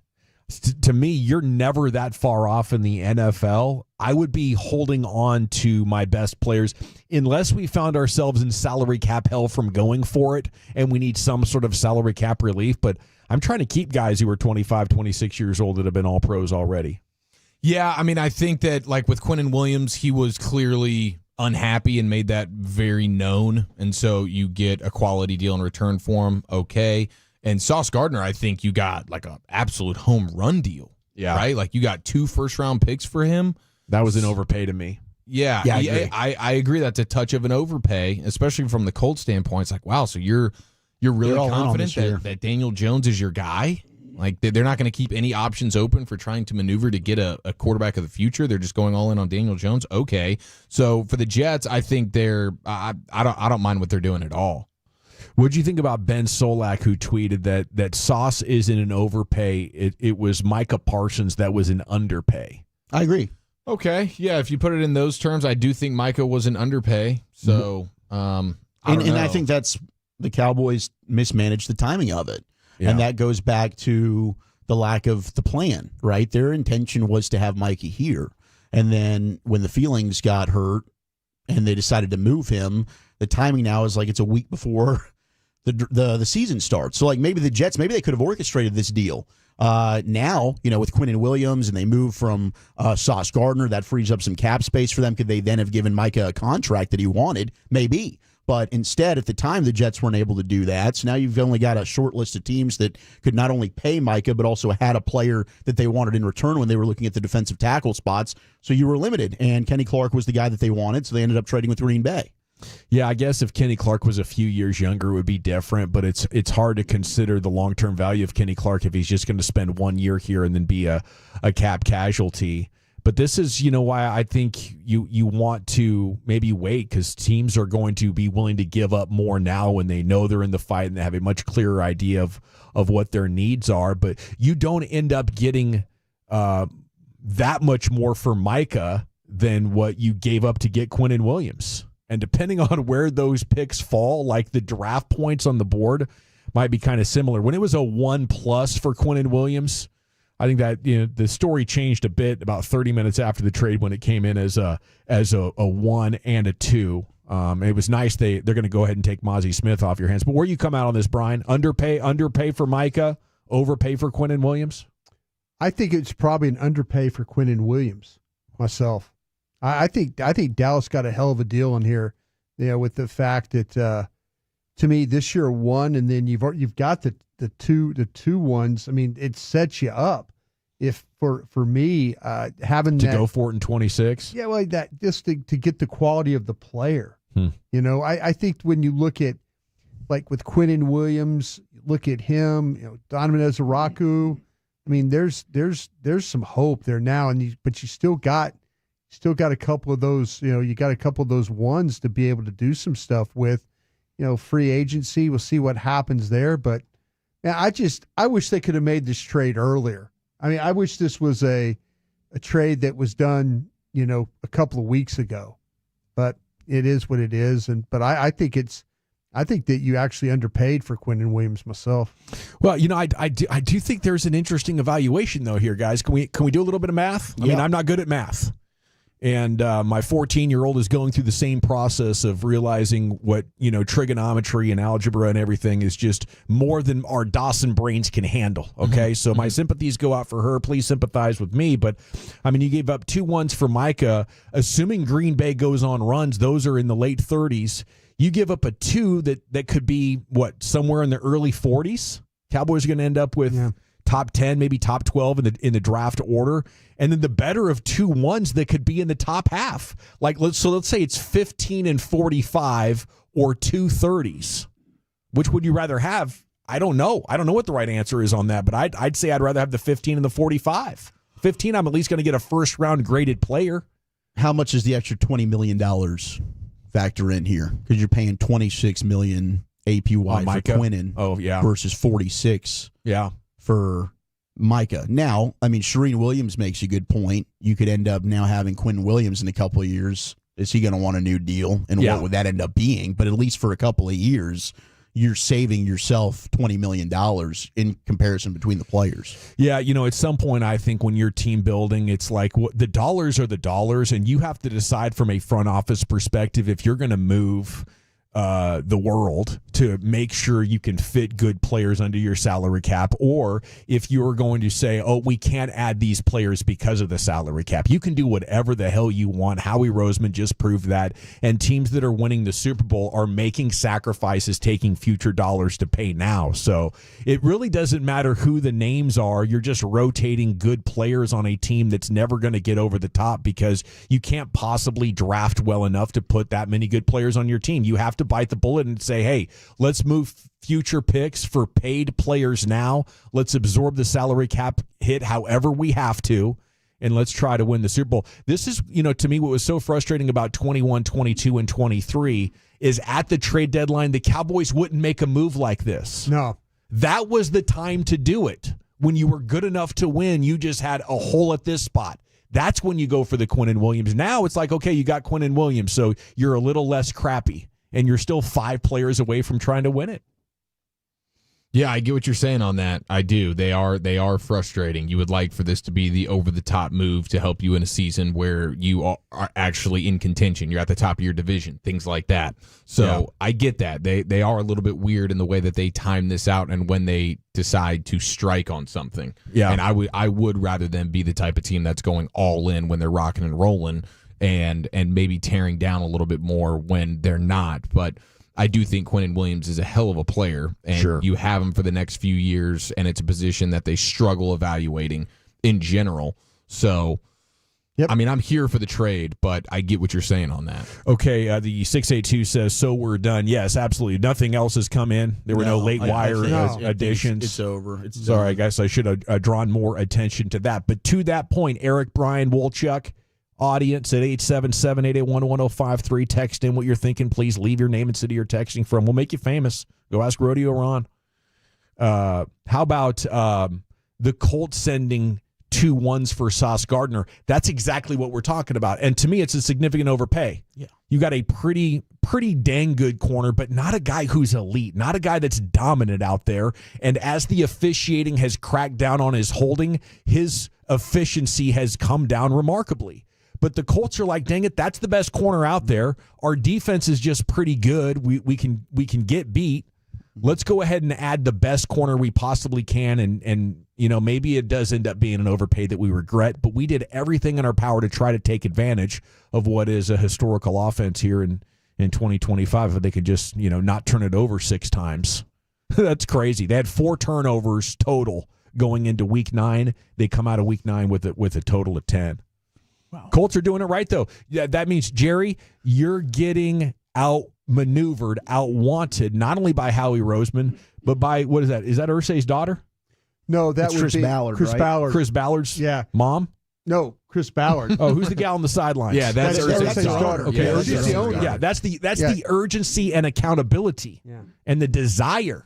That's the final decision maker on these things. Yes, we will go for it. Yes, we will sacrifice the future. We will overpay to do whatever it takes to get the best players we can get right now, not just whatever players happen to fall in our He lap. did that with Brinson Buckner too, though, didn't he? Chris Ballard, didn't he trade a DeForest. DeForest Buckner. I'm Yeah, sorry. he sent a 1 to San Fran for him. Yeah, so he's kind of had a history of doing things like this.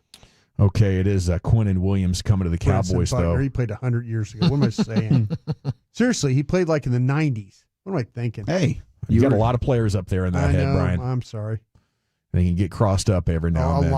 A lot, yeah. Why the Jets decided to move on from Quinnen Williams, quote, his relationships with the Jets has been deteriorating, and this goes all the way back to when they made the decision to move on from Aaron Rodgers. That's when things started to change. So he's a guy at this point in his career, he wants to win, and joke's on him because he's not doing it with the Cowboys either. Yeah. At least he'll be more visible. At least more people will see your highlights. Man. What was the most frustrating thing about last night for you guys? Deron Bland, probably.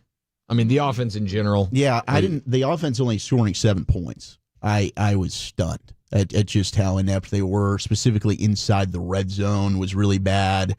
And then just a lot of drops. I mean, Scooney had a big drop. Turpin had a big drop. CeeDee Lamb had a play where, I don't think Dak was at his best, but the pre-snap penalties, the holds that took away 2 first downs, 1 on Booker, 1 on Ferguson, and then the fumbles. A lot of self-inflicted wounds that are player problems. Like we can talk about the play calling, Flus and the defense, 100%. I mean, those are all issues. But the one thing we felt good about and why we were kind of saying, hey, could you at least maybe go out at the deadline here, add a Quinnen Williams to help you get a stop or 2, the last 2 weeks, now all of a sudden we're like, how is this offense the same offense we thought they were? Because last night it didn't look like it. Yeah, that might be the thing I think that's going to resonate the longest out of it. And they got to get the discipline issues, the flags taken care of, and stop the shooting yourself in the foot type of stuff. But who is this Cowboys offense now? Yeah, see, now this is the funny thing. People are asking me the questions, is Shotti spending too much time with the defense, and is that messing him up on the offense?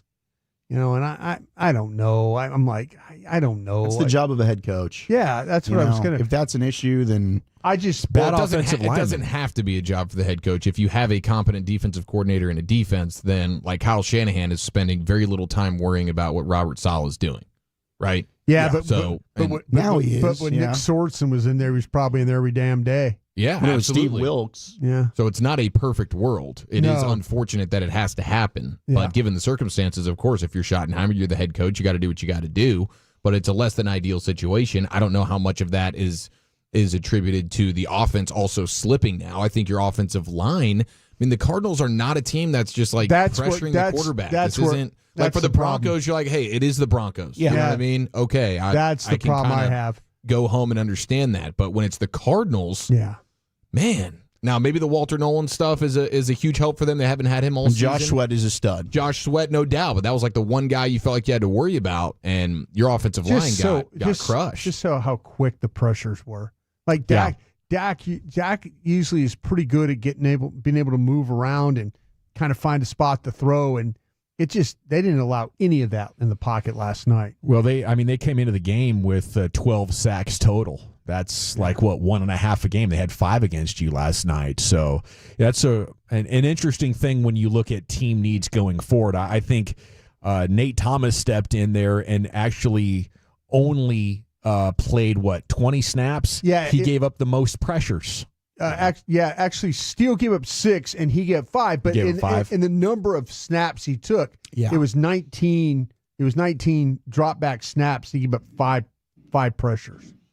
So, you don't really have an answer there with Nate Thomas. I think maybe right now you're thinking this is a quality depth guy and maybe a swing tackle, and we'll see how he develops over the next couple of years. But going into the offseason, if you are planning on moving on from Terrence Steele, you might need a new right tackle or left tackle. Hey, I'm raising my hand. I'm the guy that wanted to see Nate Thomas play.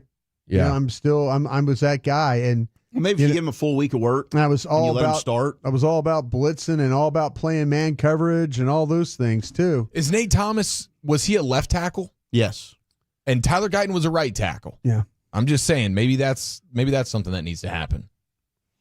All righty, what needs to happen next is the C note here, Cowboys news of the evening. Then Krusty's Corner has some film takeaways from last night coming up for you at 3:40 as we continue to react to the news. The Cowboys have traded for defensive tackle Quinnen Williams. We're back with more sports here in the nation. Tolos, if you're losing your hair, you need a simple solution that works. You want the best...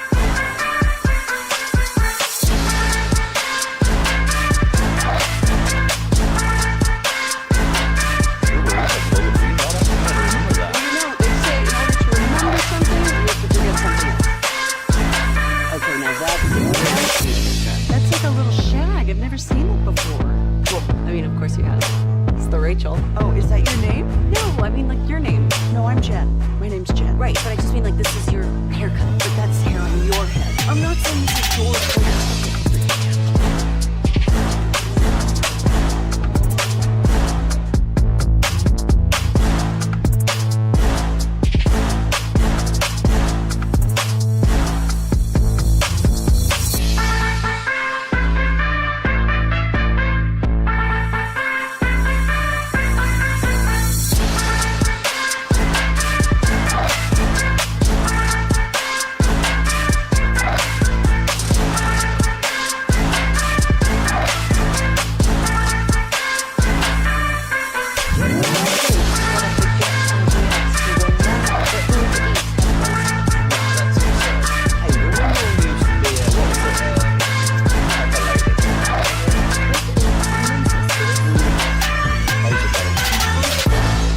Megan's? Paprika. No.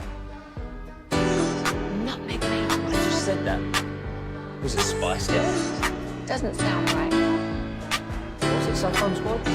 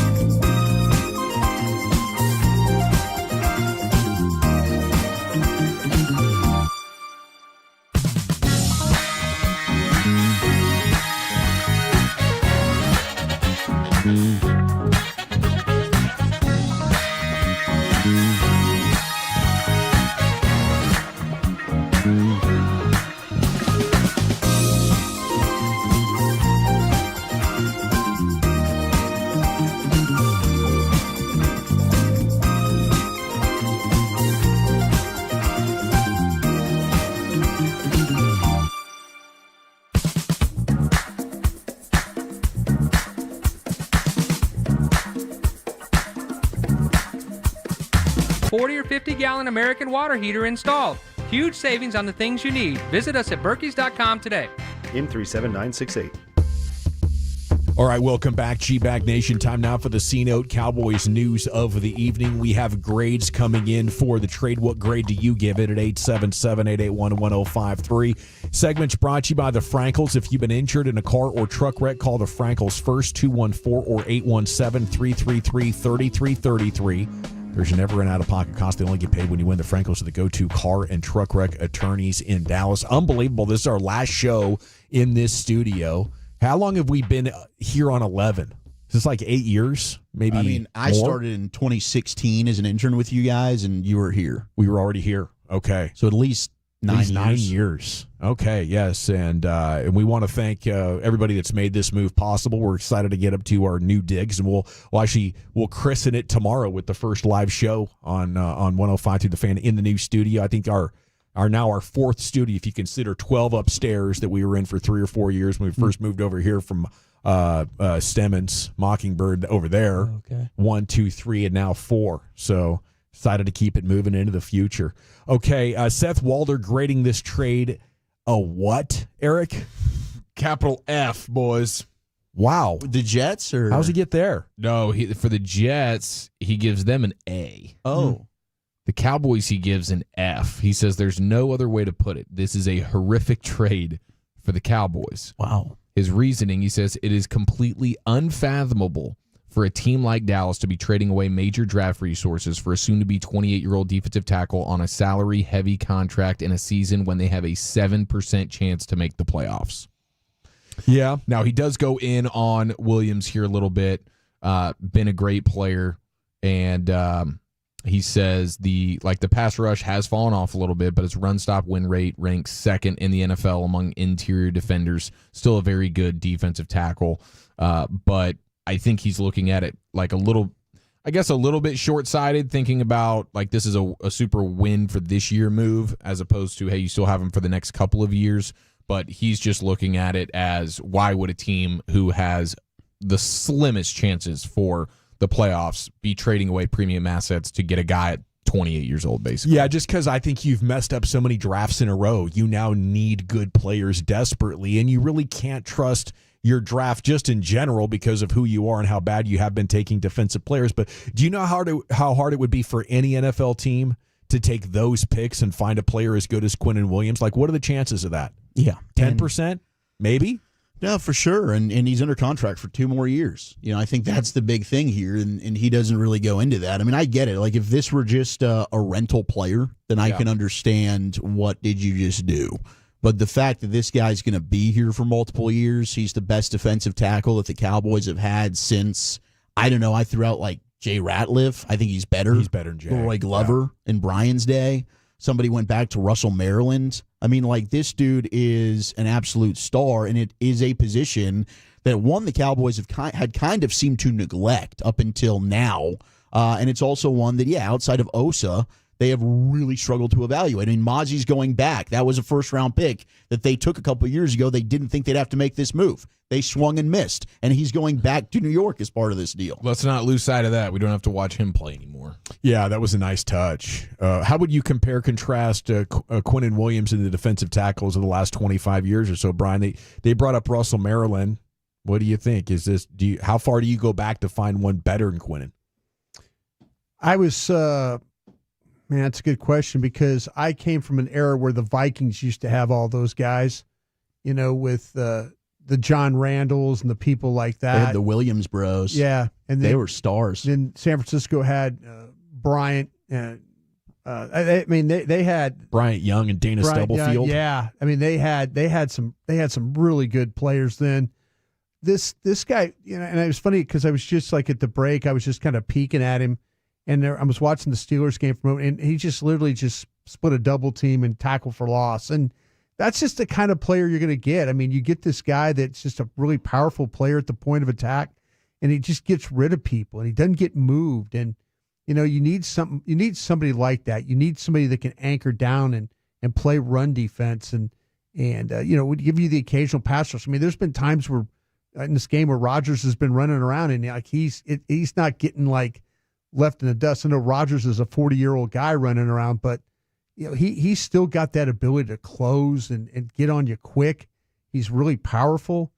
Like I said, I kind of feel like, to me, this is a different guy than when Leroy Glover, because Leroy Glover was smaller, and I think Leroy Glover was much quicker. Mm-hmm. But they're both very disruptive in the way they play.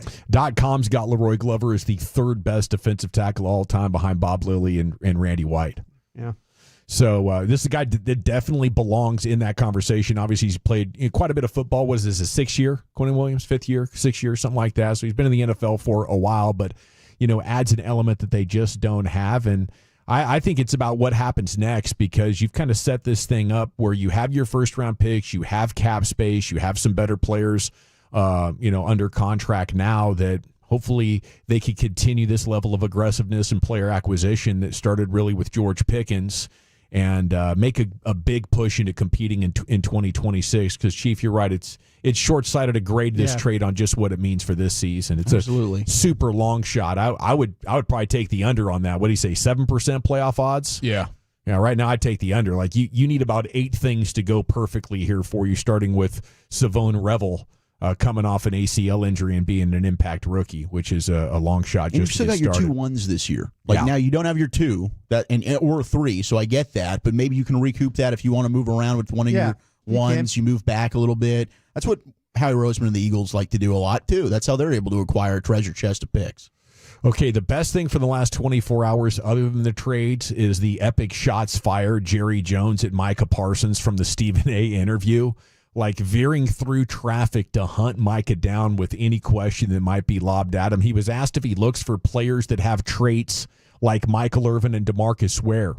And Jerry said, not one time, not even in the hottest of days and 2-a-days in August in Texas, between 11 in the morning or when they quit practicing 4 in the afternoon, did I ever see any of those 2 over there lay on a damn training table in front of 1 million people. Never. It's not in their makeup. It's just not in their makeup. I thought when I first saw that quote yesterday, I was getting ball sacked or butt cracked. But I love it. The war of words definitely continues. And I mean, Micah sparked it back 4 or 5 days ago. So this might end up being the second best rivalry we have to Jerry and Jimmy. Okay, how about we go to the line of the night from Troy Aikman. He said, he may want to cancel that trade. I don't think one player from what I've seen tonight is going to make a difference for this group. Jerry Jones, in fact, ends up doubling it. It wasn't only Quinnen Williams. It was Logan Wilson earlier today that Brian told us, I think, last segment. You expect him to step in and be the new Mike? Yeah, I do. I feel like that he's a better player than what you have with Murray. And so, that's what you need to kind of figure out, that because he can do things for you. He plays the zone coverage well. He tackles well. He reads well.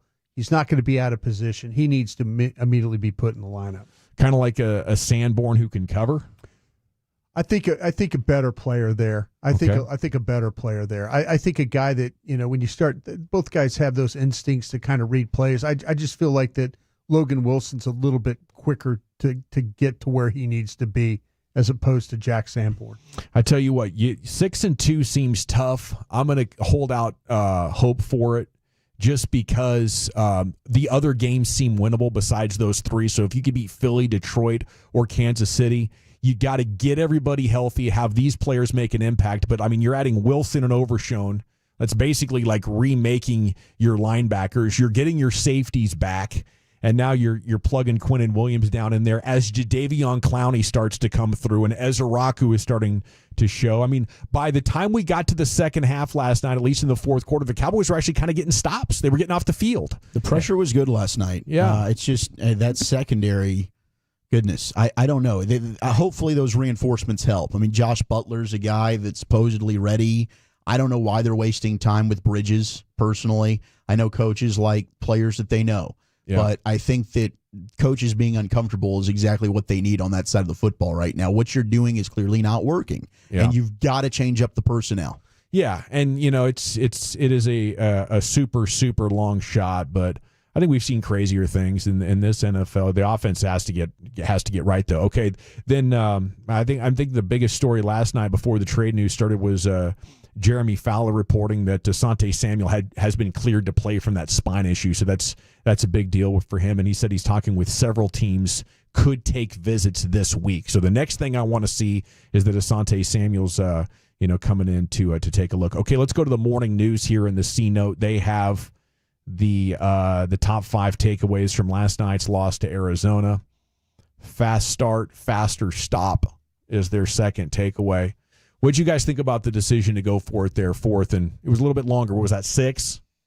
Was that 6? Like fourth quarter? First drive of the game. First drive of the game. Fourth and 4. Everything was going perfect. I think it was kind of exactly what we'd been asking for. Yeah, I wanted them to go for it. It's just unfortunate. I mean, them not getting it, I was thinking if you run it here, okay, so Arizona's got it at what, their own 2-yard line, and maybe your defense could take advantage, but unfortunately they go right down the field on you and put up some points. But yeah, I didn't have an issue. I don't know what the math says. In hindsight, I did wonder if last night was the first time that maybe the defense being such a sieve was putting pressure on the offense and making you do things that maybe you wouldn't otherwise do. Well, the analytics say on it, it's a 64% go, 61% kick the field goal.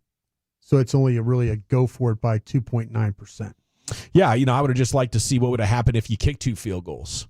And now as you get the ball with 7.5 minutes to go, you don't need 2 scores. You're not in a hurry. Maybe Javonte Williams hangs on to the ball, or everything's different, right? You change one thing, you change everything. But that was a real buzzkill after the way that it started. A bright spot's the next takeaway. That's Donovan Ezeraku. No D in defense. I didn't think the defense was the issue. I mean, you give up 27 points. That would define you as one of the worst 10 defenses in the NFL if you average that for a season. But I thought last night was maybe a small step in the right direction. It was just the offense and the turnovers. I think it was Archer maybe who had it, where like the Cardinals hadn't had a drive of 74 yards. Yeah, they did it back twice. Yeah, did it twice. Yeah. And then Deron Bland, like that thing right there. Oh boy, we got to get that thing a reverse course in a hurry and maybe start to show that he can be the player that he was pre-injury, or that could be a giant swing and a miss, and maybe a critical swing and miss if Osa and Bland aren't going to play any better than what you've seen so far this season. We got Krusty's Corner coming up. Brian, where are you taking us? Yeah, we've got some film takeaways. We'll do that next. Okay, I want to chat about Men's T Clinic with you before we do anything else, though, because if...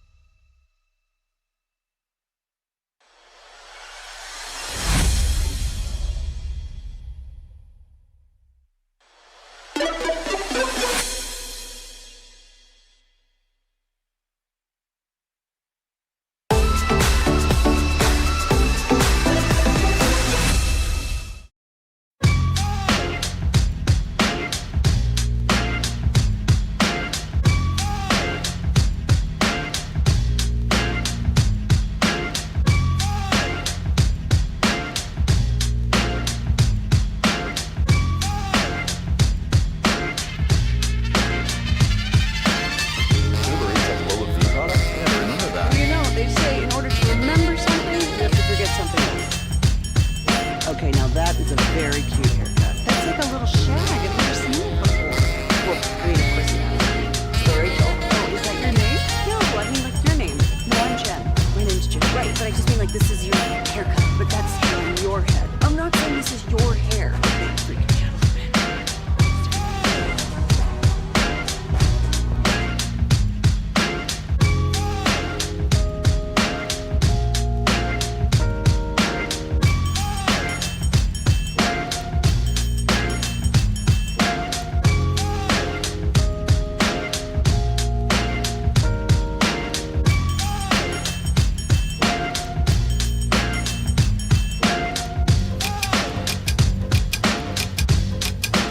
Wherever your favorite podcasts are found.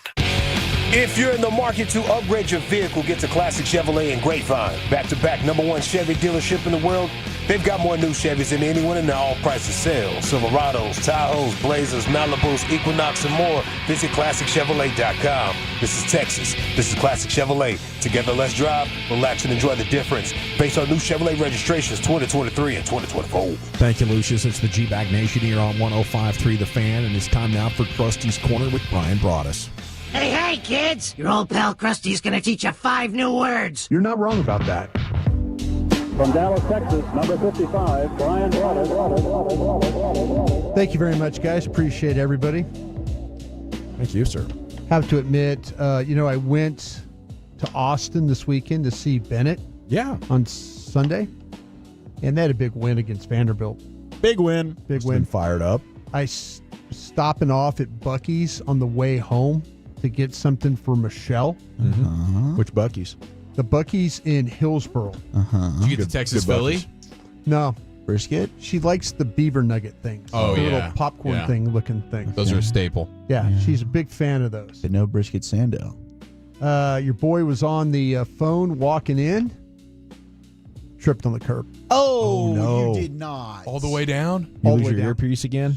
Avis parking lot all over again? Had long pants on, right? Long pants. Tear them. Still ripped my, it didn't rip the pants, but my knee got bloodied again. Same exact spot. Yikes. It's happened 3 times in a row now. Avis, Pickler, and now Buc-ee's. Yeah. Okay, You need the life bro. alert, don't you? I was on the phone. I was talking, and there was like a handy like the handicap area where they have like where the wheelchairs go. Should have taken advantage. And I of was that. walking, and I didn't even look. And I went my toe got caught on the edge, the lip, and went forward. And so now I'm like laying in the parking lot again, and I pop up. No one helped you? Like, is it the Hakas? I mean, the extra thick sole. No. It's just throwing like, off your reed. No, it's the just breezes. it's the awareness of the lip. It's just every time there is a lip on a curb or something like that, I hook my toe every single time. And so now here we are. Like I've got a bloody knee. Like it hurts. But no injuries to the hands. Thank goodness. But my in my pants, like it I hit so hard it rips skin with long pants on. Wow. That's quite a fall. Yeah. Oh my God. And so force. I popped up, and everybody's like, "Oh, you okay, sir?" You all right? I'm like, "Yeah, I'm fine." Yeah. Happens all the time. I mean, I walked into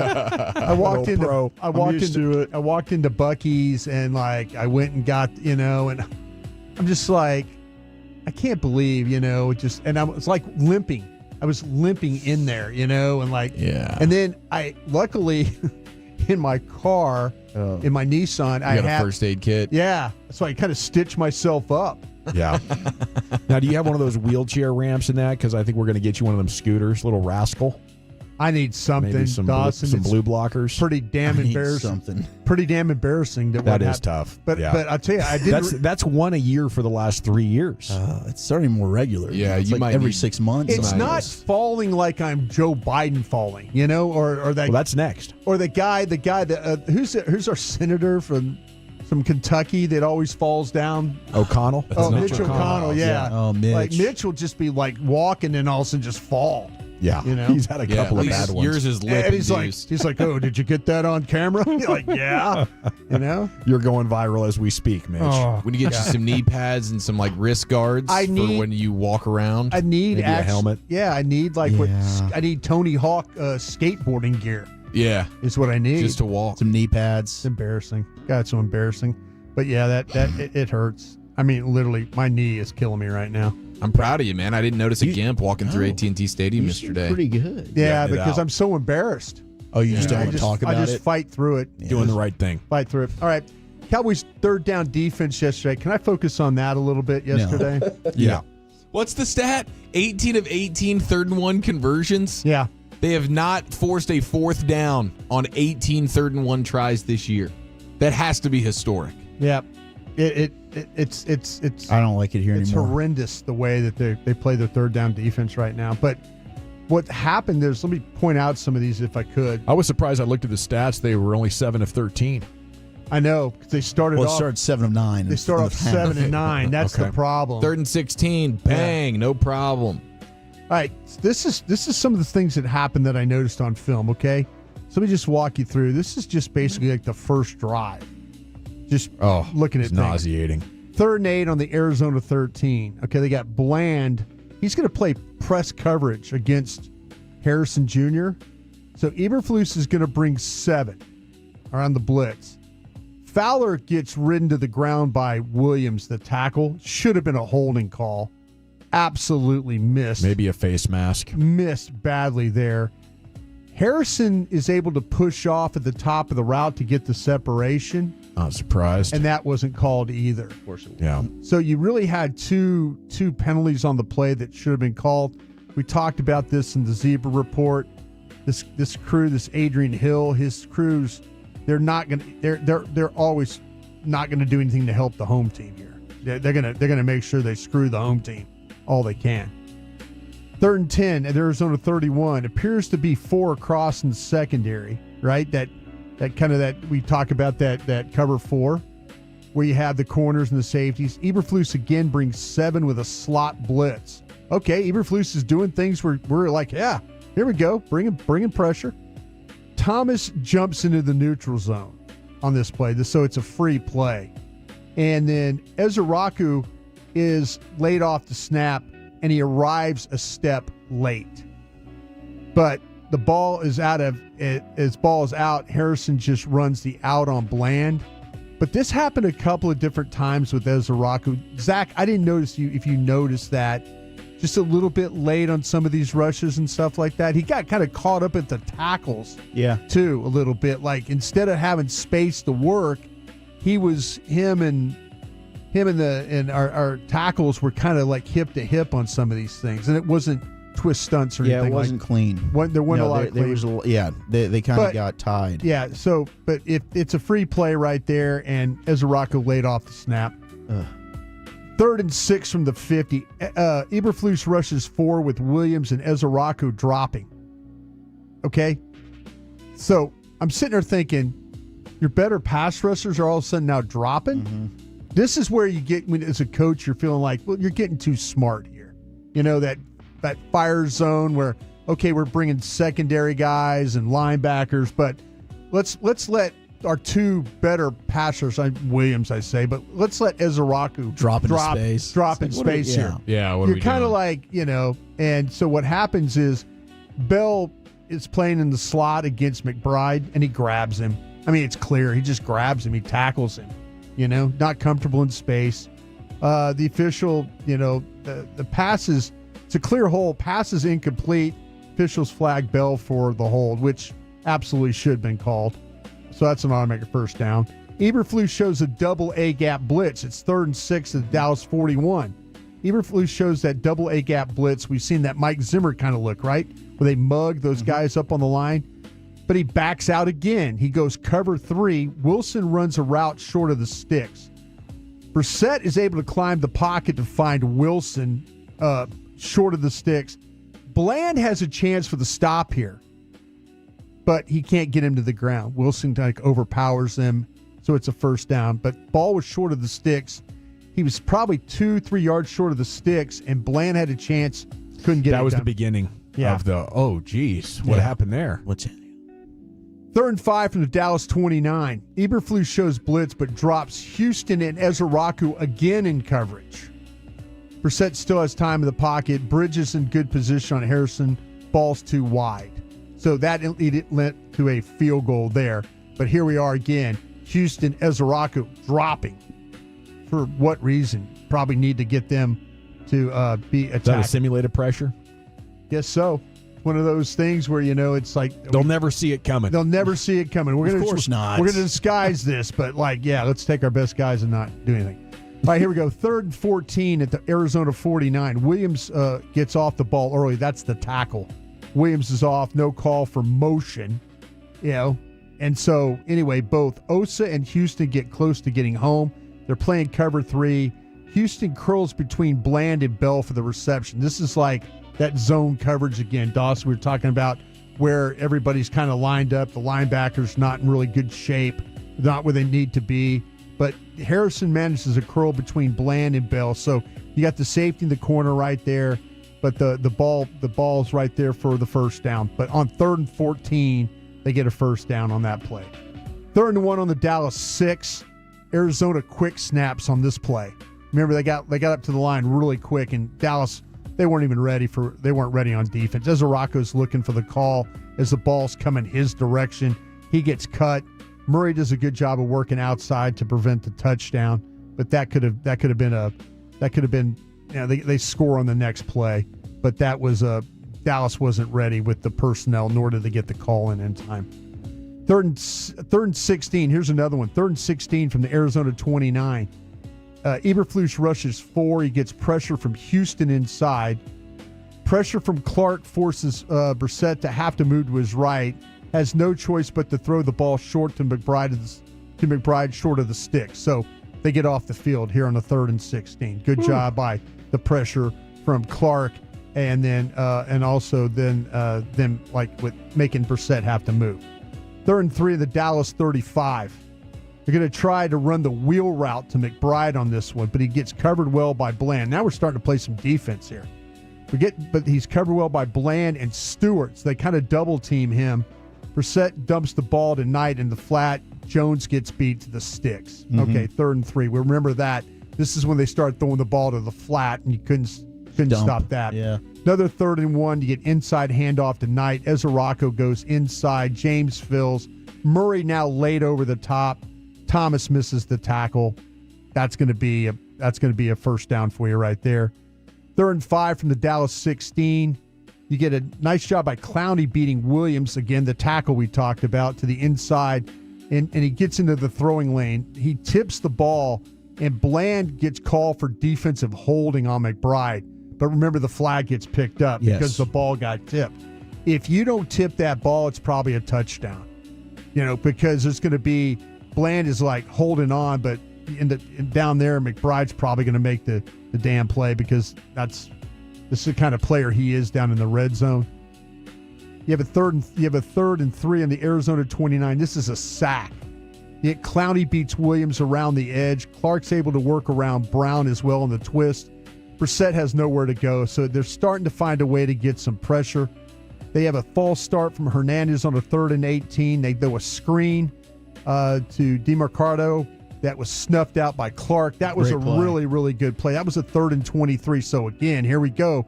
Great read by Clark. The pressure from Osa, and that helps the situation there. 3rd and 12 is another one here where there's excellent coverage across the board. Bell gets away with a hold on McBride. Clowney crashes down inside to force Brissett wide. Clark's there to make him pull the ball down and scrabble for a short gain. See, you're starting to see they're starting to kind of pick up things. And here's the final one. 3rd and 12, an excellent coverage across the board. Bell gets away with another hold. You talk about Clowney again. He forces Brissett wide, but Clark makes him there to scramble for the short game. That was the previous play. I'm sorry. But that's the kind of, they started playing 3rd down defense better. Like early in the game, they just weren't. They were trying some things. They were trying some 7-man pressure. They were trying to show some different looks. Brissett kind of took advantage of that, but then they started kind of attacking with more of their 4-man line stuff, and those guys were starting to get home. So unfortunately for Dallas, they didn't play good enough 3rd down defense. I think this is where really that the Arizona Cardinals killed you in this football game is their ability to, early in that game, get those third downs and convert long third down yardage situations. It's a shame, though, that Dallas didn't decide to play defense until later in the game. How much does Quinnen Williams and Logan Wilson help is the discussion of where we go from here. Yeah. Krusty's Corner every afternoon, 3:40 here in the G-Bag Nation. We'll pick your brain about that a little bit later on in the show. We got 2 hours down, 3 to go. Wolchuk, football fix time? Trade deadline aftermath, cloning your dogs, and Baker. That's next to the nation. Sean and RJ, the KNC Master.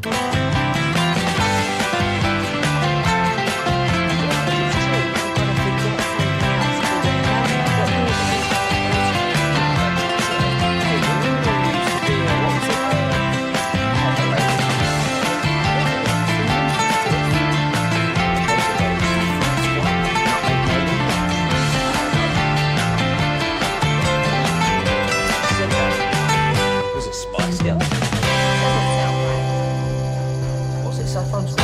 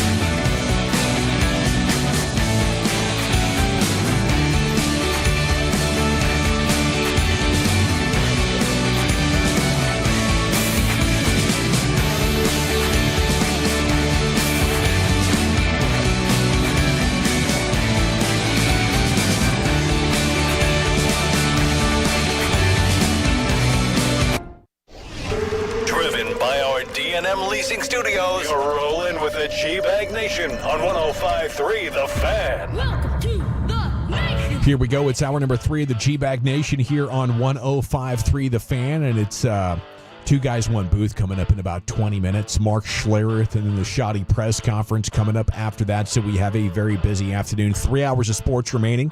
Here's Wolchuk with his daily football fix. Crazy deadline that it was. Cowboys making 2 moves. If you missed it, they give up a 7th rounder to get Logan Wilson, the linebacker from Cincinnati.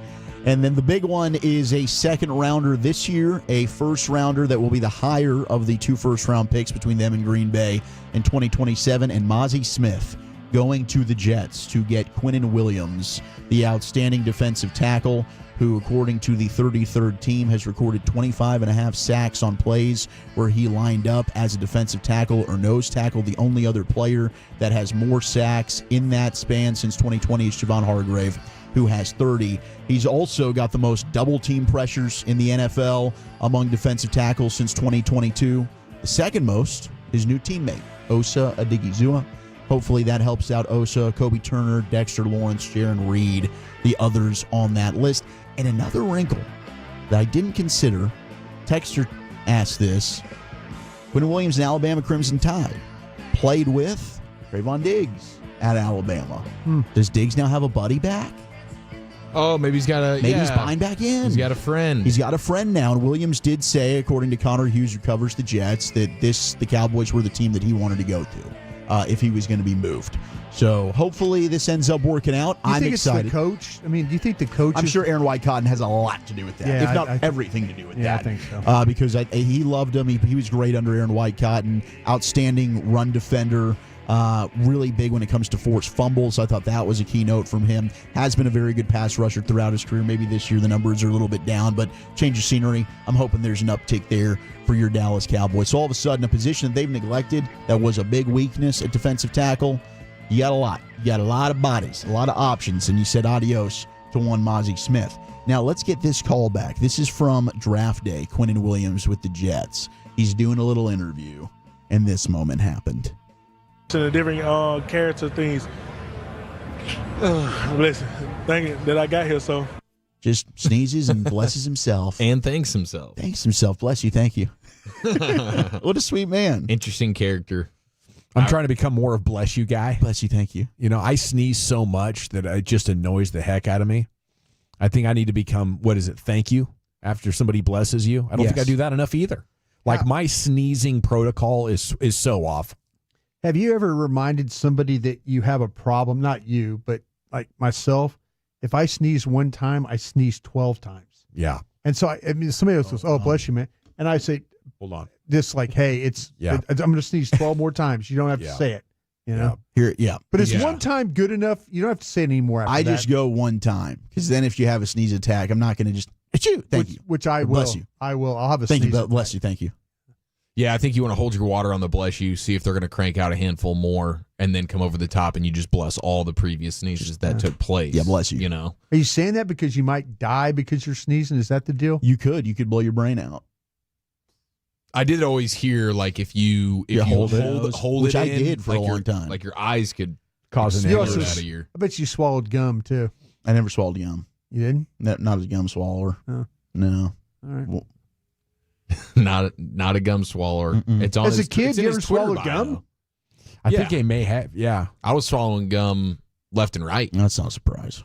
I didn't want to litter and spit on the floor. If you don't have a trash can in striking distance, then the body becomes the trash can. Just walk outside and throw it. The 7-year rule is a joke. It was a myth. 7-year rule. Oh, that it just stays in your stomach. Yeah. Yeah, I think that was myth busted, but I don't know. I wasn't swallowing the gum. Not a thing for me. A big other trades in the National Football League today. The Jets were busy. We did mention this, but maybe you're just now getting in the car. Sauce Gardner, 2 1s, and A.D. Mitchell from the Colts. So the Jets are loaded up with picks. They've got 2 first-rounders, 2 second-rounders in 2026, 3 first-rounders in 2027. They're ready to tank for Arch, are the New York Jets. This is going to be a party.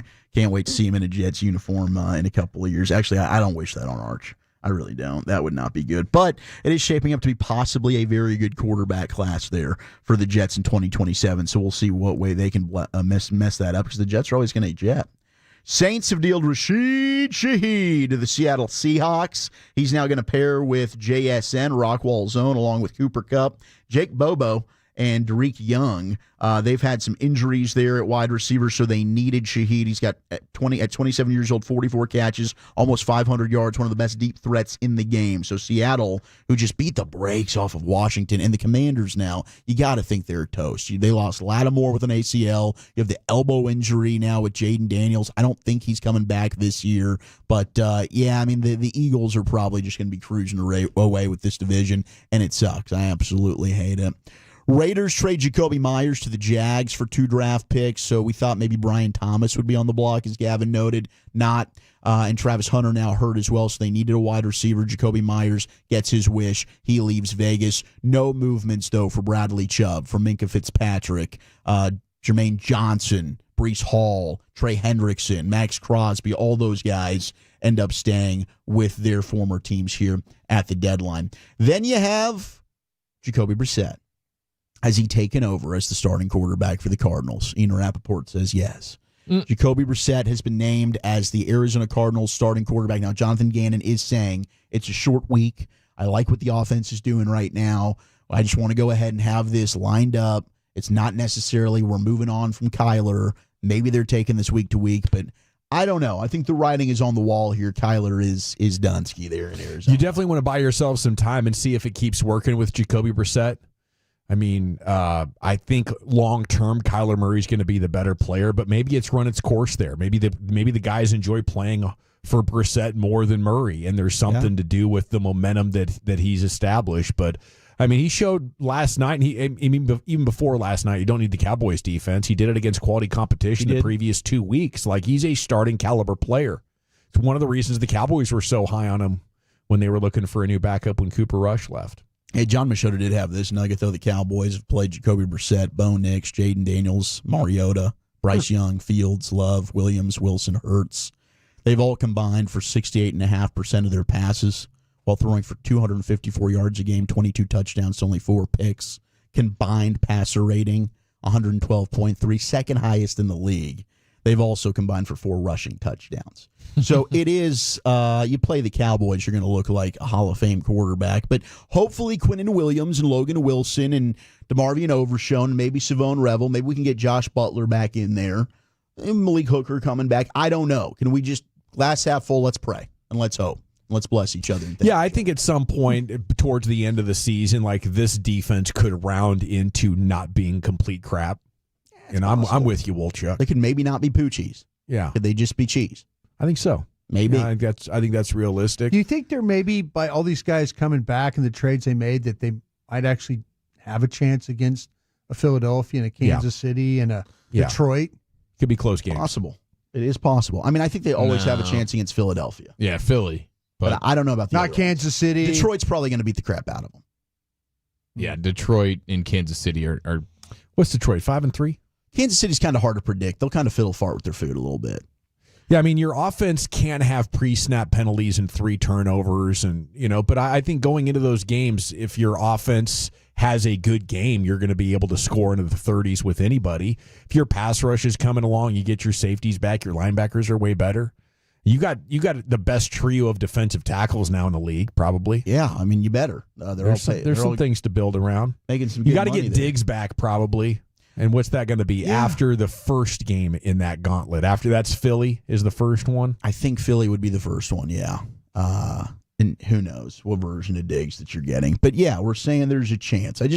I would just like to see some optimism heading into the offseason because I don't think Flus is going anywhere. I don't think they want to make a change. I mean, hell, Detroit lost to Minnesota. That's a real thing. It's a week-to-week league, man. It's a week-to-week league. The NFL's a strange lady, Brian. Strange lady.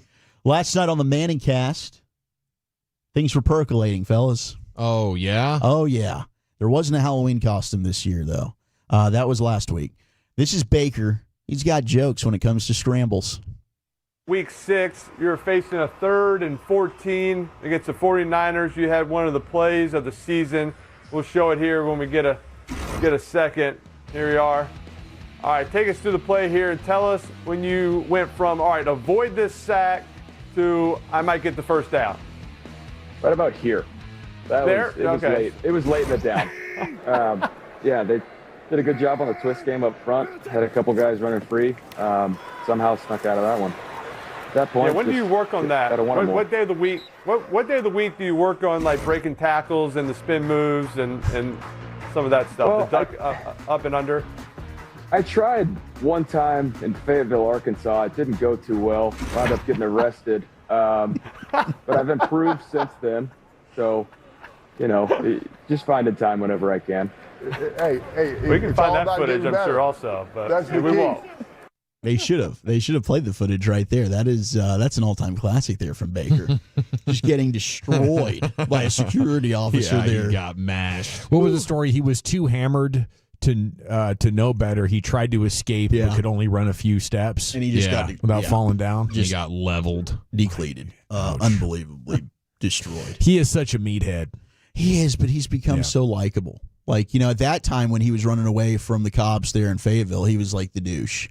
Well, yeah, you thought it might be Johnny Manziel 2.0. Yeah, but now, he's a guy that's going to make fun of himself. He's funny. He's a functioning alcoholic. Yeah, he's functioning. Absolutely. No, my man's found Jesus now. Baker found Jesus? Yeah. Is that the key? Him and Conor McGregor? Look at that. Yeah, I saw that from McGregor, Conor too. said the same thing. Maybe that's just what you say.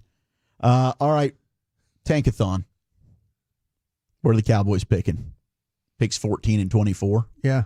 14 and 24. Yeah. Not bad. Not bad. Did you get both your picks this year? This year we got both the picks. And when I say the higher, we got to question the higher of the picks. Whichever one is the better pick. If the Cowboys end up with a better record than the Packers, it'll be the Packers pick in 2027.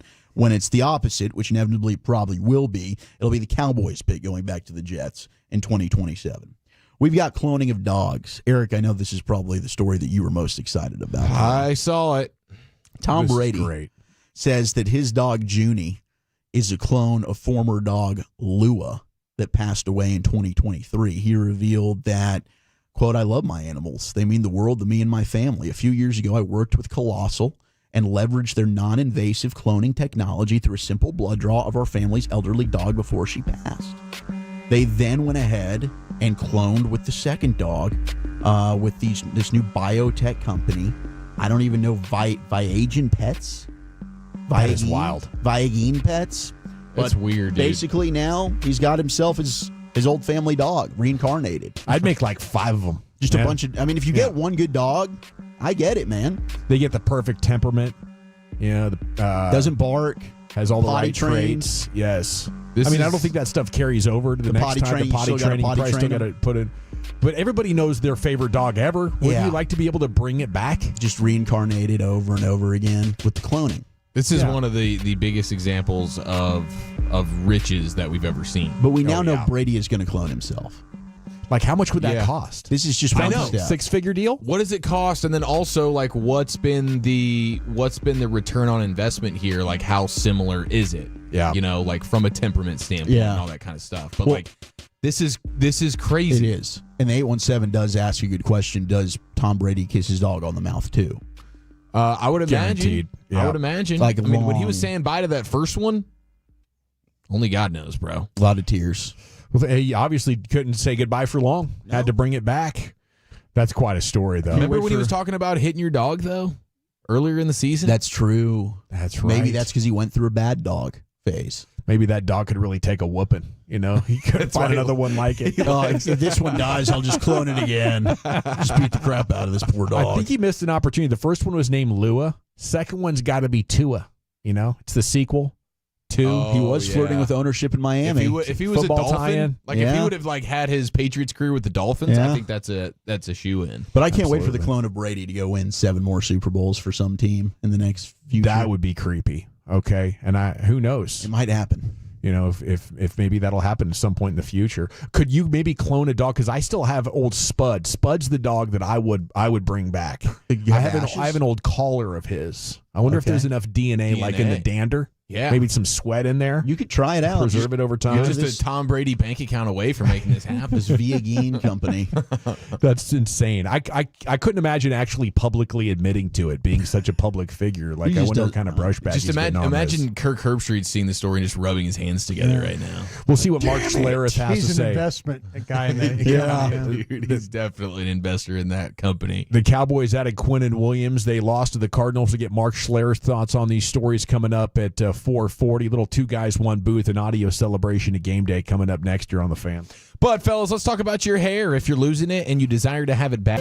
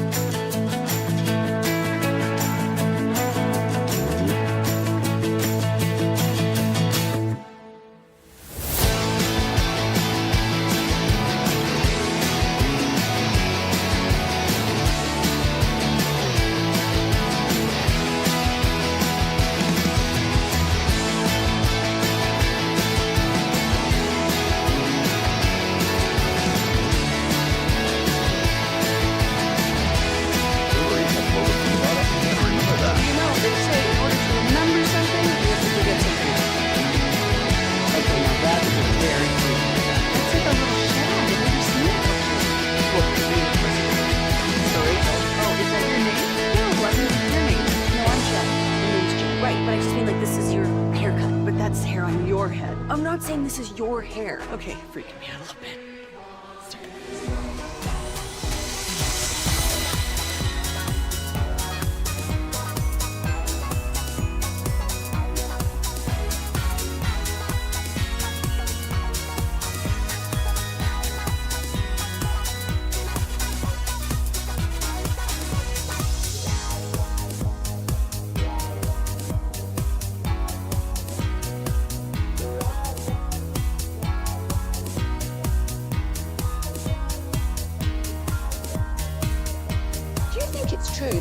forget something else to remember that Uber Eats has groceries.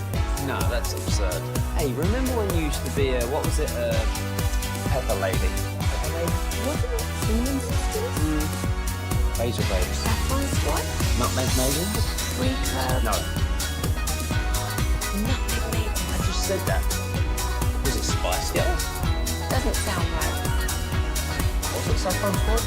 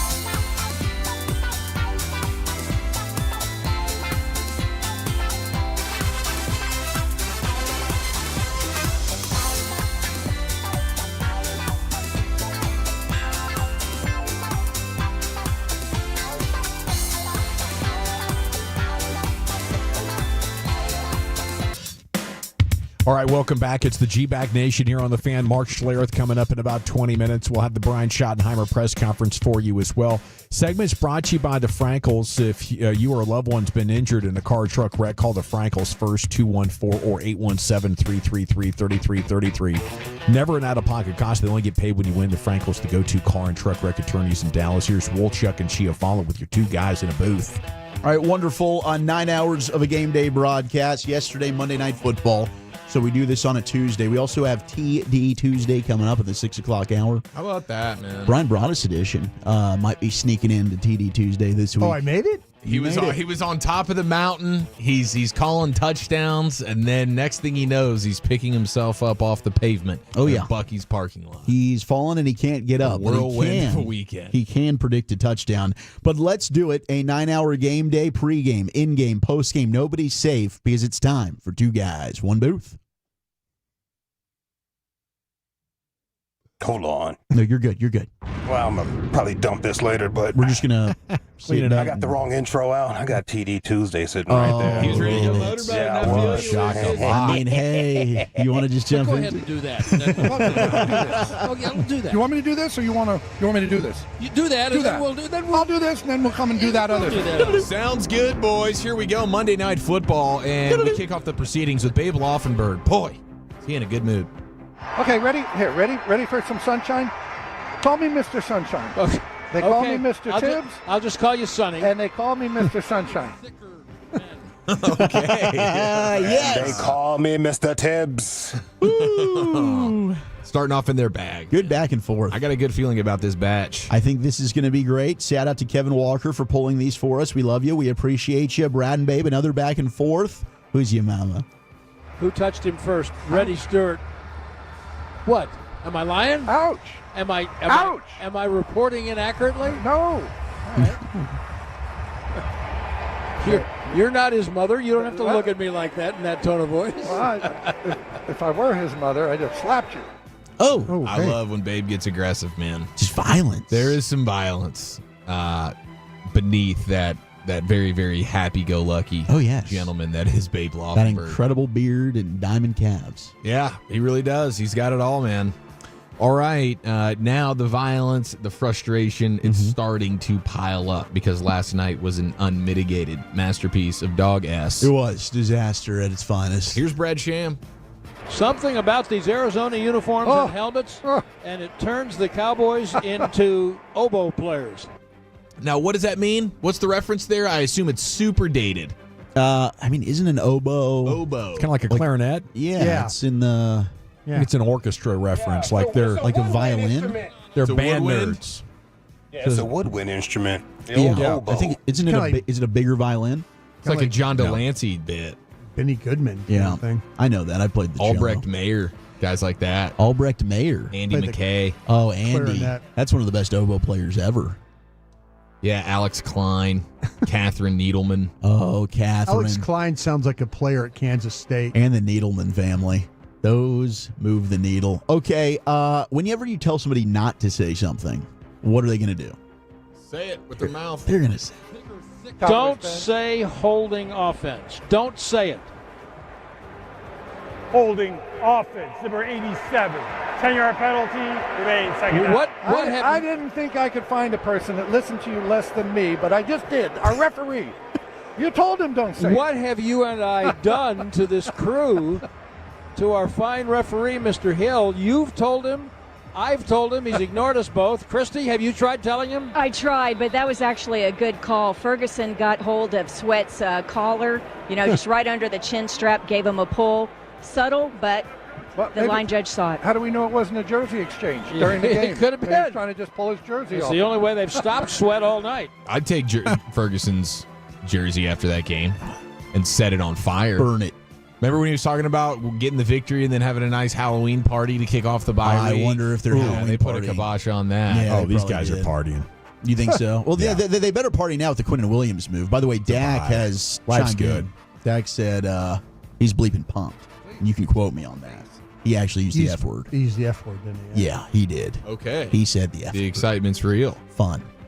Did he say everything they originally said about Kenny Clark after the Micah trade is actually what applies to this trade now? I don't know. We'll see what Shotti has to say. Maybe he'll gaslight us. All right, here we go. Yes, Brian Schottenheimer, top of the hour. All right, here we go. Babe Laufenberg, the How floor many is times did you yours. say that? All right, here we go. I think you said it Here like, we go. I said it a lot. like 2-3 times there just in that one You know what? sentence. Stop watchdogging. He's all right? watchdogging me. Feeling the All right, pressure. here we go. Yeah, that's what I'm saying. All right, Where is that? here we go. He blocked it with his damn The face whole, mask. the whole middle of his face mask.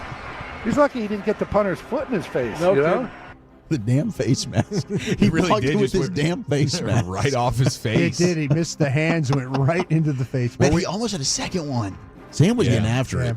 Were He we just all- needs to play special teams. Were we all waiting for them to dogpile on the ball and then just punch it out of the Oh, end yeah. zone? Football's fun. Yeah, all of a sudden it's, I was doubt. yelling at the TV, Mine, don't kick it mine, out. Mine, Dude, mine. I wish we had have gotten a timer GPS on Marshawn Nealon, though. He was hauling ass. He was like form He was running. sprinting, dude. It was like he was running a 40-yard dash. He went for that ball. Well, Thank he was gosh just, he got it. He was thankful he didn't have a tight end driving him 10 yards off the football. That's true. That is true.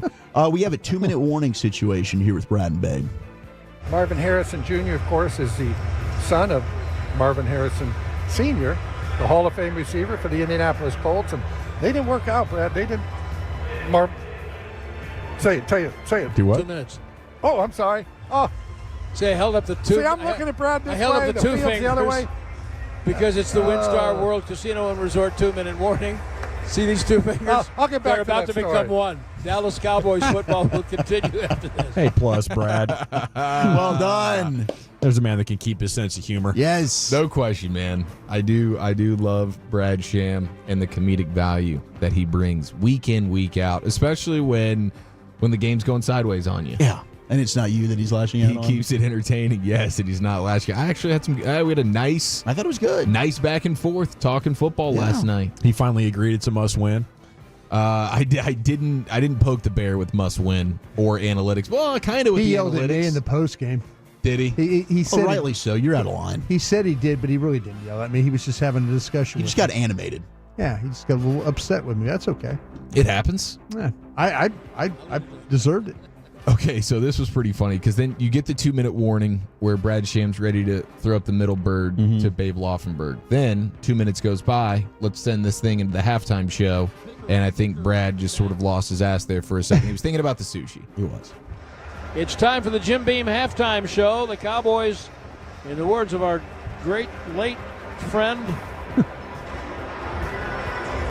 the great coach at Texas Tech, Spike Dykes. Spike Dykes. Oh, yeah. They've got some doing to do. They trail the Cardinals at halftime 17-7. Somebody save him. He's drowning. Save me. The great late. He's like, in his hand, because like Brian and I are right behind him, and he's like, oh, who am I thinking of right now? I'm like, I have no idea. Don't look at me. And then finally, Babe had it figured out. That's a good teammate right there. Yes. You get the middle bird, and the next thing you know, you're picking your guy up. Absolutely. Off of a Buc-ee's parking lot floor. All right, let's stick with Brad here, who is making noises. Yes, Jake Chan Plummer Gailey's and- first year. Yep. Yeah. All right, Cardinals will start with the ball at the Arizona 26-yard line. So many bits. That's a drop. That's an all-timer right That's there. awesome. Okay, it's not just the Dawson household that struggles with math. The Laufenberg struggle as well. And Prescott was in trouble on that pass, too. A minute left in the third quarter. Cowboys are down by 17. And Prescott changing the play, and Arizona's going to use their first timeout. Arizona, they're first. They only had 10 guys on the field, I think. 1, 2, 3, 4, 5, 6, 7, 8, 9, 10. And Thank God they only had 10 because I can't get to 11. You know what? It's just good to be self-aware. I'm there with you, babe. Yeah, be aware of computers and artificial intelligence, how good they are at math. They can figure it out, just like those calculators. If you love math, pursue it. You know, Right. do your thing. Go be the next Einstein. Damn right. And for the rest of us, come on, bro. What are we doing? Just give us some help, please. I don't ask me about fractions. The Cowboys, so the self-inflicted wounds were bad. Killing themselves, kids. I'm telling you, they are killing themselves. It felt that way. Yeah. If you need help, we're here. Yeah. Yeah, not the night for it. No. Brad Sham, I guess, has more noises to make. I had a strawberry on my rear end the size of a basketball when we finished. That was the red tush push, as far as I was concerned. Second down and 4. Never rode horses again. And the horses all said, yay! That exchange is so great. Just the whole back and forth. Comes out of the gates with Amazing. a strawberry on the his cheeks. rear, and never made that mistake again. That's the red tush push. So good. Then we go to the post-game show where I brain farted. You know? Yeah. I was thinking Bailey was going to just crush it right down the middle. Boom. Aubrey, Bailey. I said, wow. Yeah. Wow. Yeah. Wow. Dan Bailey. Yeah. Dan icing his balls, Bailey. Butter Aubrey. Shout out to Plano. Bailey would have knocked it right down the middle. It would just fallen at the 15-yard line. Yeah, it would have been a little short. But yeah, the accuracy would have been there. Kick 6 for Arizona. Well, thank you, boys. Thank you. 2 guys, 1 booth, an audio celebration of the game day that was. We got Mark Schlereth coming up next here, then the Shotti presser on the Fan. But let's chat East Dallas Diesel. It is total.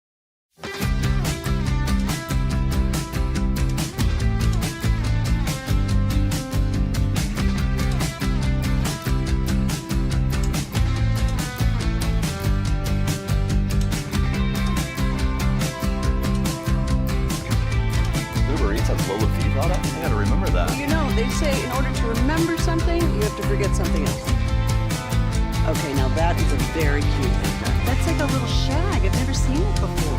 Well, I mean, of course you have. It's the Rachel. Oh, is that your name? No, I mean, like your name. No, I'm Jen. My name's Jen. Right, but I just mean like this is your haircut, but that's hair on your head. I'm not saying this is your hair. Okay.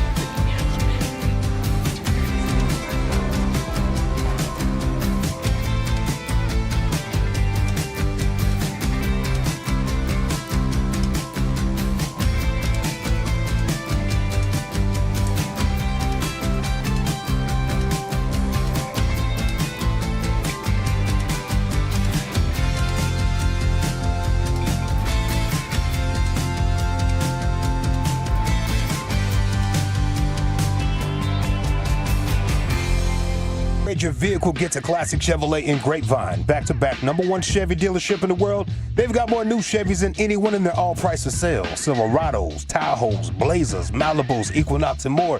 Visit ClassicChevrolet.com. This is Texas. This is Classic Chevrolet. Together, let's drive, relax, and enjoy the difference. Based on new Chevrolet registrations, 2023 and 2024. Thank you very much, Lucius. It's the G-Bag Nation here on The Fan. We'll have the Brian Schottenheimer press conference coming up before too long as Cowboys made 2 trades today.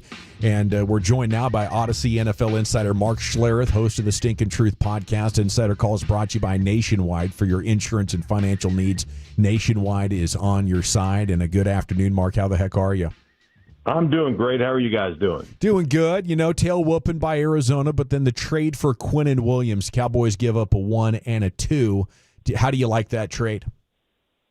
Oh, I mean, I like it. I mean, I think Quinnen Williams is a hell of a football player, without question, and great run defender. What does it do for you this year? Probably not a whole lot. I mean, you know, you guys give up 20-yard plays like it's your job in Dallas, and so I don't know that one guy in the middle, and I know they got Logan Wilson as well, right, who I really like as a linebacker. But, hey, you know, I always say on the line of scrimmage, one guy that's a beast, we can contend with that. When you start getting 2 or 3 dudes, that's when it becomes really, really hard for offensive line to kind of eliminate that guy, so to speak. So he'll make some plays, but your back end is so tore up, and you know, and the defense has just been so abysmal that I don't know that makes a big difference, you know, as far as, you know, trying to make a playoff push. Yeah, I mean, it's a step, but I don't know that the Cowboys are a playoff team, and now they've got this Vegas Raiders team that you just got to see against Jacksonville. I mean, do you, after watching the Cowboys last night, is this a matchup that maybe the Raiders could kick their ass? Well, I mean, the Raiders got healthy, right? The Raiders got their guys back. So, Brock Bowers that dude is phenomenal. I mean, just phenomenal. So big, strong, fast, and a great route runner. He's the one dude that can beat man-to-man coverage. And I don't care who it is. I mean, even Jacksonville put their best man-to-man corner in the red zone toward the goal line on him, and he beat him for a touchdown. And like that's big. So I think they're playing better. Obviously, Max Crosby is a problem for anybody. That guy makes a lot of plays. So like the Raiders played well against Jacksonville, had a chance to win that game, didn't get it done. But I think the Raiders, are moving in the right direction at least. And offensively, Geno Smith played a lot better last weekend against Jacksonville. So we'll see exactly what they become. But yeah, I mean, they're going to be a tough out. They'll play hard, so no question. Stink, there's been a lot of talk here as of late with Brian Schottenheimer having to spend time in defensive meetings to help out Eberflus and figure out what's going on the defensive side of the ball. How normal is that in your experience? Well, I think there's a lot, you know, when you say, hey, man, we've got to, like, here's what teams are doing. I mean, Eberflus knows what he's doing, right? You just don't have the players to get it done. So, and then it might be one of those situations where, like, hey, man, we're going to have to get out of the things you like to do and do some things that are uncomfortable. And here are some situations that give us issues, whatever. I mean, it's probably not the most, you know, normal thing to do. But listen, I will tell you, you can have the greatest coach in the world. If you don't have the players, it really doesn't matter. You got to have players. You got to have players that can, you know, can make plays and can do things in critical situations. And so ultimately, you know, I think that's always one of those things where you have a coach that comes in, or you're the head coach. You got to be in charge of everything, and that includes, you got to have those meetings. But the bottom line is, you just don't have the players right now. So hey, we're trying to figure it out. I don't look at that like, oh, Eberflus can't coach or doesn't know what he's doing. No, he just doesn't have the players to get it done. Insider Calls brought to you by Nationwide. For your insurance and financial needs, Nationwide is on your side. Hey, Stink, it seems like that just when the Cowboys, they've got things kind of going with the running game, but they're also losing games with their running game. Do you think defenses are just like, we're okay, yeah, fine, run the ball with Williams, do what you want that way, but we're not going to let you beat us throwing the football? Do you think that's something because we've seen every time we look up and there's a loss, Williams is having a good game, and the Cowboys have been running the ball, but they just haven't got anything out of it. Yeah, well, when Williams starts making tackles on the defensive side of the ball, sure, then we'll have it figured out. I mean, right. you gotta be able to run the ball. You've got to take the starch out of defenses. You got to be able to do that, win time possession. But the bottom line, you look at the Dallas Cowboys. Defensively, they're going to struggle, and sure. part of the deal is when you run the ball, you help out protection, you help out your offensive line, you create one-on-one situations on the edge for your wide receivers. You do all those things. So, all that stuff is important. The bottom line is, the Cowboys just aren't very good, especially on the defensive side of the ball. So, I know everybody goes, well, we've got two big-time wide receivers. Let's just chuck the ball. Let's just throw it. And then the next thing you know, you can't protect. You get your quarterback banged up. There's a method to the madness. And right now you're trying to overcome, a faulty defense, and that's hard to do. How about in the AFC, you have the Colts doing 2-1s for Sauce Gardner. Apparently the Chiefs wanted Breece Hall, but the Jets wanted a 3-back. Kansas City was only willing to do a 4. Should they have gone to the 3 and added Breece Hall to that group? The Kansas City, I don't know that. I mean, I like Hunt. I like what they're doing right now on Sunday, notwithstanding against the Buffalo Bills losing that game. But it's an all-out fire sale with the Jets, and it just is. It's interesting. I love what they did in Indianapolis, getting Sauce Gardner, because it just gives them so many options on the defensive side of the ball. So I think that's great. I don't know that. I mean, Breece Hall's a really nice back. There's no question. I don't know that he's that big a difference maker. I mean, me personally, would I have done it when I've gone to the 3rd round? Yeah, because I don't covet draft picks. And the reason draft picks are so coveted in the league is because there's salary certainty. You get 4 years of a guy at basically change out of the couch cushions in the owner's office. So I get why teams do it. But I would much rather have a known commodity over an unknown commodity. So many of these guys that get drafted just can't play at the NFL level. So that's kind of how I look at it. But, obviously Kansas City didn't want to give it up.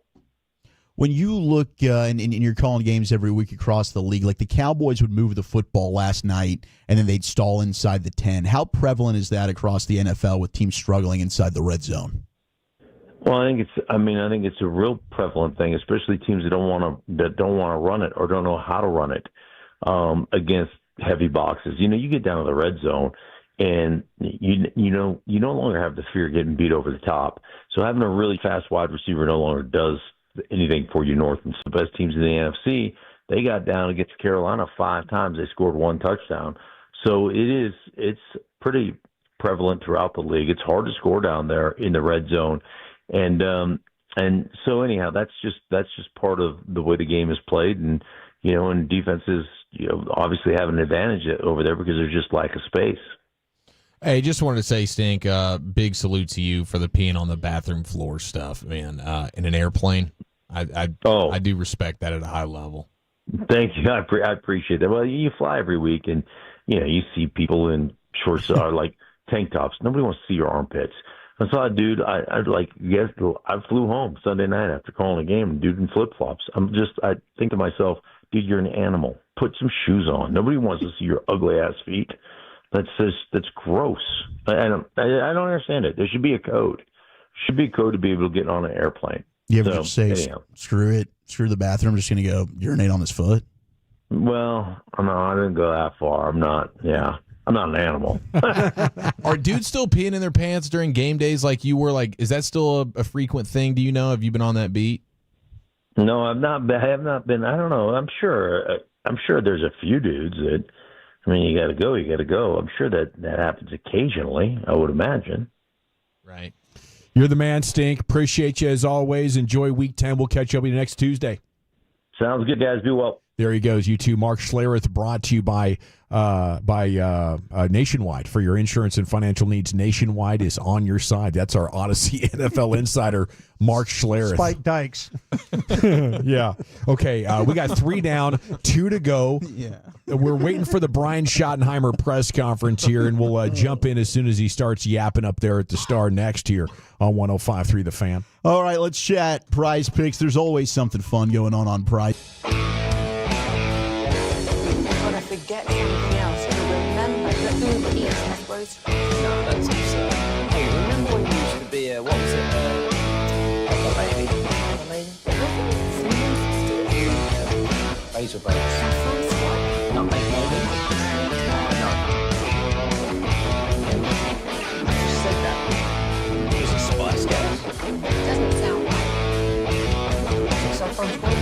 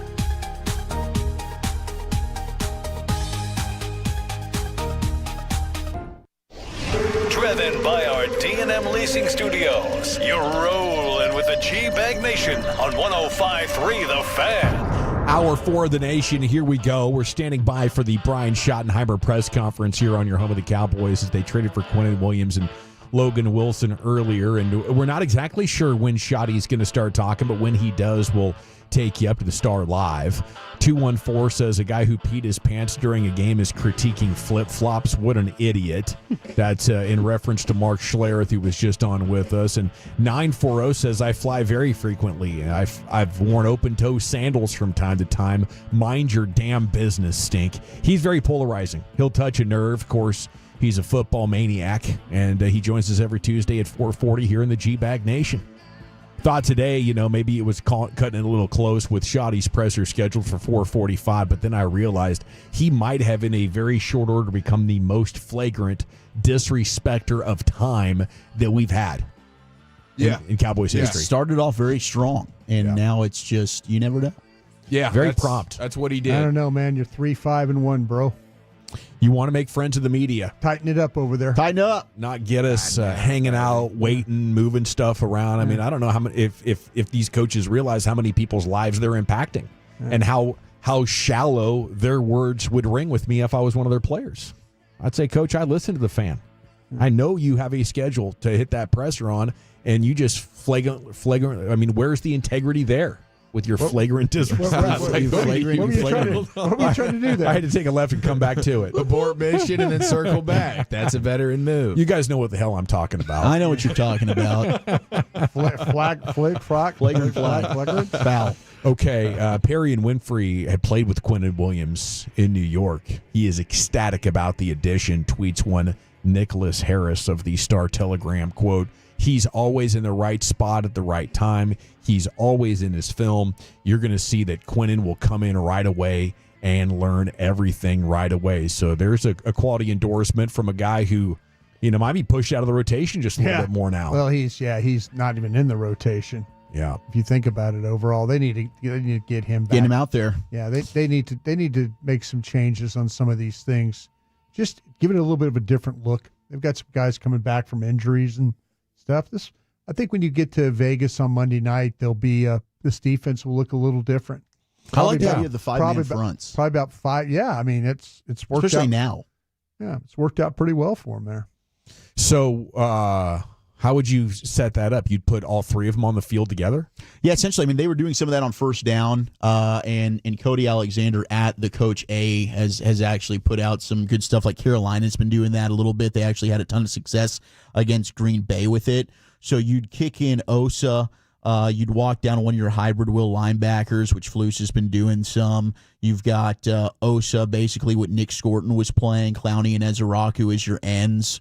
So Osa would kind of kick outside as a defensive end, which is what they had Wharton doing in Carolina. So you've got the personnel to do it. This would allow you to then have like Osa, Kenny Clark, Quinnen Williams all on the field with Clowney and Ezeraku as well. And you've got Overshone who can play that hybrid role, maybe even rush the passer a little bit. Yeah, but let's make sure we drop them into coverage too at certain times in the game. On third down. Yeah, let's not do that. Third down especially would be awesome. Hey, he did dial up that Reddy Stewart blitz. That one worked out well. That was good. That was a nice one. We need more of that. Hey, and in run situations, that might be fun. I mean, and these guys can rush the passer. All three of them can rush the passer at, halfway decently. Let me ask you this, though. If you're staying with what you're doing in a 4-3, who are the starting defensive tackles? It's Quinnen Williams and probably Osa.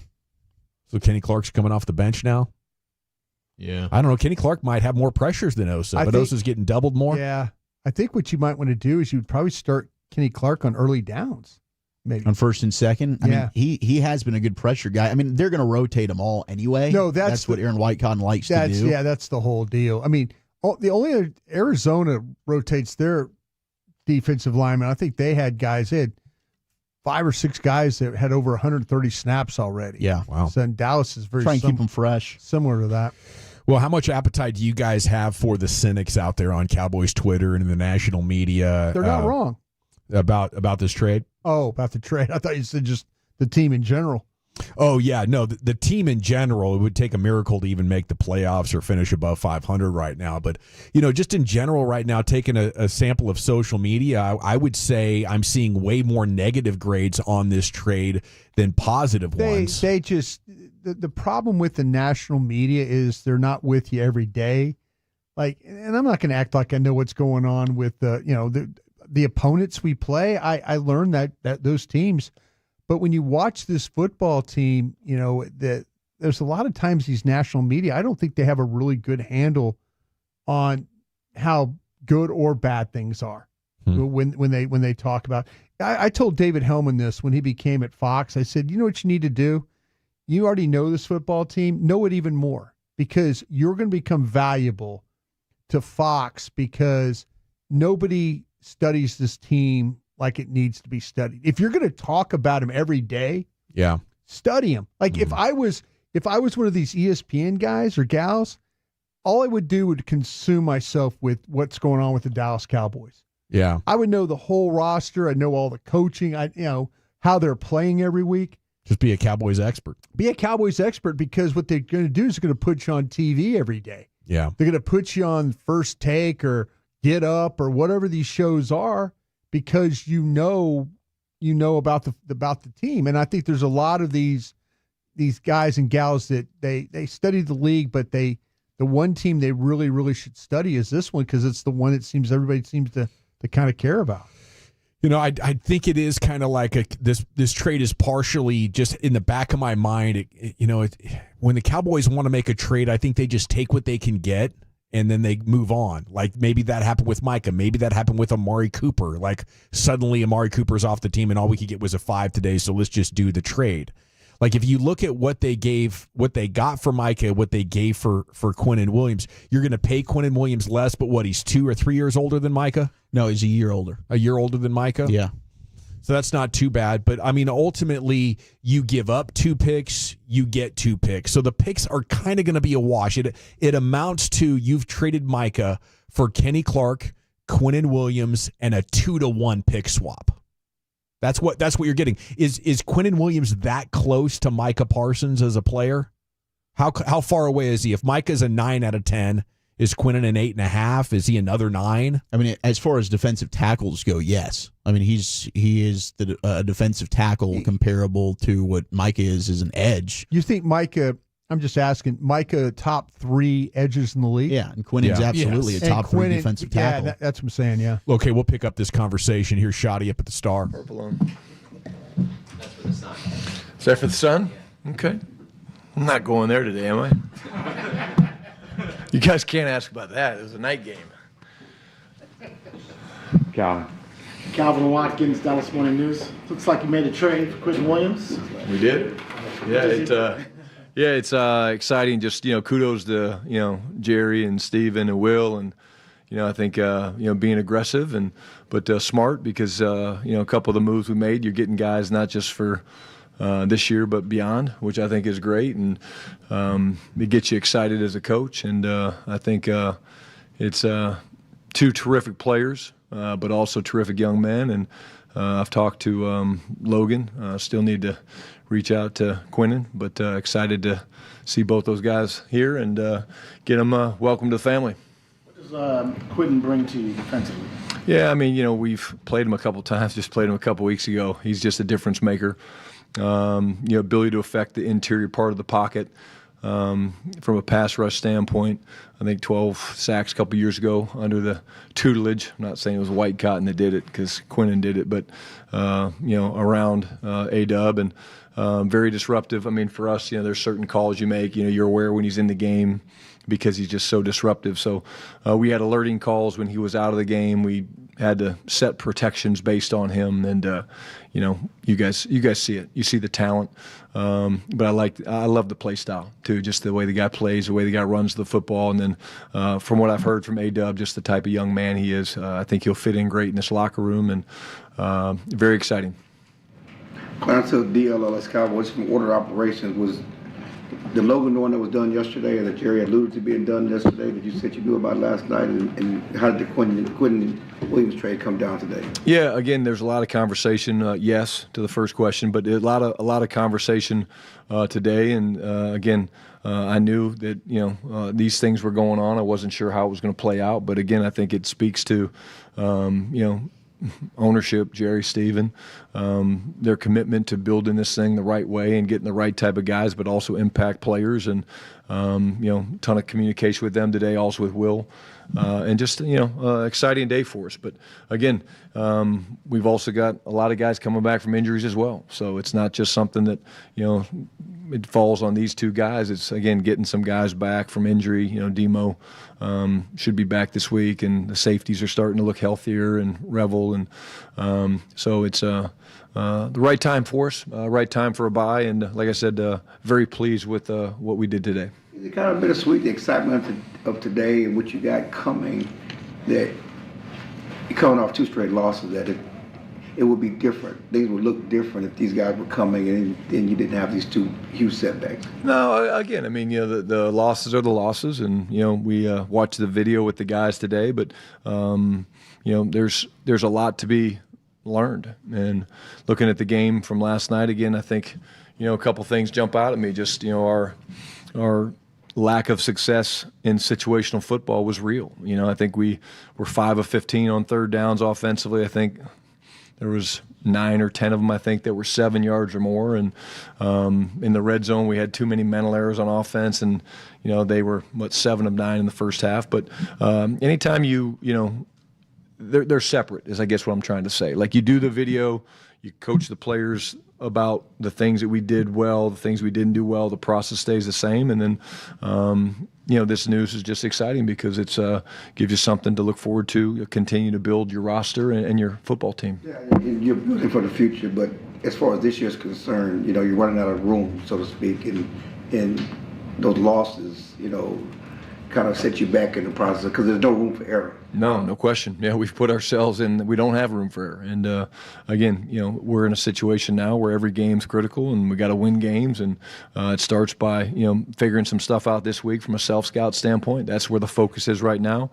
The players are going to kind of reset, recharge. But we've got a week to figure out a lot of things, and also now how to use and acclimate these guys to the team. Brian Todd Archer with ESPN. How do you acclimate those guys and get them up to speed quick enough? Yeah, I mean, again, they'll both be coming through here for physicals, and we'll get them the things that they need, the iPads and stuff like that. But they're both veteran players. They both have played a lot of football. Quinnen certainly has history in the attack front. Type of family that we want to be, and but we'll get them up to speed, and both guys I think should be fast learners and pick it up pretty quick, and you should expect to see them make a fast transition. And then how do you make it work with the 3 defensive tackles now? Yeah, well, again, I think you guys saw last night some of the things we were able to do from, the 5 down stuff that we played. I thought that was very good for us. The first down efficiency was one of our best of the year, and you can never have enough depth at the interior part of the defensive line. But, we'll roll those guys through. We'll stay fresh. But, again, I do think that you'll see us continue to use the 5 down front. We liked some of the things. I thought Osa played his best game of the year. Most disruptive game last night. I thought that was great to see. And, the other guy that I think really jumped out last night, Todd, was Jadeveon. I mean, someone asked me about it last night. I don't remember who, but watching the film, I mean, as disruptive a game as I've seen from any of our guys this year. And then one more because you went out and got a linebacker and a defensive lineman. Does that speak to misevaluations along the way of what you thought you had at those positions? No, I don't think so. I think it's just that we're always looking. We're competing every day to build the best roster that we can, and create competition. And I think it's there's different reasons you make these moves, and certainly we need to play better. On defense, on offense, and so we're trying to do that. John Shotti with The Athletic. How did you find out about the Quinnen Williams trade? Were you just in your office? Did you get a call? And what was your reaction? Yeah, well, I knew that it was obviously excitement. Very, very excited. Again, just like I said, having game plan and have to play the guy a couple weeks ago and, knowing how disruptive he is. But no, I was in a meeting and got called out by Will, and it was great news and very exciting.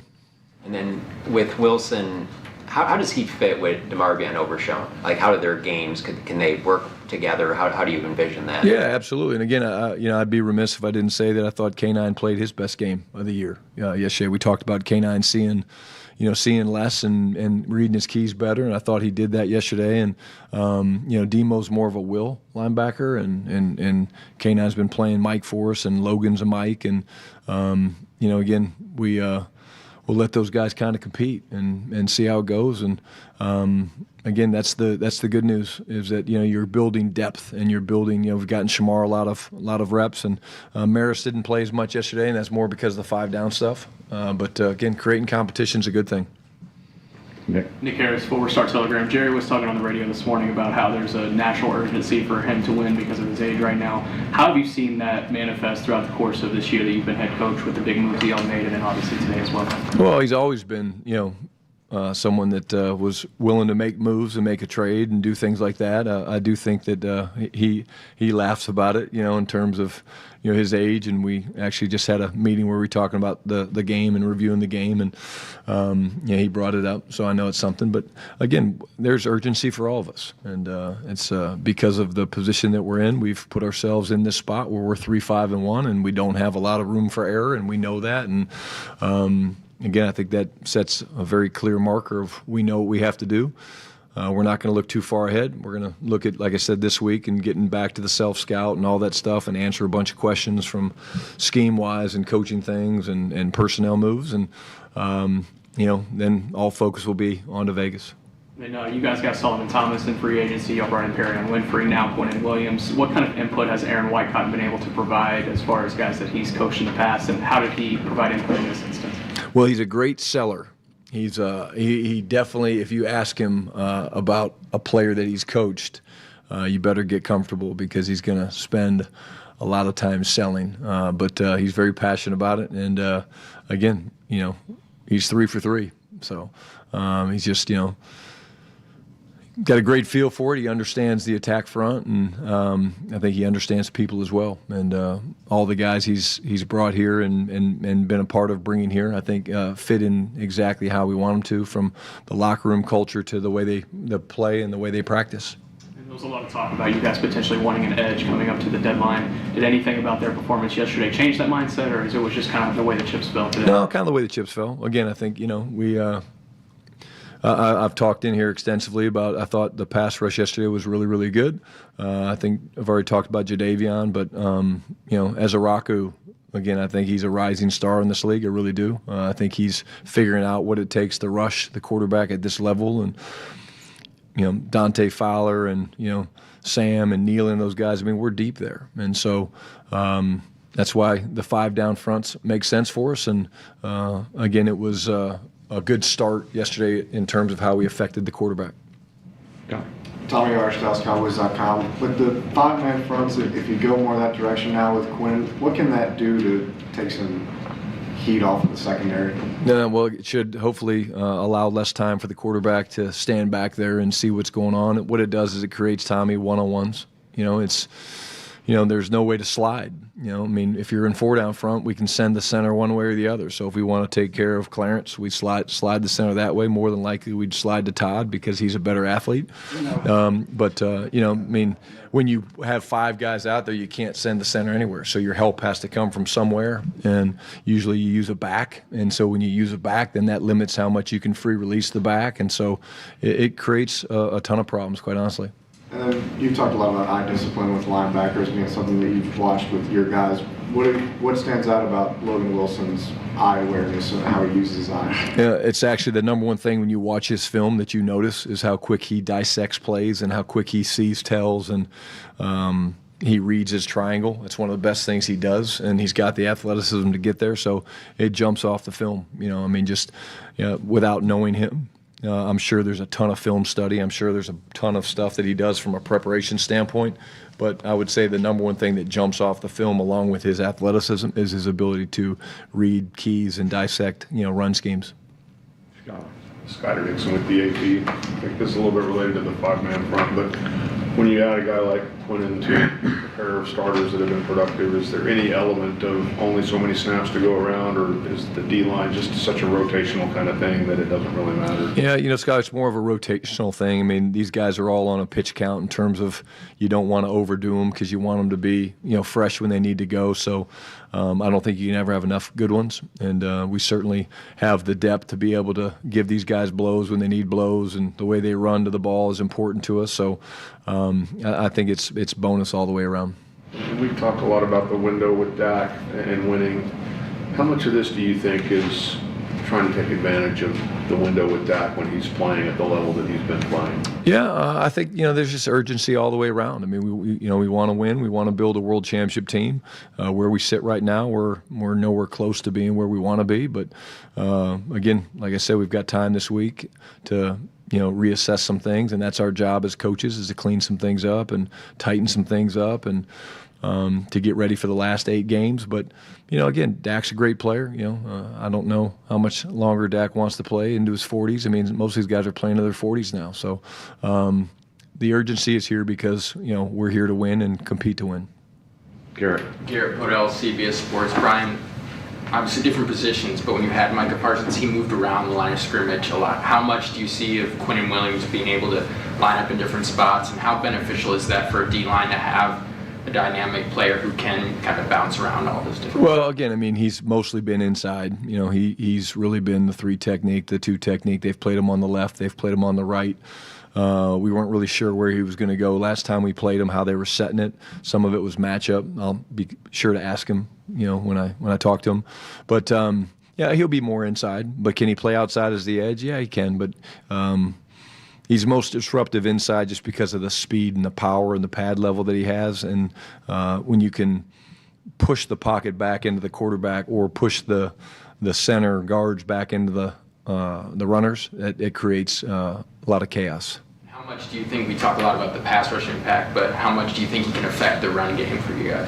Yeah, again, I know, White Cotton, said he's just an incredible all-around player, but he said that, again, one of the best run stoppers he's ever been around, and it's because of the relentless play style that he has, the way he's wired, and I think that's something he's shown coming out of college and through his first couple years in the league. Joe. Joe White, Dallas Morning News. What do you remember about scouting him this year, and what kind of stood out on the tape when you scouted him? The edges that he could create, on guards, and he plays with width. His stance is very narrow because he knows he wants to be able to get that first and second step in the ground. We were very aware of when he was out of the game. I think I said to you guys the big touchdown to Pickens on Sauce Gardner. He was out of the game. We knew he was out of the game, so we were comfortable with a protection that maybe when he was in there we weren't going to be as excited about running. But I mean, just the guy is.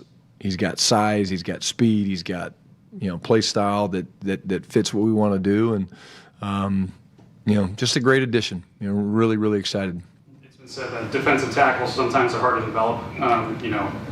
The last 2 trades for defensive tackles have been guys who did develop and ready to go. I guess how much of a premium do you guys put on getting guys who are ready to go right now, and obviously say goodbye to one of your former first-round pick defensive tackles? Yeah, again, I think, anytime you get a chance to add a guy like Quinn into your team, you're crazy if you don't do it. In terms of Mazy, I had a really good talk with Mazy. He was obviously disappointed that, it didn't work out for him here, and I wish him nothing but the best. I told him that what I truly believe, sometimes change is good, and he gets a chance to go and start over in New York, and that's not a bad thing. And he won't be the first person that leaves one team and goes and has great success. I want that for him. I hope he has a great career, but it was tough to say goodbye to Mazy.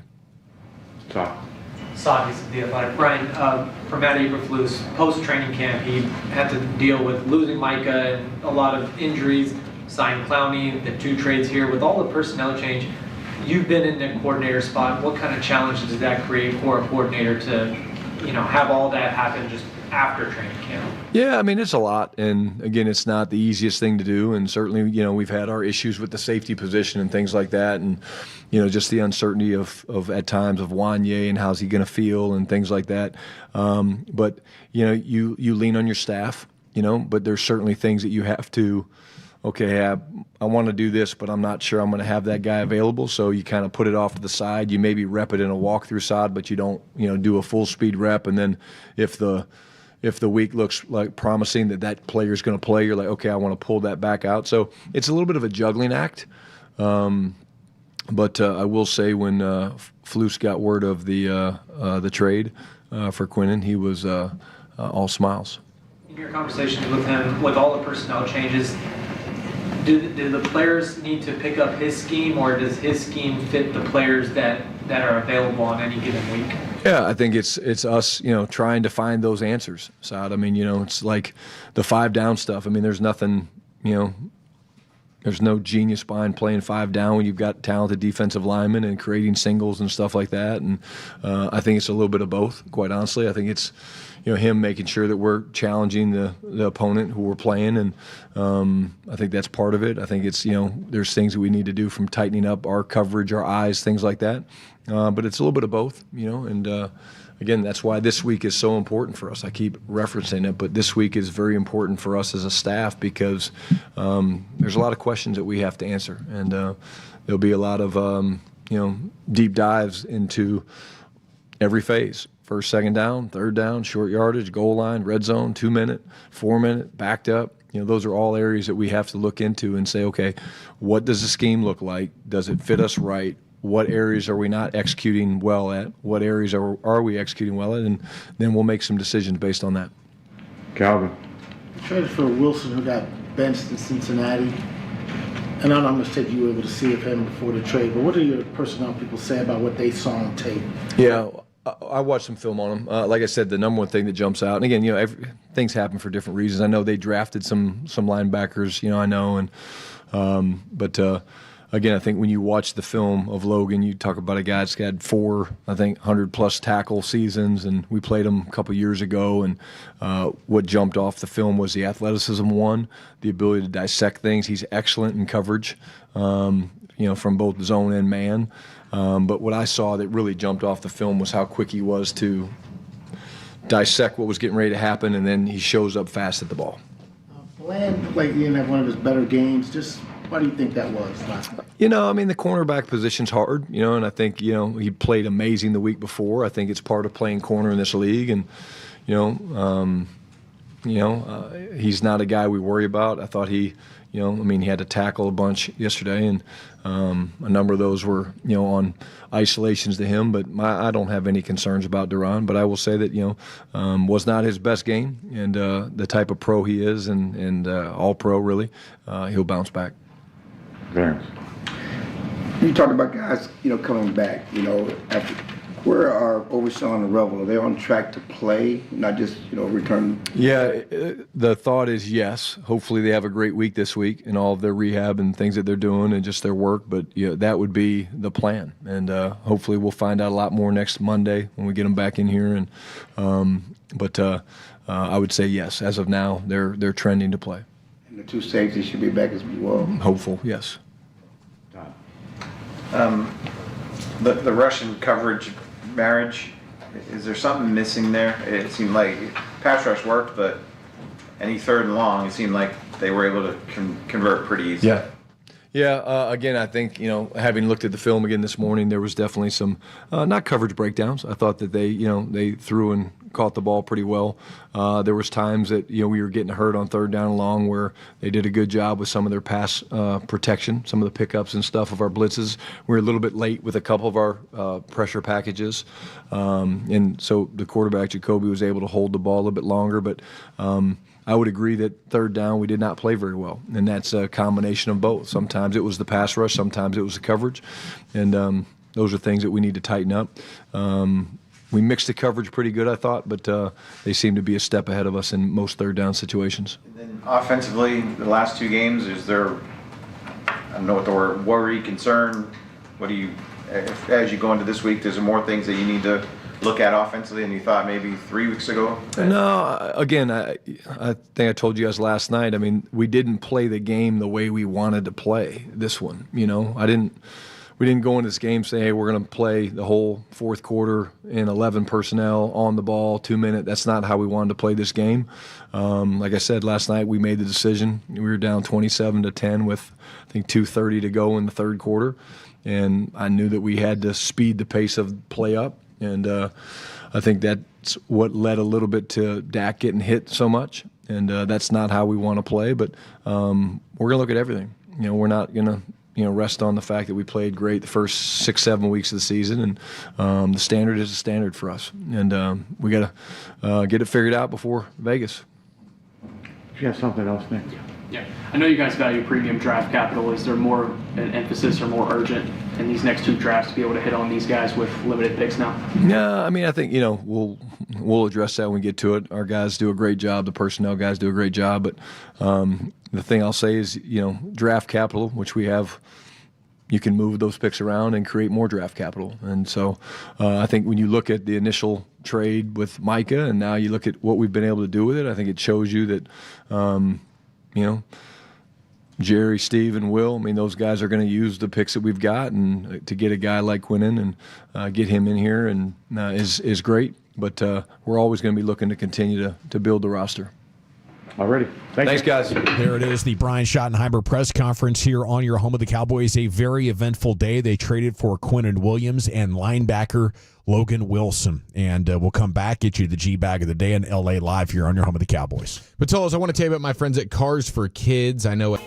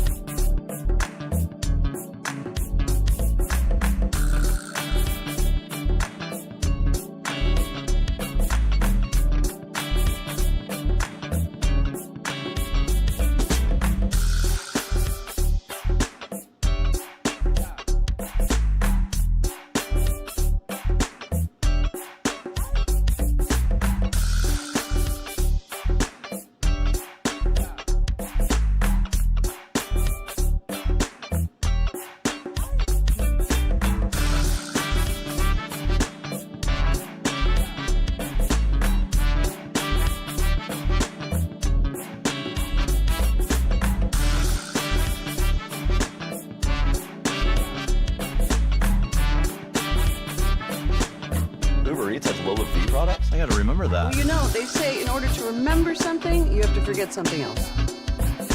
Okay, now that is a very cute haircut. That's like a little shag. I've never seen it before. Well, I mean, of course you have. It's the Rachel. Oh, is that your name? No, I mean like your name. No, I'm Jen.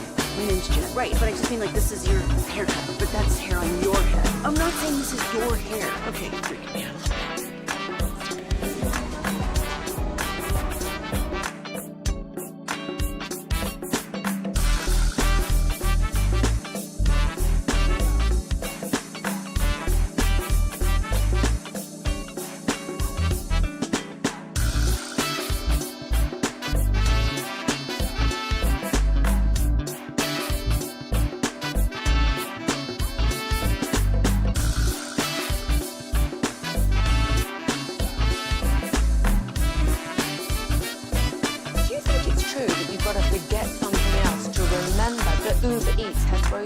No, that's absurd. Hey, remember when you used to be a, what was it, Pepper Lady? Pepper Lady? Wasn't it Cinnamon Sisters? Basil Babes. Saffron Squad? Nutmeg Maidens? Paprika? No.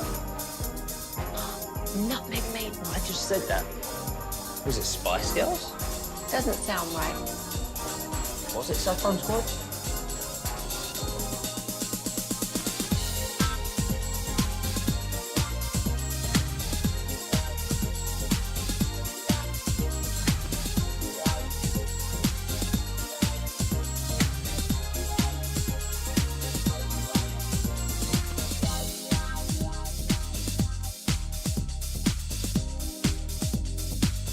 Presser. Segments brought to you by the Frankels. If you've been injured in a car truck wreck, call the Frankels first, 214 or 817-333-3333. You should never run out of pocket costs. They only get paid when you win. The Frankels are the go-to car and truck wreck attorneys in Dallas. It's time for the Expressway, brought to you by the on-time experts, and into the Pimp Cup we go. Here's Lucius. Let's see what we can do here. Let's see what we can do here. G back of the day. We do it every weekday on the Fan at 5:30. Hey, it's 5:38 because we got some good news. Yeah, we got some good news. My name is L.A. Lucius Alexander.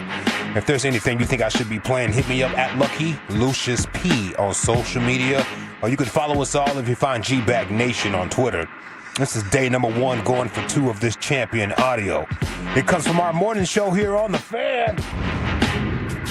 The RJ and Choppy Show. Which one of these fools is Chop? Well, the fool that's Chop is the guy that's yearning for the touch of a man. Touch of a man. Yeah. Give me that man. He said girls overrated, apparently. Nothing like a touch of a guy. Yeah. What's something men secretly love doing but pretend they don't? Look, for me, this is easy. It's getting a massage from a guy. All right. Maybe this was Spittle did when he left our party after 20 minutes. You can say all you want that you want a girl. But the moment a man, not a guy, a man with Popeye forearms and fat fingers gets his hands all up on you, it's over. You'll never go back to a woman again.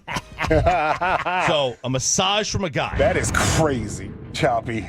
That is nuts, dog. He's just so proud of it and happy to announce it. Oh, it's nuts. So happy. This is easy. Oh, man. All right, let's see. Let's get these out the way real quick because we're up against it already. Got a hot mic situation. Let's go to MLS. A little MLS action there, Mr. Dawson. Okay. Chicago Fire. The radio broadcasters heading into the halftime were not a fan of how their team were playing. It was 3-0. Philly was beating that Chicago behind. They were. Yeah, listen to this going into the break. We are back with the halftime show after this break. You're listening to the Chicago Fire on WLS AM 890. So that sucked. For a while there, I mean, when it was like 1-0, I'm like, Lowe's.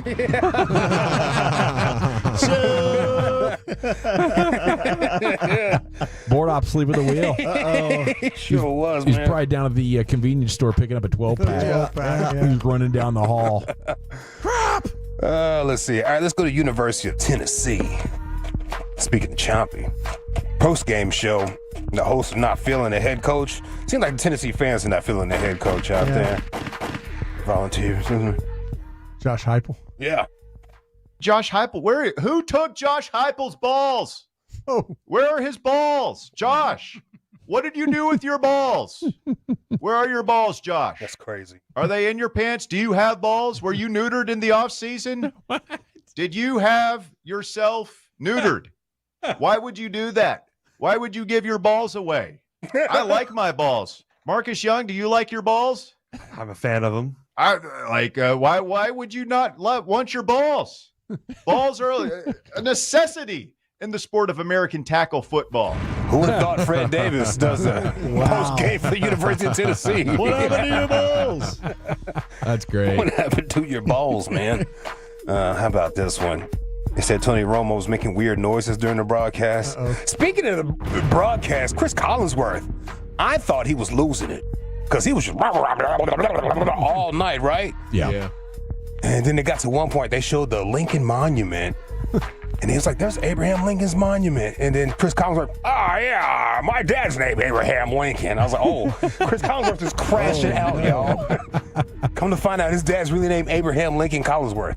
Oh. Yeah. Wow. It's crazy. He could also be be That's what I'm saying. I thought he was crashing out. That game got out of hand. Yeah, by the way, my dad's name is Abraham Lincoln. I have you know. Tony Romo making strange noises. Hit, and you'll see right here, pulled, and then another hold right there. I think it was.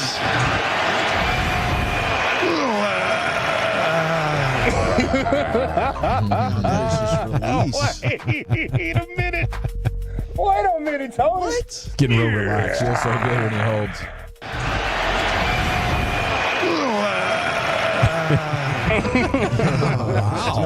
Tony is a wild boy. I love it. Love Tony. All right, let's go. Okay, I got enough for now. Is it our champ? I got a whole bunch in here, too, boy. That was nice, dude. 5 minutes. We got a champ and 3 quality challengers. Is it RJ Choppy, our champ? Is it the MLS hot mic? That sucked. Is it well, that sucked. The Tennessee talk show wondering where Josh Heupel's balls are? Yeah. Or Tony Romo making strange noises? I'm going to go with the soccer clip there, Chief. How about you? I'm going to go with the balls. Okay, Lucius? Yeah, where are your balls? Well, Chuck. Give me the champ. We're at 2-1 to 1, I like how he asked Brian. his co-host. You wouldn't want your balls neutered, right? He's like, nah, I don't have You like your balls? Yeah. Yeah, vote this thing off. I'm gonna go with the. Is it the champ, right? RJ? Yeah, you got champ. Yeah. You got to vote for champ Choppy. You got 2 for the Volunteers talk show host. Let's go with Choppy here, please. Okay, it's tied at 2. Jump on to @GBagNation, and we'll create a little Insta poll. You can vote it up, and we'll announce the winner here towards the end of LA Live. And speaking of LA Live, yeah. here's Lucius, the Pimp Cup. Yeah, it's a Toxic Tuesday. Let's get into it right after the great Rick James. All right, you squares. Time you smoke. Fire up this funk and let's have a toke. It'll make you dance to some of everything. Watch out there now. Everybody get high. Ladies and gentlemen, boys and girls, I have a message. Do not, and I repeat, do not waste Dak Prescott's best years. You have 24 hours to make a decision. And also, Jerry Jones, I call him Jerry Jacoby. Jerry Jacoby Jones, you better go out there. You got 24 hours to make a move. Because you at 83, Dak at 32. You better not make a mistake. That's what I'll tell you. Because this don't not happen. You got to do it. You have to do it. Did he do it? He did it. Did he do it? He did it. He's done it. Okay, all right. Just want to see how everybody felt about that move. Did he do it? I like the guy we picked up, though. He's a nice dude. Yeah. Yeah. LA Live for Tuesday, November 4th, 2025. It is a Toxic Tuesday here in LA Live. Shout out to the first time, last time, and long time listeners of this station. You are appreciated. Even you haters, I love you.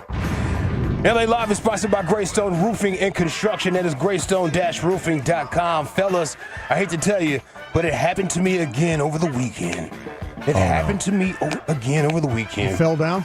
Nap on the couch. We fall down. It was I did not pee on the couch. crab legs. I did not pee. The Bud Light Platinums or whatever they were. Yeah, they got me pit. Oh, you did crab legs? Crab legs? No. So I shot over to the Starbucks in Las Colinas before the SMU game. Okay. I think Texas and SMU was kind of playing at the same time. Said, I'm going to go over there and give me a little coffee. When I was standing in line, some dude walked in pushed me on my shoulder and was like, hey, I know who you are. You used to run the pill for the Raiders. Marshawn Lynch? Marshawn Lynch again. He said, I know who you are. He pat me on my back. Yeah, I know who you are. And then the lady in front of me turned around and he looked at her and he was like, yeah, he used to play for the Raiders. That's beast mode. That's beast mode right there. Bro. Sign some autographs. I look nothing like the man. I seen him in real life in Vegas. I seen him checking in his camera equipment and everything. That guy's huge. Yeah. He's huge. I got nothing on that. Nothing on that. Keeps happening. I was going to get into this Commanders, QB curse and whatnot, but I'm going to skip all of that. Did you guys do any voting? It's voting season again. Did you guys do any voting? Not yet. No. Not yet. Well, this is it. I think I'll be going next season. Not yet. Chuck just lied right through his teeth. Not yet. Today was the last day. I'm playing on Unless it's outside the door, we're probably not voting today. Yeah, that's it, man. Yeah, they got it downstairs? Yeah, no. Well, I wish they would. I wish they would. I wish they would, man. Now, I did mine early. Old lady went and did hers during lunch. But the early voting's smart. Yeah. But let's focus. I wish I was voting for the mayor of NYC right now. Gotham City is full of characters, folks. Gotham City is full of characters. The mayor right now is Eric Adams, former gang member, turned cop, turned politician. He hates rats. If you're paying attention to what I'm saying right there, he hates rats. But he loves bottle service, so you might catch him at the Shark Bar one night. The darn the mayor getting VIP service in the club. That's a real thing. You got former Governor Andrew